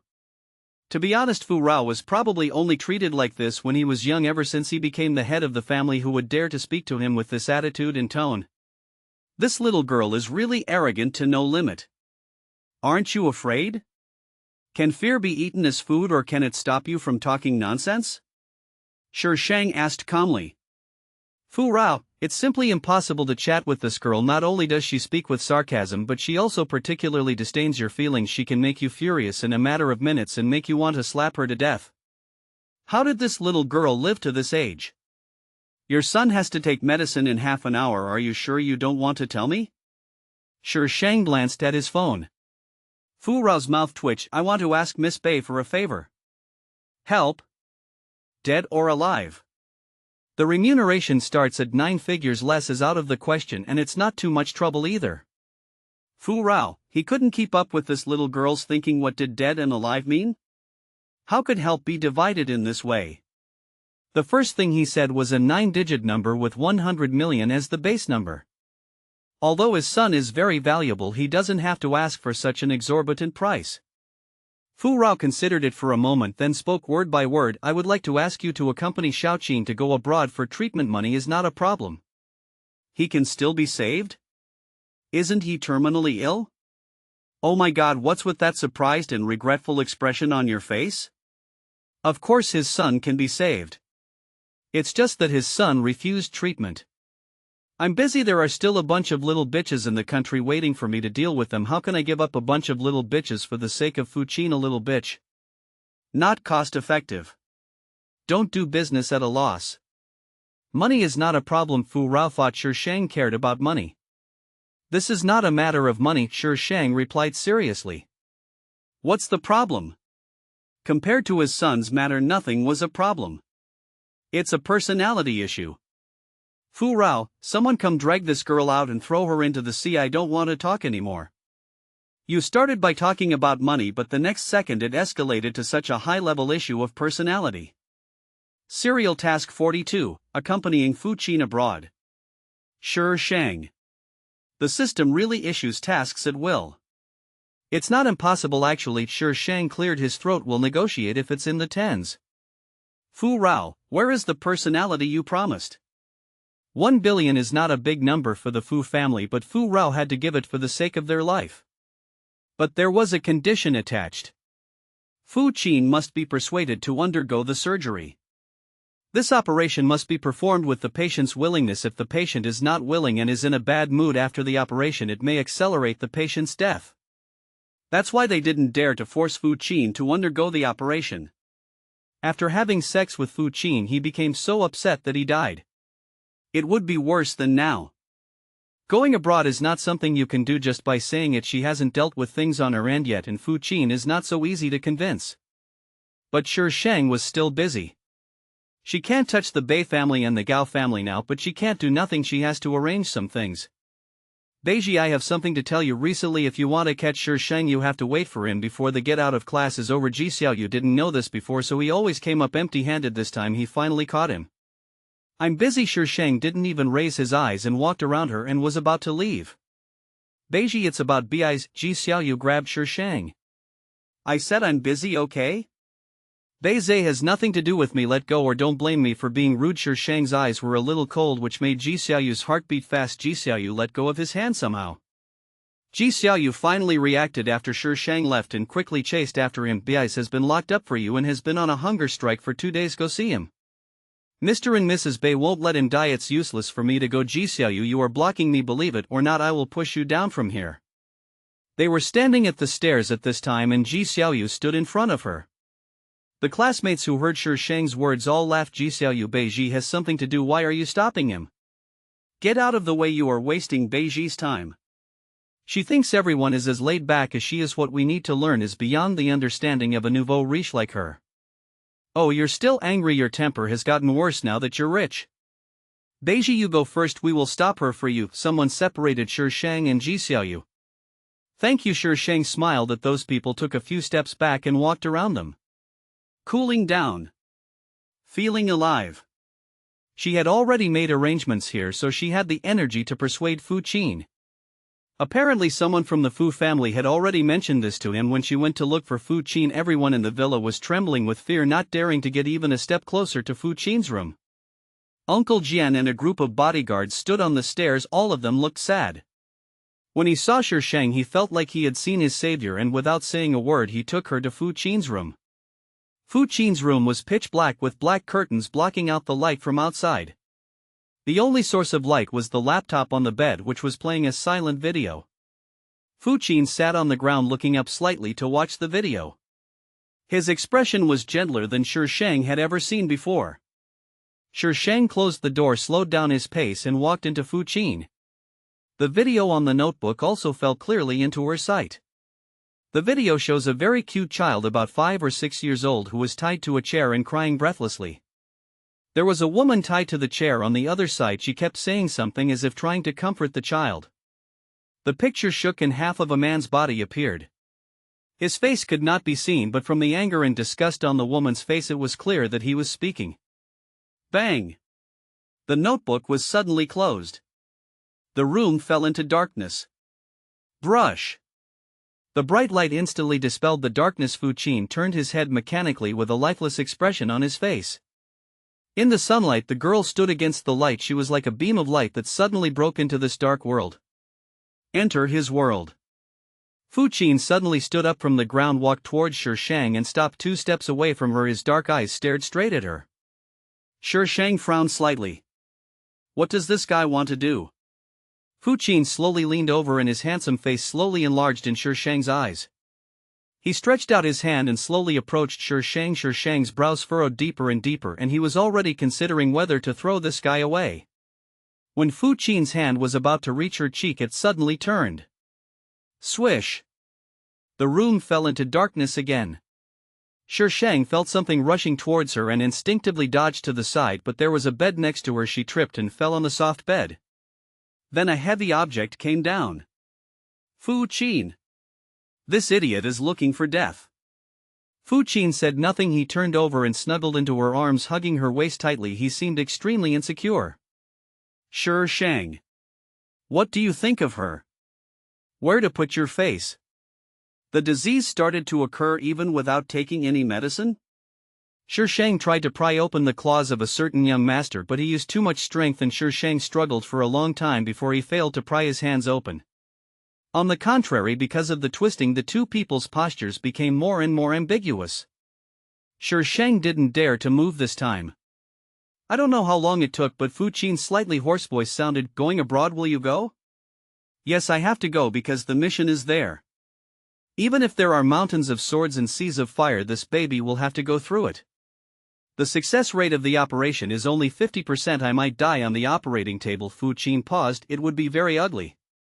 Your focus is just on whether it would be ugly to die on the operating table? Shi Shang was silent for a while. Do you think it's not ugly for you to live like this now? Fu Qin was silent again. The only sound in the quiet room was the intertwined breathing of the two people. After a long time, Fu Qin slowly let go of Shi Shang, turned over and got down from the ground, opened the curtains, and the warm sunlight filled the entire room. Fu Qin stood quietly in the warm sunshine. He stretched out his palm and faced the sunshine. His white fingers were penetrated by the light, appearing transparent. He turned around suddenly. His dark eyes seemed to be tinged with golden light, and he said word by word, "I want to live." If for no other reason, he just wanted to see the girl in front of him. When Shi Shang opened the door, she was met with several pairs of piercing eyes which scared her so much that she took a step back. Uncle Jian and several bodyguards were also startled and looked into the room with doubt and worry in their eyes. "Miss Bei, you won't execute our young master on the spot, right?" Shi Shang felt that there was something strange about the looks in these people's eyes, but he couldn't tell what was wrong. He habitually pulled the corners of his mouth to reveal a vicious smile. "I killed him and I will go inside to collect the body." The bodyguards and Uncle Jian, this joke is not funny at all. They all saw the young master standing inside. Miss Bei, you are not going to deny it, are you? I don't know which stupid bodyguard said this. Shi Shang looked at him in confusion. Why don't you admit it? The bodyguard pointed at her, then pointed inside and finally made a gesture that everyone understood. Shi Shang was very upset. These people actually thought that she had forced herself on Fu Qin in there. Please. Shi Shang looked down at the clothes he was wearing. Okay, this was quite misleading. Shi Shang smoothed his clothes without changing his expression. But in his heart he was full of filial piety. This baby is innocent, okay? Even if you are so hungry that you may not be picky about food, you will not attack minors, okay? What's the matter with you looking so ungrateful? After taking a few deep breaths, Shi Shang calmly broke through the siege and left. It's better not to explain. The more you explain, the more trouble you will cause. Shi Shang didn't know that it was because of her unwillingness to explain that Uncle Jian and others boldly asked Fu Qin. Fu Qin agreed. Acknowledged.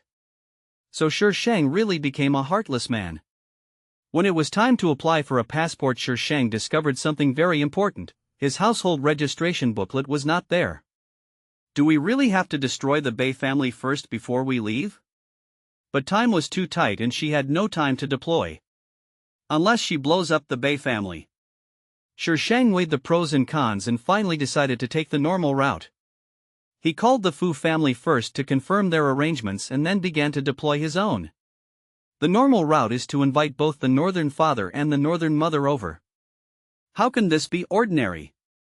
Beiji, you ungrateful bastard, we have raised you for so many years and yet you treat us like this. Bei's mother has been scolding us since she came here. It's just the same few sentences over and over again, which sounds quite boring. Shi Shang ignored it and calmly sent a text message to Bei Zhe. Household registration booklet in exchange for your parents. To be honest, this is definitely the most bizarre exchange condition. Why go through all this fuss just for a household registration booklet? After sending the text message, Shi Shang raised his eyes to look at Bei's mother. Mrs. Bei, if I were you, I would shut up. Your lives are in my hands now. Bye, you ungrateful little bitch, just wait, I will never let you go. Beiji, what do you want to do? Bei's father was much calmer than Bei's mother. Nothing to do, I just want you to come here to enjoy the cool air and chat. Shi Shang looked innocent. Come and chat. Chat? Is it necessary to be so tied up when chatting? If you have something to talk to us about, just come to our house. Why do this? Bei's father spoke calmly.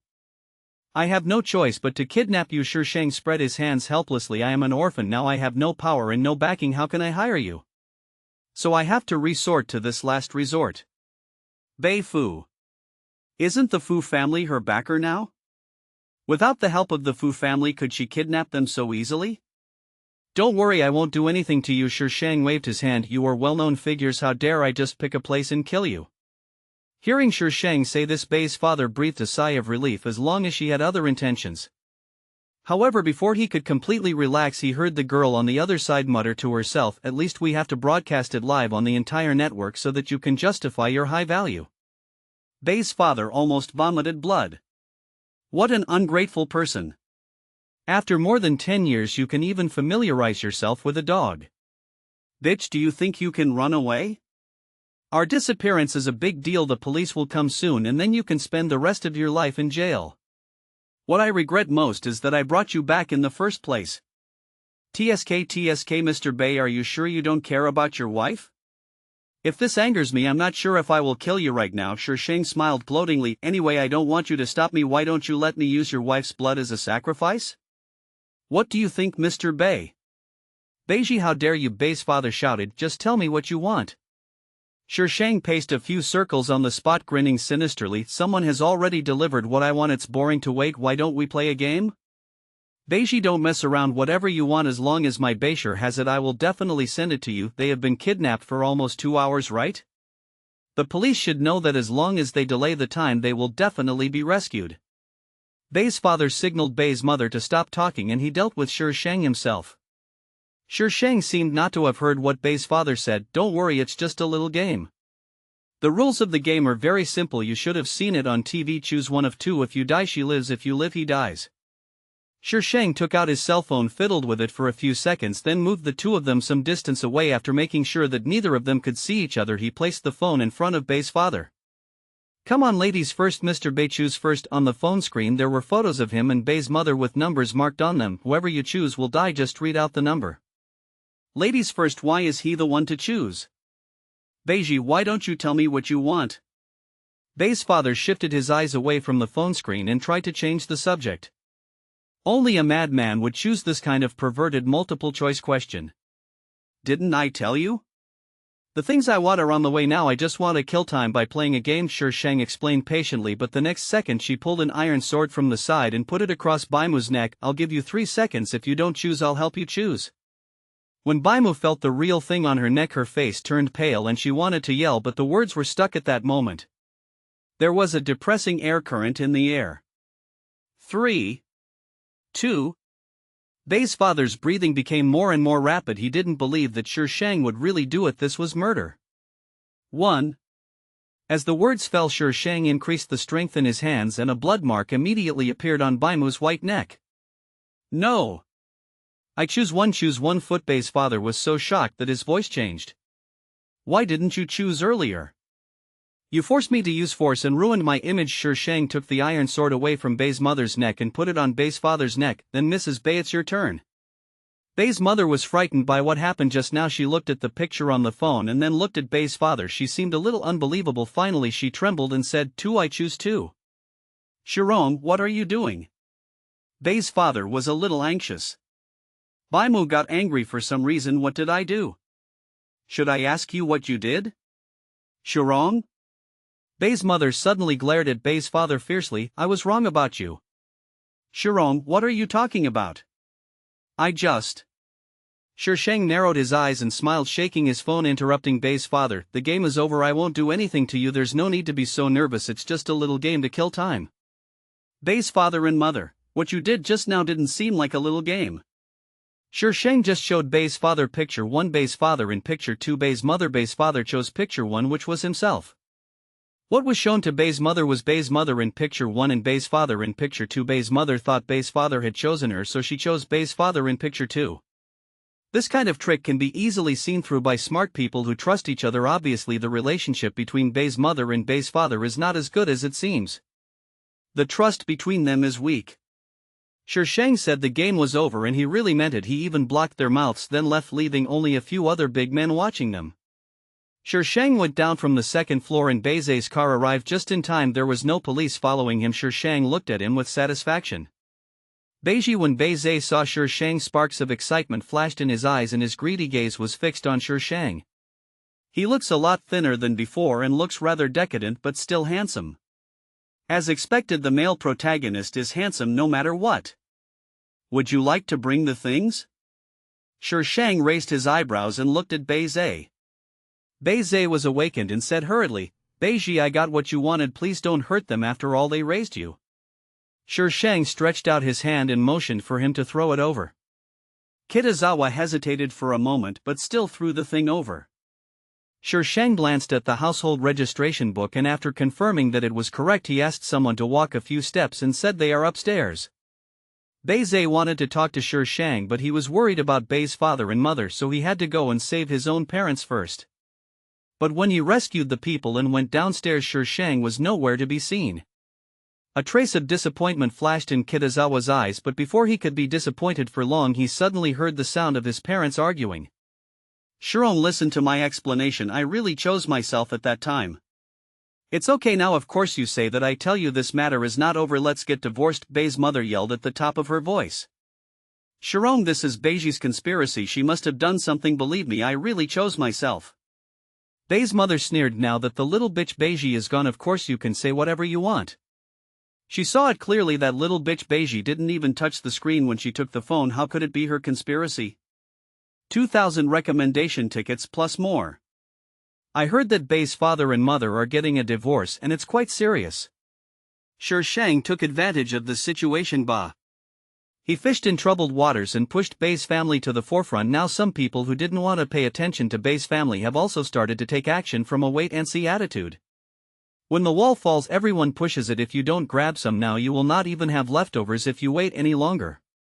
Shi Shang is only responsible for providing information about the Bei family and will not take any action against the Bei family. There is no conflict of interest, so those people are naturally more likely to believe him. Boss, your method is a bit insidious, commented the professional president. This is unfair business competition. But he had to admit that this method was very effective. A big piece of fat meat, a vulture in the sky. Who wouldn't want to take a bite? The reason why the vulture didn't take action before was because there was a lion next to the fat meat, but now that the lion has been lured away, if the vulture still doesn't go down, then he is mentally retarded. As long as I can achieve my goal, the process is not important to me as long as the result is what I want. The law sounds grand and noble, but in fact it is not aimed at ordinary people. For example, the upper class people are all trying to exploit loopholes in the law. When will the boss go abroad? It's just a few days. Be sure you clean up the mess and Gao Onlang just keeps an eye on it. After explaining the situation, Shi Shang really went abroad a few days later. Ji Xiaoyu has been looking for an opportunity to get close to Shi Shang, but she didn't expect Shi Shang to go abroad. She had always behaved normally in school and had no intention of going abroad. How come she went abroad just like that? When Gao Onlang called Ji Xiaoyu over, Ji Xiaoyu was still in a daze. Ji Xiaoyu, where is he? The bandages on Gao Onlang's body had not been completely removed and there were still some on his arms and feet. Going abroad, Ji Xiaoyu stammered. Going abroad? Ji Xiaoyu, I think you were the one making it up from the beginning to the end? Gao Onlang was very angry at this time. Ji Xiaoyu said that he became like this because of Beiji, so he asked Ji Xiaoyu to trick Beiji over. But what? So many days have passed and Ji Xiaoyu was not brought back. Instead, he went abroad. In addition, when he went to find Jiang Nana, he was shocked by the video produced by the Jiang family. Gao Onlang is now on the verge of a rage. I didn't. It was really her. Jiang Nana went to find her as soon as she came back. Many people saw it at that time, Ji Xiaoyu explained anxiously. Gao Onlang waved his hand. Don't say anything. She has gone abroad now, and you also said that she has a relationship with Fu Qin. Don't say there is no evidence. Even if there is evidence, I may not be able to do anything to her. Ji Xiaoyu felt something was wrong when he heard this, and sure enough, the next second. Since I can't find anyone, then Ji Xiaoyu, you will have to be my punching bag. The person standing nearby immediately stepped forward and held Ji Xiaoyu down. Gao Onlang, what do you want to do? What? Gao Onlang smiled very ferociously. Of course, to let you experience what it means to live a life worse than death. No, Ji Xiaoyu thought of what happened last time and his face turned pale. Brother Onlang, don't be like this. I will listen to you in everything. With your looks, I am not interested in you. Gao Onlang sneered and signaled those people to continue. Ji Xiaoyu was tortured in front of Gao Onlang. When it was over, there was almost no intact skin on her body. Not only that, she was also recorded. Ji Xiaoyu, you'll be on call from now on, okay? If you dare to resist, these videos will be uploaded to major websites and you'll be famous all over the country in an hour. Gao Onlang's threatening words were still echoing in Ji Xiaoyu's ears. She didn't know how she got back home. When I got home, I locked myself in the bathroom and washed myself several times. I rubbed my body until it bled, but I didn't stop. Ji's father hasn't been home recently, and even when he comes back, he reeks of alcohol and women's perfume. I don't have the time to pay attention to Ji Xiaoyu. Ji Xiaoyu squatted in the bathroom, hugging herself and crying. Why?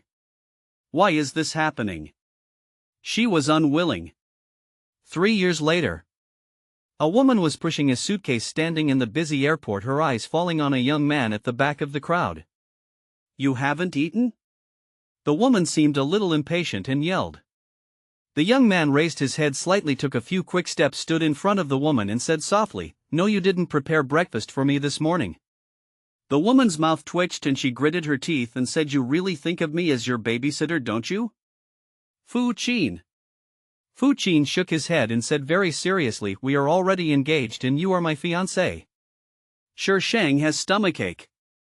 She was completely forced by the system, okay? After 3 years abroad, she was forced by the system to complete 99 serial tasks. The 99th task is to get engaged to Fu Qin. This task is endless. I wonder if she and Fu Qin will be able to have a baby in the future. If the host is willing, this task can be added to the host. The system, which had not appeared for a long time, immediately made its presence felt. Roll. Who the hell wants to have a baby with that idiot Fu Qin? Where are the people who are going to pick us up? Sure Shang pushed the suitcase out of the airport and saw the hustle and bustle of traffic outside, but he didn't see the bodyguards who had returned home earlier. Fu Qin blinked innocently and reminded innocently, "You didn't call. Didn't I let you hit me?" She told him this several times before leaving. Damn. I don't remember the number. Fu Qin continued with an innocent look. Sure Shang. You are really great. Fu Qin, this bastard. It is not too difficult to get a taxi at the airport, but Fu Qin is picky about this and that he won't get a taxi because the driver is too ugly, because the car is too old, because it smells bad, and because he doesn't like the decorations in the car. After the 10th car, Sure Shang got into the car and said, "You can fall in love with me or not if you don't just stay here." Fu Qin frowned and felt awkward for a while, but finally got into the car reluctantly. Yujing Academy. Sure Shang reported a place name. Yujing Academy is the residential complex that Sure Shang bought before she had asked people from the company to come and clean the place before she came back so she can move in directly. Fu Qin moved the box into the house, took a look at the house and started to find fault. The color of the house is too dark, we need to change it. The decoration is vulgar, change it. I don't like the pattern of the carpet, change it. The tea set is ugly. Fu Qin, are you looking for trouble? Do you believe I will throw you out? Sure Shang's threatening voice came from inside. Fu Qin curled his lips, then I'll just make do with it. Don't bother me, I've already sent a message to your butler, they'll come pick you up in a minute. After living with this guy for 3 years, she's had enough. Who can serve someone who has to pick up the bowl when eating? When Fu Qin heard this, he immediately came and closed the door and immediately moved the suitcase into the bedroom. He took out Sure Shang's clothes one by one and put them into the cloakroom. I also put my clothes in there. Add more. Thanks for the reward, babies. There are more chapters every day. No one is happier than you. When Sure Shang entered the bedroom, Fu Qin had already made the bed and was sitting cross-legged on it playing games. She glanced at the cloakroom and her face darkened. This guy really plans to live here. Damn it. I'll definitely pack him up and send him away soon. Sure Shang changed his clothes and said to Fu Qin, I'm going out to buy something. Fu Qin put down the tablet, slid off the bed and followed Sure Shang. What are you going to do? Sure Shang frowned. Wait for me to come back home. Fu Qin followed silently, obviously not intending to listen to Sure Shang. Sure Shang rolled his eyes helplessly and went back to the bedroom to get a coat, put it on. The weather outside has changed. Fu Qin put it on obediently and went out with Sure Shang to the supermarket outside the community. No, I don't want this. No, I don't want this. I don't want this either. Sure Shang's mouth twitched. So this guy followed me to the supermarket just to find fault, right? Sure Shang swept all the things that Fu Qin said he didn't want into the shopping cart. You don't want it, right? That baby wants it. Fu Qin watched Sure Shang's actions, and when she wasn't paying attention, he took those things out again. Quietly put what you want in it. When checking out, Sure Shang saw the cart full of unfamiliar things and glared at Fu Qin hatefully. Fu Qin blinked innocently. The cashier looked at Fu Qin with eyes full of love. She had been working in this supermarket for a long time but had never seen such a good-looking boy. Was he a new resident who moved into the community opposite? Oh my God, so handsome. That innocent little look. Her heart melted when she saw it. Girl, stop being such a fangirl, okay? Sure Shang knocked on the cash register, turned around and glared at Fu Qin again. Beauty is a disaster. The cashier lowered his head in embarrassment but scanned the code very slowly, glancing at Fu Qin from time to time. Sure Shang. She really wanted to grab it and sweep it herself. After finally paying the bill, he was surrounded by a group of little girls. Their enthusiastic looks scared Sure Shang so much that he hid aside. I haven't been back to China for 3 years. Have all the little girls in China gone so crazy? I am so surprised. Fu Qin usually said nothing except a few words to Sure Shang, so when faced with so many enthusiastic little girls, he relied on his height to accurately find Sure Shang. Then ask for help. Honey, they touched me. Who is your wife?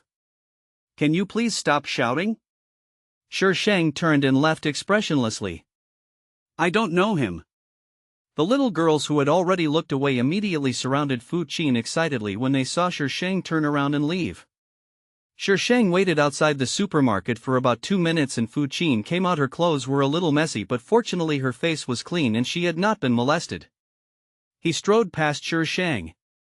Oh my god. This guy actually has the nerve to be angry. I told him not to come, but he insisted on coming now that he is surrounded by people. Who can he blame? Please be reasonable. Fu Qin went upstairs first and Sheng couldn't catch up, so he had to take the next elevator. While waiting for the elevator, a heavily made-up girl came in from outside, stood beside her and was talking on the phone in a coquettish voice. What are you talking about, Master Wang? How could I lie to you?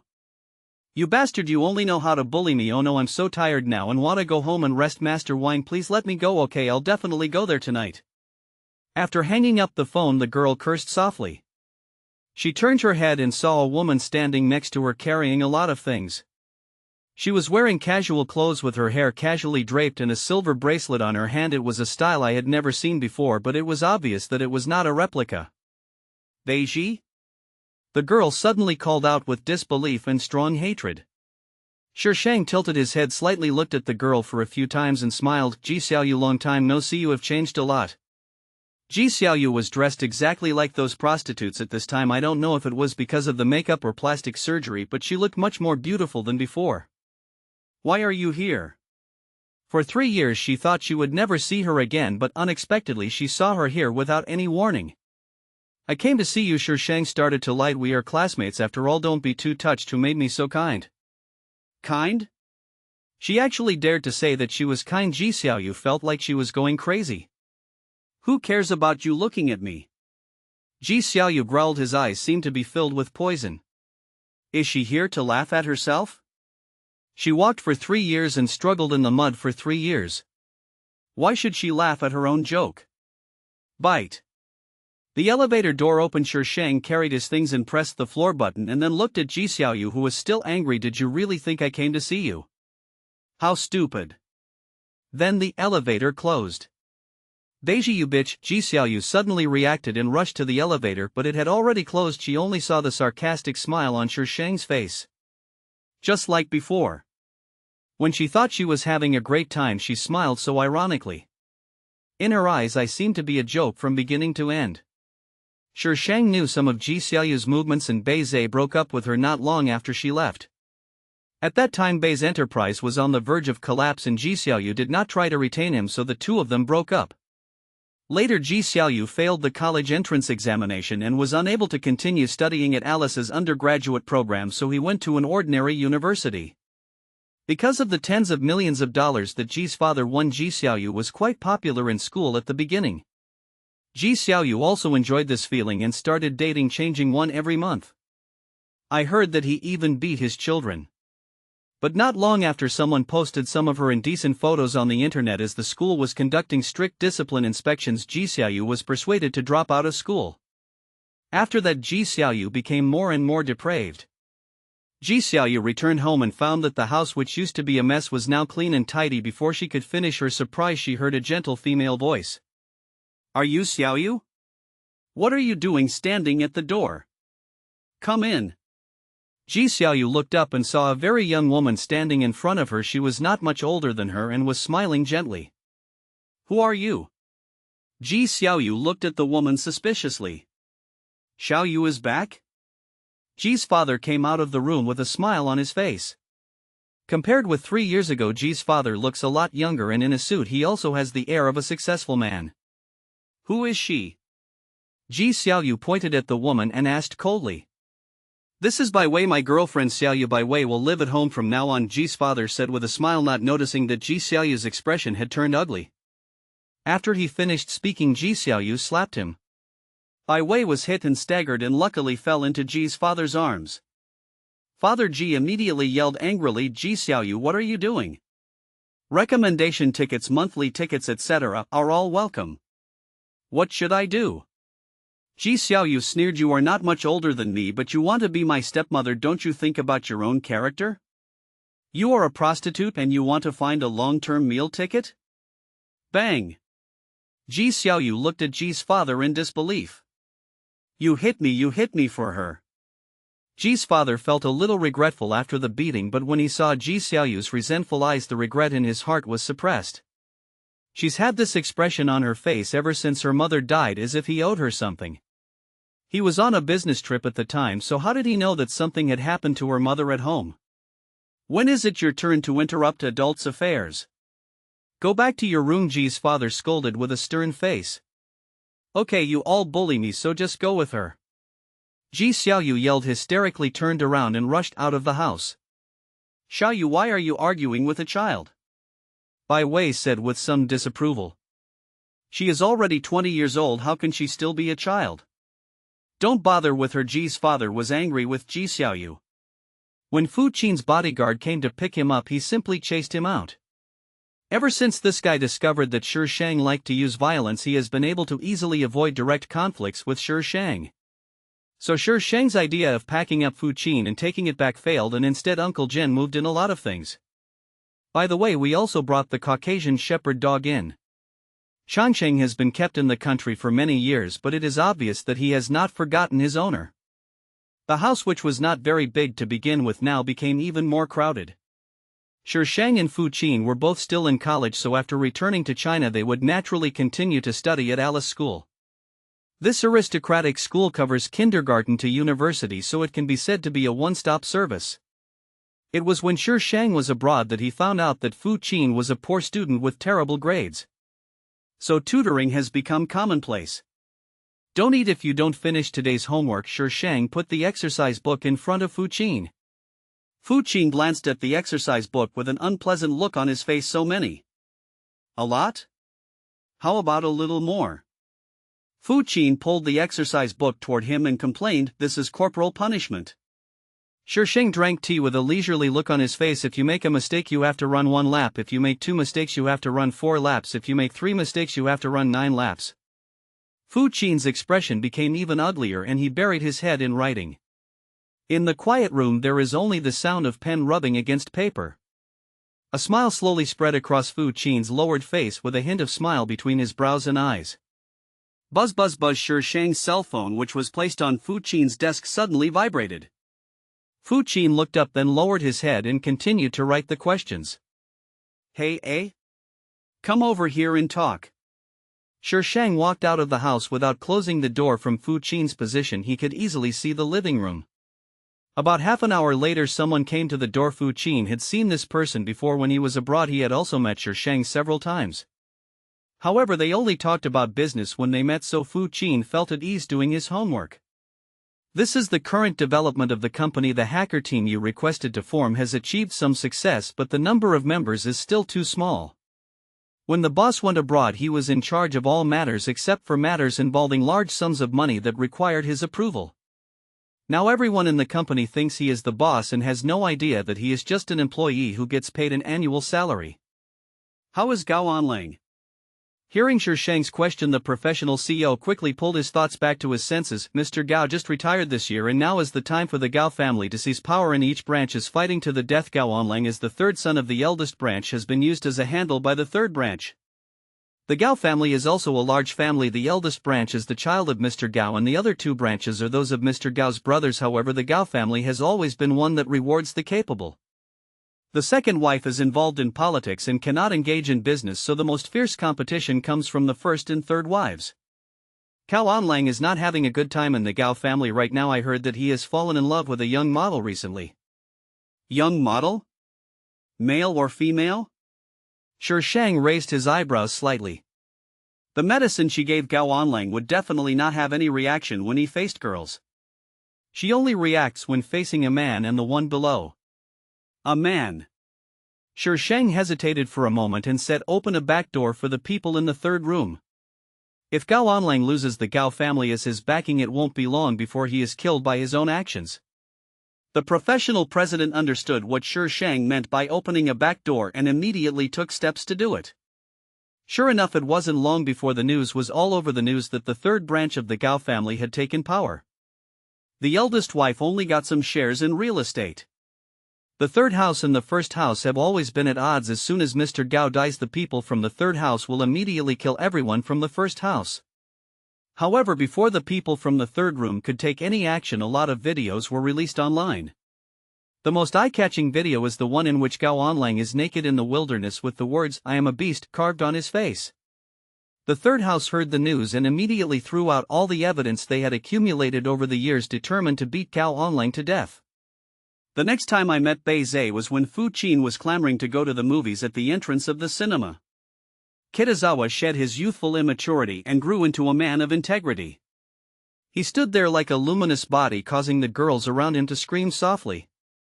He looked at his watch from time to time, but there was no impatience on his face. Perhaps he felt that the people around him were a bit noisy, so he took out his cell phone, made a call, and then walked towards Shishang. Then he suddenly stopped. The noisy scenes around seemed to become silent.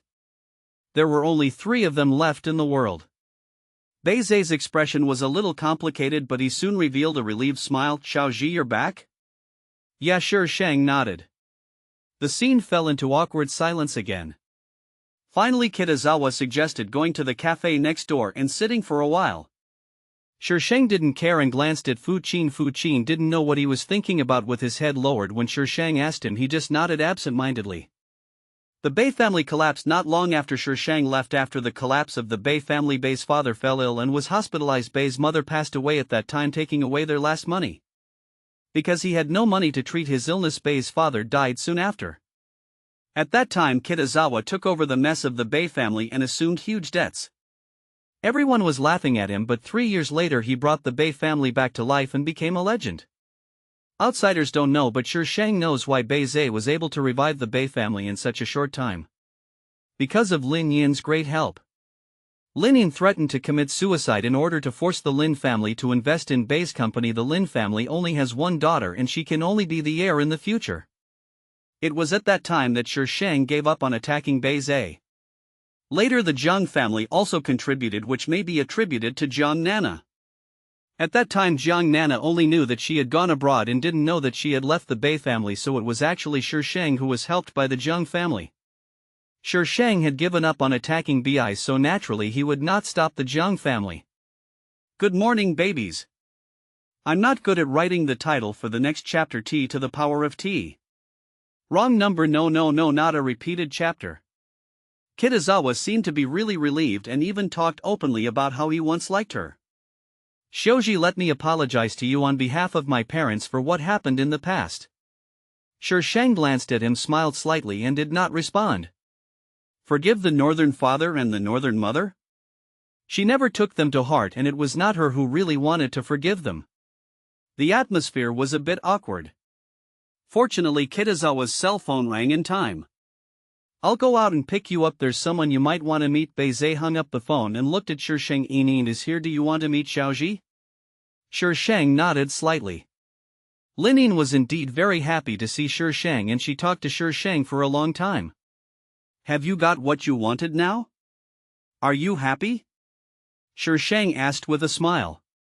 Lin Yin's laughter stopped abruptly. She looked at Shishang and said word by word, "I bet my life on a future full of thorns at that time, only you told me to do it. If I wanted to, even if I lost, I would still find a way to get you back, Xiaozhi. When everyone told me not to fool around, only you stood by me. If I hadn't met Bei Zhe first, I might have really fallen in love with you.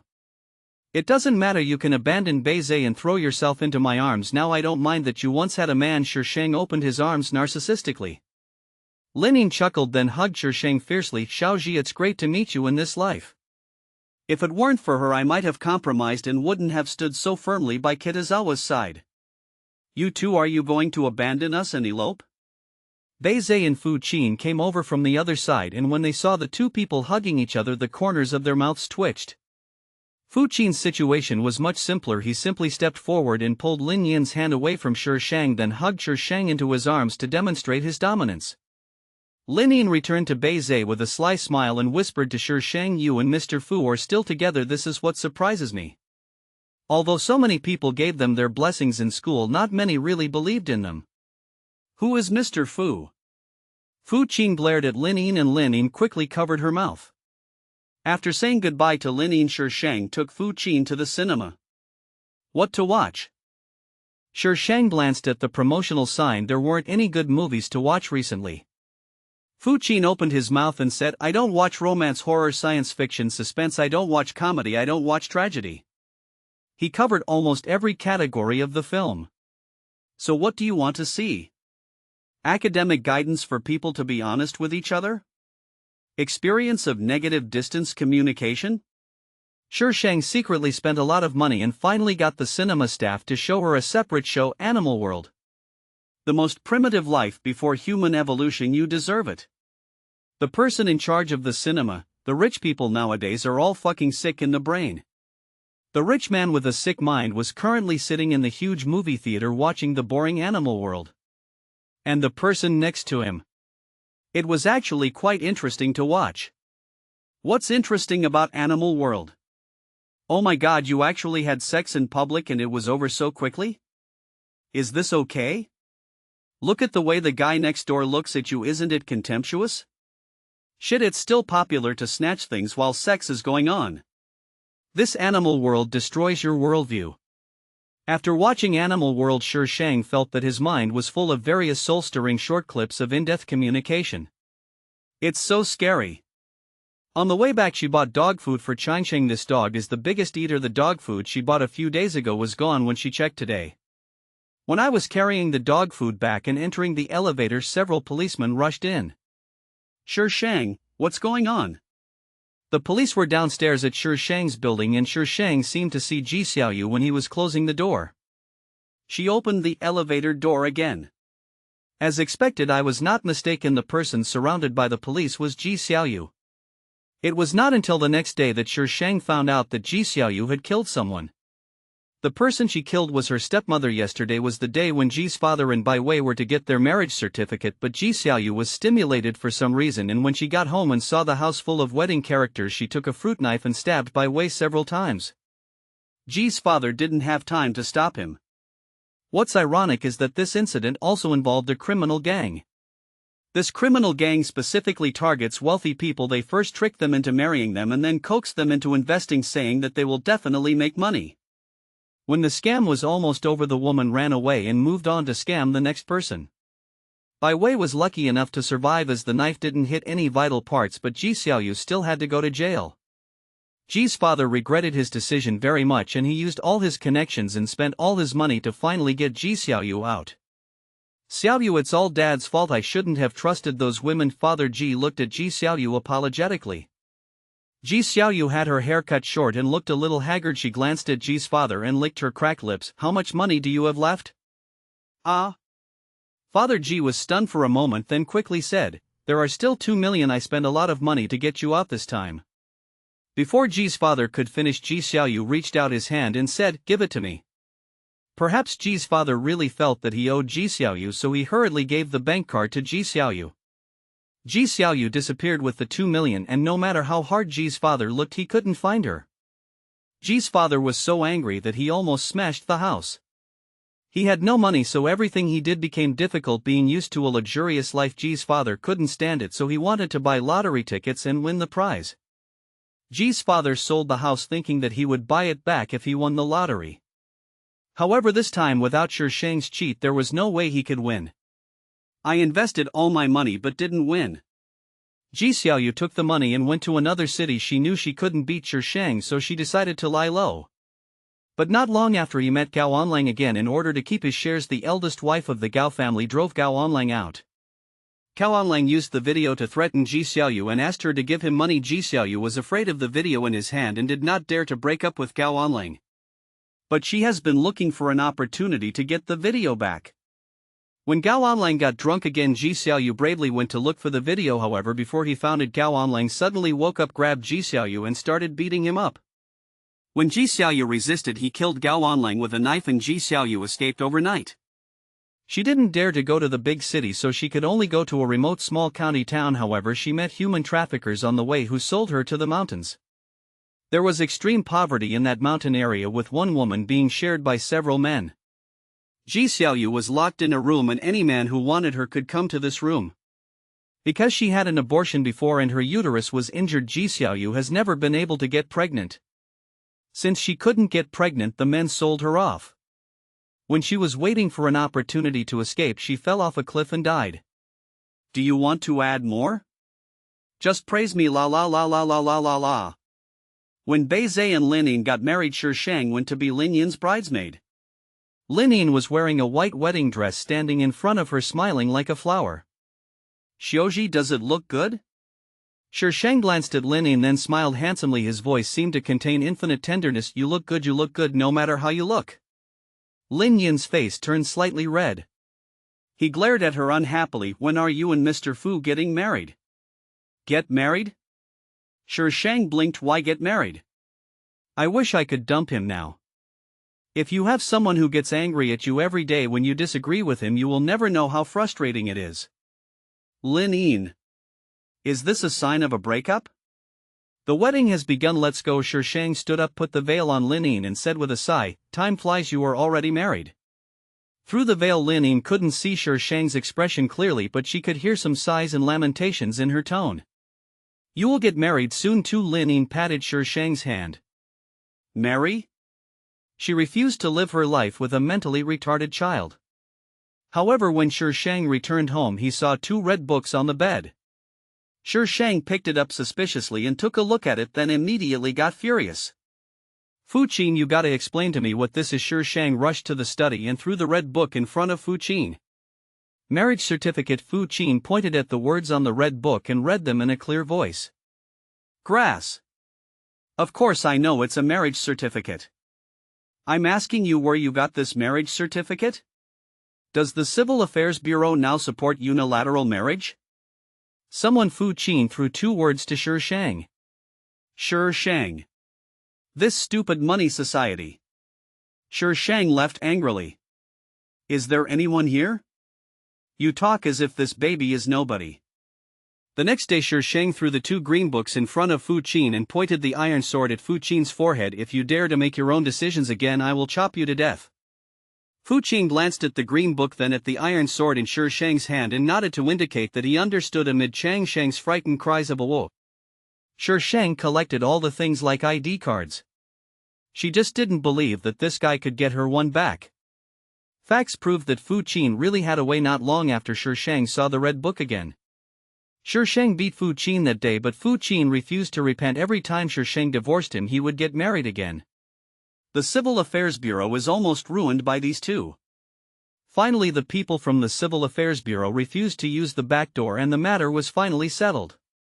However, when they refused, Shang and Fu Qin were married. Shang looked at the dozen red and green books and was so angry that he gave Changxing a severe beating. After graduation, Shang packed up his things and left. "I can't afford to offend you, so I'll just go away, okay? But why the hell is it haunting me?" The 2 of them chased each other and ran across almost the entire world map. The most terrifying time was when Fu Qin was captured by a group of natives and Shang was forced to go back to rescue him. The natives are the so-called savages. They chatter in a non-comprehensible way. Finally, Shang grabbed the iron sword and chopped down several people. The group of natives immediately became cowardly and offered their food to Shang. Don't ask why the word offering is used. Because she saw the posture. They used to worship heaven and earth before, and it was exactly the same as when they sent Fu Qin over. Since that time, Shang seldom ran. He just walked the dog and Fu Qin all day long, and his life was pretty good. Fu Qin probably knew about Shang's resistance, so he didn't do anything to her except letting them lie on the same bed. Shang was more curious about what he would do if he felt something. Would he use his hands? Once when Shang bumped into him, Fu Qin looked at her innocently and said, "Wife, you've made me feel suffocated." Shang closed the toilet door with a frown on his face. This guy definitely left the door unlocked on purpose. After that, Fu Qin let Shang see it several times, intentionally or unintentionally, and finally he was completely raped. Shang threatened him with an iron sword and told him to get out if he continued to mess around. Only then did Fu Qin calm down. The 2 finally adopted a child. Her company needed an heir and the Fu family also needed an heir. Fu Rao still had some resentment about the fact that the child was not their biological child, but after discovering that the child was not only smart but also more fun than Fu Qin, he no longer had any resentment and took the child home to raise.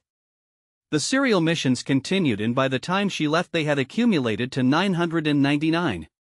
Shang lived a relatively long life in this world. He died after his grandsons got married. Fu Qin also passed away after Shang. Returning to the system space, Shang took a deep breath and found that his body was still comfortable. Does the host check the follow-up? Shang sat in front of the screen and slapped it a few times in annoyance. What's there to see? I already know everything I need to know. I don't want to talk to the host at all. Does the host need memory guidance? What is memory guidance? Shang poked at the screen. The host has experienced so many worlds and too many memories can easily lead to confusion. Memory drainage will seal up the host's memories from previous planes. Oh, I see, it's the memory erasure in the quick travel novels. You can understand it this way. No, I'm forgetful. This host really can't be viewed with common sense. It didn't show that she was forgetful. Can one person really handle that much memory? Shang continued to poke the screen. Let me ask you something. The system seemed to know what Shang was going to ask and it directly displayed the information on the screen, interrupting her words. Name, Shang. Character value, -112,000. Health, 25. Points, 12,500. Mission level, F. Mission rating, 90. Hidden mission, completed. Hidden mission reward, 2,000 points. Item bar, Queen's Crown. Shang felt extremely complicated as he watched his character value continue to drop. Damn, I'm in debt of 2,000 again. She was too lazy to ask where the 2,000 came from. Anyway, it's a negative answer if you ask. Can I choose the plane? Shang was addicted to poking the screen. Can't other people's systems also allow people to choose the plane? That's someone else's system. Do you want to enter the next plane? Transmission begins. Add more. The 5th plane is completed. Let me reiterate that the heroine will not fall in love with the hero so quickly. The male protagonist is just an awesome moving background, a prop used by the female protagonist to show off. All you need to do is watch the heroine act cool. 233-3333.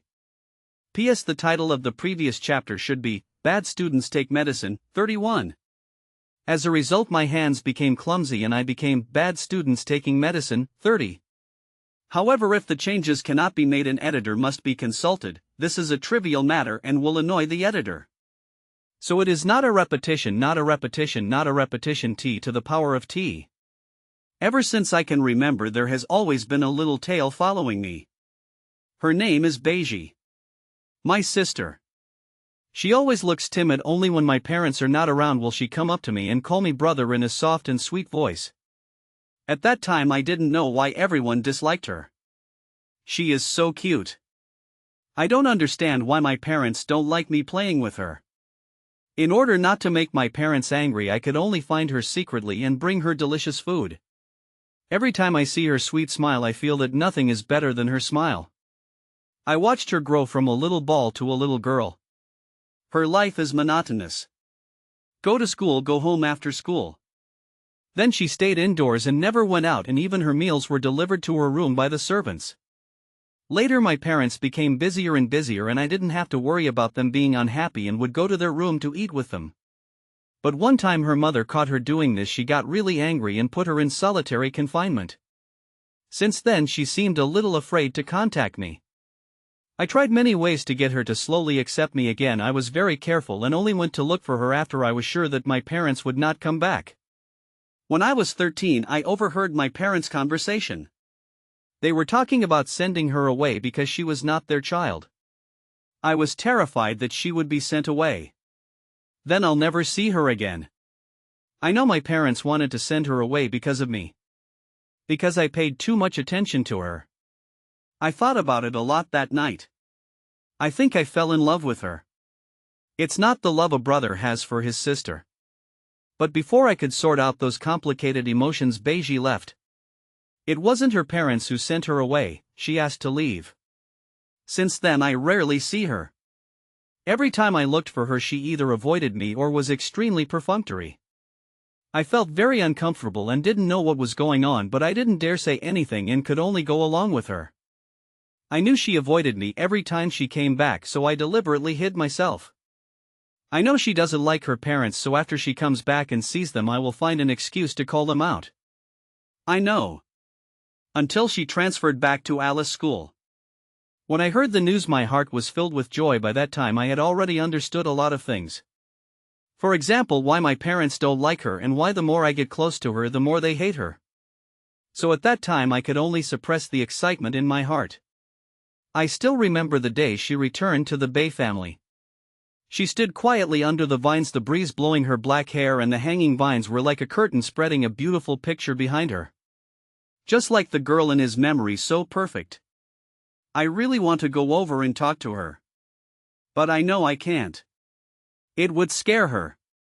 It will make her parents send her away again.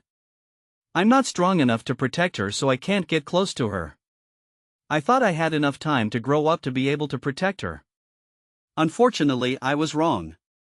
A person appeared beside her. The man's name is Fu Qin. I don't have much interaction with Fu Qin. I only know that he is the only heir of the Fu family, but he has a strange temper. Seeing her walking with Fu Qin, my heart ached, but I could only watch silently. Watching her walk towards others step by step. Sometimes I wonder why I am a child of the Bay family. If I were not, I wouldn't have to worry so much. I would just stand in front of her and tell her loudly that I like her. But I can't even do this. On the day of heavy rain at the foot of Shaoyang Mountain, I was trapped on the mountain because I was worried about her. I insisted on going down the mountain despite Ji Xiaoyu's obstruction. As a result, because of the slippery road and darkness, he hurt himself. She knew that she and Fu Qin were upstairs, and she also learned from Ji Xiaoyu that it was she who rescued Fu Qin. I admit that I was jealous at that time. They had only known each other for a few days. She risked her life to save Fu Qin? However, she went abroad not long after. The time when she went abroad was the darkest time for me. The Bei family suffered a heavy blow. Surrounded by enemies on all sides. At that time there was a girl who stood by my side without hesitation. I remember her because she was always around. Her name is Lin Yin. But I don't need her, so I make things difficult for her. But she gritted her teeth and persevered. No matter what I did, she endured it silently. She accompanied me through the most difficult road, saw the cruelest human heart with me, ate the most unpalatable food with me, and was beaten with me. She has been involved in the most embarrassing situations in my life. I know that when the Lin family threatened to commit suicide for me, she felt more heartbroken than shocked. At that time I thought I should let her go. A girl appeared in my life whom I should protect. I swore a solemn oath in the Lin family that I would marry Lin Yin in a grand ceremony within 5 years. Lin gave me funds and the capital to stand up again. All this is because of her, Lin Yin. I didn't expect to see her again 3 years later, and I thought we would never see each other again in this life. She has hardly changed from 3 years ago, and standing next to Fu Qin, they are a perfect match. At that moment I suddenly felt relieved. She's doing well, what else do I have to worry about? One person's heart cannot hold two people.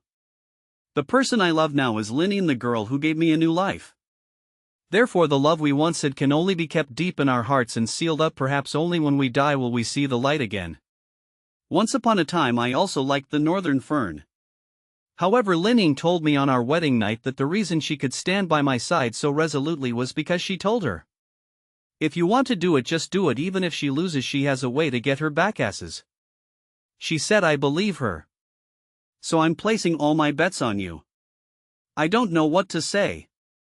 It turns out that everything I have was given by her. Without her words, Lin Yin would have given up on me due to pressure from family. Without her words, Lin Yin would not have threatened to commit suicide and asked the Lin family to help me. If she hadn't said that, I wouldn't have married Lin Yin, and I wouldn't have had a wife who loved me several times more than I loved her. Later I learned about her from Lin Yin. She seemed to like mentioning her very much. Every time she mentioned her, she was more excited than seeing me. It makes me laugh and cry every time. I really doubt whether the girl who swore she loved me was actually her. No matter how I look at her, it seems like I married me just for her. To be honest, sometimes I am a little jealous of her. Even if you haven't seen each other for a few years, she still treats you the same. Northern Trifoliate Orange. Thank you. Thank you for leaving a deep mark in my world.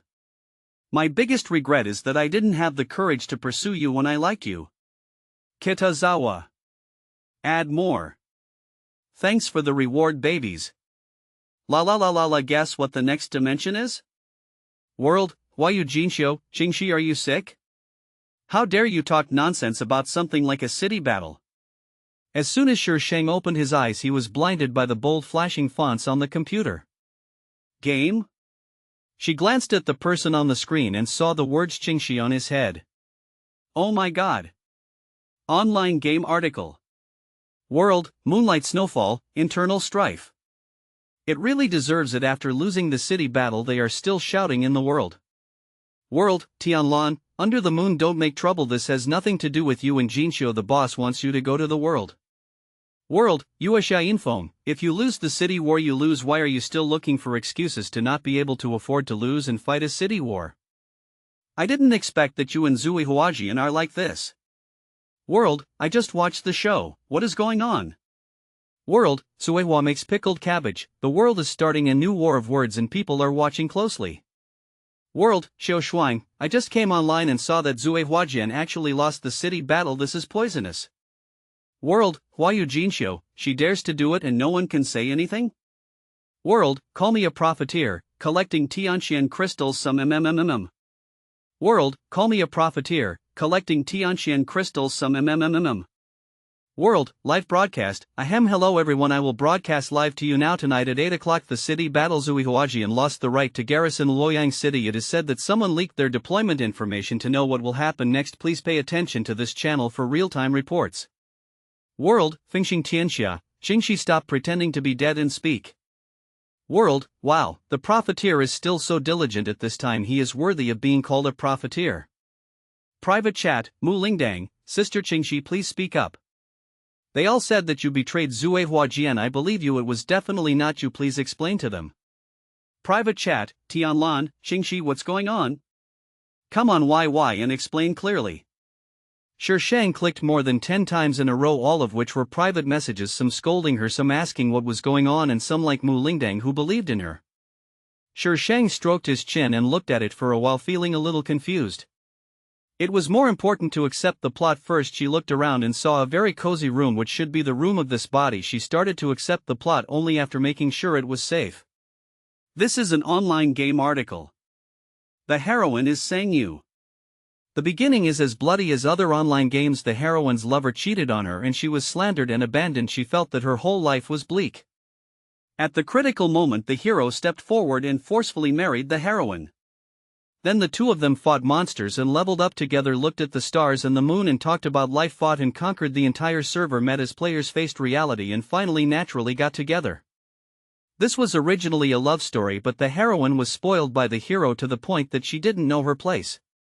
During a city battle, it was clearly her who trusted others and accidentally leaked the information, but in the end Chu Yunxi took the blame for her. That's right, Chu Yunxi is her body this time. 18 years old, just started college. Before the heroine came, Chu Yunxi had always been a permanent member of the Gods team and was quite popular. But when the heroine comes, the supporting actress should step down, do all kinds of stupid things and then be suppressed and beaten by the heroine. Because she has always had conflicts with the heroine, the news of the city war was leaked, and amid the heroine's silence and other people's speculation, the blame for the news fell on Chu Yunxi in a strange way. No matter how Chu Yunxi explained, it was useless. Everyone believed that she was the one who leaked the news. The consequence of this incident was that Chu Yunxi was hunted down by the male protagonist, abused by all kinds of people, and finally she was gang raped and killed out of the game. Chu Yunxi was in poor health and had a heart disease, and this incident led to her death. This death was quite unfair. The original owner had only one last wish: immortality. As long as she doesn't die, she can do whatever she wants with the rest. This task is easier than the previous ones. You have to complete the daily task, breaking up CP. After receiving the plot, Shi Sheng was looking at the world. People were still discussing this matter enthusiastically, but the people from Zui Huajian did not come out. Zui Huajian is the male protagonist's gang. At this point in time, the city battle has begun and everyone thinks that it was Chu Yunxi who leaked the news. This game is called Gods and Demons Continent and is currently the most popular online game. It has received a lot of praise because of its conscientious production and exquisite graphics. There are 6 races in this game, including humans, gods, Buddhas, demons, and monsters. And because there are male and female characters, there are 12 characters in total. Qing Shilian is from the God clan wearing flowing white clothes and looking like a real goddess. Shi Shang moved his fingers and typed a sentence on the keyboard. World, Qingxi, you speak so righteously, please show me the evidence. The world was quiet for 3 seconds. World, wow, the pig's feet are thick, come and have a look. World, I'll just watch the show. Seeing the tone of Qingxi girl, she seems a bit fearless. World, Mu Lingdang, sister Qingxi, I believe in you. World, live broadcast, I saw Qingxi and Taoyu and Dam, a large group of people from Zuihuajian came over. World, why don't you go to heaven? Are you going to call the shots or torture them into confessing? Qingxi girl is right, presenting evidence is the right thing to do. World Longzhong strategy, evidence +1. World Omezima, plus 10,086. Shi Shang closed the world and looked at a group of people in the distance who were surrounding him aggressively. The leader was the ID Huayu Jinxiu, whom Shi Shang saw for the first time in this world. Huayu Jinxiu is a human female. Nearby, Huayu Jinxiu, Qingxi, why did you betray us? She started questioning as soon as she came up. Nearby, Qingxi, where is the evidence? What are you talking about without any evidence? At the beginning everyone said that it was the original owner who betrayed Zui Huajian, but no one produced any evidence. Of course, this is definitely because they have no evidence unless they Photoshop one out. Nearby, Huayu Jinxiu, Qingxi, don't be so harsh when you speak. Nearby, Qingxi, I will treat you the same way you treat me. Do you want me to kneel down and lick your ass? Little girl, it's still night, stop daydreaming, okay? Nearby, Mumu Xiaoyao, I didn't believe it was you before, but now it seems it was really you. Several more people echoed this. Shi Shang was too lazy to look at it. He fumbled for a while, clicked on the gang and quickly exited. System announcement, all good things must come to an end. Master Qingxi has withdrawn from Zuihuajian. From now on we will be strangers when we meet again in the martial arts world. The updates of the top 10 players on the leaderboard will be announced, and Qingxi's account happens to be ranked 10th. System announcement, player Li Suo has launched a 1,000 gold bounty on Qingxi with a time limit of 24 hours. Oh my god. Shi Shang stared at the name, speechless. This is the male protagonist. Without even giving me a chance to explain, I just started killing him.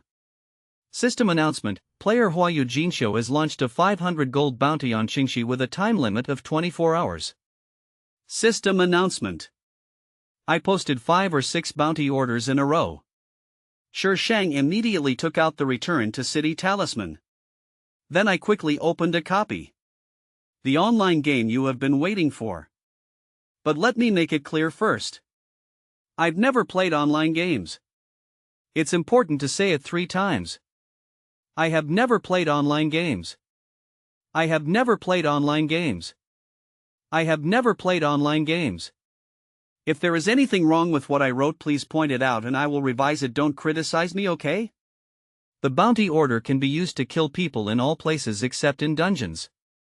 Apart from private chats and teams, nothing could be seen in the dungeon, so Shi Shang felt at ease to start exploring the game character skills and browse the forum. He only exited after he became familiar with the character. As soon as I came out of the dungeon, I was seen by several people who threw a few skills at me without saying a word.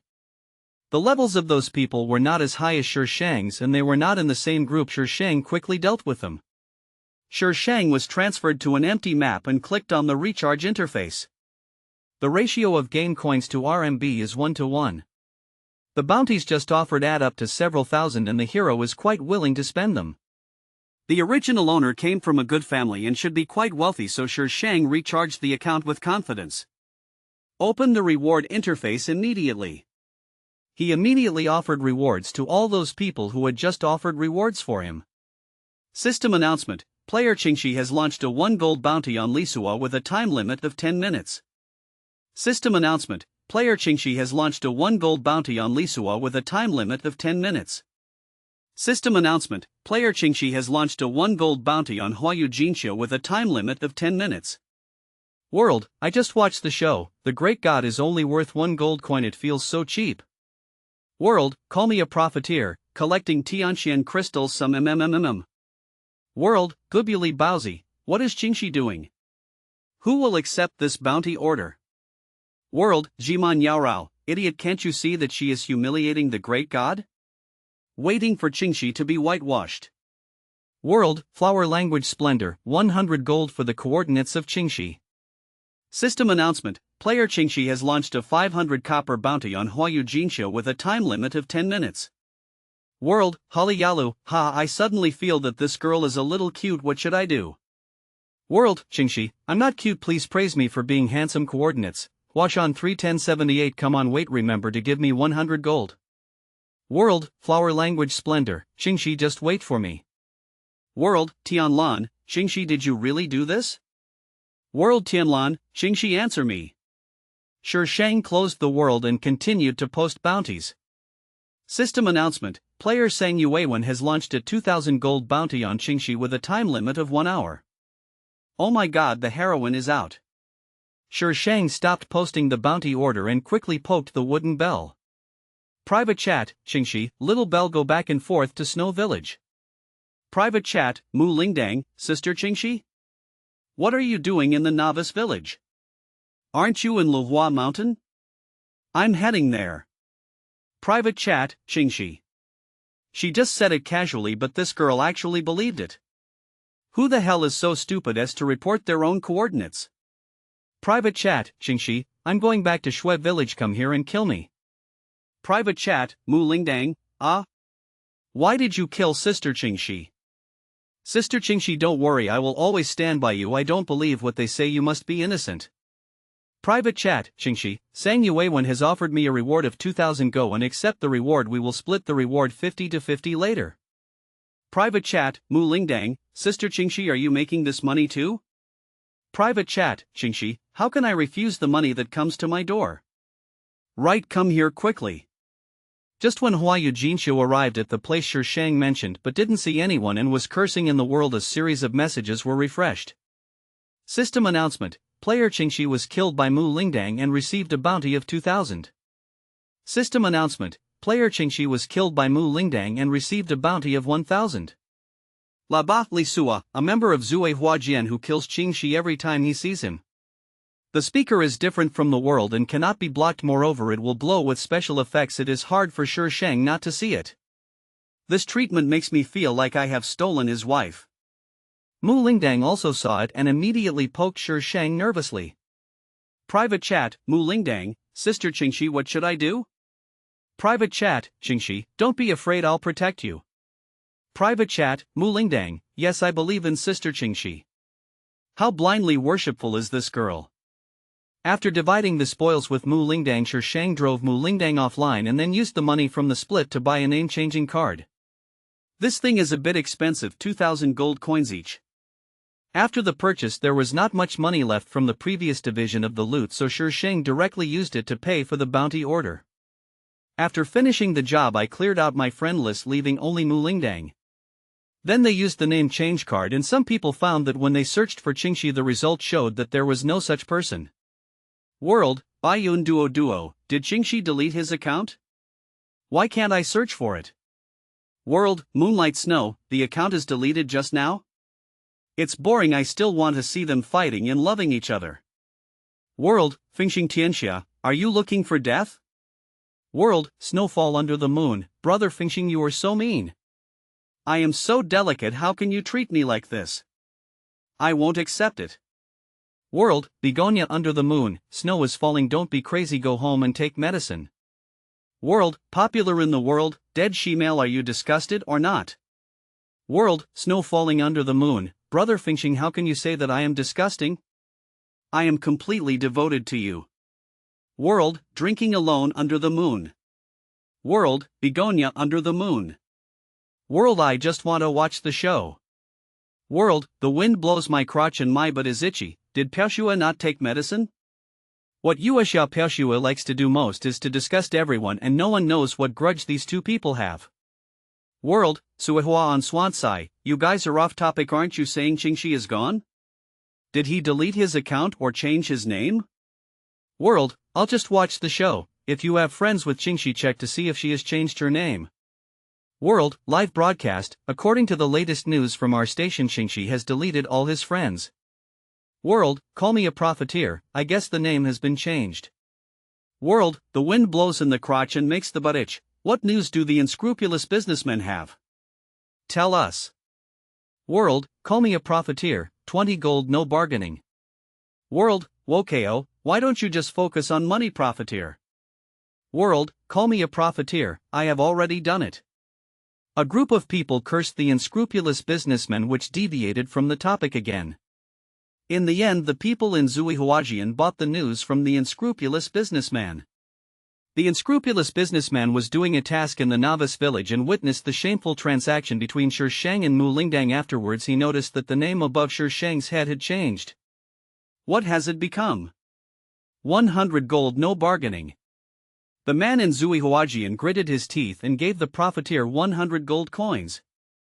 The unscrupulous merchants have actually given them a bargain with the name-changing card. There is naturally an item in the mall that can be used to check historical names, and that thing costs 200 gold. The people in Zuihuajian also knew this, so they didn't bargain with the profiteer. Shishang changed his name just to make himself feel better. He had no intention of avoiding these people and was not afraid at all that they would find out his current name. Please vote. Monthly ticket recommendation ticket. Shishang was stuck in the novice village. A group of people with the title of Zuihuajian surrounded her tightly. Each person's words were posted enthusiastically on the public screen nearby.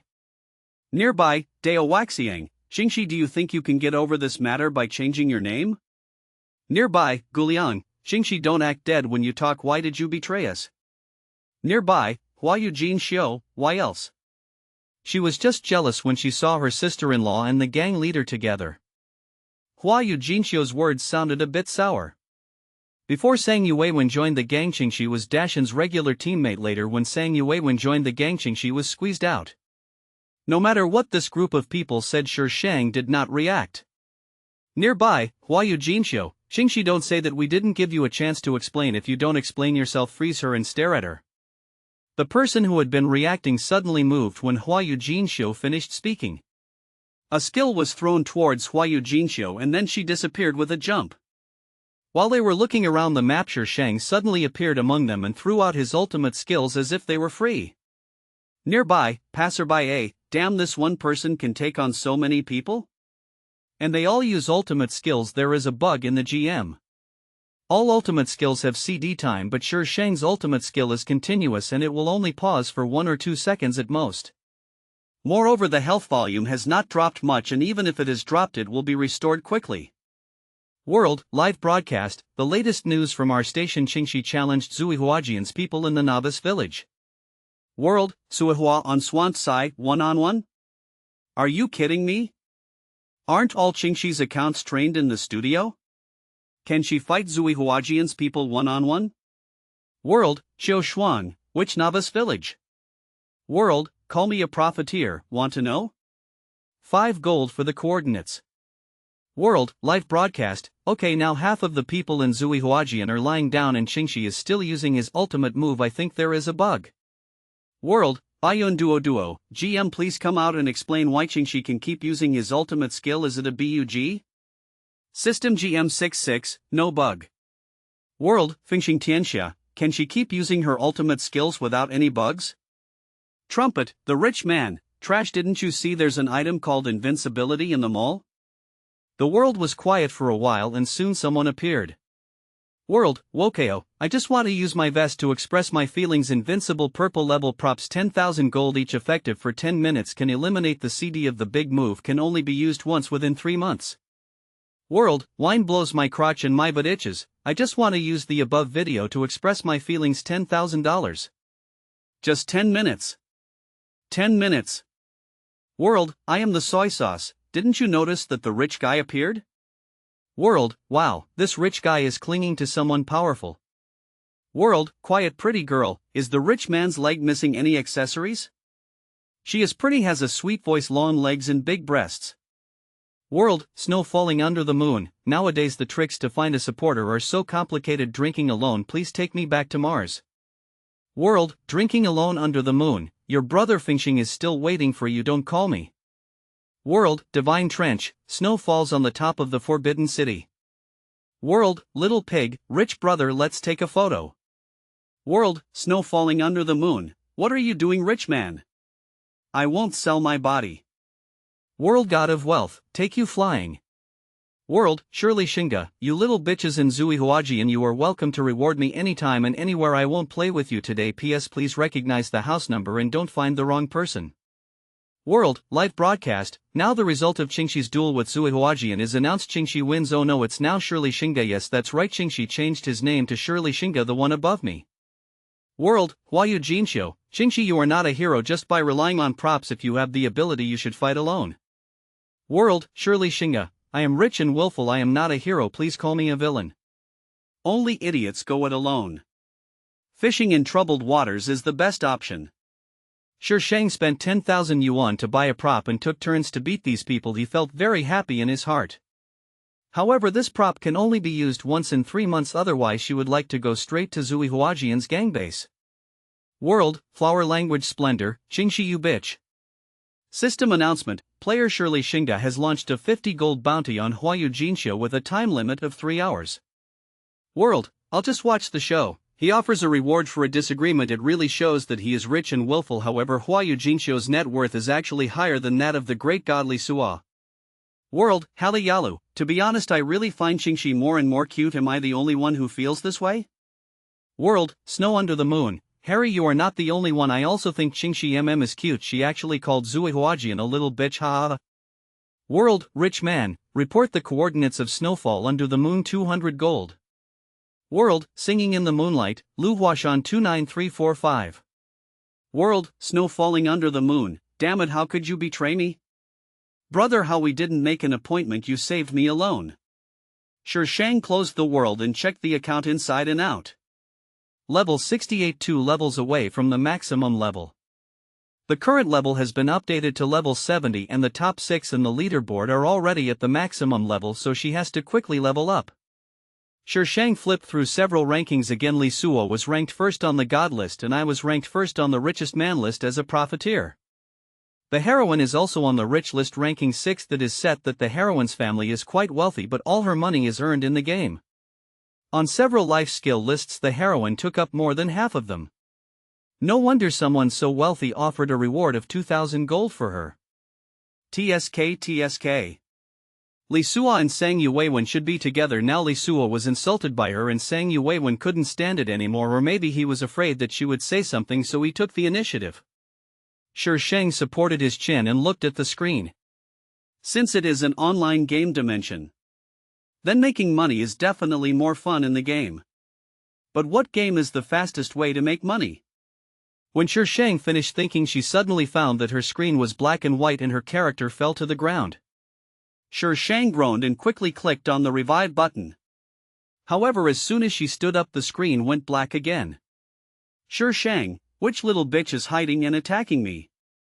I looked around the screen but didn't see anyone. I looked at the enemy list again but there was no prompt. Shang was depressed and clicked on revive again. The screen went dark again. Shang was so angry that he almost threw his mouse. Among the game characters in the continent of gods and demons there is a race whose killings will not be shown. Ghost Clan. However, this race is fragile and can be killed by just one poke. Few people play it, and even if there are, they are all trained as small characters. Sometimes passing the dungeon requires the special skills of the ghost tribe, such as hidden killing. She couldn't see anyone now and it wasn't shown on the vendetta list, which proved that the one who attacked her was a ghost. Shang was not in a hurry to get up, but 3 minutes later she was forcibly resurrected. Then fell down again. Guess if there will be more updates, Epsilon. There are 3 ways to resurrect. One is to die and return to the resurrection point. One is to be resurrected by a nurse and the other is forced resurrection. Forced resurrection requires a resurrection pill which is sold for 50 gold each in the mall and is unaffordable for ordinary people. The only ones who can be so generous are the male and female protagonists. In the plot, the male protagonist happens to have a big ghost player. Very good. The male and female protagonists are so shameless. Before the opponent forcibly resurrected him for the second time, Shang resurrected himself with the resurrection pill, then jumped to the back and directly launched a group attack. The Protoss group attack is famous for its large range and high damage. Even if the ghosts have hidden killing skills, if they cannot avoid it, they will be forced to reveal themselves. Sure enough, a person appeared in front of her right with the same ID as the ghost she knew. Popular all over the world. World, Shirley Shinga, snow under the moon Fingxing Tianxia coordinates falling back to the valley 6679. World, snow under the moon, brother Fingxing wait for me I will come to love you right away sister Qingxi hold on I will bring people to support you. World, snow falling under the moon, little bitches online follow me to conquer brother Fingxing. Fengxing Tianxia never thought that Shi Shang would speak to the world without saying a word. He saw the snow falling under the moon and calling people in the world and he felt sick all over. He didn't want to confront that she-male at all. Yuexia Piaoxue used the locator and RMB props to teleport directly to the vicinity of Fingxing Tianxia. Shi Shang only saw a girl dressed in extraordinary gorgeous clothes suddenly appear and then rush straight towards Fengxing Tianxia. Shi Shang was quick to cast a spell of immobilization at Fengxing Tianxia and Yuexia Piaoxue pounced over and Fengxing Tianxia's blood kept decreasing. Yuexia Piaoxue knocked Fengxing Tianxia down and whipped his corpse later Yuexia Duzhua and Yuexia Fomin stood next to Shi Shang and started chatting with each other. Nearby, Fomin under the moon, drinking alone why do I feel that the snowflakes seem to be particularly powerful today and they knocked Fengxing down by themselves. Is it my illusion? Nearby, drinking alone under the moon, Qingxi casts a spell of immobilization on Fengxing if Piaoxue can defeat Fengxing alone then it will be the real snow. Nearby, Yuexia Fomin, hey it turns out Qingxi's skills are so good why do people say her skills are so poor? Was the one who logged in today a booster? Nearby, drinking alone under the moon, what you said is possible her style today is a little different from usual. Nearby, Shirley Shinga, shouldn't you be more reserved in front of me? Is this baby dead? There are 4 people in total who start with under the moon namely Begonia under the moon drinking alone under the moon singing in the wind under the moon and snow falling under the moon it is said that these 4 kids are in the same dormitory. Yuexia Piaoxue is a female character so she is called a she-male. These 4 people can be said to be the 4 major evils of this server and they are absolutely indispensable in causing trouble. Take the previous incident for example it had nothing to do with them but they still had a hand in it. Nearby, Yuexia Fomin, Miss Qingxi I see that you have an extraordinary character are you interested in joining our gang? Nearby, Shirley Shinga, with just 4 people like you is there enough space for a giant like me? Nearby drinking alone under the moon. Nearby, Moonlight Wind Song. I used to think the boss was narcissistic enough but I didn't expect there was someone even more narcissistic here. Yuexia Piaoxue had already whipped the corpse and ran over in a few steps. Nearby, snow falling under the moon, hurry up and go or brother Fengxing will call people over soon and we won't be able to run away. Then an invitation popped up in front of Shi Shang. Yuexia Piaoxue invites you to join the team of the Desperate Journey do you agree? The Fugitive. Shi Shang nodded in agreement silently. Team, drinking alone under the moon, I click to follow. Team, Yuexia Fomin, I've also clicked to follow you it's you who caused the falling snow you also belong to the captaincy run away. Team, Moon over snow, I won't run I'm exhausted from making love with brother Fengxing just now. Then the team suddenly disbanded. Nearby Shirley Shinga. This bunch of funny people. Drinking alone under the moon invites you to join the team's escape squad do you agree? Shi Shang nodded in agreement and the next second she became the captain. Team, drinking alone under the moon, Miss Shinga please run away. Team, Moonlight Snow, it's embarrassing to let a little girl lead you to run. Team, Yuexia Fomin, then why are you following us? Are you treating us like we are blind? Team, Moonlight Snow, pretend I didn't say anything. Shi Shang speechlessly led them out of Luohui Valley and ran towards the level 60 to 70 map. Fengxing Tianxia called people and asked for their coordinates all over the world. Shi Shang was very considerate and updated her coordinates in the world. This time the coordinates were real but when they caught up with him Shi Shang had already run away. Fengxing Tianxia and his group were so angry that they cursed the world over. Team, snow under the moon, it turns out there is such a way of walking.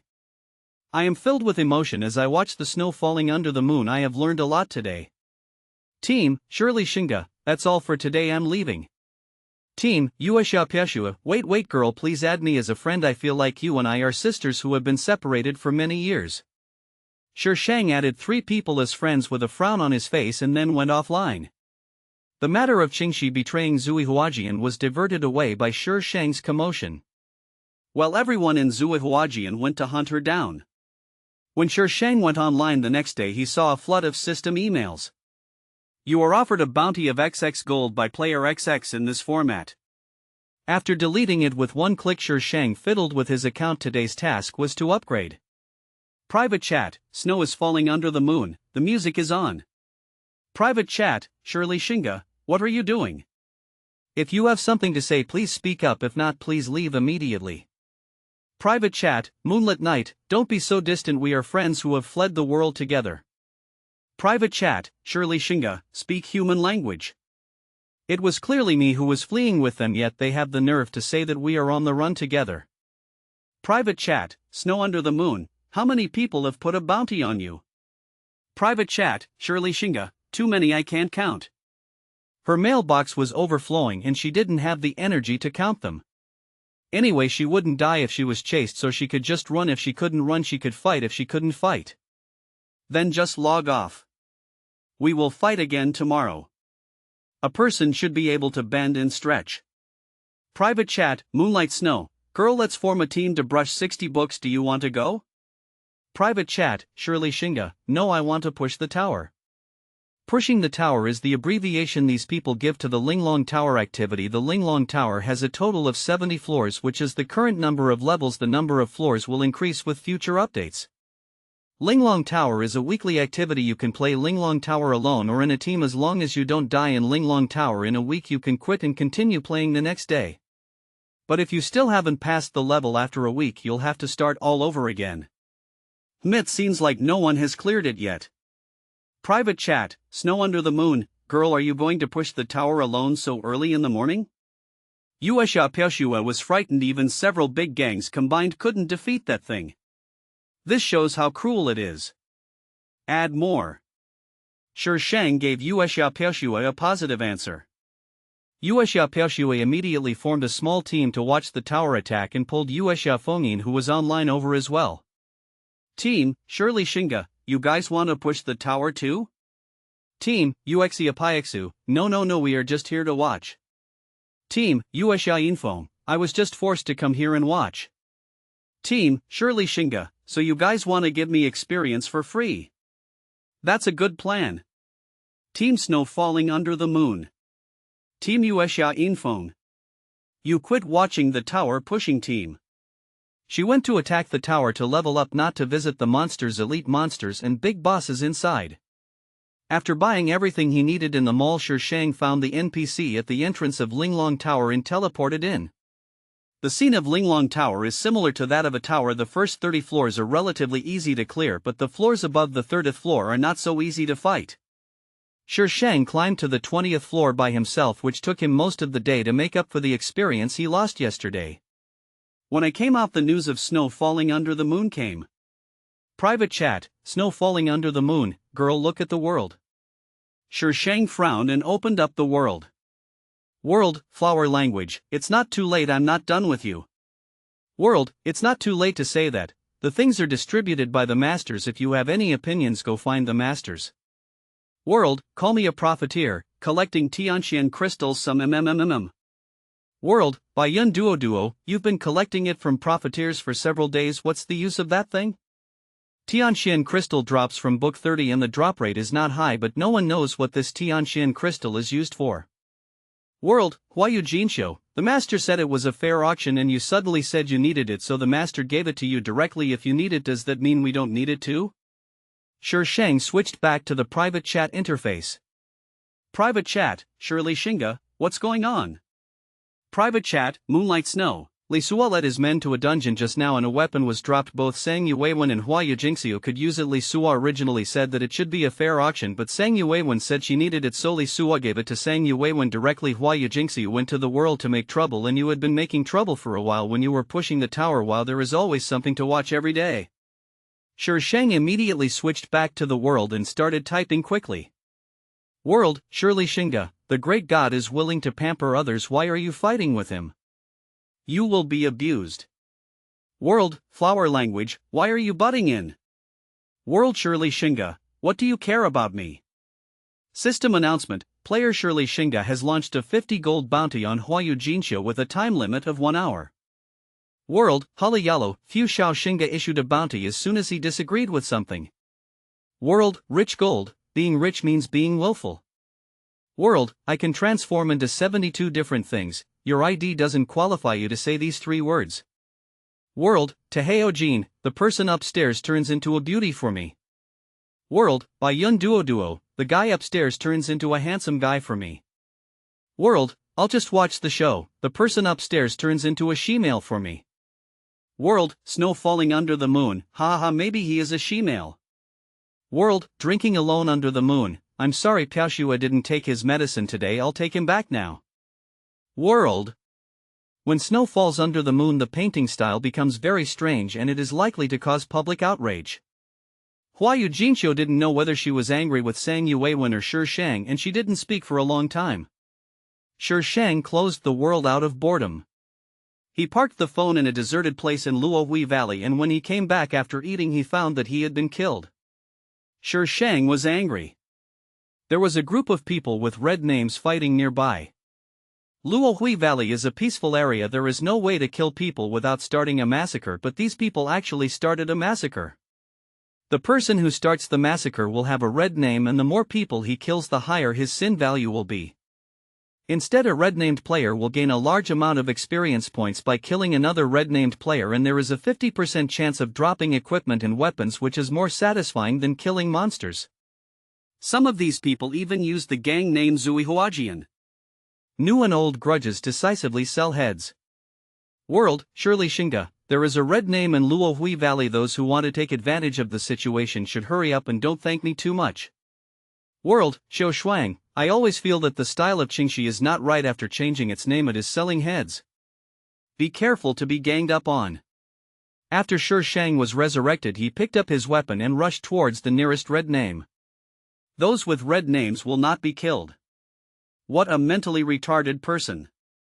Most of the people in this group were at level 50 to 60. The people from Zuihuajian clearly had the upper hand. The other group was from a gang called Mingmanchiangxia. The fight between the two sides was so intense that it was chaotic. Shi Shang specifically targeted people who were drunk in the flower room and killed them. This baby is a person who clearly distinguishes between gratitude and resentment. Soon someone started to curse the world. World: Infinite Jianshan, Shirley Shinga, I haven't offended you before, why do you want to kill me? World: Shirley Shinga, who made you famous? Aren't red names meant for people to be killed? Mental retard. World: Infinite Rivers and Mountains. World: Shirley Shinga, of course the most important reason is that you are from Zuihuajian. World: Infinite Jianshan, you betrayed Zuihuajian yourself and now you still think you are right? World: Shirley Shinga, which eye of yours saw me betray Zuihuajian? Do you have any evidence? No evidence is slander, you know? Have you graduated from elementary school? World: Infinite Jianshan, if it wasn't you, why did you quit the gang? If this isn't a guilty conscience, what is it? World: Shirley Shinga, who would want to stay in your lousy gang? World: for Season 8 Wastelands, Xiao Shinga said it well, there is no point staying in that broken gang of Zuihuajian. Come on, I will make you famous all over the world and I will protect you from now on. A gang leader famous throughout the world. He has always been ranked second in the ranking list by Li Sua, but his gang is the largest gang. He is a hostile gang to Zuihuajian and they fight each other whenever they meet. So the massacre happened in the peaceful area. It fits the setting very well. The most important thing was yesterday's city battle where Zuihuajian lost to Mingmanchiangxia. Shi Shang glanced at the crowd and typed a few words calmly. World: Shirley Shinga, you are going to die. World: for Season 8 Wastelands, damn it, if you dare to touch your grandpa I will make you kneel down and shout no. More and more people are rushing back to the valley to kill the red-named characters and the map is a bit stuck. It soon turned into a melee, and as the killing went on it was hard to tell who was killing whom. Shi Shang felt bored after killing for a while and continued to push the tower. But he saw Li Sua, Sang Yuewen and others at the NPC entrance. They brought a lot of people with them, probably to attack the tower, and were talking to the NPC. My own gang is engaged in a group fight and the gang leader is actually here pushing down the tower? Wait a minute.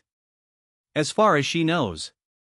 Sehaiba Wang has been competing with Li Suo for the progress of pushing the tower, hoping to get the first pass. So they are just stalling the world? Oh my god. What a scheming person. Sure Shang opened the friend list and tapped Uxiopiexu. Add more. Thanks for the reward, babies. Private chat, Shirley Shinga, come to Linglong Tower. The reply was almost instant when the snow fell under the moon. Private chat, Moonlight Pershua, pushing the tower? Isn't Xiao Shenga watching the fight in Luohui Valley? Private chat, Shirley Shinga, let's go to the theater, Li Suo is here. No one knew what Yuexia Pershua was doing and she didn't reply for even a minute, but soon she saw the coquettish girl and the wealthy man with golden hair teleported over. Yuexia Pershua pulled Shenhao and accurately found Shi Shang in the crowd. Yuexia Pershua invites you to join the team. You will be happy if you do the right thing. Do you agree? Shi Shang almost slipped and clicked reject. This name. Team, Shenhao, you are not yourself, right? Shi Shang saw this sentence as soon as he entered. Shi Shang frowned slightly. It seemed that the original owner had no connection with this famous rich man. Team Shirley Shinga, why do you say that? Team, Shenhao, I saw you in the one-on-one duel yesterday and your positioning and playing style are different from your previous Qingxi. Team, Shirley Shinga, the account was previously practiced in the studio. Anyway, they all said that the original owner's account was trained by the studio, so there is absolutely no loophole in what she said. Team, Shenhao, you have good skills. Why do you want to practice in a studio? Team, Shirley Shinga, what does it have to do with you? Can't I be willful if I have money? Are you asking so many questions because you are in love with me? Damn it, you keep asking questions. Your teammate Shenhao was kicked out of the team by the captain Yuexia Pershua. Shi Shang. Nearby, snow falling under the moon, the chattering never stops and even my little Shinga was scared. Team, moonlight falling snow, Xiao Shinga, don't listen to that little bitch's nonsense. Why did you call me here? A rich man joined the team. Team, Shenhao, snow is coming to my house tonight. Team, Yuexia Pershua, no brother, how we don't want a date. Team, Shenhao, are you sure?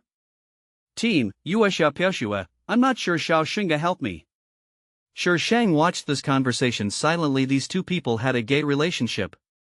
Team, Shenhao, Xiao Shinga, don't mind me, please forgive me if I offended you just now. I was just worried that Pershua would be cheated by someone. Team, Shirley Shinga, so stupid, it's a waste of my IQ to lie to him. Team, Shenhao, that makes sense. Team, Moonlit Night, okay, you all bully me. Yuexia Infeng joined the team. Drinking Alone Under the Moon joins the team. Yuexia Haitang joined the team. After several messages of joining came and the team immediately became lively. Team, Yuexia Infeng, oh, the young couple is on a date. Team, Drinking Alone Under the Moon, a love triangle. Xiao Shinga is also there. It is more likely that Pershua was caught by Hauga while climbing the wall. Team, Yuexia Haitang, Xiao Shinga is here. You guys should be more reserved.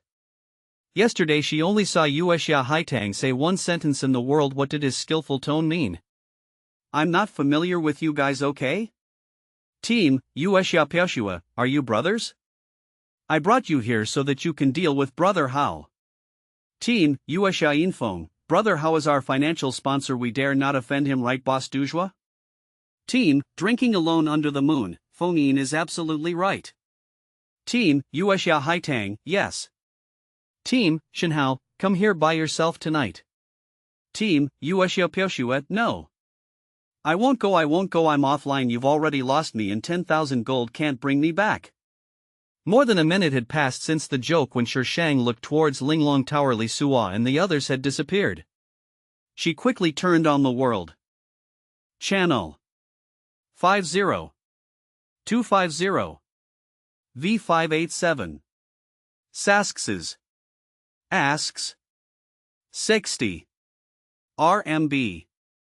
No one has completed the game for the first time yet, so the rewards for completing the game for the first time are still there, including a set of out-of-print costumes. However, there is also a magical weapon dropped from the next server. If he doesn't give up anything, he will definitely get nothing. If he gives these things away now, maybe he can get the first pass. After all, these few people occupy more than half of the rankings. Team, Snow Under the Moon. I heard that the first pass of Linglong Tower has the out-of-print costume Misty Moon and the first pass of Linglong Tower in the next server Fu Shang Mang has the out-of-print costume Shocking Sky, which are couple costumes. Team, Yueshia Infom. I checked the forum yesterday and found out that the first pass of the neighboring server has been completed. I heard that a magical weapon was also dropped. Team, Yueshia Haitang. The first person to be passed is a person called Shuanmo, right?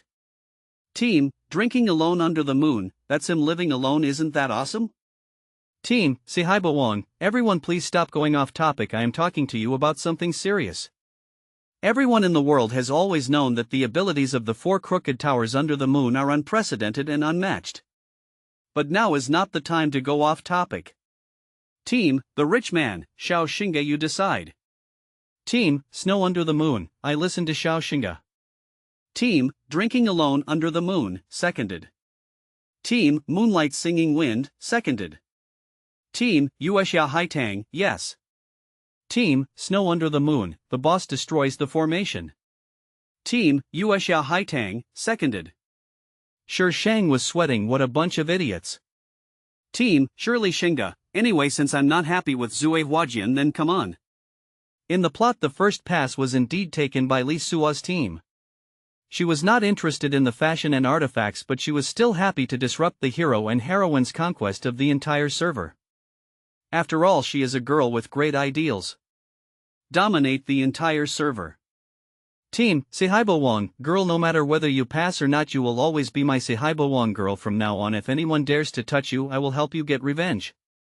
After saying this, Sihaiba Wong turned around and gathered his people. Team, Sihaiba Wong. Uexia Piexa disbanded the team and joined my team. There are a total of 4 people in the Sihaiba Wong team, and the only one Shi Shang is familiar with is Gongziyu, the 4th great player on the list. Team, Wuren Mooncake. Oh my god, boss, you also brought the rich guy here. Team, New Oriental. I saw 4 Under the Moon. Team, Snow Under the Moon, the best team with the best cheating technology, the world famous New Oriental. Team, New Oriental. Boss, I think this situation is a bit risky. Although these 4 lunatics have good fighting ability, he has seen these 4 fight against boss before. Yueshia Piaoxue was showing off that he lost less blood, and then Yueshia Haitang kicked Yueshia Piaoxue out of the team and Yueshia Piaoxue lay dead. Finally, the group was wiped out.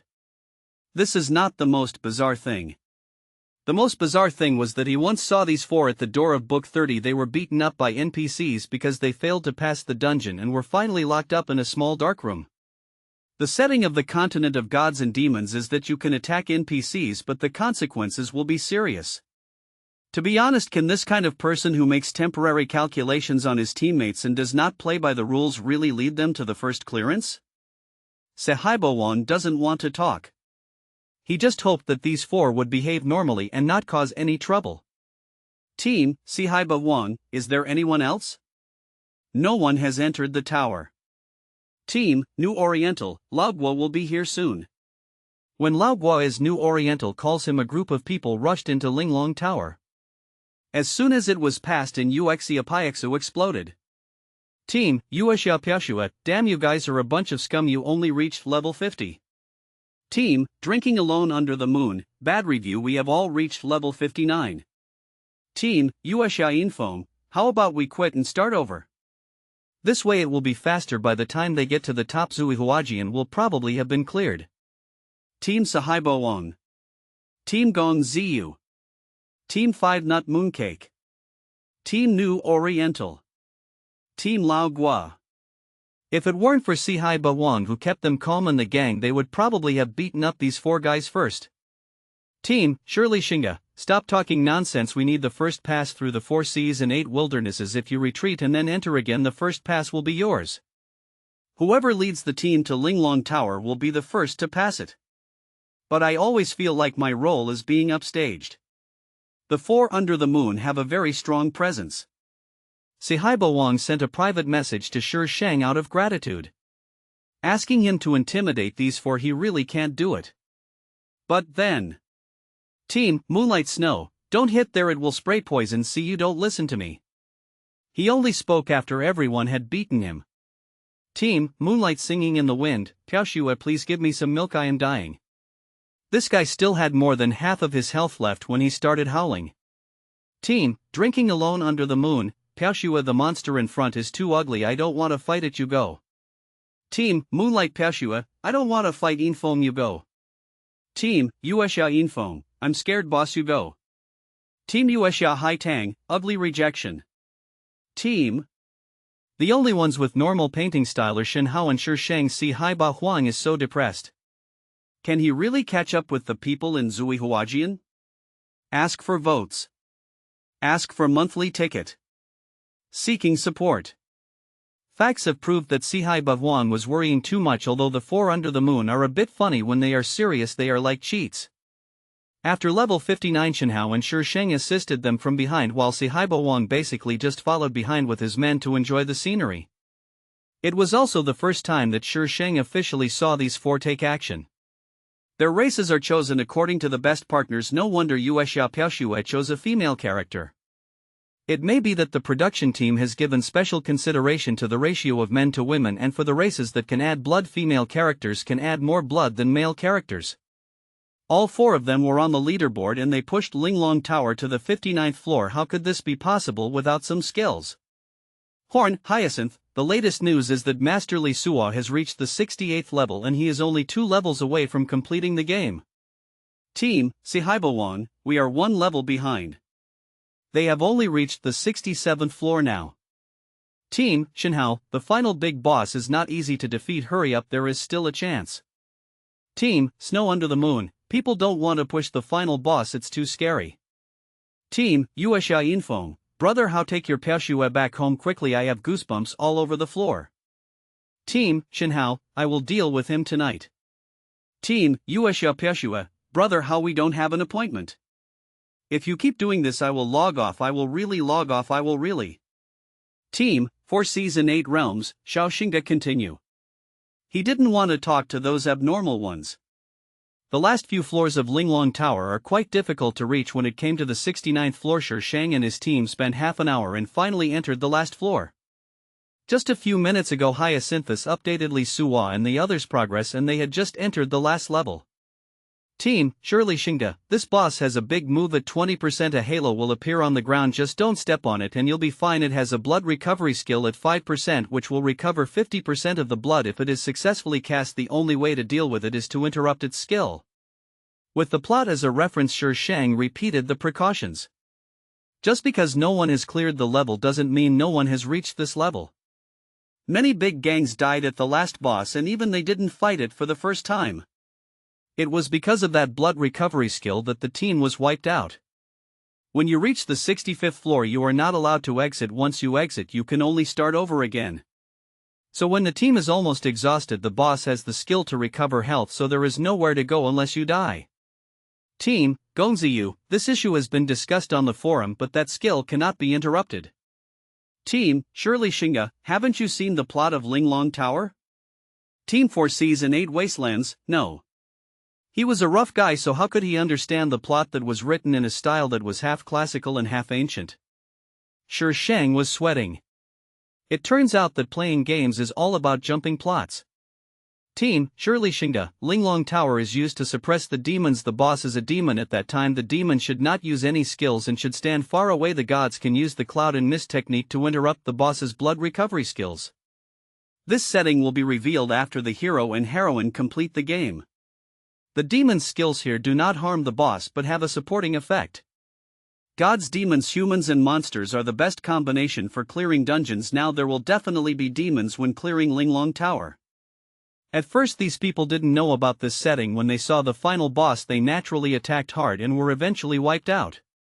According to what Shi Sheng said, when the boss is recovering its health the demons will retreat and the gods will come forward.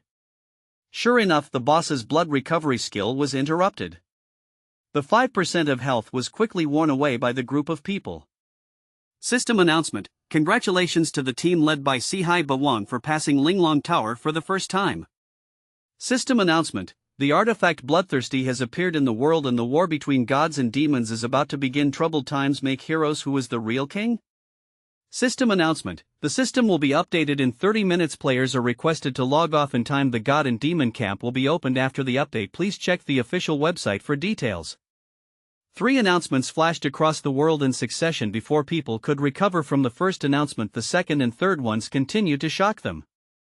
The camp of gods and demons has always been the focus of publicity and fan attracting for the continent of gods and demons, but from the launch of the server to now, the camp of gods and demons has never been opened. I didn't expect that it could only be opened after clearing Linglong Tower. World, no matter how big the trouble, that's not right. Fu Sheng Mang also cleared Linglong Tower yesterday, but why haven't I heard about the opening of the god and demon camp? World, Xiaxiaxiaxiaxio, looking at the forum, Fu Sheng Mang also released an announcement just now. People from all over the world flocked to the forum. Shi Shang and his companions had already been teleported out of Linglong Tower and were standing outside the tower when they ran into Li Suo and others who had also been teleported out. Nearby, 5-Knot Mooncake, despicable. Nearby, Fengxing Tianxia, who are you calling despicable? Fengxing Tianxia is well known for his bad temper. Nearby, Laogui, you started a massacre in Luohui Valley to stop so many of us. Isn't this the kind of method that you people in Zuihuajian despise the most? Nearby, Blossoming Flowers, it was your gang that started the Luohui Valley incident. What does it have to do with us? Just as a quarrel was about to break out, the great master Li Suo, who had been silent, suddenly said something. Nearby, Li Suo, congratulations. The channel fell silent instantly. Nearby, for Season 8 Wastelands, acceptance. Nearby, Moonlight Snow, you little bitches in Zuihuajian, are you unhappy that you didn't get the first pass this time? Hahaha, when I think about you being unhappy I feel happy. Nearby, Fengxing Tianxia, you damn shemale, you have none of your business here, shut up. Nearby, Snow Falling Under the Moon, brother Fengxing, you were so bad when you liked me, you called me baby and took me to see the stars and the moon, now you treat me like this, I am so sad. Everyone just felt a chill and got goosebumps all over their bodies. System announcement, player Shirley Shinga has launched a 380 gold bounty on Fengxing Tianxia with a time limit of 24 hours. Nearby, Shirley Shinga, I almost forgot what happened yesterday, so I'll make up for it now. Nearby, Drinking Alone Under the Moon, Xiao Shinga, your reaction time is a bit long. It happened yesterday but she just remembered it now. Nearby, Fengxing Tianxia, Jingxi, you bitch, you said you didn't betray us but now you are standing with Si Haiba Huan, what else do you have to say? Nearby, Shirley Shinga, what you said is true, you are still standing with Sang Yu Wei Wan, I think you two are having an affair. Nearby, Sang Yu Wei Wan, Jingxi, what nonsense are you talking about? Nearby, Moonlight Singing in the Wind, according to Fengxing Tianxia's logic Xiao Shinga is right. Nearby, for Season 8 Wastelands, in yesterday's city battle Shinga did not betray you, I am here to testify for her. Nearby, Fengxing Tianxia, you are in the same group so of course you should help her. Nearby,